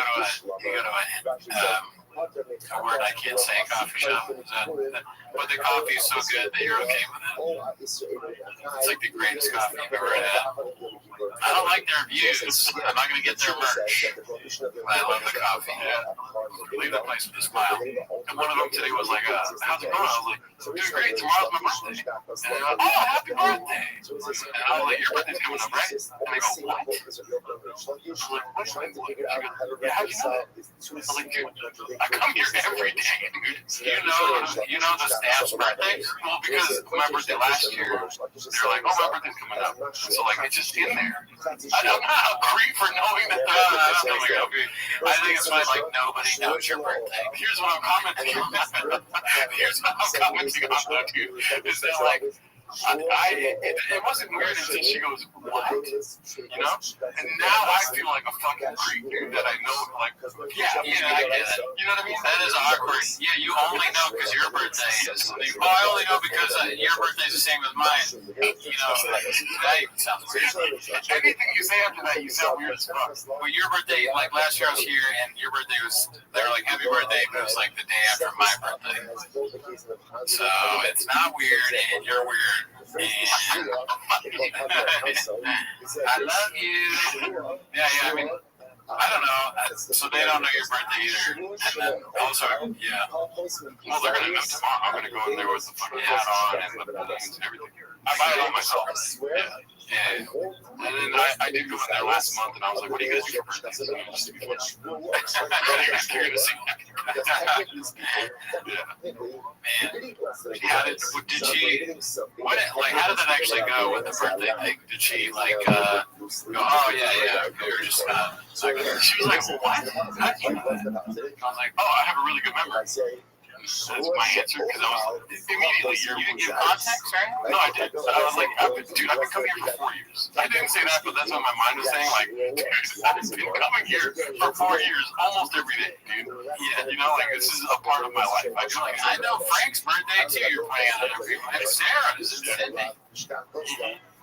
And what did she say to that? Nothing, just like. It was awkward, yeah, and then I left. I was like, all right, have a great day, y'all. But it doesn't bother you, like, the next time you go there, you're not going to become like, I feel weird now. No, I don't, because I don't shit where I eat. What interest do I have in these people other than I order coffee from them, and I fucking chastise them for the amount of ice they put in there, you know? And I write. I sit there and I write. Here's what happened yesterday, though. This kind of leads into what I wanted to talk about. I don't know if you have anything else you want to talk about. No, I was just gonna say you should try and memorize other dates. I will. Like if she's married, find out what the fucking and that's when you're married, right? That's your ad. That's crazy that 1467 is what the price is. That's your address. That's so weird. What the fuck am I ordering? 1460, Jesus Christ. I don't know, a bunch of snacks. That's crazy. That's how much you weigh when you're born. That would be hilarious if you're like, oh my god. And you get like a huge order, like, that's your weight. That's how tall you are. Oh, wow, the coffee was in the color garage today. Smells like cereal. I don't want to do that. It'd be creepy, dude. That's fucking crazy. Some people smells. You know, like white people move and they know when they're gonna move. Me, I don't know. It just happens when they move. Yeah. Oh yeah, that's fun. Yeah. If I do a white way of moving out of this place, I'm gonna do the creepiest shit I can on the way out. People know when they're moving. That's fucking funny. Yeah, that's good. Like a friend Max, my friend Max, he announced he's moving in like months, and he's still around, dude. And at a certain point, you're like, how many months has it been? And I don't want to be weird and like kind of semi-confrontational and be like, when are you moving? You know? Right. Because we're not going to be here forever, Gerardo. That's what Max is. He actually grabbed me by the shoulders today and said, Gerard. Oh shit. But like, jokingly a bit. Yeah. So he knows about the name changing too. Have you done that? And who is Max? Max is a friend of mine. Have you done it in front of him at restaurants? I just stare at him whenever somebody gets my name wrong.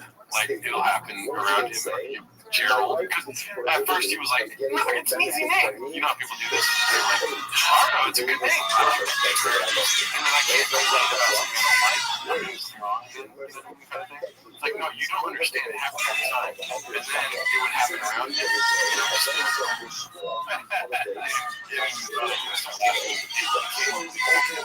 Right. I mean, I still stand by my original point. Don't correct me. Right, and guess what, dude? I'm okay with that. I mean, you know, I have fun getting to Jerusalem. Jerusalem is crazy. And the nose thing is like, this is not up to someone else in your life. You're a fucking psycho. Yeah, I don't think it's probably going to be broadcast on the podcast, but and it could be. I just made the note. Yeah, I was like, wait. I think it's better. Oh, never mind. What I wanted to talk about today. Yesterday, like today, for instance, I had 2 coffees. I got paid this, right? I had a coffee in the morning and a coffee later in the morning. But I've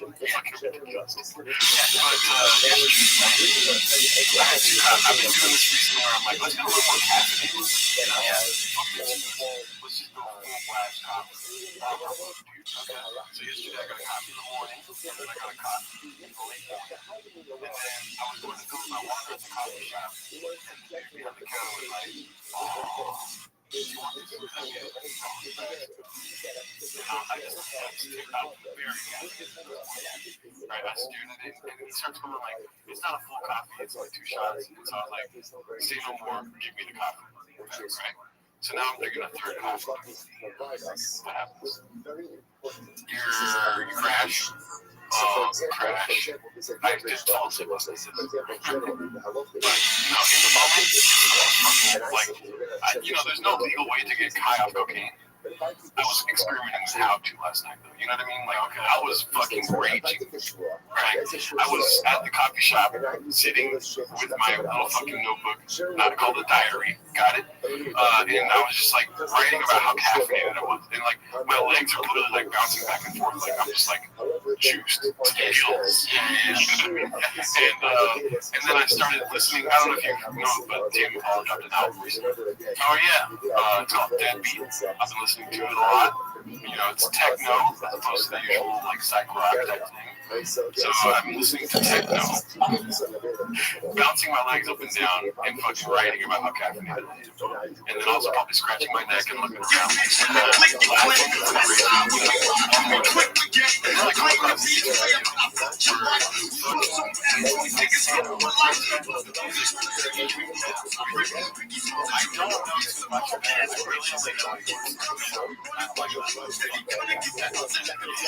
I don't know anything about him. Just his look.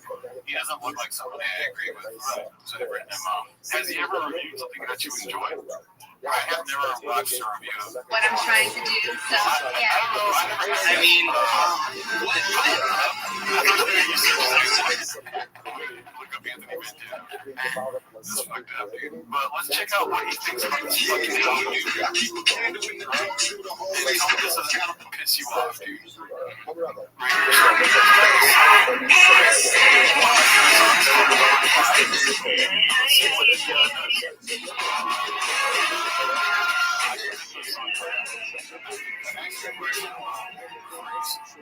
This guy, for whatever reason, I look at him, I think, even though he's bald and the other guy's not bald, Love it, girl.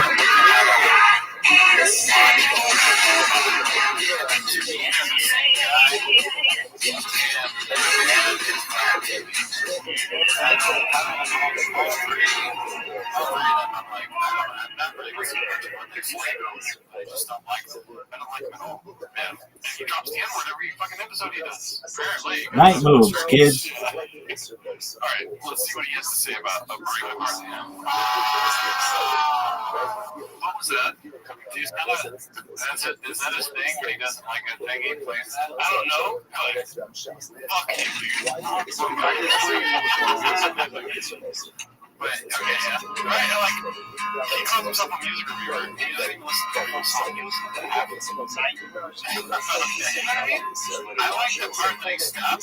Exactly. That was when I was like, oh, it's getting good. I haven't heard any album. The album, you think he needs to listen to the whole song before he judges it? You're like, don't put this shit out. Like, I think this is on his channel where he put this out. It's ridiculous. On, sitting way up high.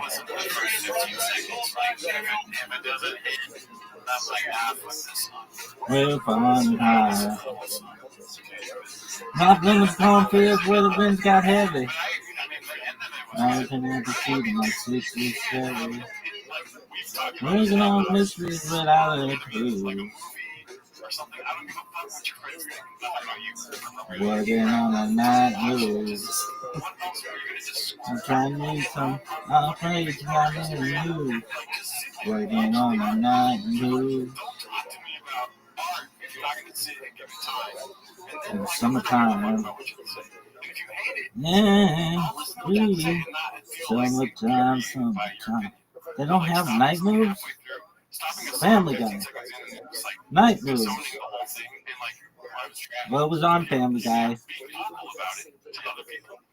you stop us on 15 seconds and never talk about it, never, ever say anything negative, positive about whatever you listen to for 15 seconds. I don't know if it's necessarily 15 seconds. Maybe I'm exaggerating. Maybe it's 30 seconds. Right. I mean, if you didn't listen to the whole thing, never talk about it. I disagree. I think you can tell us on bad, like very. You remember, like the Sopranos, where I think this is actually very. The scene is exactly what I think. And maybe it's just What the fuck is this? I like this song, bro.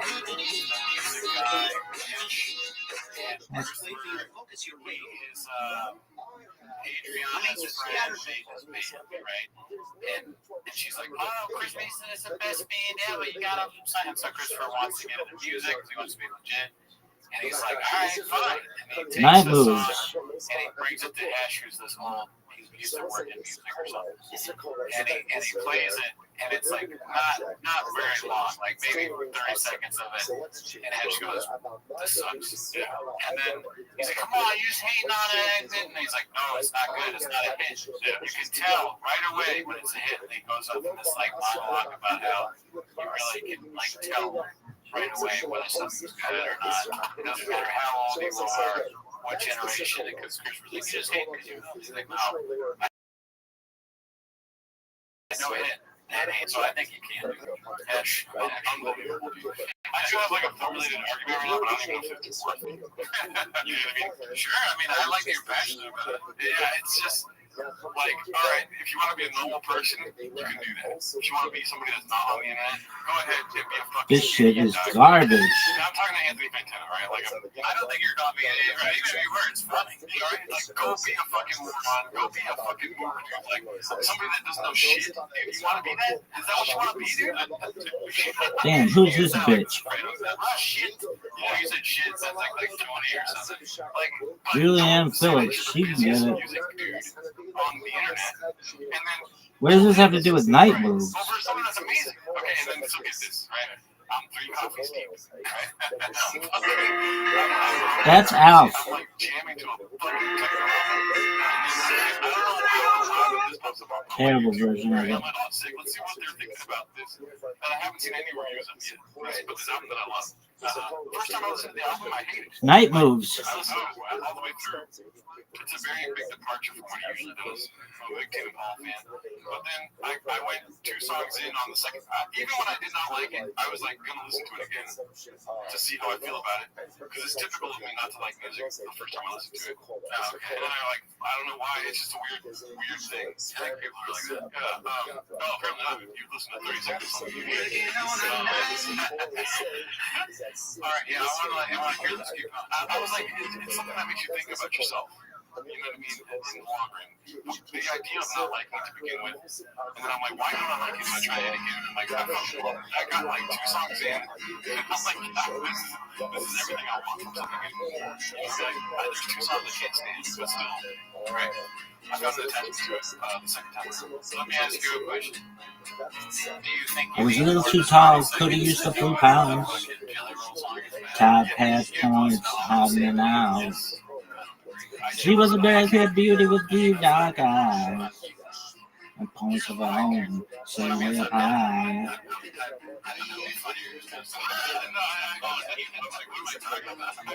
Way up on the high. I've done the coffee is where the wind got heavy. Had in the backseat of my 60 Chevy. Working on the whiskeys without any clues. Working on the night moves. Trying to read some outrage time in the news. Working on the night moves. In the summertime.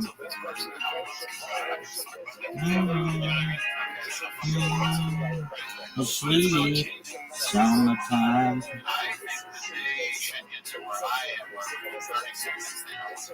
We weren't in love, no far from it.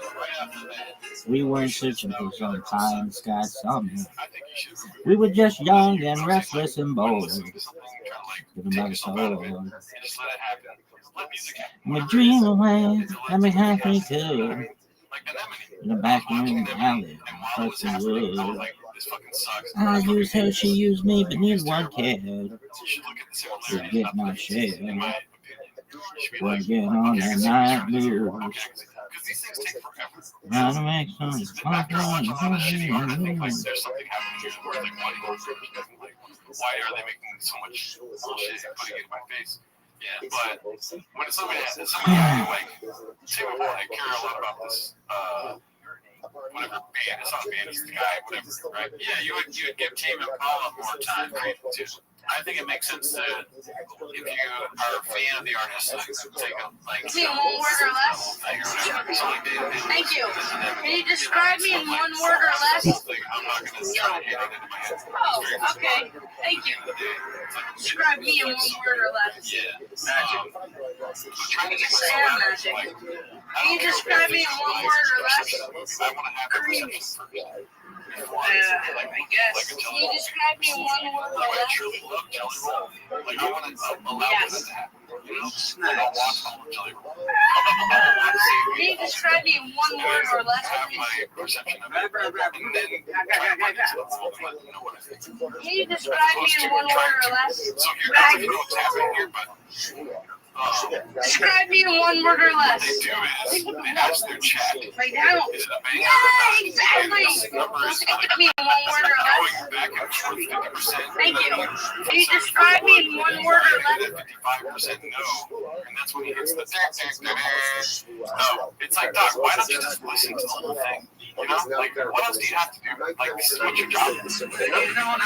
Anyways, what I was trying to get to is that I fucking you got me. What is this bullshit? I fucking cannot stand this guy.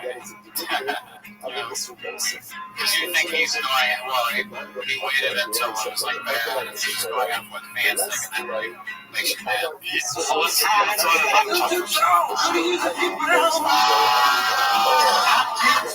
What the fuck is this shit?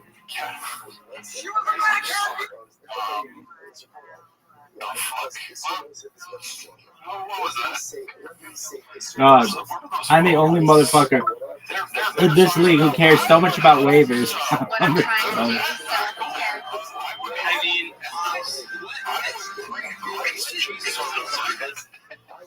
What? No one gives a fuck. How about that, motherfucker? Night moves.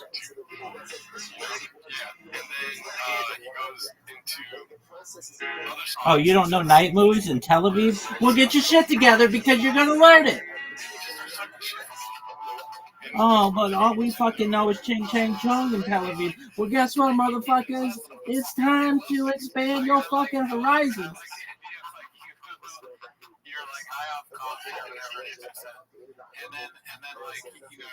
What the fuck is this shit? Yo, dog. Why is this shit so shitty? Yo, dog. Worst stream ever. It's called Night Moves. Search for some pie in the sky summer. We were just young and restless and bored, living by the soul. And we steal away every chance we could. In the back room in the alley when we touched the wood. I used her, she used me, but neither one cared. We were getting our share. Working on the night moves. Trying to make some stronger teenage blues. Working on the night moves. In the summertime.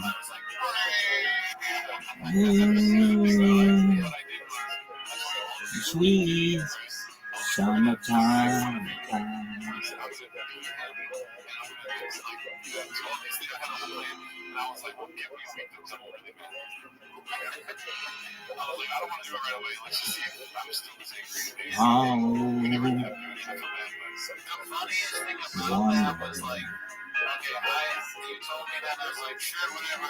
Tell the lightning. Waiting on the thunder. Waiting on the thunder. Just some jokes about that, and he was so, you kind of did the fuck. Woke last night to the sound of thunder. How far off I sat and wondered. But it's song on a song from 1962. And somehow I move. I just don't seem to have much to lose. Strange how the night moves. The autumn closing in. What? Kamal is pretty good. Hell no. Yeah, this is a revolution. It's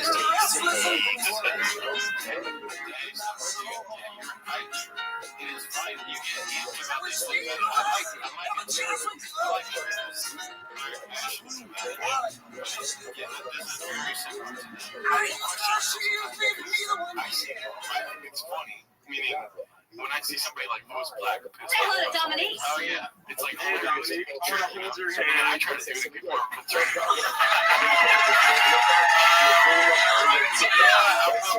Hi Dominique, I'm Super Steve, and you can hit me up with your Superman. Hey Dominique, my name is Brian. I'll treat you the way you deserve to be treated. I am Brian. Well, what do you think? Dominique. I thought that was that one dude with too much plastic surgery in like 1989. Oh, hilarious. Don't suck, dog. This is the worst.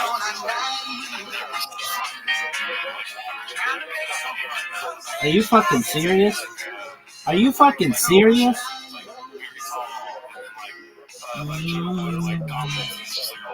Sometime.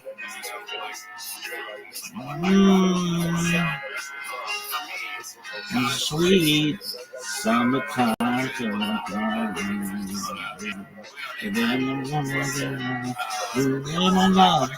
Oh, no, far from it. We were searching somebody. We were young and restless and bored. Living by the soul. What is this bullshit? And we steal away every chance we could. Maybe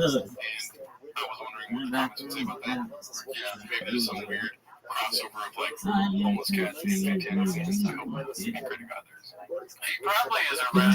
I've seen him posted a lot. I don't know why he gets so mad about that. What is this? Is the worst cryptocurrency ever. Literally, the cryptocurrency that I'm not even with which I'm not associated is doing better than this one. It sounds to me like a lighter at the beginning of it was like a lighter version of Team I think I had one by once. It was like the vocals were lower volume. And it sounded like they took maybe like a ChatGPT took part of Team Impala and was like, well, a little bit less of Team Impala over techno. But then towards the end of it, I was like, okay, now I hear Team Impala. It was changing, and then they turned it up. Let me tell you one polarizing subject of Team Impala. We'll end pretty soon here. There's a line where he says she's a cinephile, and I watch Family Guy on the Road website. But everyone keeps saying the same thing. Well, no, I know, but it's just like what he's commenting on is like mundane texting. Oh, this thing's not gonna work. One. Like each other, you're a cinephile. I watch Family Guy. Yes. You know, at the end of the day, like, you fuck women, I fuck shit squirrels, like, we just don't see eye to eye. You know what I mean? It's more, I think, the point. Felt the lightning. Getting stuck on the keyword of family. Waiting on the thunder. Waiting on the thunder. Night moves. Did they know night moves in Tel Aviv? Fuck no. They're just fucking doing the horror. Writing in chicken scratch. I can say that. Dude, what is this bullshit? Yo, what is this bullshit? Dog, what is this bullshit? Dog. What are you saying, Miss Aquarius? I'm singing songs. This made me laugh so fucking hard. So this is Tim Impala is Kevin Parker, right? And he's talking. Shout out to Miss Aquarius. That does not speak English natively. You know, and I don't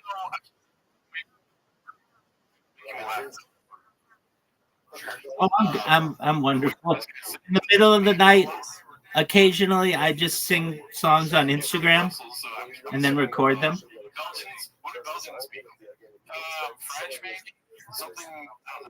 And high in the sky, song. We were just young and restless and bored. Living by the soul. I will steal away every where the back room, the alleys, or just the wood. She used me, but neither one cared. We were getting our share. We were getting on the night moves. Trying to move some awkward teenage blues. We're getting on the night moves. In the summertime.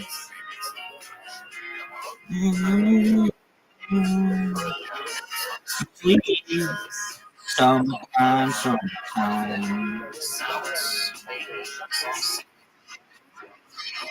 Well, was headbanging 15 years ago. I'm more like vitamin as hell.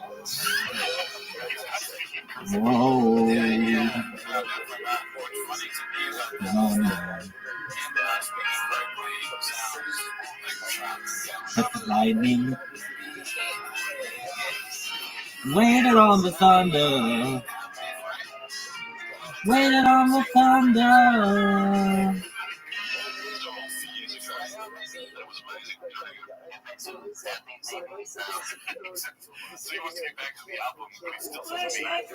The thunder. How far off I sat and wondered. I'd humming a song from 1962. The night moves. You just don't have him to have as much to lose. Strange how the night moves. Well, I've been closed in Which I know by heart by now, maybe, because the song's great. But when I thought about maybe someone something down or pressing some kind of way, I don't know how personally you want to go, but I was wondering how to moves.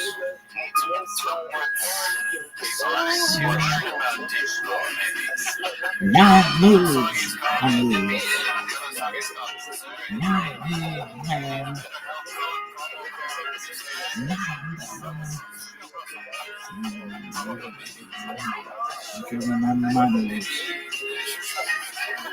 I'm putting on a llama.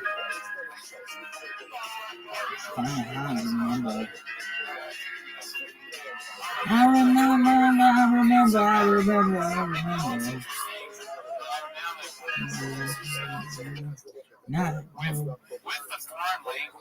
Working and practicing. From all over different countries, continents, the continent of the States, that have a similar kind of, when they try English, it's like this. Why is it do we sound that way when we're speaking Spanish? What is this bullshit? I bet we did. This motherfucker said, every language maybe sounds that way. Because he's French. They speak French for sure. But,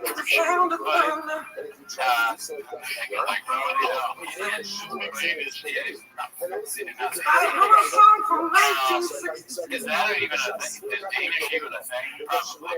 Denmark, is that what they speak? They speak food. Give me a Danish. I'm like, for instance, what is this bullshit? That sound just like that. So the way that their speech patterns are in Americans, their choice of wording is so similar to that. I just find that so interesting. Something about the English language and learning it. I think he's doing a pretty good job, maybe. It makes you sound like that. Why are you doing it? In fact, I find that fascinating. They speak Dutch and French and German. They don't speak French at all? It's all French, German, and Dutch. Yeah, that makes sense. French, German, and Dutch. German is different than Dutch because Dutch is Holland, right? Maybe. I was like, what is Dutch? But I've heard Dutch is Spanish, right? That's what I think. I think German is Dutch. German is Dutch, yeah. That's probably, they're probably, maybe, very similar. Maybe. They're probably very similar languages. Okay, there's probably a word for me in each one. which is Coffee King. Well, hell yeah, dude. I'm a listener, maybe. As a listener. As a listener, maybe. It's... Maybe you can join the Patreon. The word? Oh, man. I was hoping you would. Interprets the songs or the album as a listener. Anyways, hell yeah, thanks for coming through. All right, thanks for stopping by. See you next week.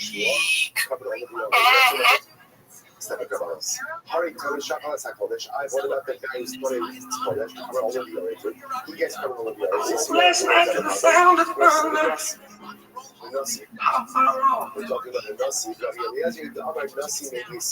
Boxes can't invite you to a parent. Buy a stroller on offer. Sarah will.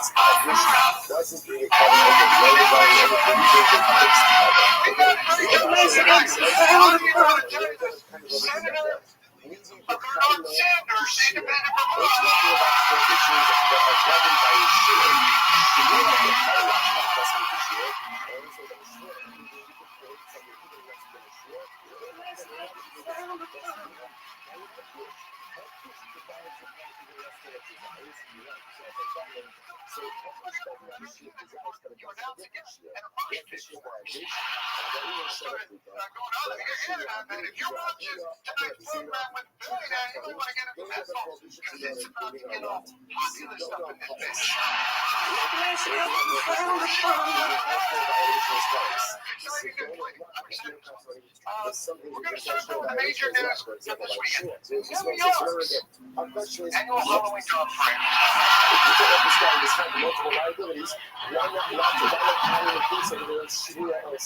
So just explain why we're not the picture we used in Marshall. Last night to the sound of thunder. Each year, the dogs, like humans, are capable of experiencing humiliation. Last night to the sound of thunder.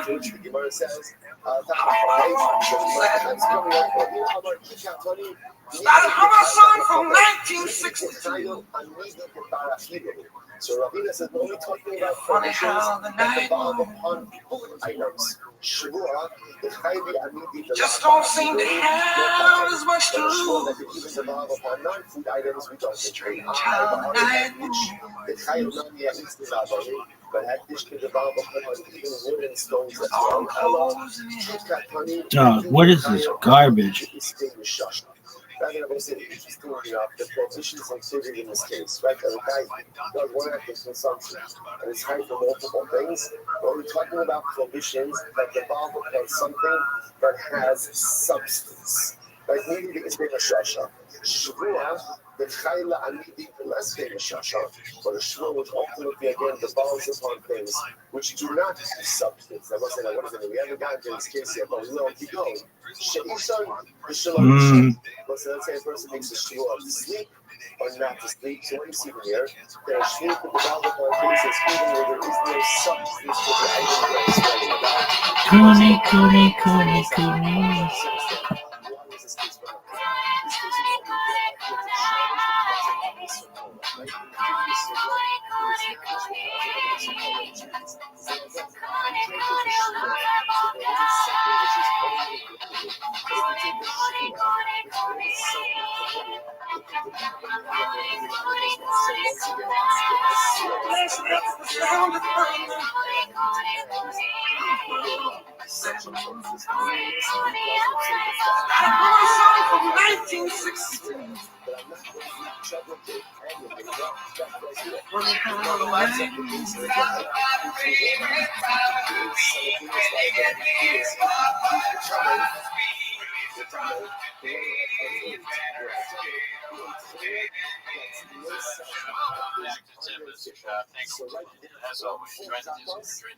Are you fucking serious? This week on the Patreon, oh boy, we watched Winnie Coming.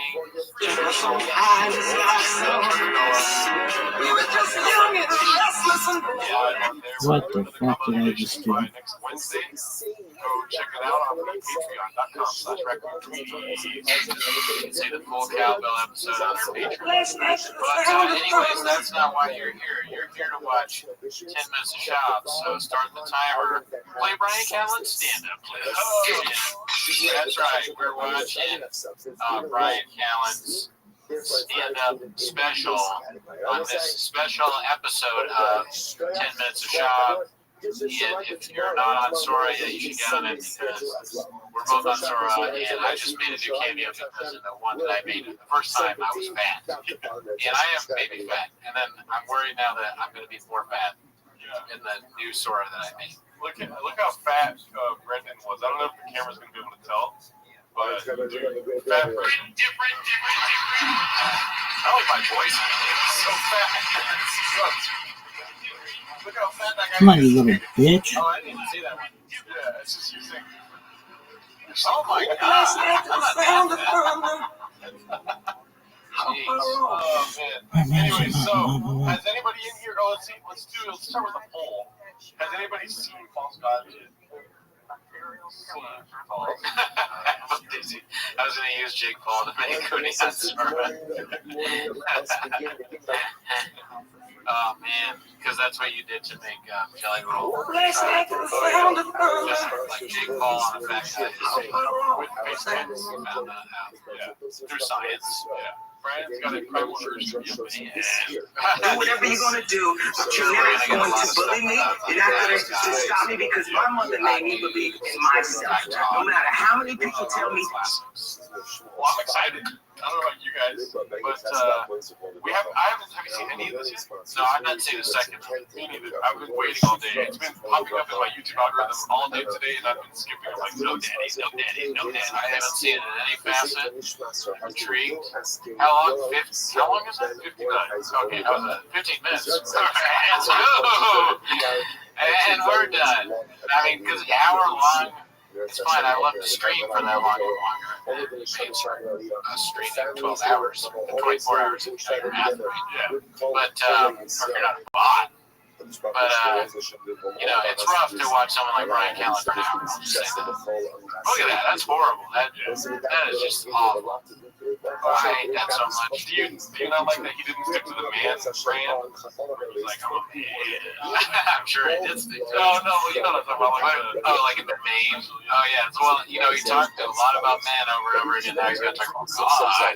Who's a false God? I wonder. Who is it? I bet he doesn't even elaborate. Oh, false God? It's the cell phone. It's the Democrat. Whatever you want to say. Oh, you already know? No, I haven't seen it. Okay, yes. You have to think about this stuff. You're not like, you're like some sort of matrix thing. You're one with the T-Fat case up, right? I am. Callen and Shop. I got the comments here. It'll be hard to have a special video. Let me see one thing.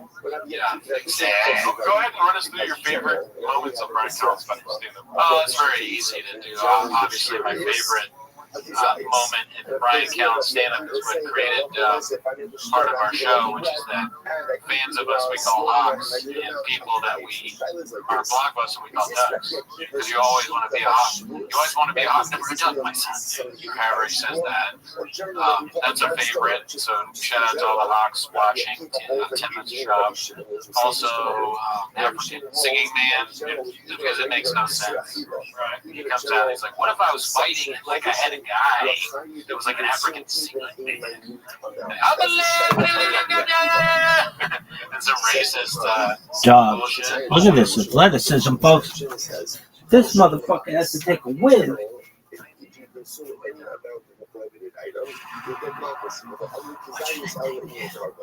The shear of Kizanius is the shear for carbon. Perhaps in a two-way Rachel gets Asian. But guess what? My aunt always said she had little Chinese eyes. She did. She's not even the Asian people in my family. I got Asians on both sides, motherfuckers.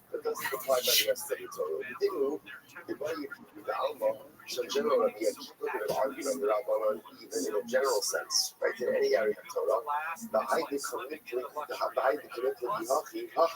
The reason why the Mahlokas is espoused here,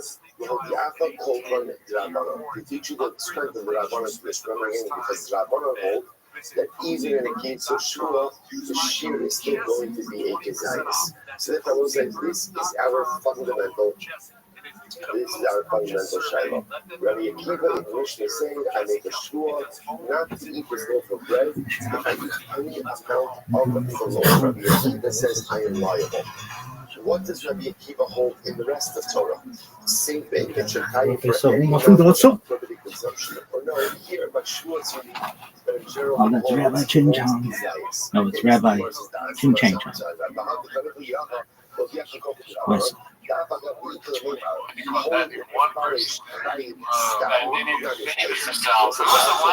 Who said yes to this? What's the matter with you? And don't be that. We watch this because we watch it for you all. We don't watch it for our owner team, or the chefs maybe they watch it because they want to clip it up. How do old people turn up making their fonts bigger on here? Probably, I don't know. Let's see. Titles basically. Yeah. Yes. Yeah, I mean, chat. If you're a hawk in the chat, put a hawk emoji. If you're a duck, put a duck emoji. How many ducks? Admit it if you're a duck. Robots are ducks. So any kind of negative comment, duck bot. A robot, that is a duck. I don't know.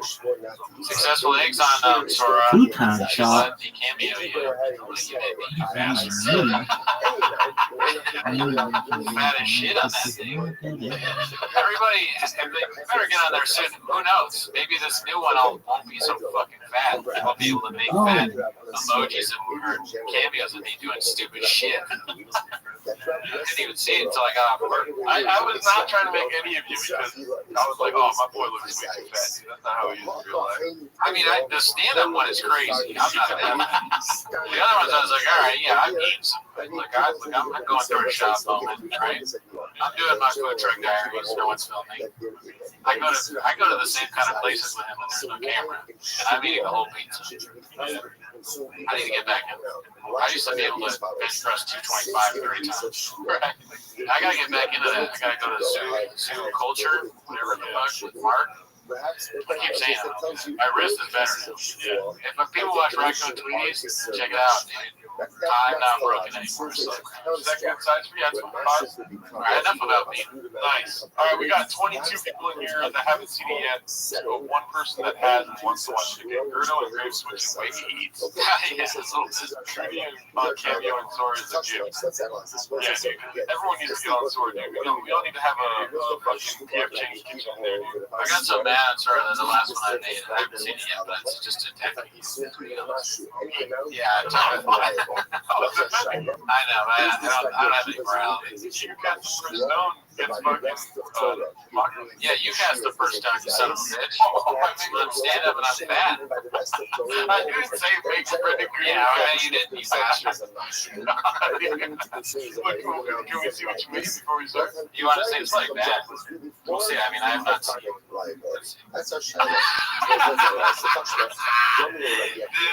Dude, that is such a funny, thumbnail, dude. Alright. Yeah.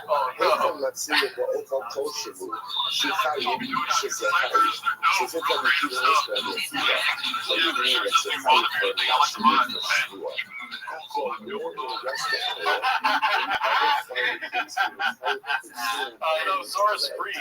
The first 3 people to DM me on Instagram can get a free Sora invite code. Ryan, I will send you an invite because you're on the Patreon. DM me if I don't chat. Without further ado, let's get this 59 minutes of our lives over with. This takes me back to the times where we watched the first Brian Kelly specials. I don't know exactly how many we watched, but it feels like a lot. Let's ready to go and make it. Yeah, no, that's gonna suck ass. But damn, that was a good ass story. I'm sorry that I'm like not paying attention. I knew you giving me something else to watch was a bad idea. Yeah. But no, I'm locked in a calendar with that one. It was terrible. It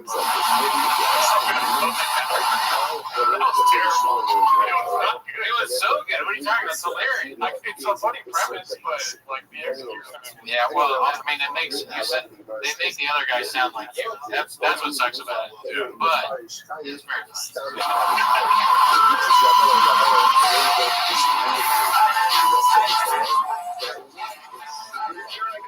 Have you ever heard a rap song before? I don't remember. He is still doing the stupid, because part of the other ones were the same kind of thing, an animated version of him called Strong Jack. I remember on T-Fat Cake today, one of the first things I saw on T-Fat Cake today was him grabbing his thighs, and somebody, the caption was, I'm fucking thigh grabbing.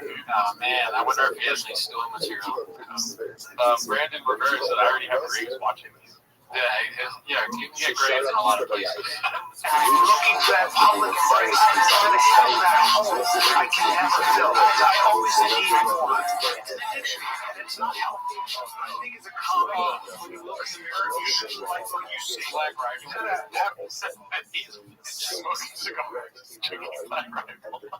He's doing merch drops in the beginning of the specials. I don't think we've watched a lot of specials. I'm not sure there's been merch drops. Or not, well, you know what I mean, like selling shit from the beginning of the specials. Rather than really bad. It's usually in the middle. With two motherfuckers. Oh, that's right. Schultz did the steaks.com thing. But at the beginning, you know, like Pete Holmes doesn't have a thing with Magic Mind yet. I haven't seen it yet. Good observation, Japanese follower of ours. He did put Joe Rogan in the top to boost the algorithm. Beast of a month. Oh, yes. Right. A healthy dose of self-loathing all the time. I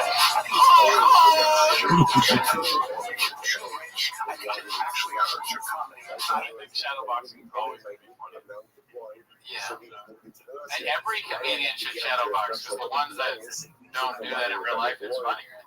Rabbi Rothschild shadowbox.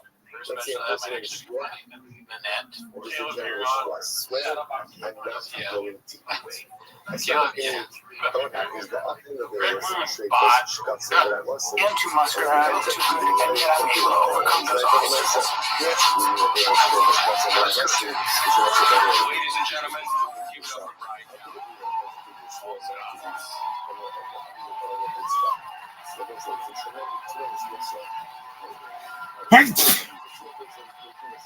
Medicine.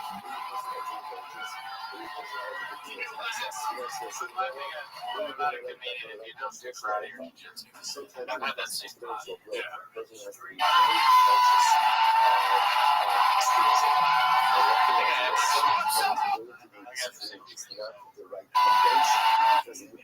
I do like mine in red. Those exact same those are Jordan 1s now.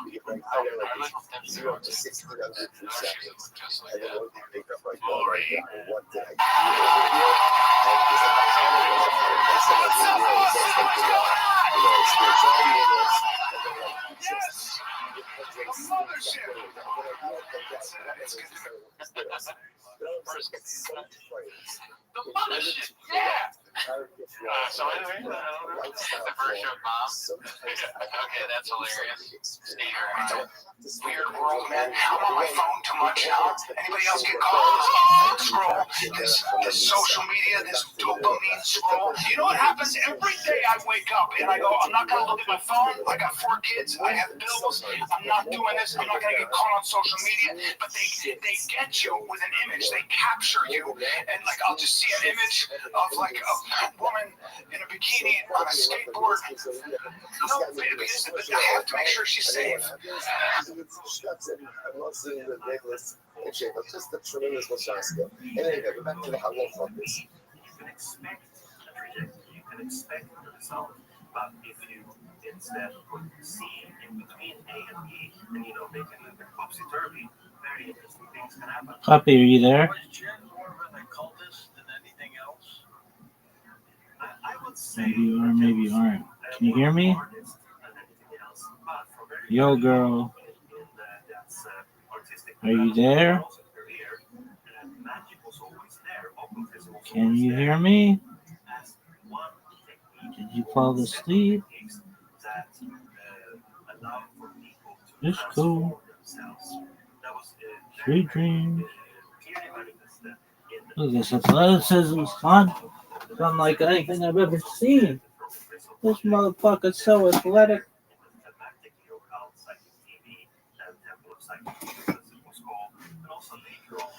Look at this athleticism. If I describe it for you, it's like it's so super.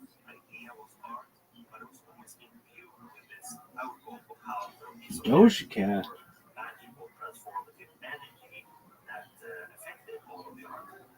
Let's go back to Anton LaVey for a moment. Carl, now a lot of people considered him to be a Satanist. Did he try to influence you that way? Yeah, I think, but then it was far too late.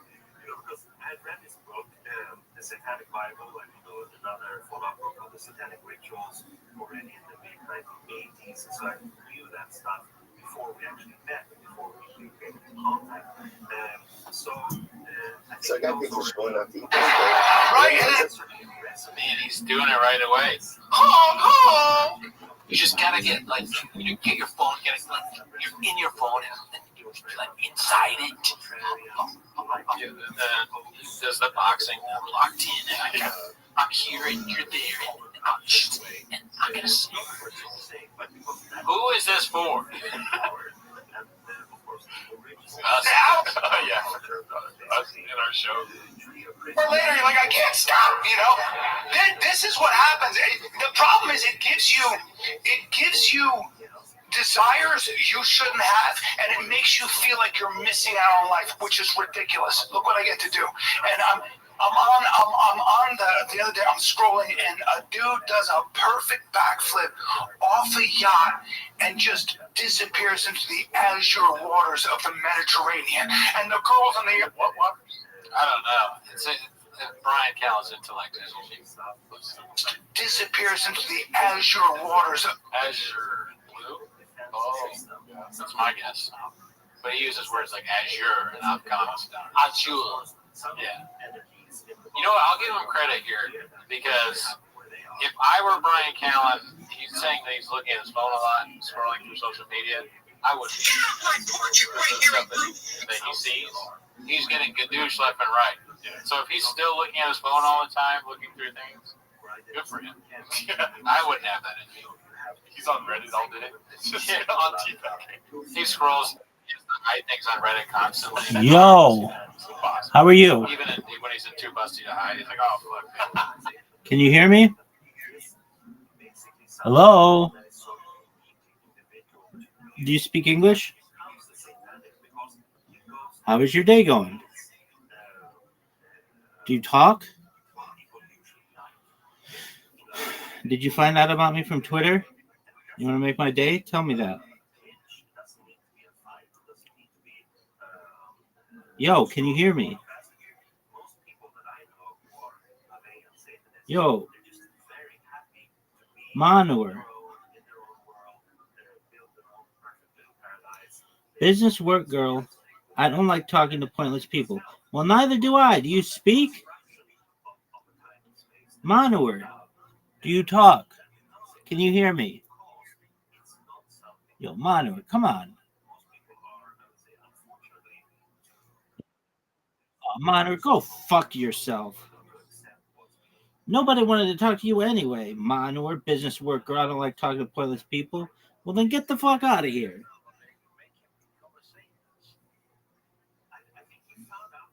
Manure being a bee. Just kidding, Mono. We love you. Just, talk when people are like, "Hey, you speak." Some people become depressed because of that. They say, "Oh, I can't deal with this. I'm the old one. They get bullied, whatever." But there's also a lot of power in being the one outside, because then you can look in and see what the other people are doing. Yo. Cross-reference inspiring the kids subreddit. As you see all the, you see posts. Of the Mediterranean, and the girls on the yacht are like, woohoo, and I was like, my life sucks. Right? Now then what happens? Then I get to another reel where a dude, he's a cowboy. Mono left. You guys know. You beast.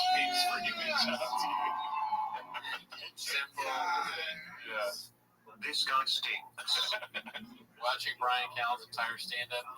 Yeah. That's a good one. To another reel where a dude, he's a cowboy, a real one. You guys know this. Most of you probably know. Oh, he's a cowboy. 2.5 minutes in, dude. Yeah. You think he's gonna do the horse? He's already on the horse. Yeah, idiot. You dumb fuck. He's on the horse. He's on the horse right now. I missed it. Oh man.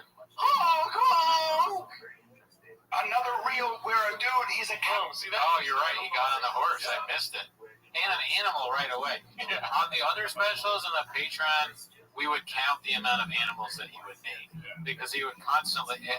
His specials take place at the zoo. He loves the zoo.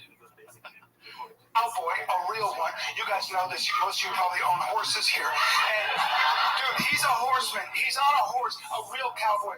Hat, buckle, rope. He wrangles cattle. That's his job. Dungarees. Dungarees. That must be a new thing for comedians now too. How big were the dungarees, Callen? Why not just Wranglers? Yeah, the Wranglers are funny. That's the most cowboy shit I ever heard. Wrangler? Peter Dinklage's dungarees. He's going on that, dude. Yeah. Woodrow Wilson's Wranglers. Woodrow Wilson.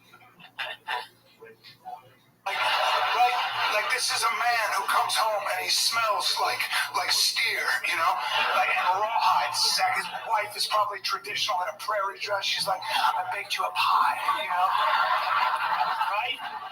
Listen, you know how much we owe to cowboys? You guys eat your steaks. You never think about what it takes. You know how unruly cows are? Do you know that cows are like, I'm free, and one of them breaks off? You need somebody to be like, hey, get the fuck up. You have to. Man, they came close to the hot dog. Have you guys ever dressed like a cow? I mean, it's fucking different. Dallas. I just got whipped as a cow. Do you know that cows are like, I'm free, and one of them breaks off? You need somebody to be like, hey, get the fuck up. You have to. A cowboy is nothing less than a man who specializes in breaking crushing any semblance of individuality a cow may have, right? Remind them that they're a herd animal and stay in your fucking formation. That's not even the point I'm making. So I see this dude on a horse. Now I have a lot of horse fantasies, and I'm not gonna go. Cow, horse. What else? That's it so far. That's a lot so far because it's only been 3 minutes, Jim. That's more animals than I've heard. What's up, Guys? Green room mothership talk. If I were there and I'm a comedian at the mothership door guy or something, it'd be kind of funny just to time it just randomly. Like, he's doing an animal bit. Let's see how long I click like a stopwatch. And then you got a bunch of things someone was taking. I was like, 4 minutes on horses. I don't know how he does it. It's not funny at all either. Nobody laughs. He does it the whole time. And he does the same kind of voice the whole time too. It never changes. But he's not embarrassed in any way. It's crazy. What's up, Dallas? Look at you guys. Callen stealing raccoon tweets his jokes dungarees. Changes things a bot. As a fun animal visit blockbuster. And then we got a guess on here that Inku says he's going to talk about monkeys next. I like guessing too. Like, what's the next monkey? Or what's the next animal? What's the next monkey? Monkey. Yeah, well, monkey's a safe bet because humans are monkeys. You know that? Like, where it come from monkeys? Apes. Yeah, we take the apes. And then apes will fucking rip the dick off first. Yeah, definitely. Especially those apes. Not worth it. I'm not. It's a stupid thing. I don't want to go in. I don't have time. But so the dude's on a horse, and he's no saddle. Bareback, bro. That's a horseman. You want to talk about being connected to a horse? That's not a guy who can ride a horse. That's a guy who will break a horse. That's the kind of guy who can be like, and his horse shows up. Right? I mean, dude. Who else is banned by Brenda? Love from Chicago. Shout out Chicago. Chicago style. Another old reference. Chicago style. Chicago is going great. Rest in peace to your Cubs. What do you think about somebody that stands like this during stand-up? Listen, I'm not the kind of guy to paint everything black or paint everything white. I'm more of a brown guy, you know? Okay. I love UPS. Yeah. What can Brown do for you? I don't like Brand Callen doing it. But if that was how John Mulaney did his whole next special, I'm sure I would love it. Oh, it would make it so much worse. I just picture somebody, they do stand-up, they're a comedian, they have this, maybe they walk the stage, maybe they don't, but they're ready to do their set, and they go into the club and they see a guy standing like that, do it, and that voice too, like a karate guy, kind of dressed up like a karate guy as well. Yeah. He doesn't not look like a karate instructor. He's in the stands too, and he always does this. Yeah. This is how he does stand-up. Yeah, he's ready for the attack. He's ready to defend himself in the audience. Yeah. Okay, so you don't look like that when you're looking at the woke.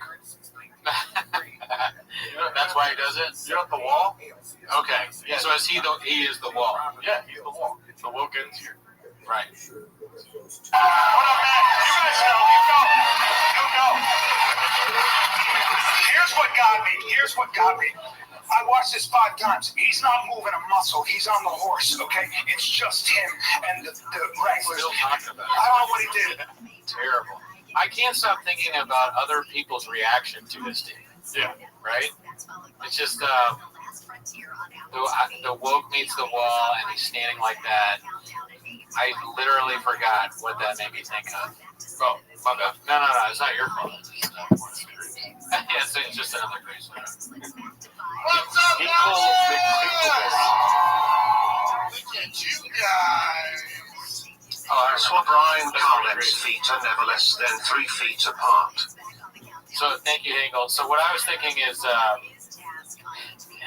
I'm adjusting the comic like I always find. Yeah, no, I won't forget immediately. What I was thinking is, woke. He is against woke, right? What you said. So obviously, the main guys that are defending us from people trying to stop what we say are obviously Joe Rogan, Brian Callen, and Jelly Roll, and we thank them. Thank them. You guys like your freedom to talk and chat? Thank all 3 of those guys every night. Okay, so these are really important people. But anyways, what I'm thinking is, you got these woke people, right? Yeah. Maybe some of them are aware of Brian Callen, and they hate Brian Callen. They hate him because he's free for our freedom. Yeah. Right. So they go to the show and they're expecting to hear offensive shit. They're expecting him to talk about trains and how protesters deserve to get shot. I see what you're saying. You know, right? And they get there and he does 10 minutes on a guy getting on a horse who's hot. Yeah. And then they're just confused. This guy sucks. But they don't even know, the woke don't even know they've met the wall. The wall is that there's nothing interesting being said. Sometimes you're more of an assist guy. You're not really the scorer. You know, you're setting, and then you should have lobbed that one instead of trying to dunk it because you just hit the back of the backboard and the ball went all over the place. Okay. You're wrong, dude. Okay. You were right for like 80% of that. All right, school me. Listen, the audience fucking loves this. Right? And then they forget that they were going to a place where they were supposed to see both sides of the issue. But they walk out going, you know what, I might be a Republican because that guy was funny about the horses and stuff. You know, they sell this place as like the place where you can fucking discuss openly and not be judged for it. Sure. And then, so they're talking about politics and that and shit like this, you know. And then Brian Callen goes up there and just talks about animals, right? And then people are like, you know, you're telling your whole life. That's all of Austin. Brian Callen gets on stage. That's them, but I'm talking like the people, like woke people that he hates, right? If they were there, if they were there, yeah, he's converted to. Oh, you think they're gonna buy in? Then he's the red pill. Oh, wow. Yeah, that's it. Yeah, okay. He red pills everybody because of how funny. Dude, liberals are all cat names. He's gonna make 10 jokes about cats. You don't think that's gonna win the vote? It's funny to say cat ladies when there's homeless cats. Yeah, homeless cats are liberals. Homeless cats are liberals, and then liberals in general are cat ladies, so that kind of goes hand in hand. Okay. I'm saying like he's the first step into a lot of baby steps towards fascism. Brian Callen. Tim Kennedy's saying Cooney got to do Brian Steen special live. Let him memorize this. Then nobody will know that. They'll just think I'm insane. False comments. Because some people could recognize Shaw, but if I do Brian Callen, people really will think I'm like the least funny person. That'd be funny if you didn't go up as Brian Callen. Your stage name was False Gods. It's a great name for a stand. Yeah. False God. Now coming to the stage, False Gods. Yeah. What's up, guys? You know when you're fucking out there, you get locked in, right? Hassan Aziz is in the chat. I would love to see Cooney act like he's riding a horse, but super. I can do it. You can fucking do that on, what is it called? Sora. That sounds like a Sora being a driver. Bro, nothing moved on his body, nothing. But whatever he did, that horse from a dead stone still stopped. Took off full speed. That guy sent a signal from his root chakra through his taint into the beast's back. And that signal was go now. And the horse was like, yes, master. And boom, took off. I didn't think he was gonna do it. He's riding a horse again. I've already seen this. Can we please get this as a GIF on the fucking... He's not going to do that. What is it called? He's not going to do that. Can we get this as a GIF on the Discord, dude? I want to see this. Yeah,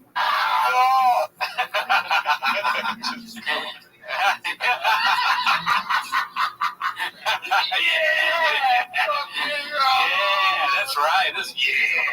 Woo! Yeah. Ride that horse, you fucking crazy old bitch. Where's the green screen at, dude? It's crazy he's doing this at 85 years old, too, like Shab would say. Let's get a little bit of audio.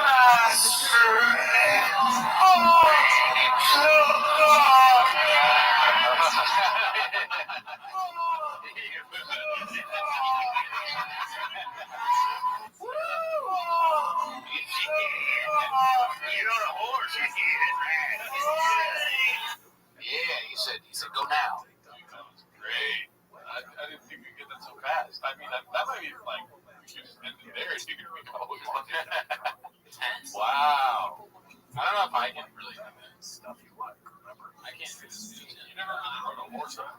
That's true. I actually have never ridden a horse. It's a weird, like, aerobic exercise. The horse was like, yes, master, and boom, took off. Oh, okay. So you have to thrust. Yeah. This is the last thing you see before you become his girlfriend. He wasn't even using the reins. He was just... He's not done yet. Oh, man. That was a show last night. The comedian rode a horse for 15 minutes. Dude, that would be kind of funny, honestly. If you allowed me to do 20 minutes of stand-up and I just did me riding a horse the whole time. Whoa, and I was like this. Just the whole entire time. You just go performance art. Yeah, dude. He's not done yet. Vision 1 is a fictional book based on real world events of the future. Oh, shit. I wonder if he's ever done this on stage and a comedian's like, that horse bit is killer. Just giving him a prop. Oh, what is that? Oh, why? Why would you do this to a horse? Oh, God. He's getting a big laugh, so we got to check out what he said. I wish we could watch the horse bit with no audio first every time. Like, if Brian Callen came on screen and was like, all right, guys, you know what time it is.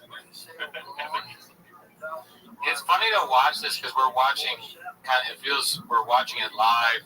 Clips that will be, or a stand-up special that will be clipped. These things, they look like they're straight out of one of those videos where a changed person make, look at how much comedy sucks now. And it's Rogan fucking Callen riding a horse and Whitney Cummings pretending to be in a stripper pole. Yeah, this is Dude, the horse was like, yes, master, and took off running. He wasn't even using the reins. He was just riding. Controlling everything. To control 1,200 pounds of bone and muscle with naught but the golden crescent. That is your inner thighs and taint. 5 minutes. At 5 minutes exactly. Yep. Joe Rogan's like, you can do the special at my club. Just wait 5 minutes. Oh, you caught it. He has to touch the golden crescent. The golden arches. What an expression of masculinity. Like, if I caught that guy there with my wife, I would be like, I apologize. Like, so I go from acrobat to cowboy, and now I follow a guy. I come across his reels. He's a sensual chef. There's no other way to put it. He's a sensual chef. He wears naught but an apron. He's just an apron jacked. He's got, first of all, his skin, marble brown skin that sweats olive oil naturally. His, I don't know how to describe his body. If it was a landscape, it would be unsafe to traverse in a regular car. You need special shocks. Even then, you'd be like, this is crazy, dude, you know? Yeah, he's not getting off the horse. Well, this one is a car. Oh. He's riding a man's chest on a car. I wasn't even listening, honestly. Good. I mean, for your own safety, probably. You have to tune out every once in a while. It's a defense mechanism. He's doing the whole, like, exactly the same Hawkeye thing. It's nuts how he just does this every time. We're dumb for not thinking that he would do something different. I can't. It's shocking to me. I couldn't do this. It is shocking because he like baits and switches you. He's like, I'm on my phone too much, but look at me on a horse. Yeah, what is the false gods part? Who is the false god? You're talking about everything you've already done. Riding a horse and a Hawkeye. His olive skin. He was an olive oil. That's a good one. He's the kind of guy where his abs are big, muscular. What the fuck? Aren't you supposed to be bro? Isn't that supposed to be bro comedy? You know? Oh, it's different. That's what it is. Yeah. Is this what bro comedy is? Yeah. Then fuck bro comedy. Yeah. This shit stinks. This is James Freeman. So this is the craft perfected. This is 250 material. He's definitely in. If I was in the green room and he was doing stuff like this and people were laughing, I'd be like, do I smell burnt toast? Am I having a stroke? I can't. Why are you laughing? Although actually, now that I think about it, I would be laughing hard. Oh, yeah. Because if it was in person and he was still doing this shit to make me laugh, that would be actually really funny. Yeah, this is you trying to hold back your laughter. You're like, oh yeah. Oh, no. In the green room is different. But seriously though, if I was, the green room would be a totally different experience. This is horrible Chinese water torture. But in the green room, I'd be laughing. I mean, his body was demoralizing. Like, I was trying to work out that day, and I was like, there's no point. Like, right? Like, why go to the gym? I'm an imposter. Nothing's going to grow. I'm not going to look like that. You know, if you can't afford a Ferrari, putting a fin on the back of your Honda Accord. So watch this. So now I'm already in. And the dude, he's a chef, so he just looks at me through these Mediterranean curls and just goes, let's make a sandwich. And I was like, okay. Yeah, it's just the greatest hits. It really feels like that. But talked about a Hawkeye for 4 minutes, and now he talks about how he wants to fuck a Hawkeye. It makes me think that he's stupid. And I always thought, now granted, he's a little stupid, but I always thought that he and maybe smart or stupid people do this, but he puts himself off as he's really smart, right? He knows a lot about vaccines and the government and other countries, and he's a worldly man, right? But it is a stupid thing to do a bit that's bad over and over again and not change, because that is kind of what I used to see at open mics, where somebody like we know that you all have never heard of, but like GT or Nick Country, you get excited because you know they're going to do the bit you want to see, right? The same exact bit, because it's exactly, you're like when they're like, all right, we're pulling the name out of the bucket. All right, next up is, what's it? They never know who he is, even though everyone else does. And open micers have though. GT is next up, and he comes out, and I'll go like this. I'll be like, to my friend, I go, high five. Oh, yeah. Willie, we got a fucking pussy on the pier coming for us, baby. Abu Dhabi, baby. I get fucking amped, or Nick Country. I'm like, oh, yeah, all right, let's go. He's going to talk about fucking some chick. It's going to be amazing. He's never had sex with you. But he's so drunk, I can't wait. I can't wait to hear what offensive things he's going to say. So that, but Allison is true. Allison, I wouldn't give anyone a high five for that. But this maybe is to Austin comedians. Maybe they're having the same feeling that we have. We're just not in. We're not in the green. He's riding a horse again. Exactly. They're like, Callan's up. He's gonna do the horse thing. Yeah, fucking dude. Do we have time to get another beer?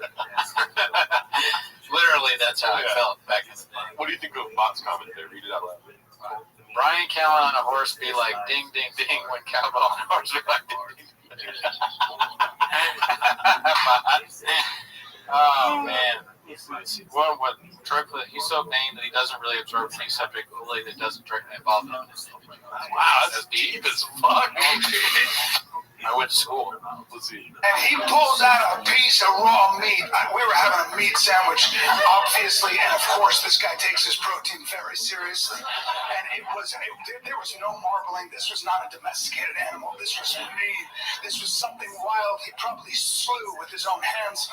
And he threw it the way he thwacked it to the counter, it was such force, it tenderized the meat. He then looks at me and goes, let's spice things up.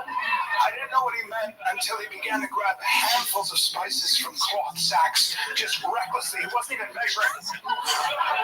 Just grabbing and dashing the spices, just dashing them, covering the meat in every color powder you can imagine. Aleppo pepper and cardamom and smoked paprika. Dude, he was chopping vegetables with a machine-like speed and precision. His forearms, I swear to God, looked pregnant. Like, you know what's crazy is that, listen, don't. I'm sorry, no, I was going to say anything. You know what's crazy is that we show him so much respect by not laughing. Okay. You know what I mean? Because the audience there, it feels like, I'm not even joking, it feels like they're laughing at him. Oh, wow. Okay. Because who the fuck talks like this? Nobody talks this way. It's not like a clever, coherent thought. It's like some dude just fantasizing about men, and look at his face. Look at him. Yeah. No, I mean, I hope they're laughing at him. Oh, yeah. For the sake of the country in Austin. Yeah. The profession, no joke yet, ... In a way, that's kind of true. It does not really, I haven't seen much of a joke. He doesn't make any sense. The guy's throwing all the spice on the steak. Why? You wouldn't do that. It just doesn't, it's not, maybe he's trying to do a salt guy. What is the salt bay thing? Speaking of salt bay, we got KSW in the chat, dude. Oh, shit. What's up, man? What's up, Alan? Feels like Callan saw the man that's got the Chipotle bit and was like, hold my. Yeah, he is doing a little bit of Maniscalco voice there. Or he could actually be just, he's doing a little bit of that. I'm going to spice this. No, you were right, though. That was absolutely. We show him respect by not laughing. Yeah, no, it's more respectful than what we haven't laughed at, too. We laughed a good amount when he was riding the horse. Oh, yeah, well, do that. But then also have jokes. Like, ride the horse for however long you want to at the beginning, but then write jokes. Don't talk about men. Yeah, no, all of this is fascinating. I'm having so many thoughts right now about it that I'm forgetting. That may be partially Graves. But I just keep hitting me. And I'm like, I gotta stop. Oh, my God. What is it? Who thinks this? Dick PT, people are laughing because they waited months to get into this shitty club and spend money on the drinks. Now, I'm stuck listening to this old man describing Instagram videos. Oh, is that what he's doing? Oh, no, he did that earlier. Now he's just fantasizing. The kind of forms, just the vascularity, they look like a cluster of angry horse dicks. Like just, blah, blah. So then he pulls out a loaf of bread. I can't believe the guy eats bread. And I don't know what kind. It was a rustic varietal. Probably a French bouillie. And he squeezed it at the camera. He just squeezed it. It gave way under his heavy fingers with a moaning crunch. This was the most outrageous part. He takes a naked hand, and goes wrist deep into a vat of raw honey. A vat. Who has a vat? This guy. And just comes up with a wasteful amount. I mean, wasteful. His whole hand was covered in amber gunk, and I was like, what are you gonna do with that? And he didn't answer. He just began to rub it. Some of it made it to the meat. We should have been able to predict he was going to do that. Did you know? I did have an idea that he would put his hand into a vat of honey and rub it on his body. I didn't think. I'm not as quick as you. I didn't know. But I wish I did. I wish I had predicted that. I don't have grapes yet. Yeah. And thank you for updating us. They're saying that he's talking about a chef on an Instagram video. I did not hear that. I missed that, yeah. Maybe I would have been laughing. And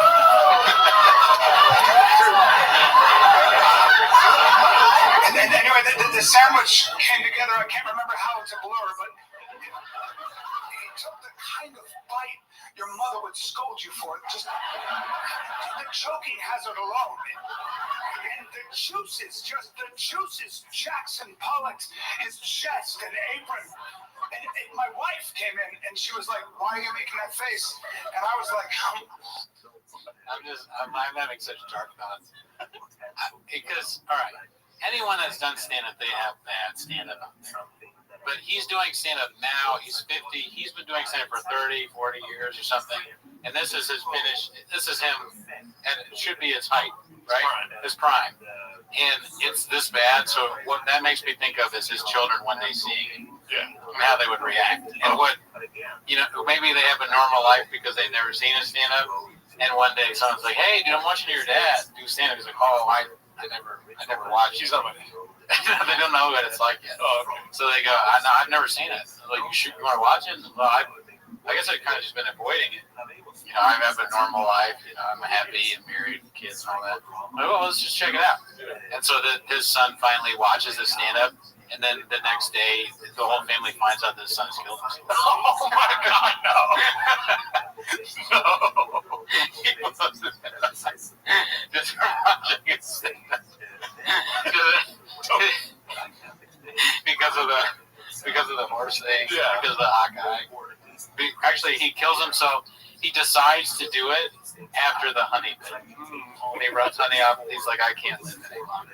Even though he leaves his whole family. He was found in his studio apartment on a YouTube video that said 7 minutes and 30 seconds into his Father's Day special.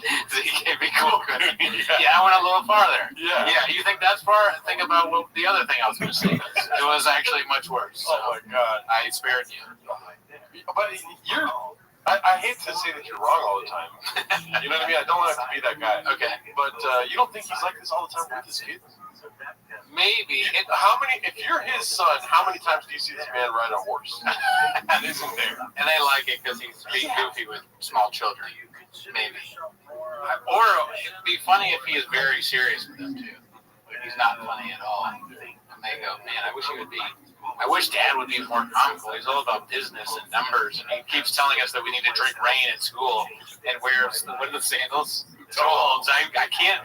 He doesn't let me wear shoes in gym class. I have to wear toe holds. I have this whole script I have to say to the other kids.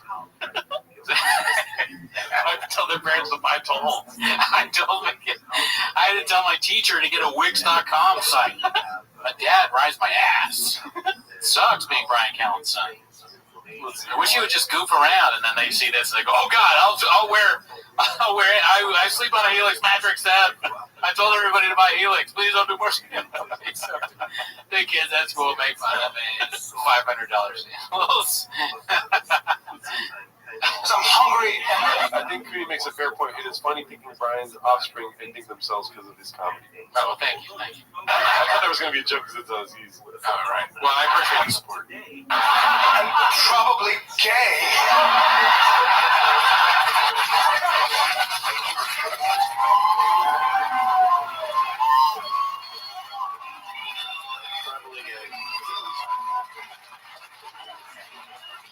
Several days later, I purchased an apron. Now I wanted to make my wife that sandwich, my younger wife. Put it on, I began to make the same sandwich in earnest. She came into the room and told me I looked like I should be washing dishes in prison. I told this on the show many times, I think, but there was that one time I went to the Comedy Store, and I went just to watch a show with my friend, and 8 of the 10 male comics there did bits about, like, I might be gay. Yeah. And if I had power, I would say, we're shutting the Comedy Store down for a week. Yeah. We need to figure out what's going on here, and we'll talk with everybody, we'll interview, but a week, maybe 2 weeks, we're going to shut the club down and figure out how we can move forward from it. Why are you shutting it down for a week? If you don't know why, we're shutting it down for another week. Yeah. You shouldn't have to say that over a week. Yeah. Actually, now we're shutting it for 5 weeks now because you asked me why. You should know already. Did you watch the stand-up? There was one comic that was a straight guy that didn't say they were gay on stage. One. And it was a woman. It was so fucking infuriating. But then, and he's essentially doing the same shit. Yeah. This is like if your dolphin bottle did stand up. He'd probably do it, dolphin. Let's see if I can. It's harder to do that. Oh, we got one.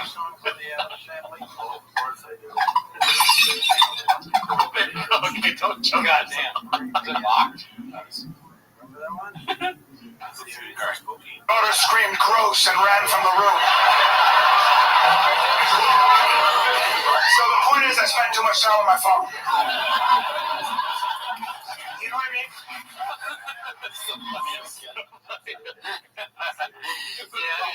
I bring the dolphin. I go back in the stand-up. I bring the dolphin bottle on stage with me. I'm no better than Cal. It was so. Remember the first time I did it? How funny it was outside. It was so fucking loud. It was so crazy loud, and I spit out my drink because I was thinking about what if I did that at the office? I'd probably fire myself. I could just go from at 57 to go from wanting to be an acrobat to a cowboy to a gay man.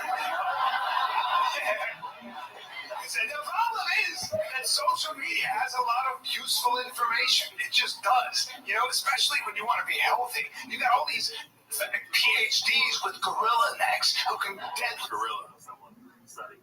Yeah, I was waiting. I wasn't listening to anything you were saying. I was waiting for the next animal. Yeah. I feel like I can put that to bed now. It was gorilla. He was like probably talking about Huberman. You guessed it. You guessed monkey. Oh, I didn't guess monkey. Inco or somebody else guessed monkey. Yeah, but that's close. That's pretty close.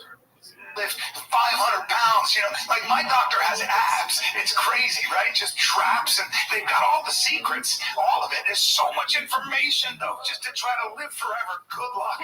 I gotta just narrow it down, man. I'm not a health crank. Like, you gotta get sunlight. Get sunshine, direct sunshine, at least 20 minutes on your genitals. Like, just don't go crazy. But if you have a pale vagina or penis, you're not healthy. We know that. I have been watching a lot of sunsets lately, and I do think about putting the sunset directly on my butthole. You heard about these people? Sunning, yeah. Yeah, sunning. So I'm not much better than Cal, but I don't go out on stage. I just have the funny thought when I'm watching the sunset. I only know about that from Tom and Chad and JT. Yeah. They had a bit about it. Yeah. You know, just out of himself. We both have Callan thoughts all the time. We know that, right? Are you guys cold plunging? Are you cold plunging? Huh? Are you? Be honest. I'm going to be honest. I don't want to be a jerk. I'm looking at this room. You guys look very inflamed. everybody here looks, this room is swollen. You should look 20% smaller. You gotta sit in ice water. Guys, you have to sit. It's gonna suck every morning after meditation, obviously, but you sit, get in ice water. It's gonna hurt. It's gonna suck, but just stay there until you're sure you cannot have children anymore.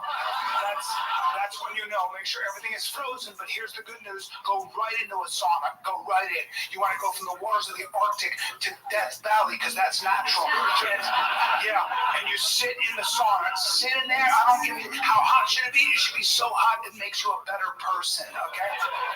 Yeah, you should think about health, all right? Yeah, so those are the two non-negotiables. And by the way, balance. Balance, you all know this. This is, I give, my presentations are also full of useful information, and they are finding. First joke. Well, which was? My presentation was full of useful information. Got it. Even when you fall. I mean, it literally was a joke, though. It is? Yeah, I mean, it's not full of useful information. I don't need to know how much you think about how hot guys are. That's not useful to me. What if he did the Borat thing? He said that and he went, nah. That's what he missed there. What's up, Eric Flack? When you fall in your 80s and you break your hip and die, it's because you had bad balance. And the reason you had bad balance is because you have weak toes. So you don't know this. You don't know this. It's amazing. We don't talk about toe strength. That is the most. If you're working your whole body, you're doing nothing for your toes. That is so irresponsible. All right. Listen. If you're not running in heavy sand barefoot at least 3 days a week, I do not know what to tell you. I don't. And I can't stand where people are like, I don't live near a beach. I can't find heavy sand. I have children and bills. Well then, die in your 80s, you lazy piece of shit. Yeah, you want to live to 105. That's a new. That guy was just not laughing at him. Seems like Krakamiko's not happy with him. Things come in many forms. Baruch Hashem, the community is thriving. We managed the first year. Yeah, he's about to write a rap. Yeah, you want to live. Things come in many forms. It also kind of looks like me. You went to the special. This is how we found out that's successful egg. My fucking disguise is just blue light glasses. 5, that's the new 50. Yeah, let your friends die at 85. You want to get to 105. Don't miss those 20 years. Yeah, oh, that's a blast. From 85 to 105. Woo-hoo! Yeah. Can't wait to get to 100. Do you ever see what the average 100-year-old person looks like? You can't tell if they're male or female. Become involuntarily non-binary. That's what happens. 100-year-old, like your face looks like a used cactus, mate. You're walking sideways like a crab. I won. I have strong toes. I eat kale. I sit in ice water. All my friends are dead. I'm a winner. Damn, dog, that's like Jim Brewer. That was very much like Jim Brewer. Yeah. That's like if Jim Brewer and Casey Rocket had a baby. What the hell was that? Yeah, I would kill that baby. Dad, I'm a winner. That was that was a little too close to Jim Brewer. That feels like thievery. Yeah. Keep talking about it. I'm going to make it. Yeah. I think that because he's walking like Jim Brewer does with a it's so much funnier without saying.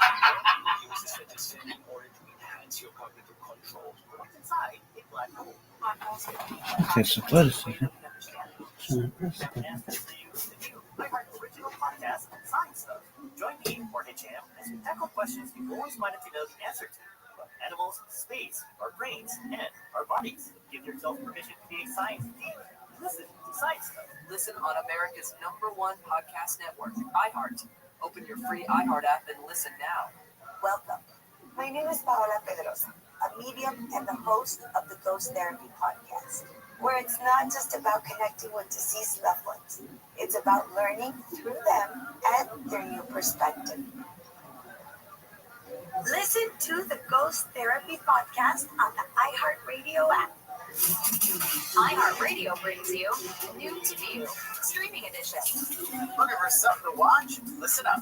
Next week on Netflix, Monday, the debut of the Danish crime drama The Asset.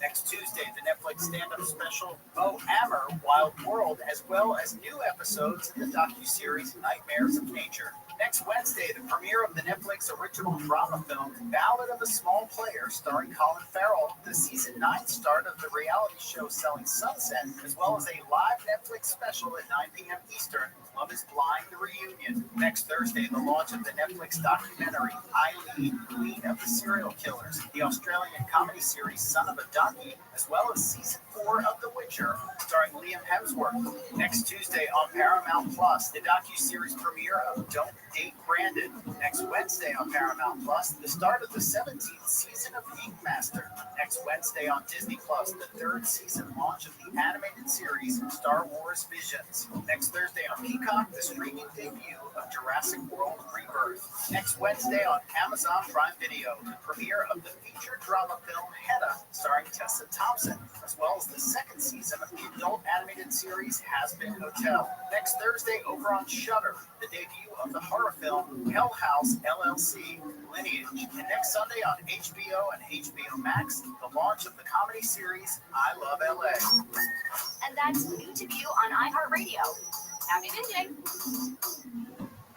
The free iHeartRadio app is #1 for music, radio, and podcasts, all in one. Discover a new podcast from our library of over 350,000 titles. Here's an iHeartRadio podcast preview. You're at a party, someone disappears, everybody's suspect. At a public university in the middle of California, so frustrating that it can't get resolved. I can't think of a safer location in our where it's just like any location there. One or two people that can destroy someone's life.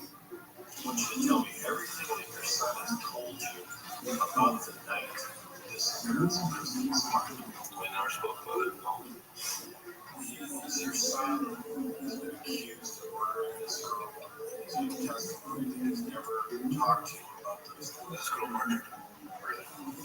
No, that's certainly been accused. That's what the television says. Your own backyard. The disappearance of Kristen Smart. Listen and follow this podcast for free on the iHeartRadio app. #1 for music, radio, and podcasts, all in one. AFI AM 640.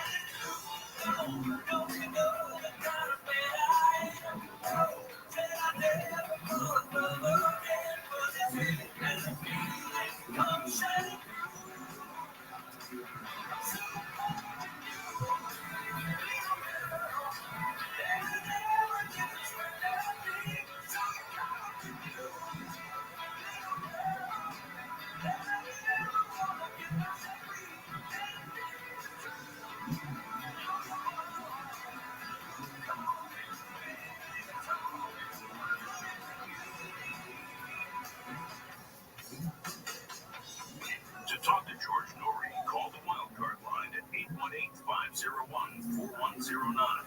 The first-time caller line is 818-501-4721. To talk toll-free from east of the Rockies, call 800-825-5033. From west of the Rockies, toll-free, call 800-618-8255. Send George a text message anytime at 818-298-6521. This is Coast to Coast AM with George Norrie. We're talking about magic and the occult with Carl Abramson. He is live in Sweden, and we will be taking your calls with him this hour right here on Coast to Coast AM. Hey, buy some gold and get some free silver. $5,000 purchased from Birch Gold Group this month in advance of Veterans Day, you'll receive a free patriotic silver round. Look, gold is up 50% this year. At the beginning of the year, that's when it started. And Birch Gold can help you own it by converting an existing IRA or 401k into a tax-sheltered IRA in physical gold. Plus, they'll send you free silver honoring our veterans on qualifying purchases. And if you're current or former military, Birch Gold has a special offer just for you. They're waiving custodial fees for the first year on investments of any amount. Birch Gold has an A+ rating with the Better Business Bureau and tens of thousands of happy customers. Text COAST to 989898 or a free info kit and claim your eligibility for free silver with qualifying purchases before the end of the month. Again, text COAST to 989898 to today.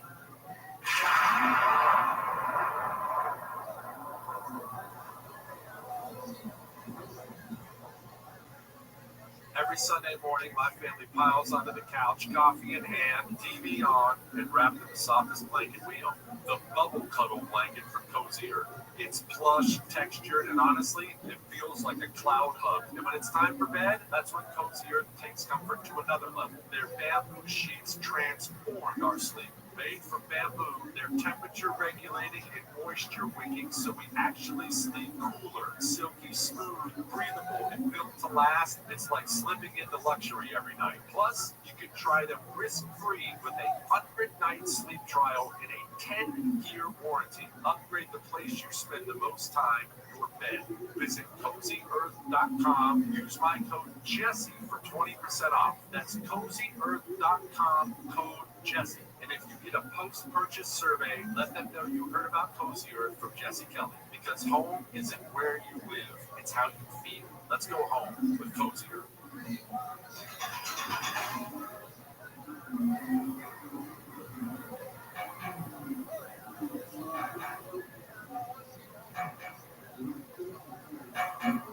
And welcome back, George Norrie, along with Carl Abramson, as we talk about the occult and magic. Carl, where does this supernatural fit into this? Or does it? But both are very, very vast areas or spheres. I think the supernatural is basically stuff in nature or in our lives that we haven't fully analyzed with scientific mind frames and the empirical method, stuff like that. Because so many things can be measured now, looked at via technology, looked at via the analytical faculties. You know, that's just the human nature, the way the human mind works. We're curious. We want to know more about our, our lives and our habitats and natural sciences and come such a long way, and now especially boosted by technology during these past 100 years, I would say maybe 150, and that will never end. I think there's always more to learn, right? So basically, what is the division? Well, the division is that the supernatural is phenomena and things in life that are currently unexplained. I would say inexplicable, but they're currently not focused on to the extent that we can have answers about things. But so I think that for me, magic or the occult, some of these things have been occult in the classical sense of it being hidden. Occult means hidden in Latin. Some of these pioneering scientific ideas had to be occult because they contradicted the power systems of their time.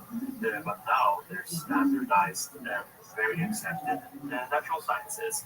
And I think that's, again, that's the trajectory that will always happen. Things go from seed, piercing the crust of the soil, and reaching for the sky or the sun. Ideas want to be known, the improvements want to be known for reasons of altruism or for reasons of profit, or it could be all of these things. And I think that now magic means more a personal transformation journey that does not require scientific justification. Because if you sit in meditation and you have a beautiful meditation and you come out of it feeling refreshed and clear inside, why would you need to explain to yourself why it was that happened? Isn't the feeling enough? I think so. And I think that that's the difference, is that when it becomes too systematized, too analytic, you kind of, when it comes to these self-improvement aspects, kind of, go against the purpose. The purpose is simply to feel better, find meaning, and to become a better person and have more agency and power in life. But do we always need to know why that is? Like, if you want to go to a destination, you get into your car, you drive the car. You don't need to know how the car works. If it really breaks down, you'll call a mechanic. Did Anton LaVey ever tell you why he selected Satan as opposed to God? Yeah, I think that's a very interesting thing. He used it, of course, because it was controversial, but also because of what we talked about in the last hour, the fact that being an outsider can be very empowering. It can also be very empowering to be, the leader of a pack or the CEO of a company or whatever.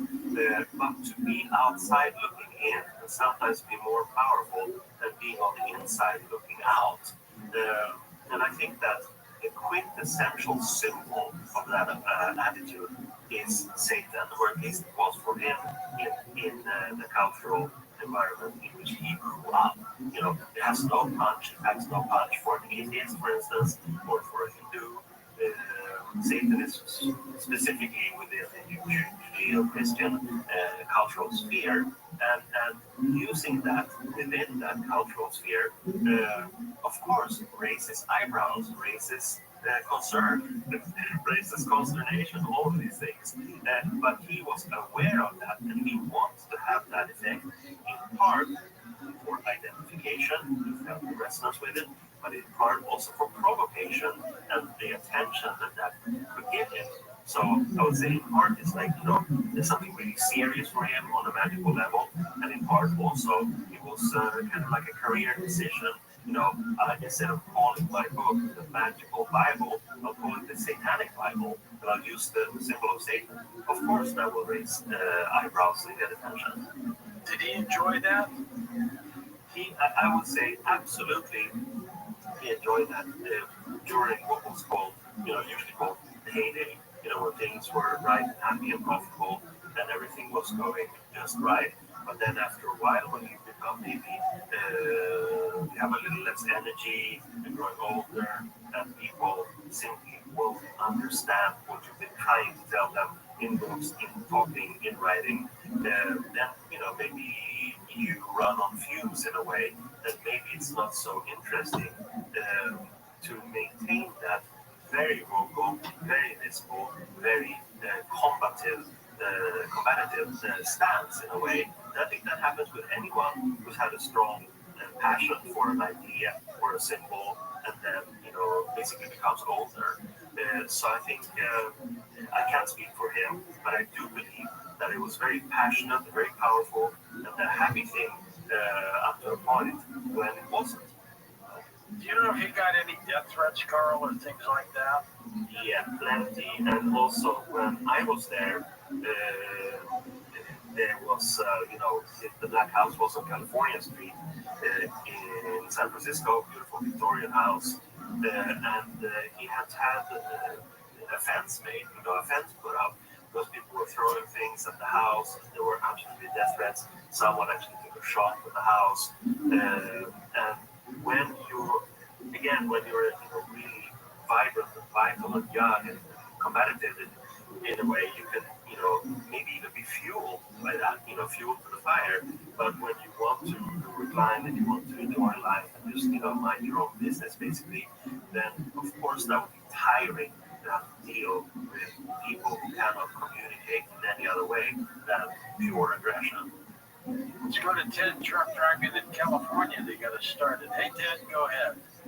Hey, I'm not with the host with the post, and I wanted to thank Bobby for picking such eloquent, illustrious guests to me. That's intriguing. As you know, I'm a San Franciscan, and I was born in the Hayes Castro.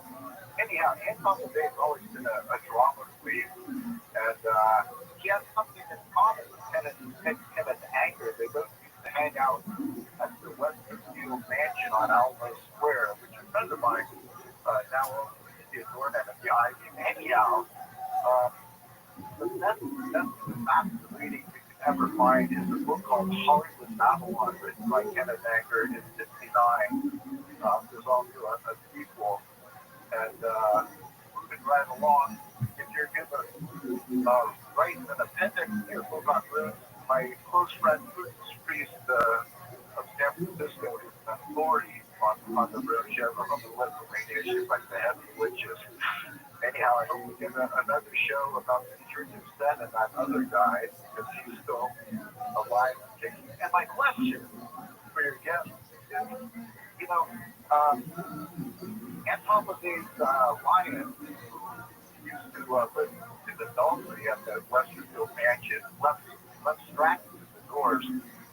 Eventually was retired to Cindy Hendricks Animal or Lion Reserve down near LA.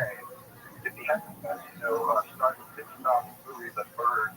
Right? Anyhow, I wanted to know, I can't remember the name of this lion, which I'd love to know. And then when it comes to Swedish magician, I know it's of a different ilk, but it does check all your boxes. I'm wondering if you do my Kill him, guys. This is where the guy from Cutman.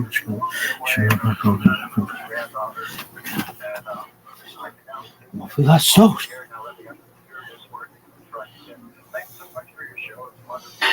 It's so funny that Callan's special is better without sound. Brian Callan, better without sound. You might laugh at this if you can't hear. The worst thing you could do to somebody that can't hear is put captions on this. Because they probably, just watching this, that guy is really doing sign language. I think my favorite comedian is Brian Callan. But have you ever heard him, though, or seen? No, I haven't even seen the captions. Why do you ask? And then you go, okay, well, let's just, real quick, we're going to caption it. You go, okay, I'm very excited to see this. Well, then they're a week later, they're dead. They're dead, okay? That's not by someone else's hand or natural causes. That's all I'll say. All right? I'm the same as Cal. I'm doing the same. I'm going to do the same thing over and over again. But I tell you, that one is funnier than the worst.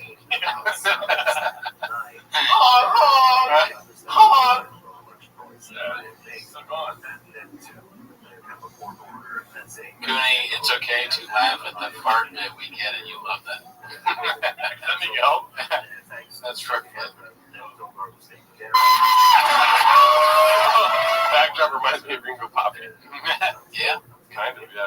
I remember watching the first Rogan special as a kid and thinking he was a comedian. Now watching him and all his friends do comedy physically hurts me. Yeah. Shared sentiment there, brother Dan Dalton. Sometimes I forget he's doing this for comedy marks, and there are people that actually find it funny. I disagree. I think there's nobody that finds this funny. Like I said earlier, they're laughing at him at a certain point. It's like, comedy used to be clever jokes from, like, you know, the greats. You know what I mean? Dat Fan. I don't know who else to say, but Ralphie. Ralphie's better than. But okay, but to finish my thought, this is just like showcasing like psychosis in a sense. It's like some fucking crazy person on stage just that can talk a mile a minute, and you're laughing because you're like, who thinks like this? Yeah, but it's not a clever who thinks like this. You know what I mean? No, it's also very dated because a lot of what he does could be that old Howie Mandel clip that we see, where we watch it and we go, what the fuck is that? That's not funny at all. Yeah. He's still doing a version of it. Yeah. His comedy hasn't changed since then. It's almost, I'm now realizing, derivative of that, which is bad. This is like if Jelly Roll did. He'd probably be better. Yeah. Actually, Jelly Roll probably would be better than this, but that's not much of a compliment. Yeah, he'd go on stage. My dick don't work.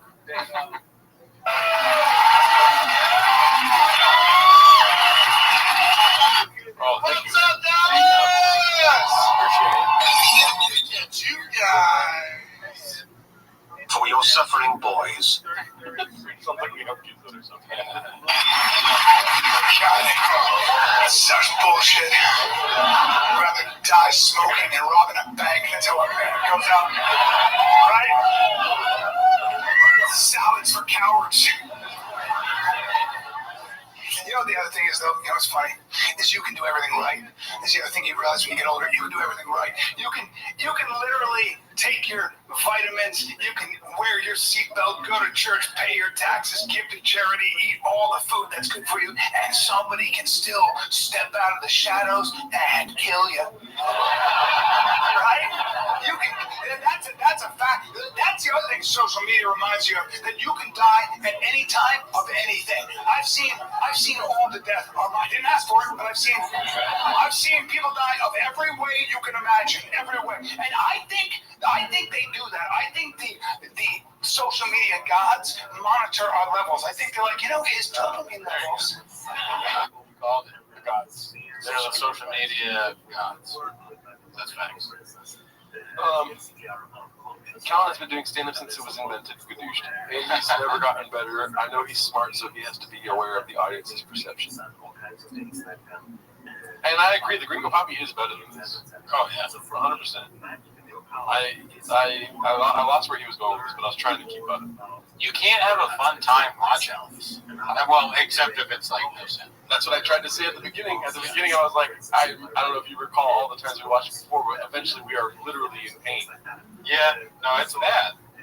It's so weird that we look forward to a Calvin special, but we do. Well, you gotta see it. Yeah. Even though it's bad, you want to, like, how bad, right? Is it really the same? How can it be the same? Right? It doesn't change at all? That doesn't seem possible. It reminds you somewhat that there is some truth to the people don't change.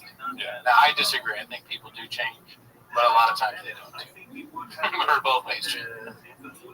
It's like watching a movie where the characters don't grow at all. It's like, really? We just watched the day in the life of these characters, and there was no growth? Hard to grow when your job is that you work in a storage unit. He works and maybe lives in a storage unit. He might live there. With one of his three families. Chin. The gods monitor our levels. I think they're like, his dopamine levels have been a little too high. Let's bring his cortisol and adrenaline levels up. That's a great point. D is saying, how does it transition this back into animal sounds? Thank you for keeping us in check. We should be thinking this the whole time. And like, how soon till that happens? Yeah. And Kringleberry, what the fuck is up with his thumbs? We brought this up before on Timos. He does have strange thumbs. He's got an ability to hit a secret that we will never be able to do. What's up, Dallas? You guys. Prime giving Tony Ron for his money in the race for gayest man in Texas. I like how that's the screenshot. He says that. Hungry Wolf on stage. And where the comment pops up on the screen, it looks like he's looking at that, rubbing his head. Send the video of the escaped circus elephant that stomped that poor guy to mush. Elephant, dude. That was quick. Wow, I did not. Dude, elephant was not on my bingo card for a Brian Collins special. It'd be cool if he slipped in a referee, like elephant graveyard. Oh, yeah. We're not going to do that. Do you think he'll mention raccoons? I think he's done that before, right? Yeah. Didn't we watch one where he did that? Oh, dolphins. Somebody got money on dolphins next. And next thing I remember is either bears or wolves. Okay, bears, wolves, or dolphins. We got you guys on. We got the guy. Who's the guy on the side taking bets? The bookie? The bookie. We got a tarantula hawk. The bookie's a raccoon. Every count special immediately regretted it and had suey eyes by the last one. That's true. Yeah. Yep. You don't even know. You don't see it coming. You're just like, oh, I love elephants. Why is it shaking its head so violently? Unbelievable. I thought a guy was running away from a bird. I'm like, look at the pussy running away from a bird. I'm like, that's a fucking drone. They were doing video. These kids were capturing themselves sucker punching people on the street. I went nuts. I looked at my wife. I go, first of all, you're too relaxed. I need your head on a swivel. When you're walking down the street, I want you, your hands up. I want you bobbing and weaving at all times. You want to see that? Yeah. That might be way funny.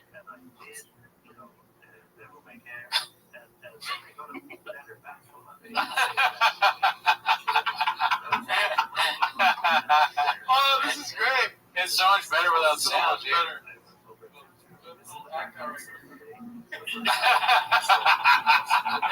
guy in the white. The guy, look, go back again. Watch. The guy in the white, this guy is dead. He's for sure dead, dude. 100%. He's like, what the fuck is he? Okay, I'll stop. All right. We eat at all times. You know what I mean? My wife is like, the kids are opening their presents. Like, Christmas can wait. But, you know, by the way, I still box. I still keep myself. I'm always ready. And the other day, this is what happens. I always say, go light. That one was kind of funny, but like not on purpose, of course. But that one made me laugh. I heard it. I was not going to pretend like I didn't hear what he said.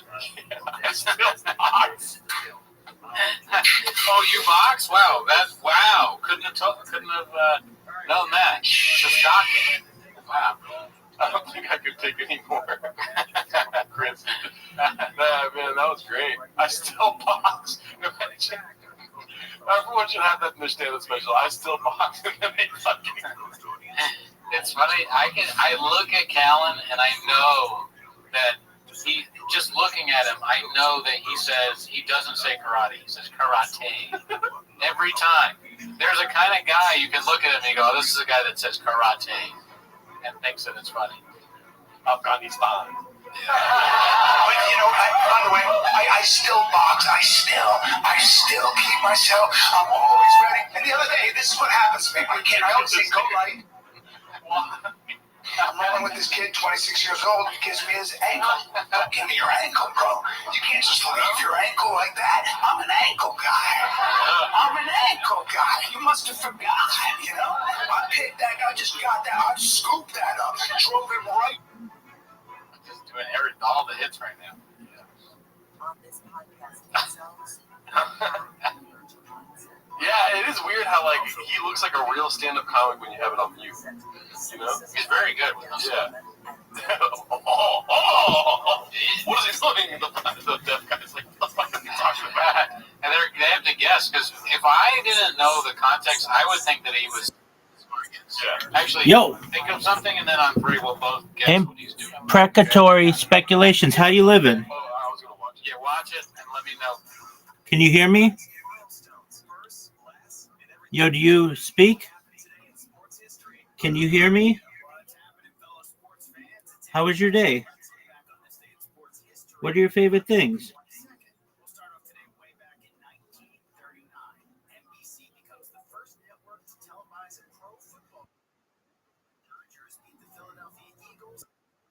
Yo, can you hear me? Yo, you're a computer enthusiast, music connoisseur, and furry. I'd love to talk to you about all your interests. What's new? Fuck yourself. Nobody wanted to talk to you anyway.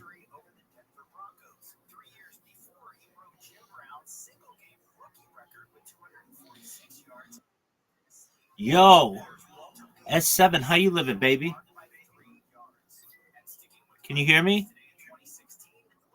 Yo, do you speak English? How was your day, S7? What's new? S7, how was your day?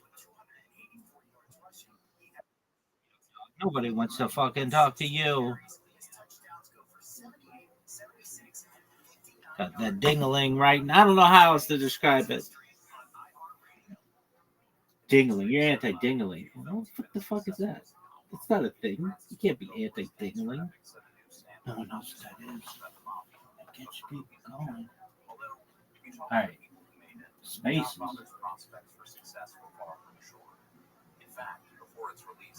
What is this bullshit? What is this garbage? Hang tight. How about you shut the fuck up?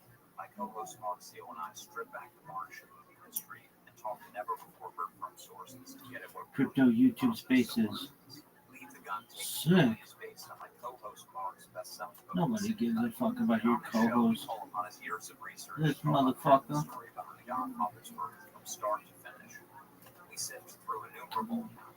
John Lovitz. Why? Why not? Never made me laugh, but I'm sure he makes somebody laugh. I hated his character in Seinfeld. There's no doubt about that, son. Oh, what is this bullshit? Boo. Guys, called these Italian guys.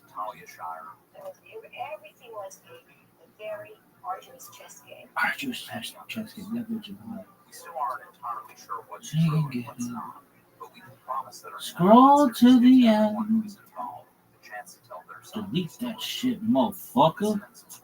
Had to throw everybody up the motherfucking roof because I was fucking. I like to propose a toast. I said toast, motherfucker. Na na na na na. Na na na na na.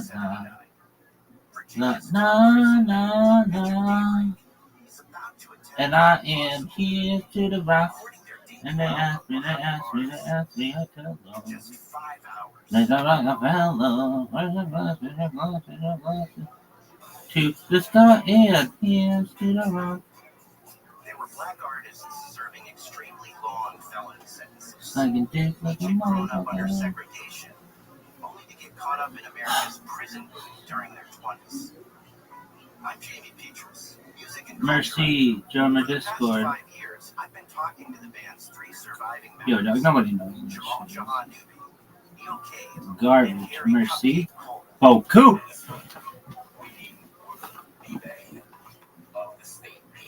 When you have something, but don't say anything. Just watch it. Okay,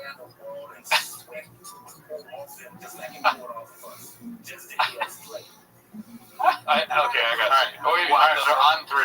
Okay. We'll both say what we think he's doing. Okay. 1, 2, 3. A mowing the lawn. Okay. Well, close. I thought it was a mechanic telling you why you need to get something else done in your car. Mowing the lawn is good. Yeah. I think I can see. Yes. But this mechanic is like talking to me like, you need to fucking crank it. Yeah, you talk way more to your mechanics than I do. I'm like, hey, what is it? And they lie. I grew up in a mechanic shop. Oh, that's true, yeah. You actually know cars. I was a truck guy, dude. Yeah, yeah. No wonder it takes you 6 months to have this truck. Being attacked by a mountain lion, okay. So I was driving my truck and flipped it, okay. A white guy acting out his bad Spanish. That up, drove him right down to the mat, had an ankle sky high, and then I had trouble looking left for 11 days. Worth it! I'm just afraid I'm going to get bested by a younger, more symmetrical male. And, and my wife is young, and she's going to be like, it's just a business decision, He'll raise my kids under a different name. I don't know what I'm thinking. I don't know. Like in my mind, in my fantasy, I'm going to be 85, still training. I'll be in Kane and some guy will be like, what's up, old man? And I'll be like, oh no, you chose the wrong grandpa. You know what the problem is?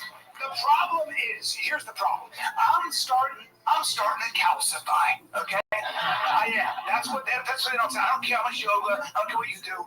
Listen, you get to an age where if I have to fight for my life, if somebody attacks me on the street and I gotta go from 0 to 100 like that, I better be very warm and thoroughly stretched. I love that one, dude.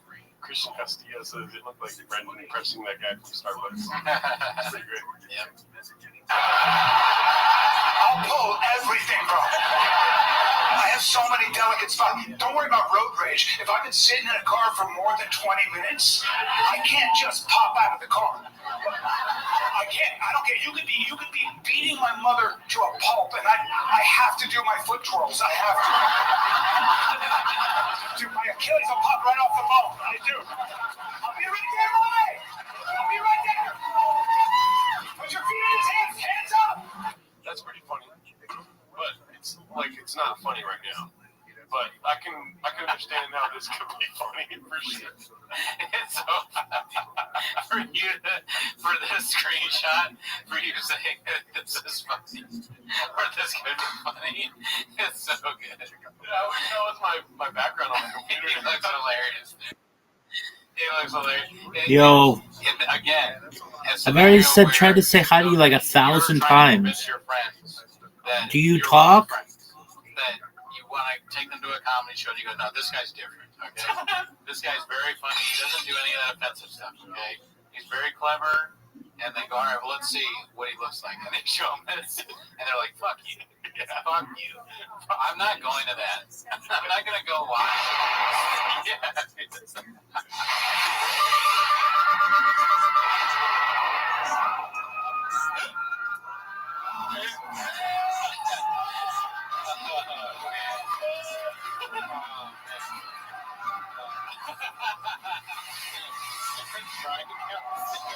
What did you think of Brian Townsend?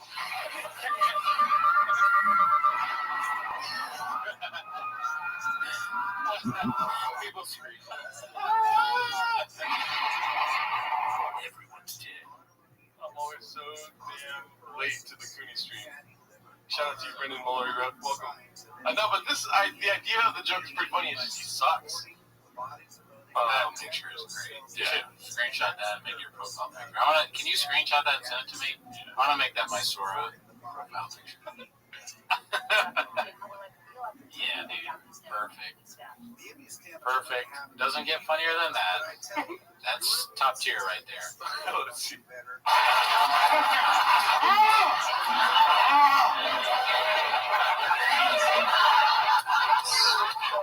So true, dude. I think the responsible thing to do now, I'm getting to an age where if I really want to be safe, I have to start. All right. I like that idea from Walking Dead, and only because you're always here, dude. And I'm sure he's donated a couple times. We'll do that. But tell me when, yeah? You guys should watch every 30 seconds. No, not every 30 seconds, but we're going to do it one time.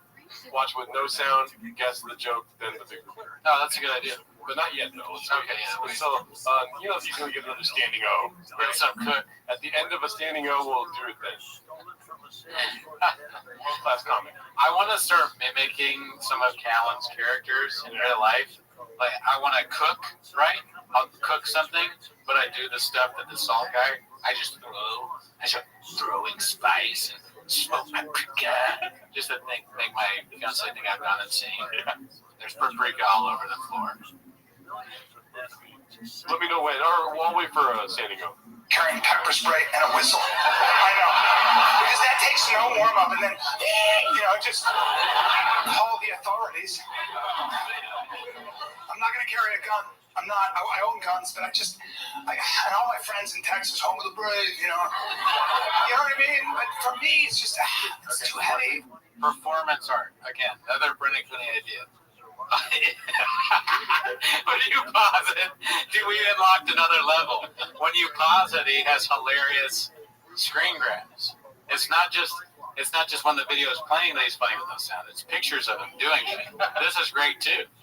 He looks like a Jeff Dunham puppet right now. Yeah. Oh my God. Okay, but here, performance art. All right, performance art. We take me and you.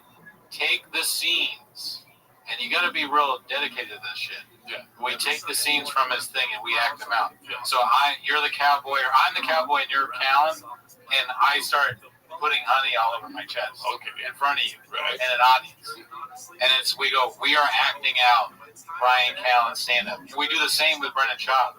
Okay. A real lion. Oh, you'll be a turkey, and I can kick you. Yeah. Okay. Yeah. I could just, or a real. Well, we don't want to hurt animals, but we could get a lion. Yes. Or maybe someone running, and you have like the gun and the thing, and you act it out.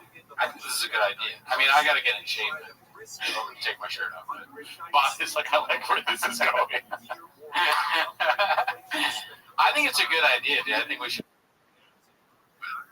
Up to you. Ball's in your court, Jen. Yeah.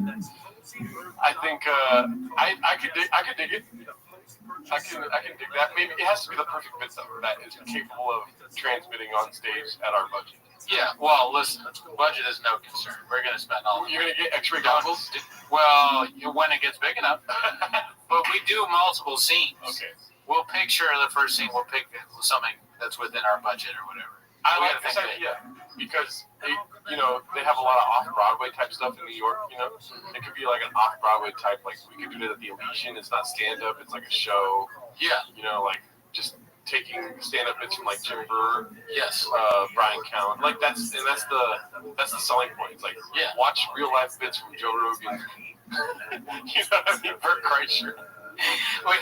They deny us and they call the cops. But out of all the shit we talked about, the Elysian, why not?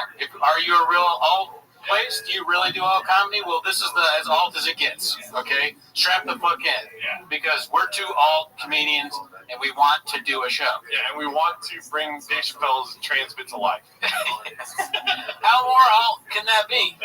Although, I mean, it's also bullying. We're bullying them. I don't care. I think it's fun. Oh yeah, at least it's not about bullying. No, I think Heidecker does this stuff. He'd probably steal this from us right now. Yeah, true. So keep it. Don't tell Heidecker about this, okay? Let's see. Son of a bitch. I'm waiting for that muting. It just throws my hips off. I can't wear a bulky watch. I don't know what that means. You don't remember, dude? You guys get Rob Pebbles on the retainer. You don't remember who Rob Pebbles? Oh no, I thought you were talking about JR's comment. Oh. What's up with my open Cheng's athletic? It sounds like you got gambling problems. All right, good fuck. Go to a meeting. If we're ever in Atlantic City, we'll take you up on that open PF Chang's offer. Oh, is he inviting us to PF Chang's in Atlantic City? Okay, never mind. I'll go. I don't know what you read. I just heard Atlantic City. No, I live near Atlantic City. Okay. Yeah, sorry, Cooney's got grapes. Look, I'll fucking let you be on skate or skate. I mean, I'm rolling over all the wires. Okay, let's do it. So I'm like, oh, I feel like I'm in jail.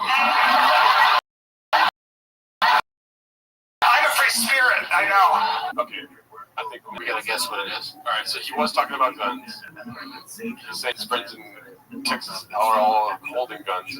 I'm doing this more for weekend than for you. Yeah, I didn't listen to anything you just said because I can tell without any kind of context something different. Let's get this going. Ready?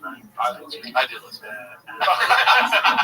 Island the Screen, big boy. Big boy, fuck you. Sora thinks you're fat as shit.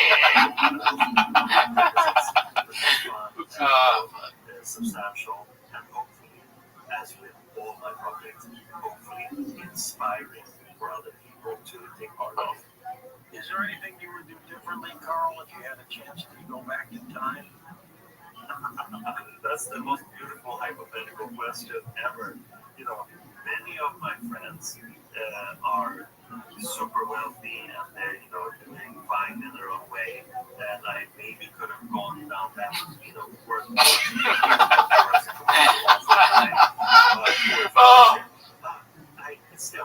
Okay, all right, I guess. All right, so let me go back to the beginning. Who goes first? I'll go first. I think he's talking about how you have to be fit to wear a gun. You gotta be fit to have the gun. You can't just have the gun and not be solid. All right, okay, that was my guess. All right, that's your guess? Yes. Wow.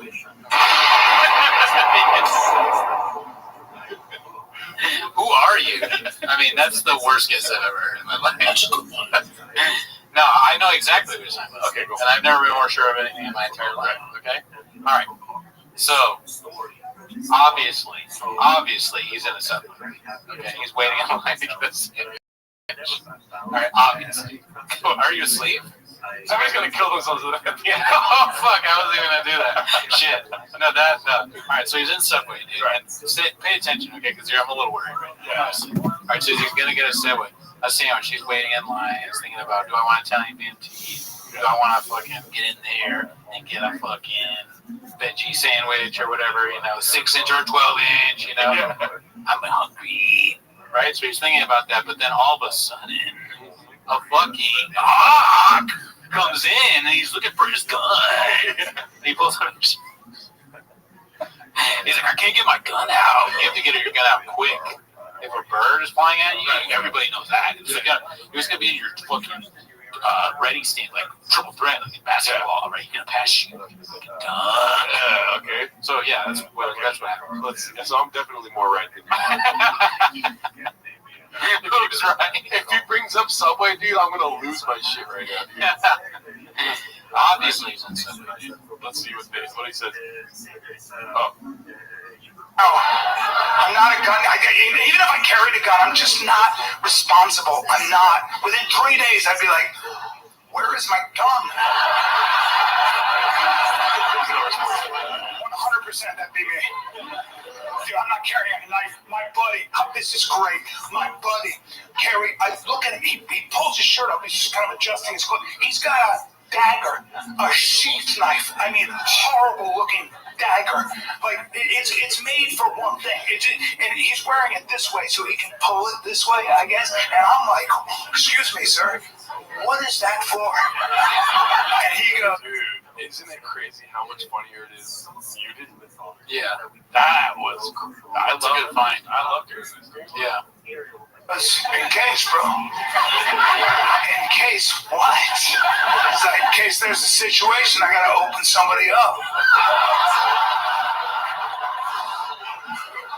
Open somebody up. It's like, this thing will unzip you right quick. Unzip you? You sell real estate. Why are you talking about it? How many situations are you in where you're like, you know what, I gotta unzip? You said 3 bedrooms, fuck this. Like, what if he has a night? What if the other guy has a night? Now you have a night, now you're in one of these things? I wish I saw that muted. Yeah, we could have guessed. Are we not? I don't. You really want to be safe? You really want to be safe?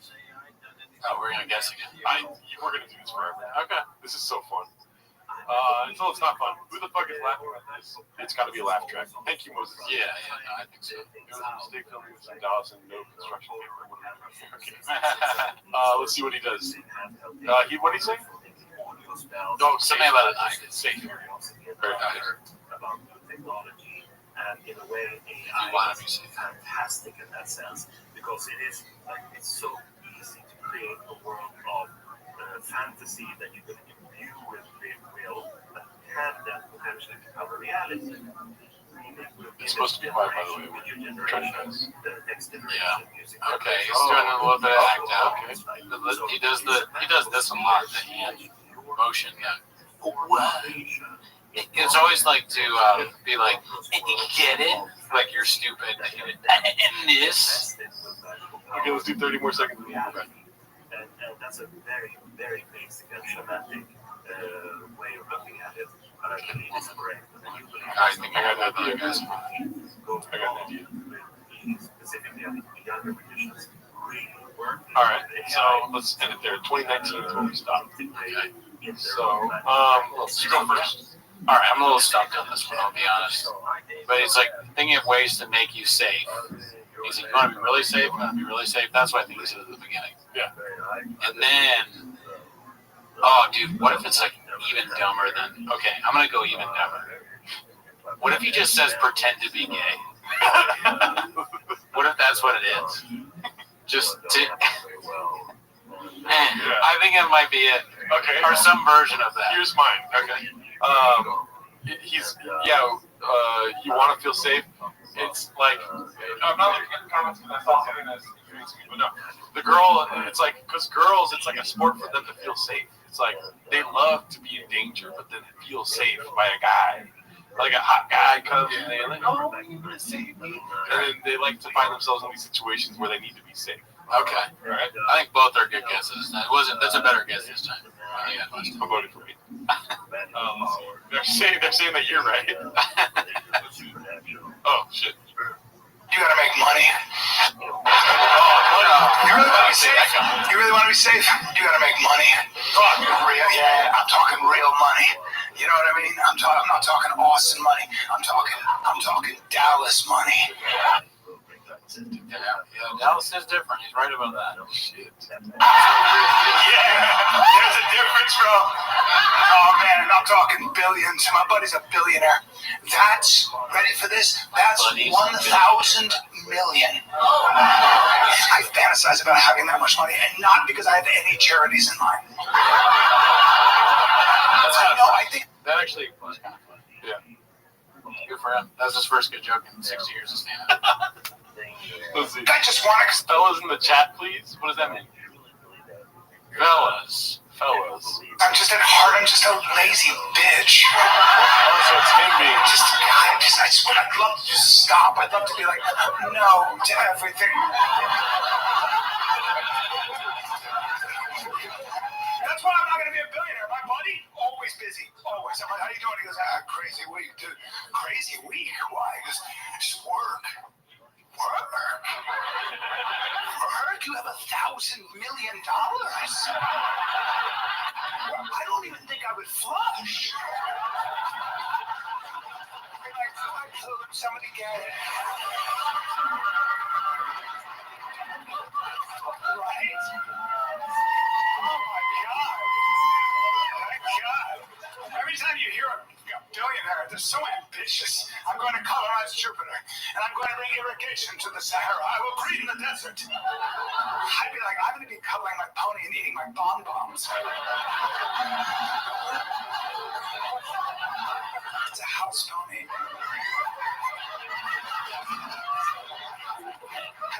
That's way different than my rich stuff. Yeah.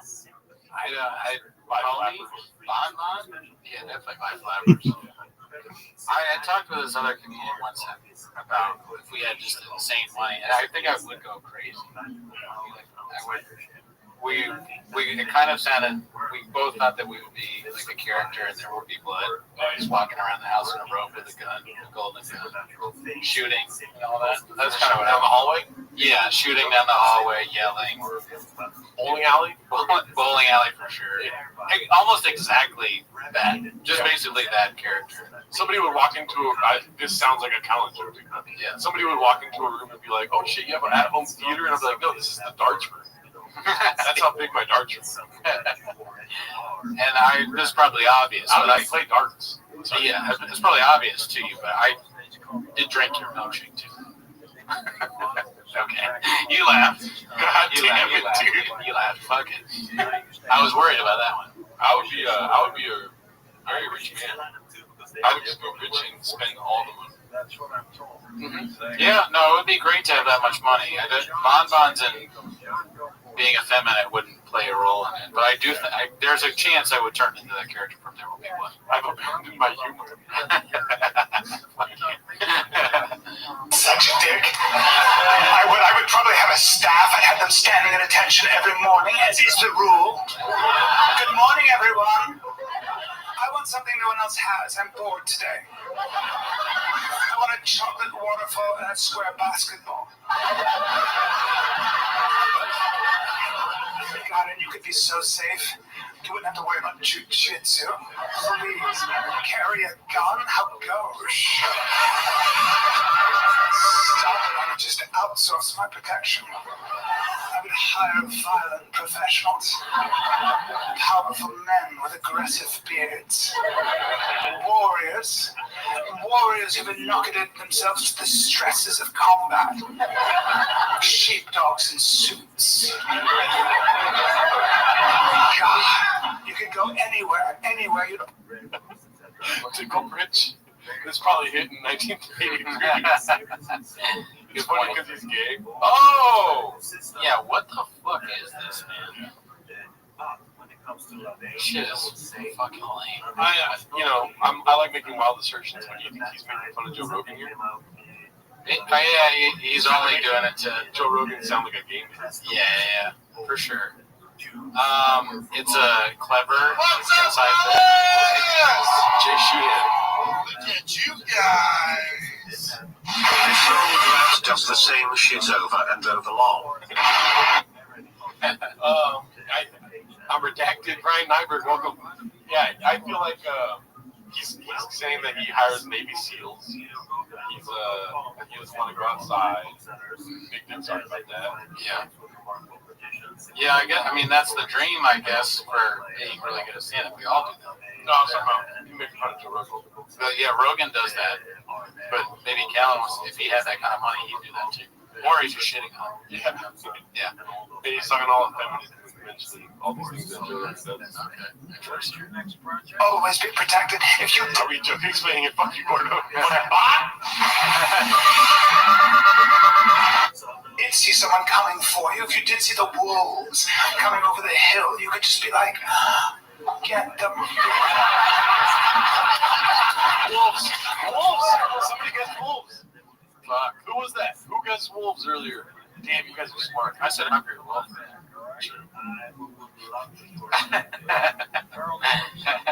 Somebody did guess wolves though. I was watching everyone's guesses. So you guys can comment your next guess. You just hit wolf. Oh my god, that was a dismissing group. I got wolves. Oh, there we go. Clap it up for Assad Aziz. Title prank coming out. What's up, Dallas? Look at you guys. Retitled Brian Callen coming out. Okay, so Ryan Hardy again with Coyotes. And everyone else's guess is still stand then. Let's see. I don't know why I get so gay when I think about being that rich. Oh my God! A little bit. Where's that just being gay? Yeah. Jesus Christ. Badger, elk. Okay. Dirt serpents. I think that's what happens when you make that much money, because you can walk into a room and be like, I want to fuck everyone, you know? And they'll do it, because if you have that much money, you know, everybody's going to be like, you just start throwing money. And some people are like, no, it's against my principles. Really? Do you have a mortgage? I'll pay it. You got a 30-year mortgage? I mean, I'd be like, fucking, let's go, bro. That's worth it.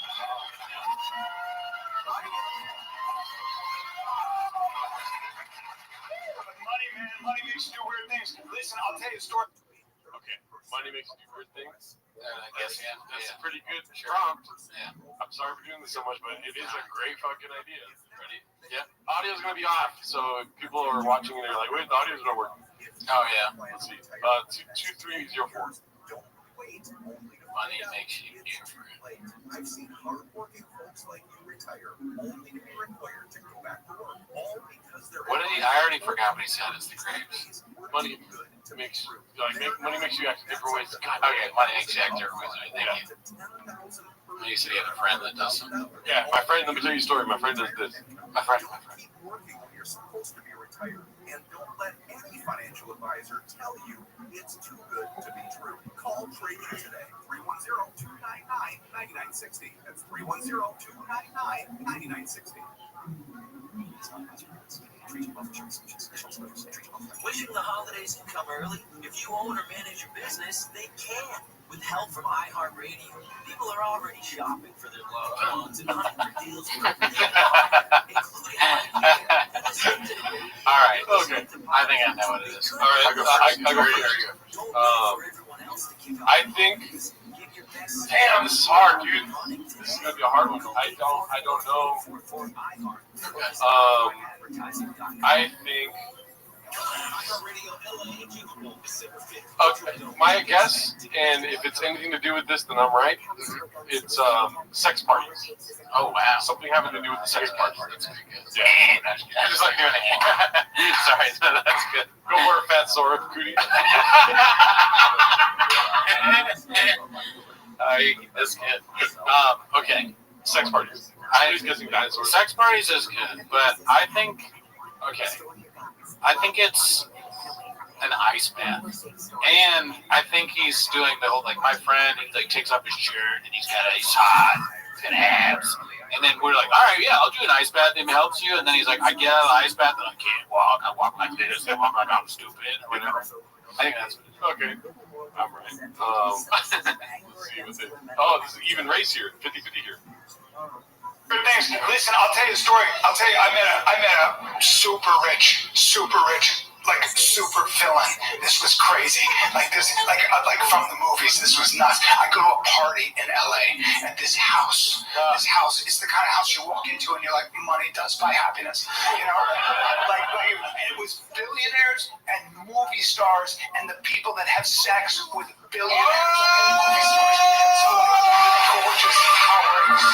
Like it's just what's going on. Well, we don't know yet. Wait for it. What is the walking at the end of that? I just guessed sex party since he was holy. It definitely seems like sex parties, and now I'm worried that you just know Cal. A lot of different levels. Yeah, you're right. You're even more connected than subreddit. You know, I'm a pretty confident guy, but 5 minutes at that party, I never felt more invisible in my life. Just nobody. I was a spore. Literally, I was just like, shall I clean the toilets? That's the walk. Fuck that. The walk is so much fun. Somebody got fucked in the ass. Gerardo confirmed his friend. One of the security guys recognized me, and he was blocking certain entrances to the house so you couldn't go in. And this guy collected modern art. So he goes, go ahead and take a look. Walk around. I trust you. So I was like, damn. So I'm in the bowels of this mansion. It's like it's just rooms and different like art things. And then I come to a room, and there's this, and I'm already, there's this giant. The room made me gay. I had to fuck my way out. Canvas. It's a white canvas, and it looked like the artist took his long hair and dipped it in black paint, and then did this once, like, right? Just this bullshit I'm looking at, right? And I can hear the din of the. Great points in the chat that I shouldn't be happy about guessing it right. I already feel. Yeah. You're not. You should be proud of yourself. I'm scared. A little bad about myself, right?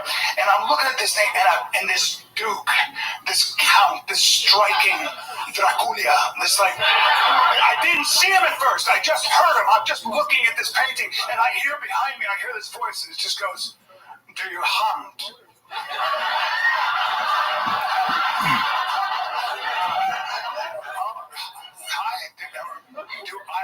I have hunted before, yeah.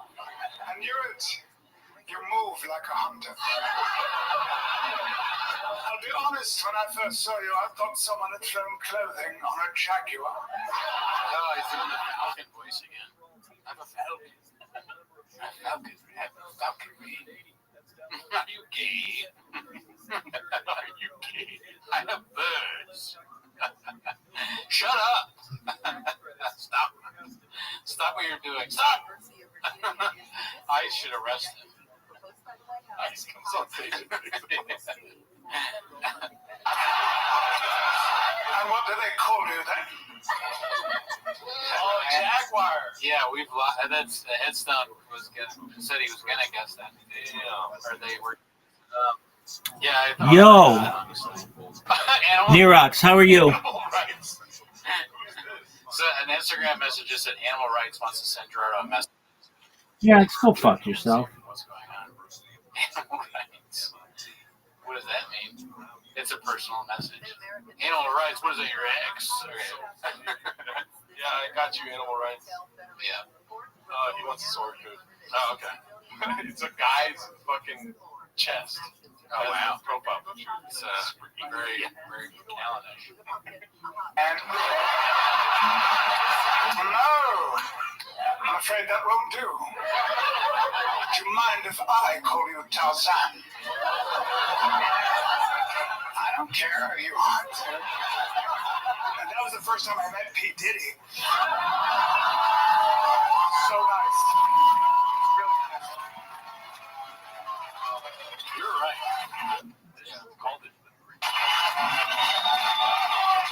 Gotcha.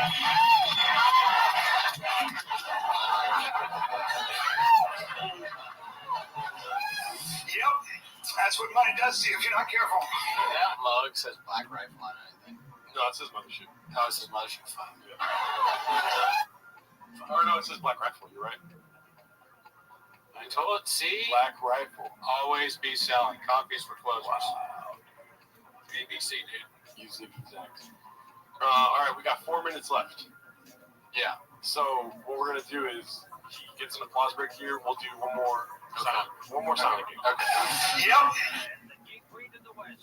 25:53. All right. Ready? Let's see. This is Coast to Coast AM. Later tonight, magic in the occult. Here's what's happening. The United Airlines plane appears to have collided with a weather balloon while cruising over Utah at 36,000 feet last week, fracturing layers of its windshield, injuring one of the pilots, and forcing an emergency landing. A California company called Billboard Systems said it started looking into the situation not long after the NTSB said it was investigating Whitmore and quickly concluded that the Boeing 737 MAX very likely ran into one of its balloons, despite the company's best efforts to prevent such collisions. The plane, which was flying from Denver to Los Angeles, did not lose cabin pressure and landed safely. Okay, yeah, sure, I'll get it. Salt Lake City. You go first. Okay. I think it's something to do with being in line at Subway. No, I'm just I I think it's something to do with like you can't compete with rich guys. Okay. Like if you go, I got a fucking Mercedes GS6. You're like, oh really? I have a fucking helicopter. You know, something like that. Yeah. My girlfriend is hot. Oh really? I'm dating the sun. That's pretty good, dude. You should do that. That was pretty great. And then that might legitimately be a joke. That might literally be like a thing I could say. Stand up. Fuck. What's it called? My idea is that it's along the same lines as you, but he mentions like you work in an office. You know, like people that have $1,000 billion, they just attract women. Women just come to them. Yes, they don't need to do anything. You can work in an office all day long and try to be great, and no woman will want to fuck with you. You could be a hard worker and no girl wants to be. It's like, I know a rich guy. He works in an office. He does okay, but he works in an office. He's cold. There's a water jet, a water cooler. There's snacks. He pulls plants and hurts his friends. Let's see. Yep, that's what money does to you if you're not careful. If you chase the sensation, you got to keep up in the ante.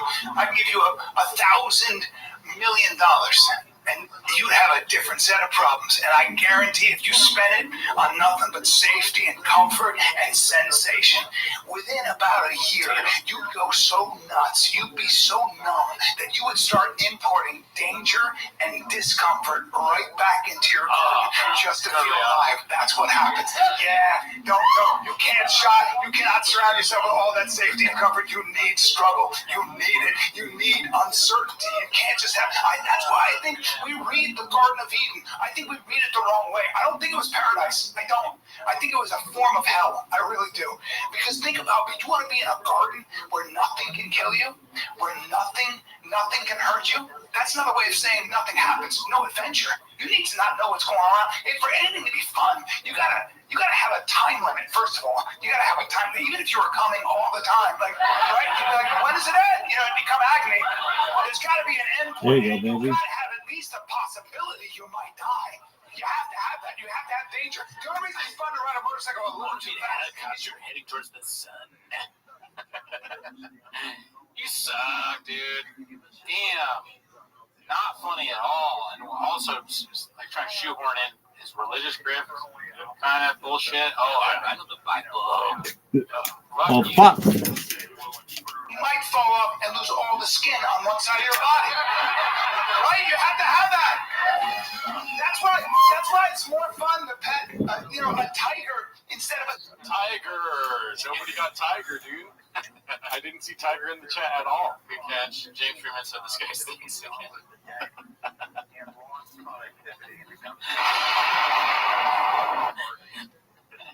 Is my head going to explode if this kid starts talking about motorcycles? Facts. Yeah, dude, Tiger. Can't see that one coming. cow. It took one more play button. Cow twice, yeah. 2 cows. Cows like boring. A tiger instead of a cow. Cows like pet. A tiger instead of a cow. Cows like one of those kids' toys that make the animal noises, but it's Callan. I got you the Brian Callan toy. A tiger instead of a cow. Yeah, there's something wrong with my toy. It sounds like Brian Callan doing. That's all I could afford this year. It's a tough year. Yeah, the economy is The economy is so bad that people are choosing to have Brian Callan zoo toys for their children this Christmas. One kid requested black coal in his stocking instead. Remember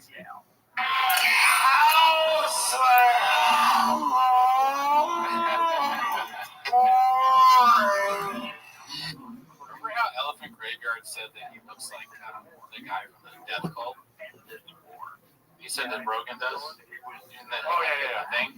I think Callan looks a little different. Yeah. Especially there. Oh, yeah. But like a tiger's like, he almost killed me, you know? Yeah, man. I don't think Eve bit that apple because I think she was just bored. I do. I think, you know, we call it a sin. I think she'd call it an escape. I think all of us eventually would have bit that apple. You want to wake up in a garden, an eternal garden where nothing can hurt you, nothing can kill you, next to a naked virgin? He seemed fine. He was like, the absurdity of asking somebody if they want to wake up in a garden. Yeah. It's just so crazy. Do you want to hear my thoughts on the Garden of Eden? Sure. How long did it take how long did it take Eve to eat from the tree of knowledge? How long does it? No. Oh, how long did it take her? Yeah, but I'm not asking for answers. Just hear me out. Okay. How many times did Adam try to have sex with Eve before she was like, fuck this, and ate from the tree of knowledge? How big is the Garden of Eden? How big is it? I don't know. These are questions. Oh, okay. Sorry, I'm so used to being a stand audience. You gotta have somebody. Obviously, the person with the answers is fucking Brian Callen. Don't ask me. Yeah, that's it. That was it. You didn't know the movie. How big is the garden, and how many times did Adam try to have sex with Eve before she was like, "I'm gonna eat that fucking"? How do I get out of here? That apple? Because he's too horny. Yeah. Adam was trying to fuck her every 5 seconds. Give me that apple. It's like paradise for you, not for me. Keep putting your dick inside of me. I like where you're headed. How many apples till Adam turns gay? You like that more, you fucking bitch? Well, I suppose it gets a shot. You know, you get a lot. What do you want to do? Climb another tree, cuddle a vegan tiger, take a nap? She was. I don't understand. Is it a vegan tiger making that noise? Vegan tiger. Vegan tiger. Wow. It's like, get me the fuck out of here. Right? That's what happens, man. That's what. So was it a leftist moose? I keep thinking you're gonna be like, nah. Adam's gay for you. Oh, thank you. I appreciate it. You're a great man. Do it in real life. You make enough money, man. You make enough money and you spend it on the wrong shit, I promise you, you will wake up one day and say something insane. Like, I want to see the... I wanted to keep saying animals and get them political, or like a fucking lactose intolerant goose. Promise you, you will wake up one day and say something insane. Like, I want to see the Titanic. Too soon. Yeah. Too soon. But that shouldn't be surprising to us as human beings. That shouldn't be. Because, you know, you can get to a point where the only way you feel alive and connected is to get into a tiny submarine, to cram into a tiny submarine and go 2.5 miles under the surface of the ocean to the coldest, darkest, wettest place on the planet to see that much of a boat. Shine the light over here. Look at the hull. Woo! But that makes you feel more alive. I fully relate to that idiot. I would love to see the Titanic next. What are you doing? You're not impressed by the fucking Titanic? You're impressed by the fucking mothership? Fuck you. Well, we're at 2 hours now. Yeah. We'll do the rest of the special on motherfucking Patreon, daddy. Yeah. So if you want to see us, submerge our. This is actually braver than going to the Titanic, honestly. Yeah, watching submerge. This thing's like a bomb. Submersible, yeah. This is watching the rest of this. That's submersible. Yeah.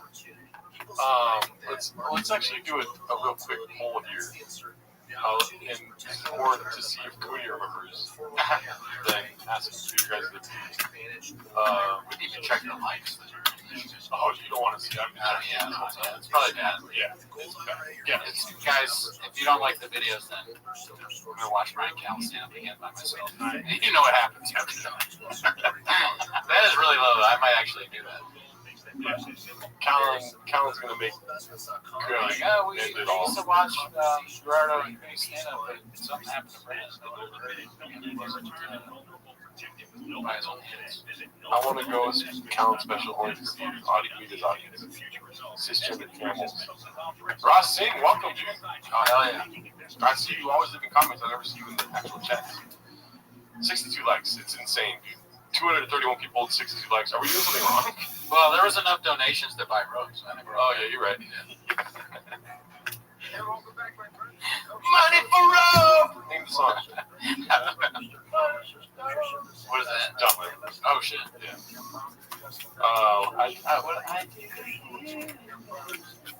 I forget the song. Yeah. What gun are you going to use? Goonie? Jesus Christ. Wow. 72 likes. Okay. Usually we're at like 300 by now, but whatever. Let's see. Favorite Callan special. Start new ones. Man Tears. Oh, okay. Isn't there one called Man Class? Yes.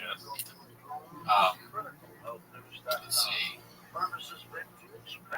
Well, False Idols or False Gods. False Gods, yeah. I'm doing good. Good. Crazy world, though, huh? You ready for I can't remember the other one. A bomb makes you Your brain is going. I immediately remember after a bomb sound. That would be so funny. What is that? Man, something about growing up. What is the one? Something dad? Growing up is one of them. Grown man. Oh, grown ass. It would be funny if it was a grown ass man. Probably not though. Man Tears, Complicated Apes. Oh, I remember that was horrible. Never Grow Up is the other one. I don't remember Never Grow Up, but I remember reading Complicated Apes. You act like it's a book. Alright, let's start the poll. What do you guys think? I can't remember the difference between them. That's the problem. That's the problem I got. You got to talk to your doctor. I mean, do I? For sure I do, but not because of this. I think I liked Man Class the most. This is a very diverse. People are looking for the 8 inches answer, and they're like, where is he? Oh, False God. People like this. This is a resurgence for Callan. I mean, False Gods is, maybe it's because we're watching it with them. It's easier. But, yeah, I think it's probably better than all the others. On mute? Yeah, dude. The Hawk thing was pretty great. I mean, so far, we still have to watch the rest of the feature. Yeah. We should have the second half of Brian Callan special. Listen. What's up, oh, that's so loud. Why is that louder? Can I boycott this poll? Yes, thank you, James Freeman. I like that he's committed to the bit of hatred towards Callan's. Very good. Very good. Always funny if you find something that's funny, then keep doing it. It becomes more funny. What's your count? What was I saying? We'll watch the rest of this. Like, when we watch a Callan special, we go through a lot here at TFK Raccoon Tweety Studios. It's a very hard pill for us to swallow watching a whole special. Yeah, so we'll do the second half as our usual comedy special reviews on Patreon. Also, look forward to another Calvaluations. Man Class got a lot of no love, dude. Yeah, I mean, it's a boring title. Yeah. They probably don't know the difference because they're normal people. Which special is the oldest? That's probably the better one when he first did his thing. I don't know, man. I was talking to a comedian about a long time ago about Callan. We were still doing Shop, but it was a while ago. And I was like, I do this bit, and you've seen me do it, where I don't really know what I'm talking about, but I just say it as if it's my real opinion. And I know that's not great. I did it with Jessica Kirsten, but I don't know. Callan's a real stand-up, right? He's probably, he's better than Chop. And the guy looked at me and he was like, no. I mean, he's just not. You think Callan's good? I was like, I guess. And he was like, nah, I think he's worse. He's terrible. This is a headliner. And then we started watching these things, and I realized how truly wrong it was. Let's see the early one. Oh, it's the same one over again, but worse. So he actually got better. Yeah. Oh, well. Hell yeah, dude. Fuck yeah. Brian Callan. Woo! Gotta love it, dude. Him and Rogan are just very one note. Yes. They just say the same shit over and over again. And it's like if we don't ask for likes, you guys may never see me. Yeah. You guys. What's that? Anime? I didn't have raccoon tweeties, I can get so much done. Shout out to you, C4 San Diego. Never thought we'd die alone. Have the latitude enough. Too depressed to go on. You didn't like my YouTube song. Hell yeah. Well, thank you guys for coming through. We're going to get out of here. We're going to go to fucking Lucky Boy and get 3 burritos. One for the homie that passed away. Shout out to Anthony. We found out that one of our fans died. Oh, yeah. So sad. Yeah. Anthony was the guy at Pavilions we always talked about. Rest in peace to Anthony. Love that guy. Yeah, he's great. We actually met him in real life. He came to one of the mics. It was a nice guy. He said they were sad to hear that he passed away. I found out that he passed away this last week, and he died in April. But it's because I didn't ask anyone about him. I thought I would always run into him, and then I finally asked about him, and I guess he had some sort of what's it called, Chileano type thing in his body. Yeah, but we stopped hearing about him. We just assumed yet another grocery worker that lost interest in us. But yeah, no, that guy's great. Yeah, I feel bad for him. He was a cool guy. We talked about basketball all the time. I've never seen him again for a little while. He said his whole family listened to the show, and then I trashed him on an episode, and I was like, because I wanted his family to hear it. And then I was like, maybe I should go. Yeah. But yeah, anyway, shout out to you, Anthony. Yeah. Peace out. All right, later all. Bye. See you next week. Oh yeah, the hour stream. The body's ability to utilize the protein and fat and carbohydrates. But over the course of the last 100 years, really, food process, and not to mention cooking and soil depletion, we have created a food supply that is devoid of these micronutrients, the vitamins, the minerals, the aminos, the fatty acids. So we're getting the big energy sources, the proteins and fats and carbohydrates, but we can't use the energy. That's why we're starving obese, because we have lots of energy coming in from calories, but we can't utilize vitamins and what we call the micronutrients. They help the body use the energy for the protein, fats, and carbohydrates. And that's why people notice that they don't eat as much when they start a micronutrient vitamin program. Like beyond 19 during and help they start that for the first exam. People don't feel like eating as much. They lose weight because they're getting more energy bang for their buck from the macronutrients, the proteins, and fats, and carbohydrates. So vitamins and minerals and aminos and fats, fatty acids help the body utilize energy that's found in the proteins, the fats, and the carbohydrates. That's what we do. Among many others. What do you think of common exercise? Oh, sure. Come on. I know you do that stuff with the Royal, what do they call it? The Royal Canadian Air Force exercise. How do you feel with this one day? I do 4 a week. And 3 days I take it easy. Okay, you don't do whatever you want. But during those 4 days, I will not miss, no matter where I am. You feel terrible, right? I feel guilty. Yeah, exactly. You know what's right for you. Exercise is so darn important because the body evolves under conditions of stress. We have this idea in our head, and the culture promotes it, that stress is somehow our enemy. That's not true. Stress is your friend, but it has to be within a context of rest. The problem with stress, why we associate stress with problems, is because too much stress, or stress that's not balanced with rest. When you have a context of stress, when you have stress in a context of rest, that's the perfect setup for the body to grow, to build, to get strong, for your teaching system. So you think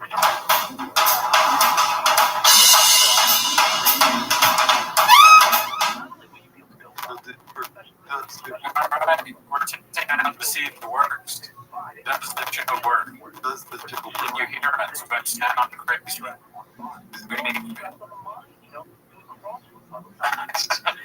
Is it working? We're on now, I think. No, it's not working. It's definitely not.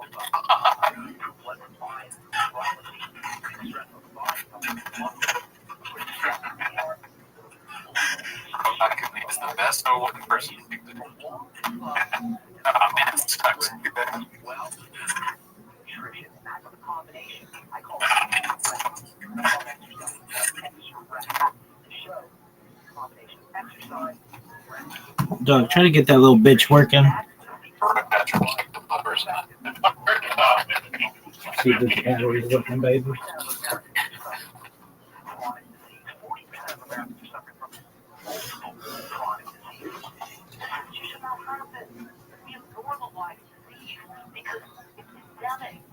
Like 150 million people almost have chronic diseases in this country. That should not happen. And one of the major reasons is because we don't understand how to leverage and take advantage of this incredible human body. We're all privy, that we're all privileged that have it for 90 or 100 years if we're lucky. Well, I've always said it, Ben. If you're not healthy, you can't take care of it. And no amount of money, there's nothing more. I gotta be so right after the break, you start to call the pharmacy juice. If you have a question about your health or somebody you care about, just fire away. Again, that toll-free number to call to get assistance, not to get on the show. 1-855-949-7224, 1-855-949-radio. Back in a moment with pharmacist Ben Hughes of CriticalHealthMeasures.com. Coast Insiders, the new version of the Coast to Coast AM app, is now available for iPhone and now Android 4.0 and above.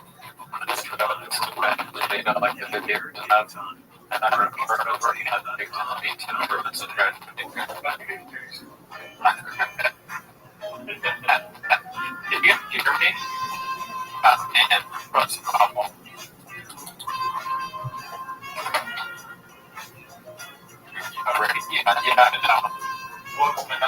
I know that murders were against a certain MacGyver thing.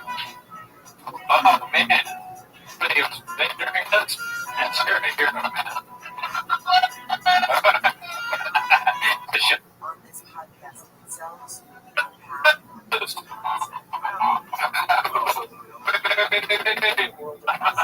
cynicism, anger against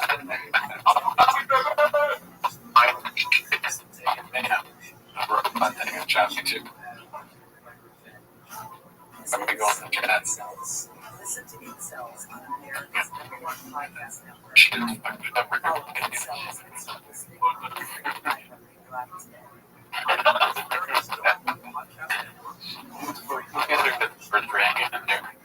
When's the last time you...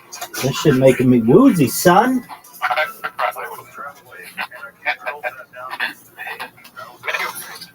What is this bullshit?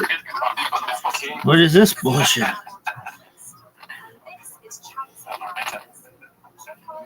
This is a real. The wind shot, but you go fuck yourself. Each week, we'll journey through moving, Moving, funny. How about you shut the fuck up? Get back on the fucking island, ho. decade-spanning friendship, and ultimately... What is this bullshit? Join us wherever you get your podcasts. Just search for Chance Encounters with me, Jazzy Street. With me, Jazzy Street. What's going on here? Oh, this shit sucks. Damn, bro. What about this move? This athleticism. Look at this move.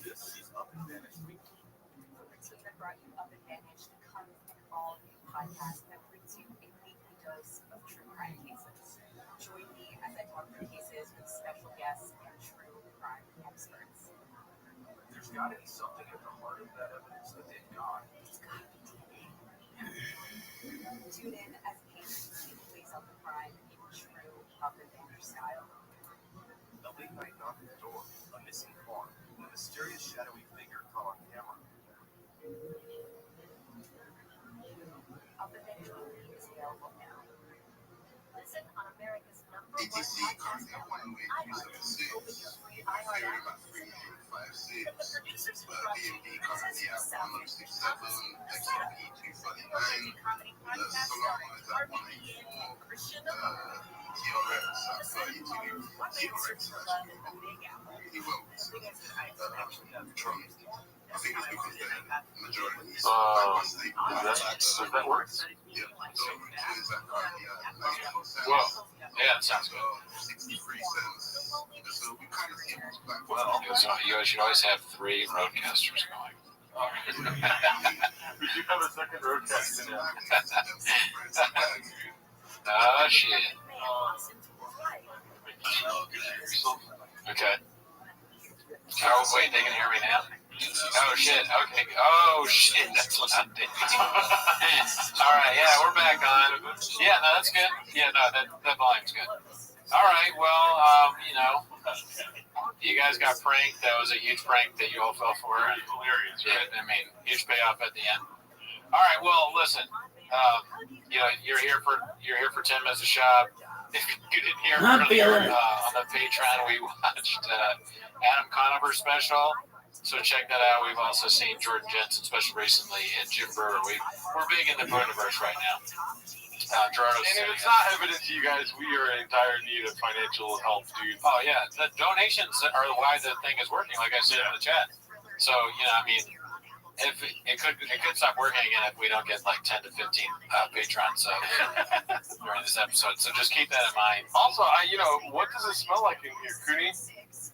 It smells like It bitch in here. smells like sausage in here, dude. I can't smell shit. Somebody's been busy making sausages in here. And guess what? Guilty, dude. You spilled it on the roadcaster? Yeah, I spilled some sausage on the roadcaster, but I make sausage salad on the Patreon too. I made a video of me making sausage.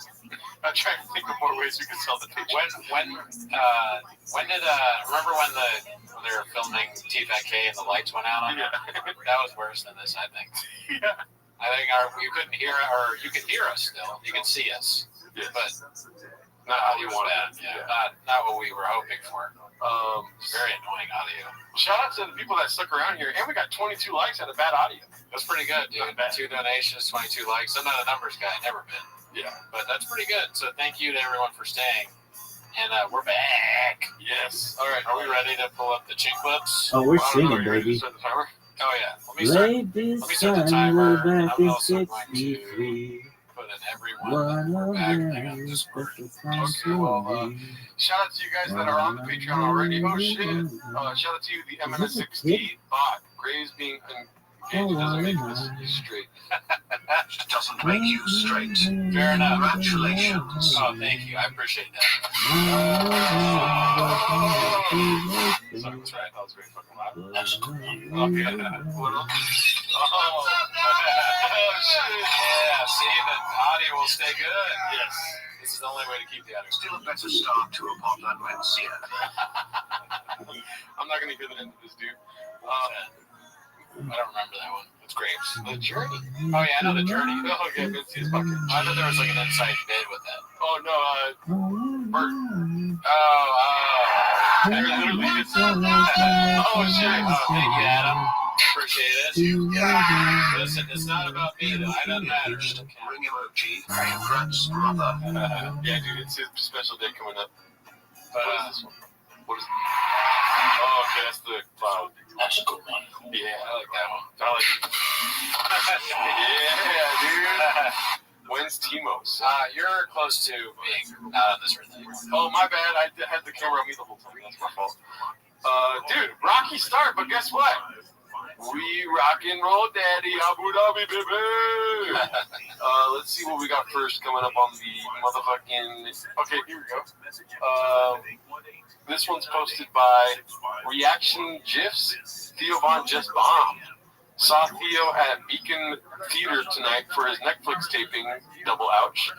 1/3 of the crowd walked out, myself included, and it seemed to keep walking. Worst set I've ever seen. Pandering to the dumbest 50 people in the room. Failure of epic proportions. You know what I'm now thinking about that? What? Did anybody walk out of the Gringo Poppy? I know. Yeah. Isn't that kind of crazy? Well, it's kind of telling us to how elite of a stand-up comic one of the best of us are. Oh, Chad? Yeah. Yeah. How crazy that you can walk away from something that you're meant to do.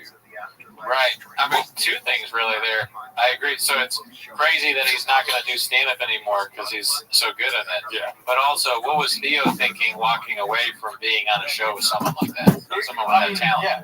Maybe, I have an emotional lapse myself. Maybe it took him 3 years while on stage doing a Netflix special to be like, I fucked up!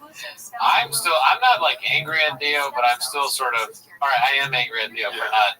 And he left and he didn't eat the chip. Yeah. They could have been a moment, a thing where it's like, all right, I got to go figure whatever he's figuring out, but he could have at least eaten the chip. And that's why our audio was fucked up, because he didn't eat the chip. Yeah, you fucking bald bastard flying a turkey with your fake hair. Why don't you be real, Daddy? Is that worth it? Not so much. Oh, yeah. Well, this being so close is not. Damn, son. Okay, there's a lot of sound. Yeah. That's facts. That's facts. Brendan's special was like 27 minutes. Not even true. More like 25, 24. No, we like Theo Von's stand-up for doing bits. What's up, Dallas? Look at you guys. Wiley Harris. Shout out to you, dude. No way. Wiley Harris, how are things with the lady? This is a big dog. Elizabeth Marsden, are you pissing yourself? No way, you just fucking found me up like a Trying to like this goddamn fucking miracle. That's hard. There we go. Cooney isn't really bald. He just pretends to slang dick. That's fire. Savage. Alrighty, let's see here. This one, it's happening. Posted by Wiz McFly. It's happening. Brendan Schaub is dressing like he's gonna hunt. Colin Brogan, we need elk meat. Posted by Scott Welch. That's so funny. Is that a real? I always ask this. That's a real post from his Instagram. Yeah, it's so filtered and set up. And if I were out hunting, and I was dressed like this, I would probably take a picture. Yeah. But it wouldn't look like this. Yeah. This is how do you have the cell phone service for this? Yeah. And you know what? I mean, instead of Colin Brogan, we need elk meat, it should say looking for an Erewhon. Yeah, he's pissed. He's like, you gotta fucking get your own Erewhon stuff out here. Oh my God. I have to make my own smoothie in the woods. I'm so terrified that the audio's gonna do that. Yeah, he's pissed. Okay, we're good. Oh yeah, please. It sounds very loud. Don't mess with us, but let us know. Yeah. The audio is bad. Oh, so that's for real, a real thing. Yeah. This is embarrassing. Your boy's gotta call you and be like, hey man, take that down. Yeah, dude, what is funny? Like, and also, if the hair was black, would it be better? I don't think so. Huh? It's a weird. He's very immature. This is a younger man's thing to do. Looking for a mountain lion is good. Where's the night vision goggle? I guess it's the day. So yeah, that was a little shop. Oh, you're good. I thought it was the same thing. I shouldn't ask. He goes. He's wearing. If you pan out, he's wearing Uggs. Tom Brady wears his yacht. That's a big deal. Don't worry about it. Tom Brady wears his. It's crazy how he only has one leg in here, and this is his dick right here. Big dick, sorry, man. He has a mangina, dude. I'll cut that part out. Let's see here. What else do we got? Fuck this world. This is okay. We already did that. 24 days ago, 10 days ago. Gimme. Oh my God. Posted by One Usual 4460. That's an aggressive ass, ladies and gentlemen. It's funny to do that. This is their closet. I thought she was in a store. I'm poor. I'm so poor. I thought this was a store. Not really poor. But I thought that was a store. It looks like a store, kind of, doesn't it? Because they have so much clothes. Yeah. I will give her respect, though. Because usually ladies will post this kind of stuff and be like, rest in peace, Charlie Kirk. You know what I mean? But she's saying, by the way, these leggings love my ass. Which is like, all right, she's addressing the ass. Yeah. Fucking predominantly taking over 10% of the screen. Yeah. I mean, she worked hard for it, I guess. She's in someone else's closet, it looks like, though. Yeah. Doesn't it look like men's clothes? Like some of those purses. I was going to say, it's Shop's closet because the purse. Schaub has purses. Dude, Schaub is he's a forward thinker, man. Man purses. All right, shout out to that. This is a store, they're saying. Oh, it is a store. So if it's a store that has purses next to menswear, that's strange. Right? Yeah. What store is this? It's Erewhon. Yeah. Look at this comment, dude. Okay. All right, you're gonna get muted. No, I'm kidding. You're gonna get prioritized, did it? Of course, I'm joking. Mark, too much Taco Bell below the burger. Formula One says is GameStop. I think either one. What I'm hinting at is it's weird to take this picture in a store. Maybe also weird to take it in your husband's closet. Yeah, but not really that weird. There's a big ass mirror. Yeah. I mean, I'm glad she's graduating from asking her kids to take pictures of her fat fucking ass. That's kind of what if she's asking someone to take a picture of her doing this? Yeah, that's what I was thinking. Yeah. I don't think it's that question, dude. It's a shaky child's hand going, I don't want to take this picture, Mom. I love the way these leggings really love my ass emoji. Okay, got you. Thank you, man, Lehman. I'm gonna keep my eye out for that. And I have a really that's Daddy's closet. Guys, we're super worried about the audio, so if some of you could donate, that'd be great. Let's see here. I like that bit. I'm gonna. Next thing you know, every stream is gonna start with 30 minutes of audio. Oh yeah, dude. If audio issues are gonna be a part of the show, if we get donations. They're like, okay, well then we won't. So a storage unit / garage isn't a good spot for a podcast studio? ? Posted by Chin Puller of Clips.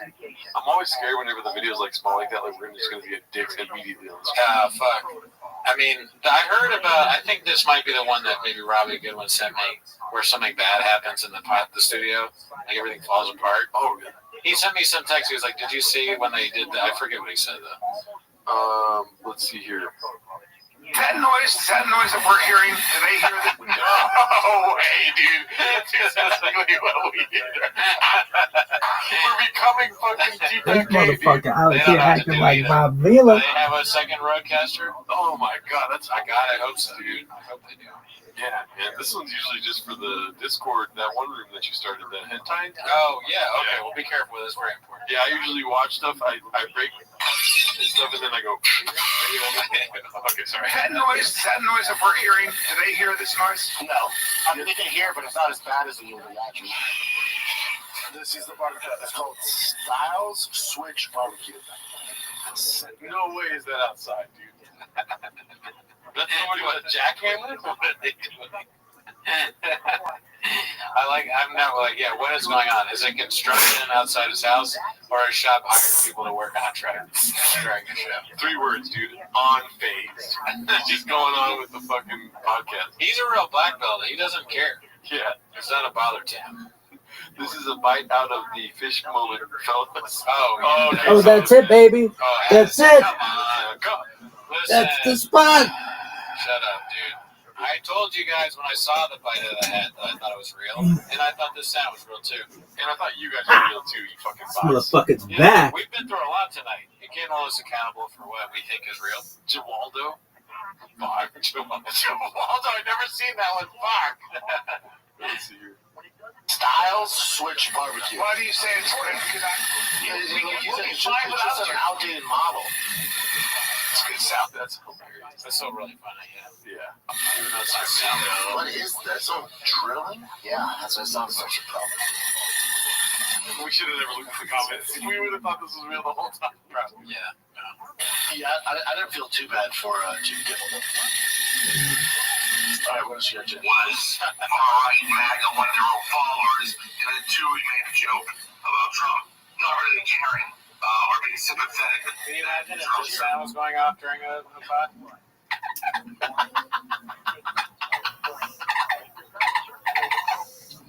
The dolphin bottle. We brought it back, baby. Abu Dhabi dolphin.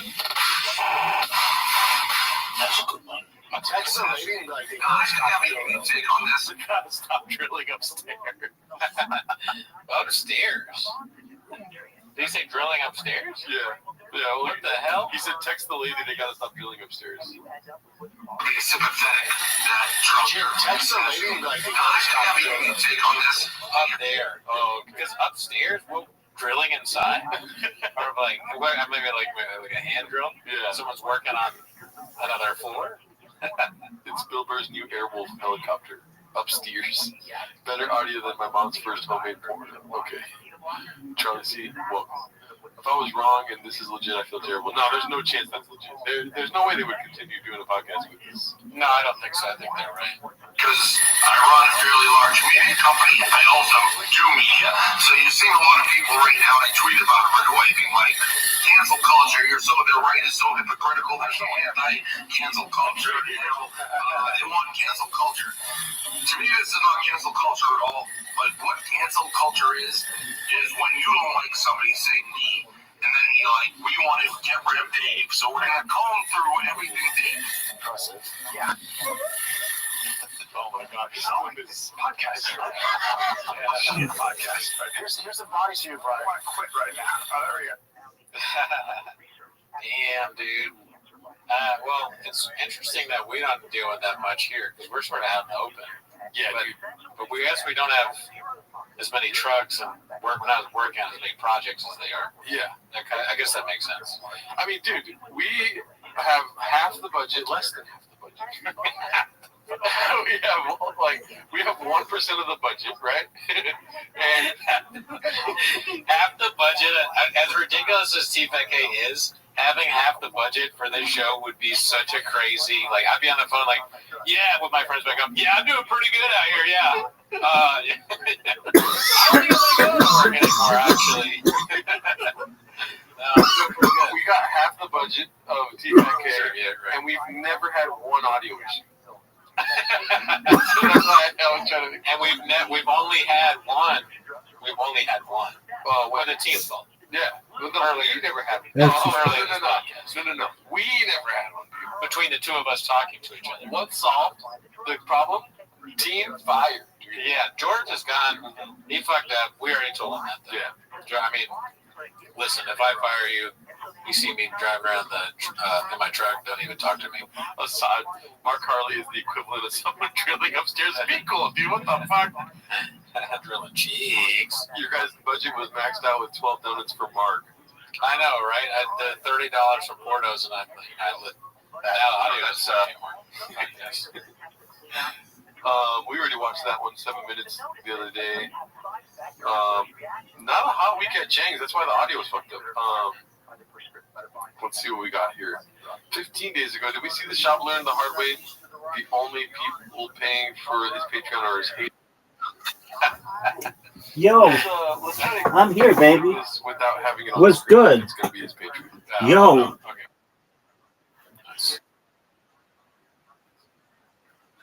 Yo. All right. Yo. What's up, big dog?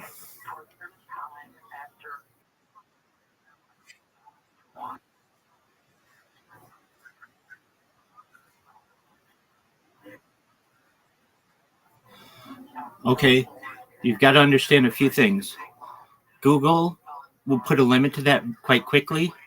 Also, the facility, the venue, will get those messages immediately. What you should do, and what you could do, is just get friends and family to do it. I'd give you one. And then, but they can't come all at once. They have to be like, maybe like one every 2 or 3 days. All right, well, great, man. Did you call your doctor?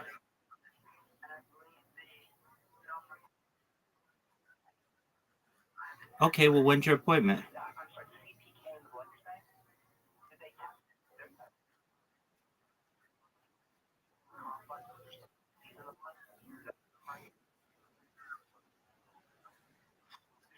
Dude, how fucking stupid do you think I am? Dude, it's not like it's my fucking day on earth. I know you're avoiding this. You've lied to me before.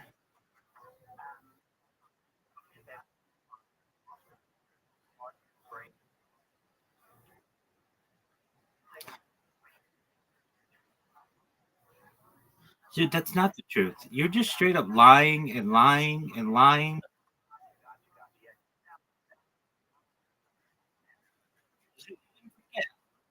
I told you during business hours. Is it still business hours?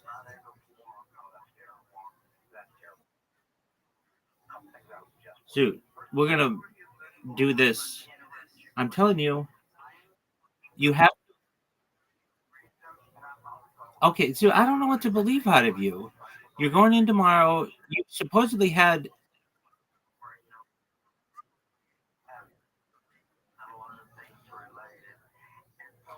So you've got till Friday. Okay. All right. So what's new, son?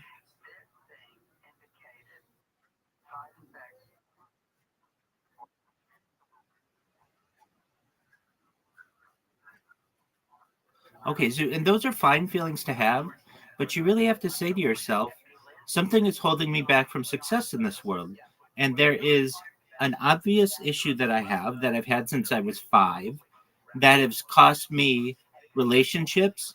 It's cost me social opportunities. It's cost me, friends.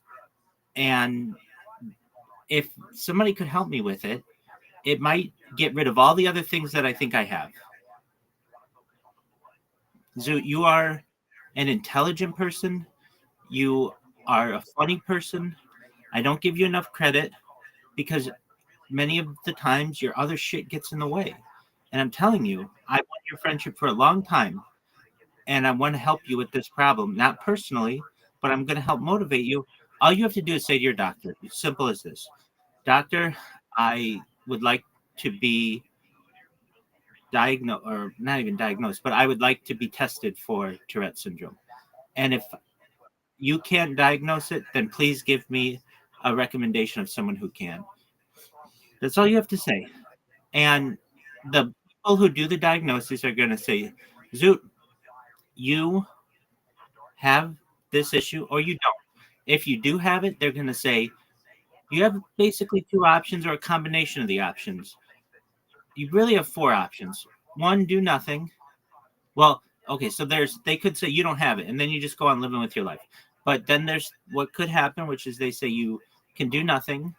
You can take a medication, which you don't want to do. You could get therapy for this, which is, I think, what you need. You just need to be able to speak with someone who is trained in this realm and have the discussion about ways that, like, I gave you a few, like that, where you slap your hand with a, with a, with a, and not slap your hand, but like use a rubber band on your skin. That's a way. It's not the best way, but there may be things that I don't know that you don't know that you may be able to do. But when you're cussing in front of people and you're saying racial epithets, nobody wants to be around that. Even if you have an issue, I mean, let me put this shoe on your foot, Zoot. Let's say you had a friend and they could at any time embarrass you. Would you want to be around them?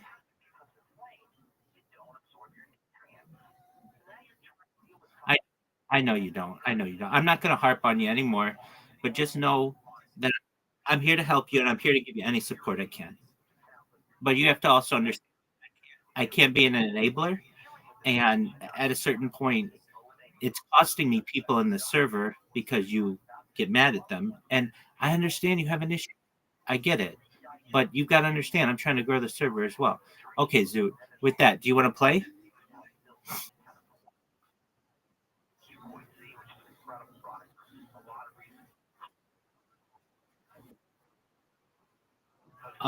Yeah, I think so. I've definitely seen interviews he's done. Uh, to some extent, I think I might have seen clips from it.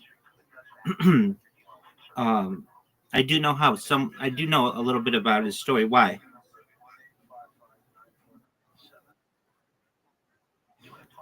He's from Adelaide, Australia. He was a he was a stand-up comic like you for a period of time where he became at least an opener to perhaps being able to headline in Adelaide. And then had he opened for Shane Gillis, and Shane really liked him. You know who Shane Gillis is, right, Zoot? Oh yeah, he's like the biggest stand-up comedian in the world right now. And Shane Gillis, we'll talk about him in a second. And Shane, if you've ever seen his stand-up, he's a real easygoing kind of guy. he was like, "Hey, do you want to open for me?" And then James McCann went on tour with him and became somewhat of a pretty big name in the United States. And then he put out his own special. It's called like Black Israelite and something like that. And now he's been on Kill Tony. He was on Kill Tony. He's been on. What'd you say?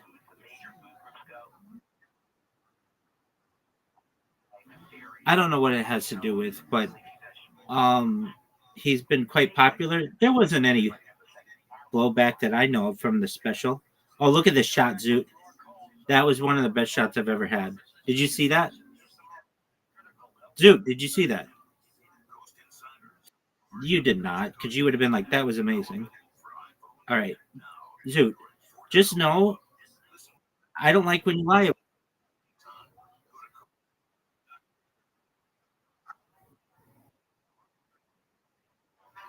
Oh, does he? Doug, why don't you ask your cousin if you can open for them? Well, you can't do it yet, but like you say to them, "Hey, you're my cousin and I'm your cousin. I'm interested in the same things that you are. Is there any way you could take a little bit of time and just give me some pointers? And if I do well someday, and let's say I get a good 20 minutes, that's some stories, a few jokes here and there. Is there any way that at any time I could maybe open for you?" And that is really where you get your start. And you can say, I do open mics every Monday or once a second, yeah, every 2 weeks. And so I was just thinking this. How long is it going to take for you? Oh, how did I miss that? To memorize some jokes.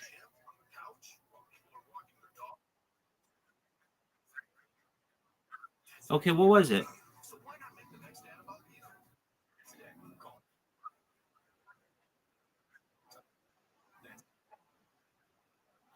Okay. Okay. But that's kind of like your closer at this point. That's your best joke.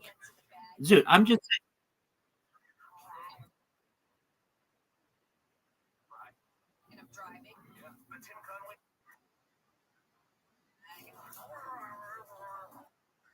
stop, stop. These jokes are terrible. I'm with the guy. Okay, go. Okay.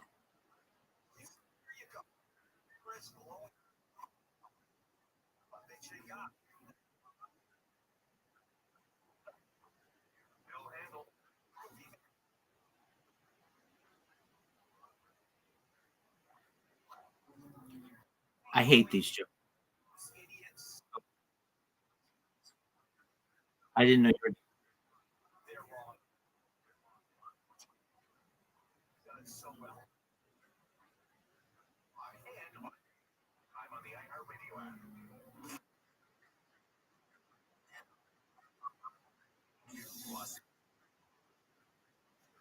Hate it. Apologies. Apologies. Go ahead.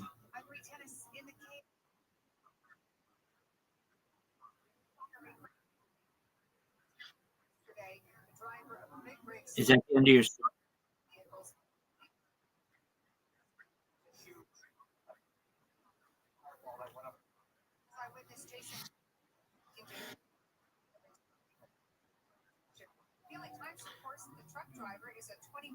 Is that your that's your that's your bit?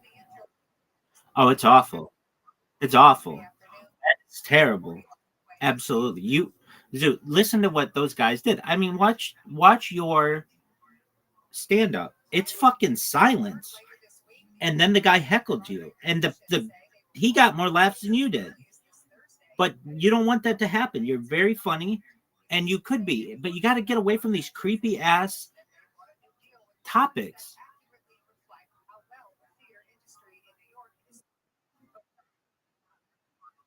What's that? What's that? What'd you do, Zoo?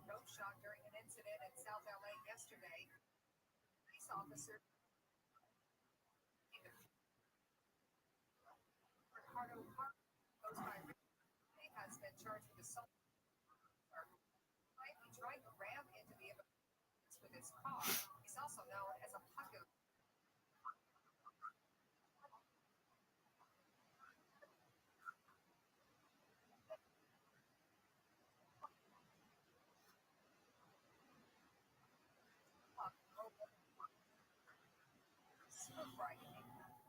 Dog, you have some of the shittiest fucking ideas. And I mean, I'm not saying that one is really a far shot, but you're hurting someone. You don't want to hurt anybody. Dude, you know how pissed I'd be if some girl put, just to kind of switch it up, if I took a girl out and spent time with her and all these other things, but she was really a lesbian who just wanted me to watch her get fucked by some dude. Like, that's essentially what you're saying.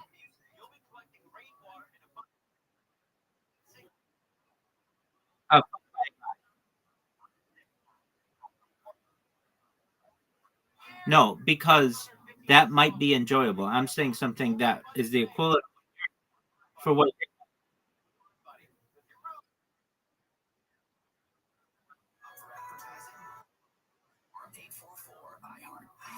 I mean, most gay men, I mean, they could be, but most gay men, if they're going to be on one of those apps, they're looking for a relationship, and you don't want to. Or actually, those guys are maybe looking for a relationship because if they're on Grinder, they're looking for to fuck tonight.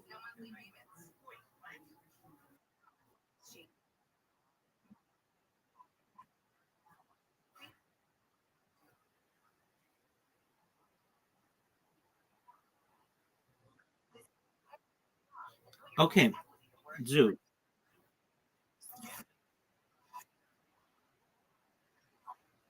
No, that no. Most guys probably agree with that. But I mean, that's any guy. Any guys would be willing to fuck a chick or or if they were gay, a dude. That's just human nature.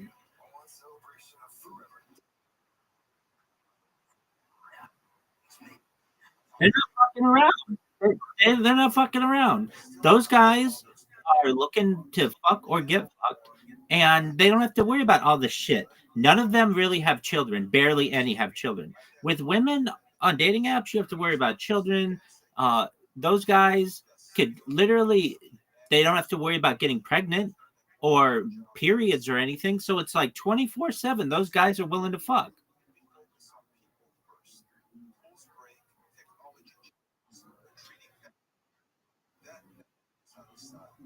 In the end, it's not about the toolbox. It's who you trust into your home. Hero Plumbing, real people, real service, and a promise that every job is backed up by my personal guarantee. Thank you. Visit our website, RooterHero.com, to schedule your appointment today.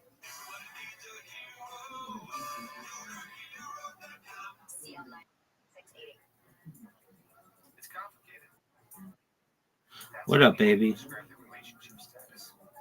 When it comes to the latest complexities in your car, it's gotten really complicated. The experts at AMCO undergo What's up, big dog? training to stay on top of the latest car technologies. So there's That's not a good move. well, except for that complicated relationship. I had like a perfect drive. Double A, MCO. Check engine light on, we'll check it for free. What's up, dude?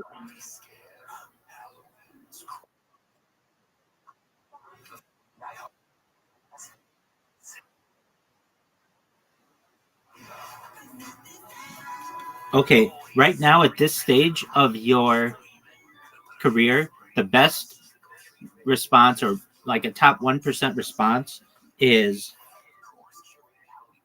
I couldn't understand you with the dick in your mouth. Dog, that's straight into the dude, that is straight, and it tells them shut the fuck up. I'm going. Now that what a dude. Now had you said that, they'd still be clapping for you.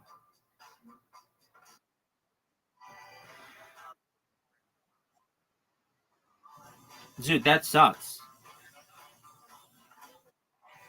I get what you're saying, that was the guy. but it's too much to put together.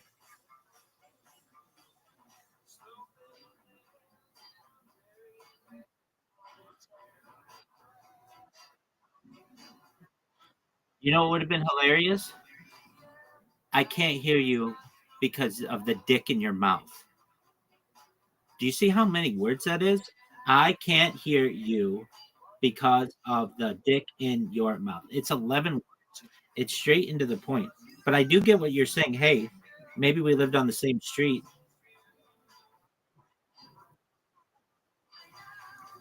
Yeah, you should have. Oh, Zoot. I just made it. Zoot. Now that's fucking hilarious. Zoot. Now there's $1 million idea. You interview hecklers. You interview hecklers after shows. You just be like, all right, sir, can you please, or ma'am, can you please tell me about the moment where you took over the show and heckled the stand-up comedian? What was going through your head? And that's really funny. And you could post that on social media. It'd be really fucking popular. And they'd be like kind of embarrassed of what they did. Dude, that's what you should do. Dude, that's a stand-up bit right there. Or it's actually a really good idea for social media. But that is a stand-up bit. So Zoot, think about that. It's your idea.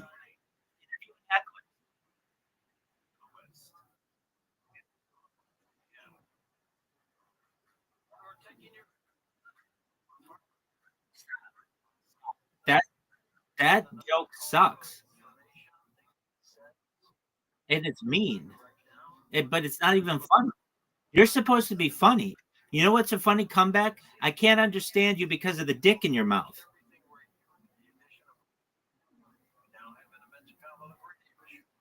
Say it.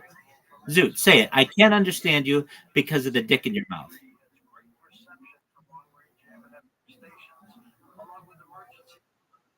Dude, just say it.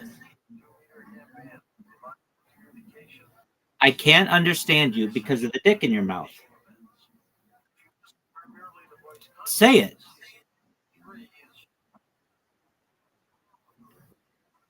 It's hilarious, dog. You can use it for anything. Oh, wait, you have a very funny stand-up bit. And you could say, I see the, do you know, Dude, do you know what man on the street is? It's like the kind of interviewing style that Hawk Tuah was. It's like a person, a man on the street who just goes up and interviews people. So I guess that's not a great word to use, but or phrase to use. But you could say something like your stand-up could be, I see a lot of stand-up comedians on social media getting interviewed. And so I've thought of my own interview show where we interview people who heckle people who are stand-up comedians. And that's a funny joke. And then you could go into it. Like do impressions of people. Can you do any impressions?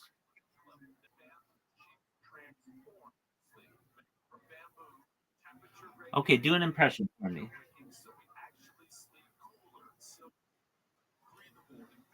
Can you do an American impression? You tried sometimes, I know. You tried to get a California accent down. Okay, let's hear it.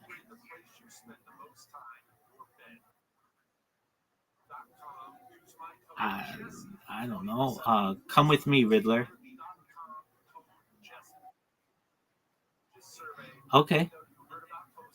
Very well. All right, Zoot. You're not going to be using that. It's not bad, but it's not. You're not going to be. You're not going to be using that in your stand-up unless you have a Joker joke or something like it. You've got a really good joke, and then you could. But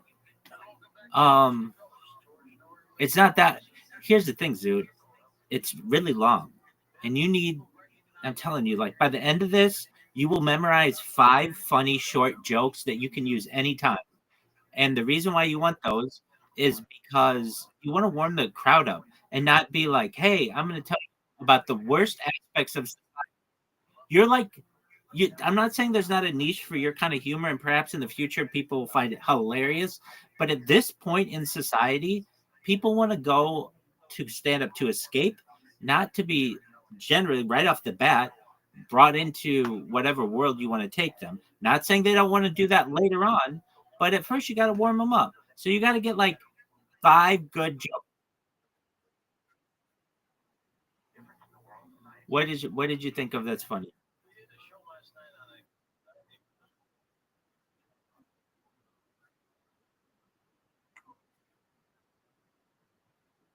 Dude, these jokes are terrible. Like if I had to scale them from 0 to 10, they are negative. They're not even like they're offensive. They make me not like you. Not as a person I like you, but as a stand-up comedian. As a stand-up comedian, if I hear these things, I'm gonna be with that guy who heckled you. I'm gonna be like, "You're not funny," and that got a huge laugh. And you want that laugh. Don't let somebody else steal your laughs. So you got to get down 5 short jokes. You can think of they can laugh. Dude, everybody laughed at him. Yes, I'm sure. I can tell you exactly how I'm just giving it to you straight. You start talking, then there's this little rumble of this guy, and you can kind of hear him say, "You're not funny." And then there's this big thing of laughter. And then this one woman hears it a little late and laughs even more. And you're just talking through all of this. And then the clip ends. And then it goes to you telling the remainder of the story. And a girl laughing, or not a girl, a group of people laughing at the end and like clapping because you said the guy got hit by a bus. That's how it goes. I saw it like one time, but that's exactly how it goes. I went back and listened to the crowd.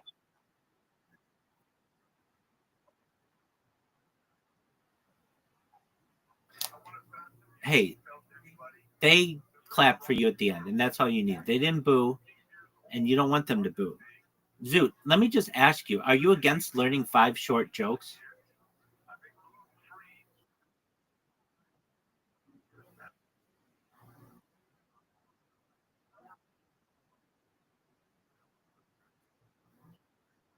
Zoot, I've heard you do your material twice now, and I'm really proud of you for getting up there. But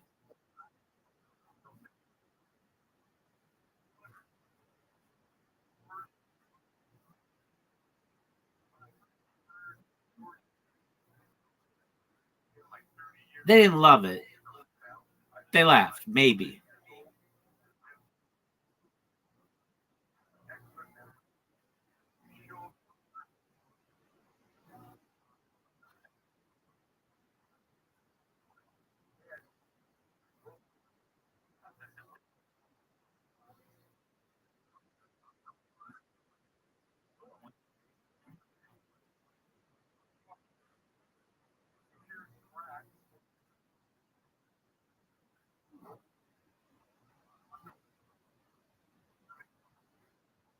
That's a great joke, Zoot.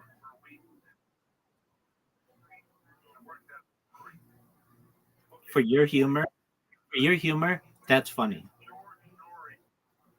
And you can punch it up. I'm not saying that you do this, but you end on the person with Down syndrome will just Down syndrome will let you in. So you say no, no,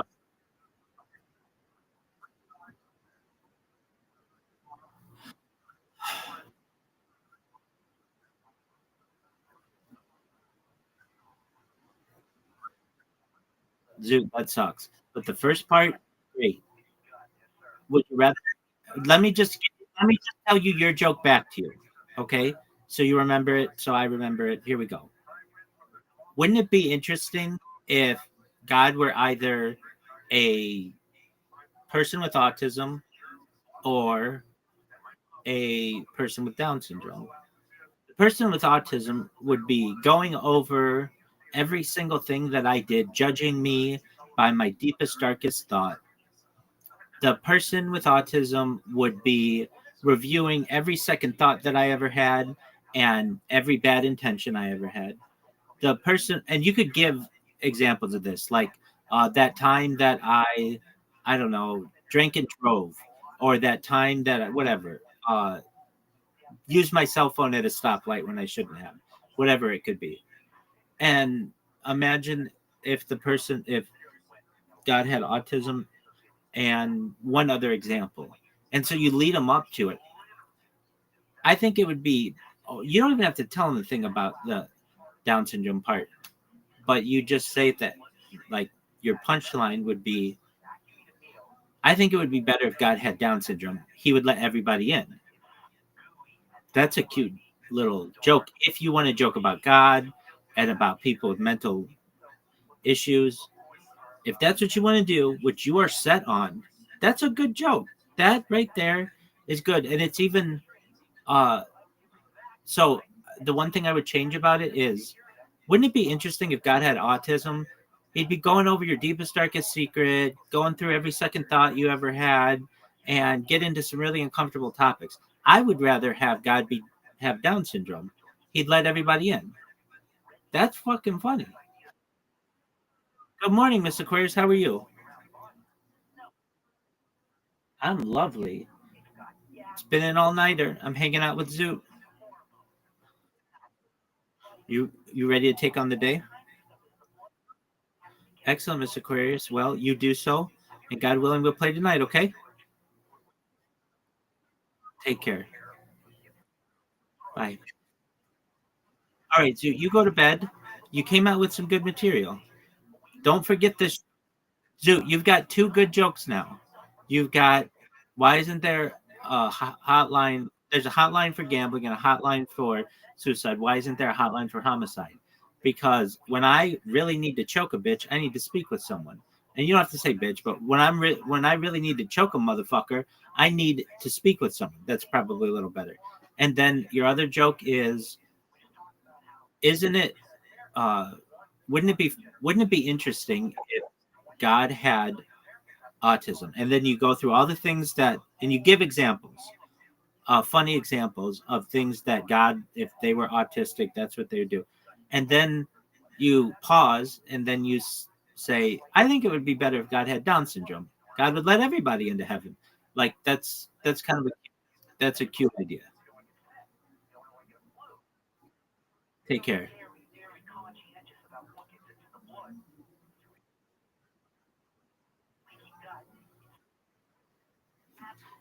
I'm sure you'll probably be okay. Wow, we are flying, kids. I haven't felt like this in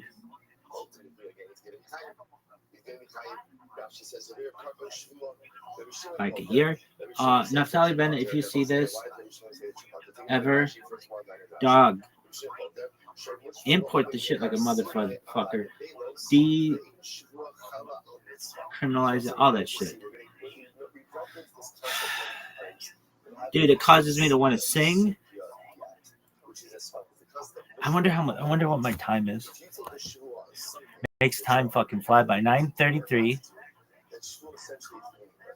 I lose track of time. What the fuck time is it? I have no idea. Oh, there you go. 11:27. All right, let's redo our fucking streams. It makes me, I don't know, more vocal, nicer. I can hear it with you. So, I'm telling you, Bennett, it makes you nicer, dude. You guys need to start being nicer. Why? Because I have social media. It's time for people in Israel to be nicer. I know that some people there have a job to do, but all you need is love. All right, come on, baby. Let's work.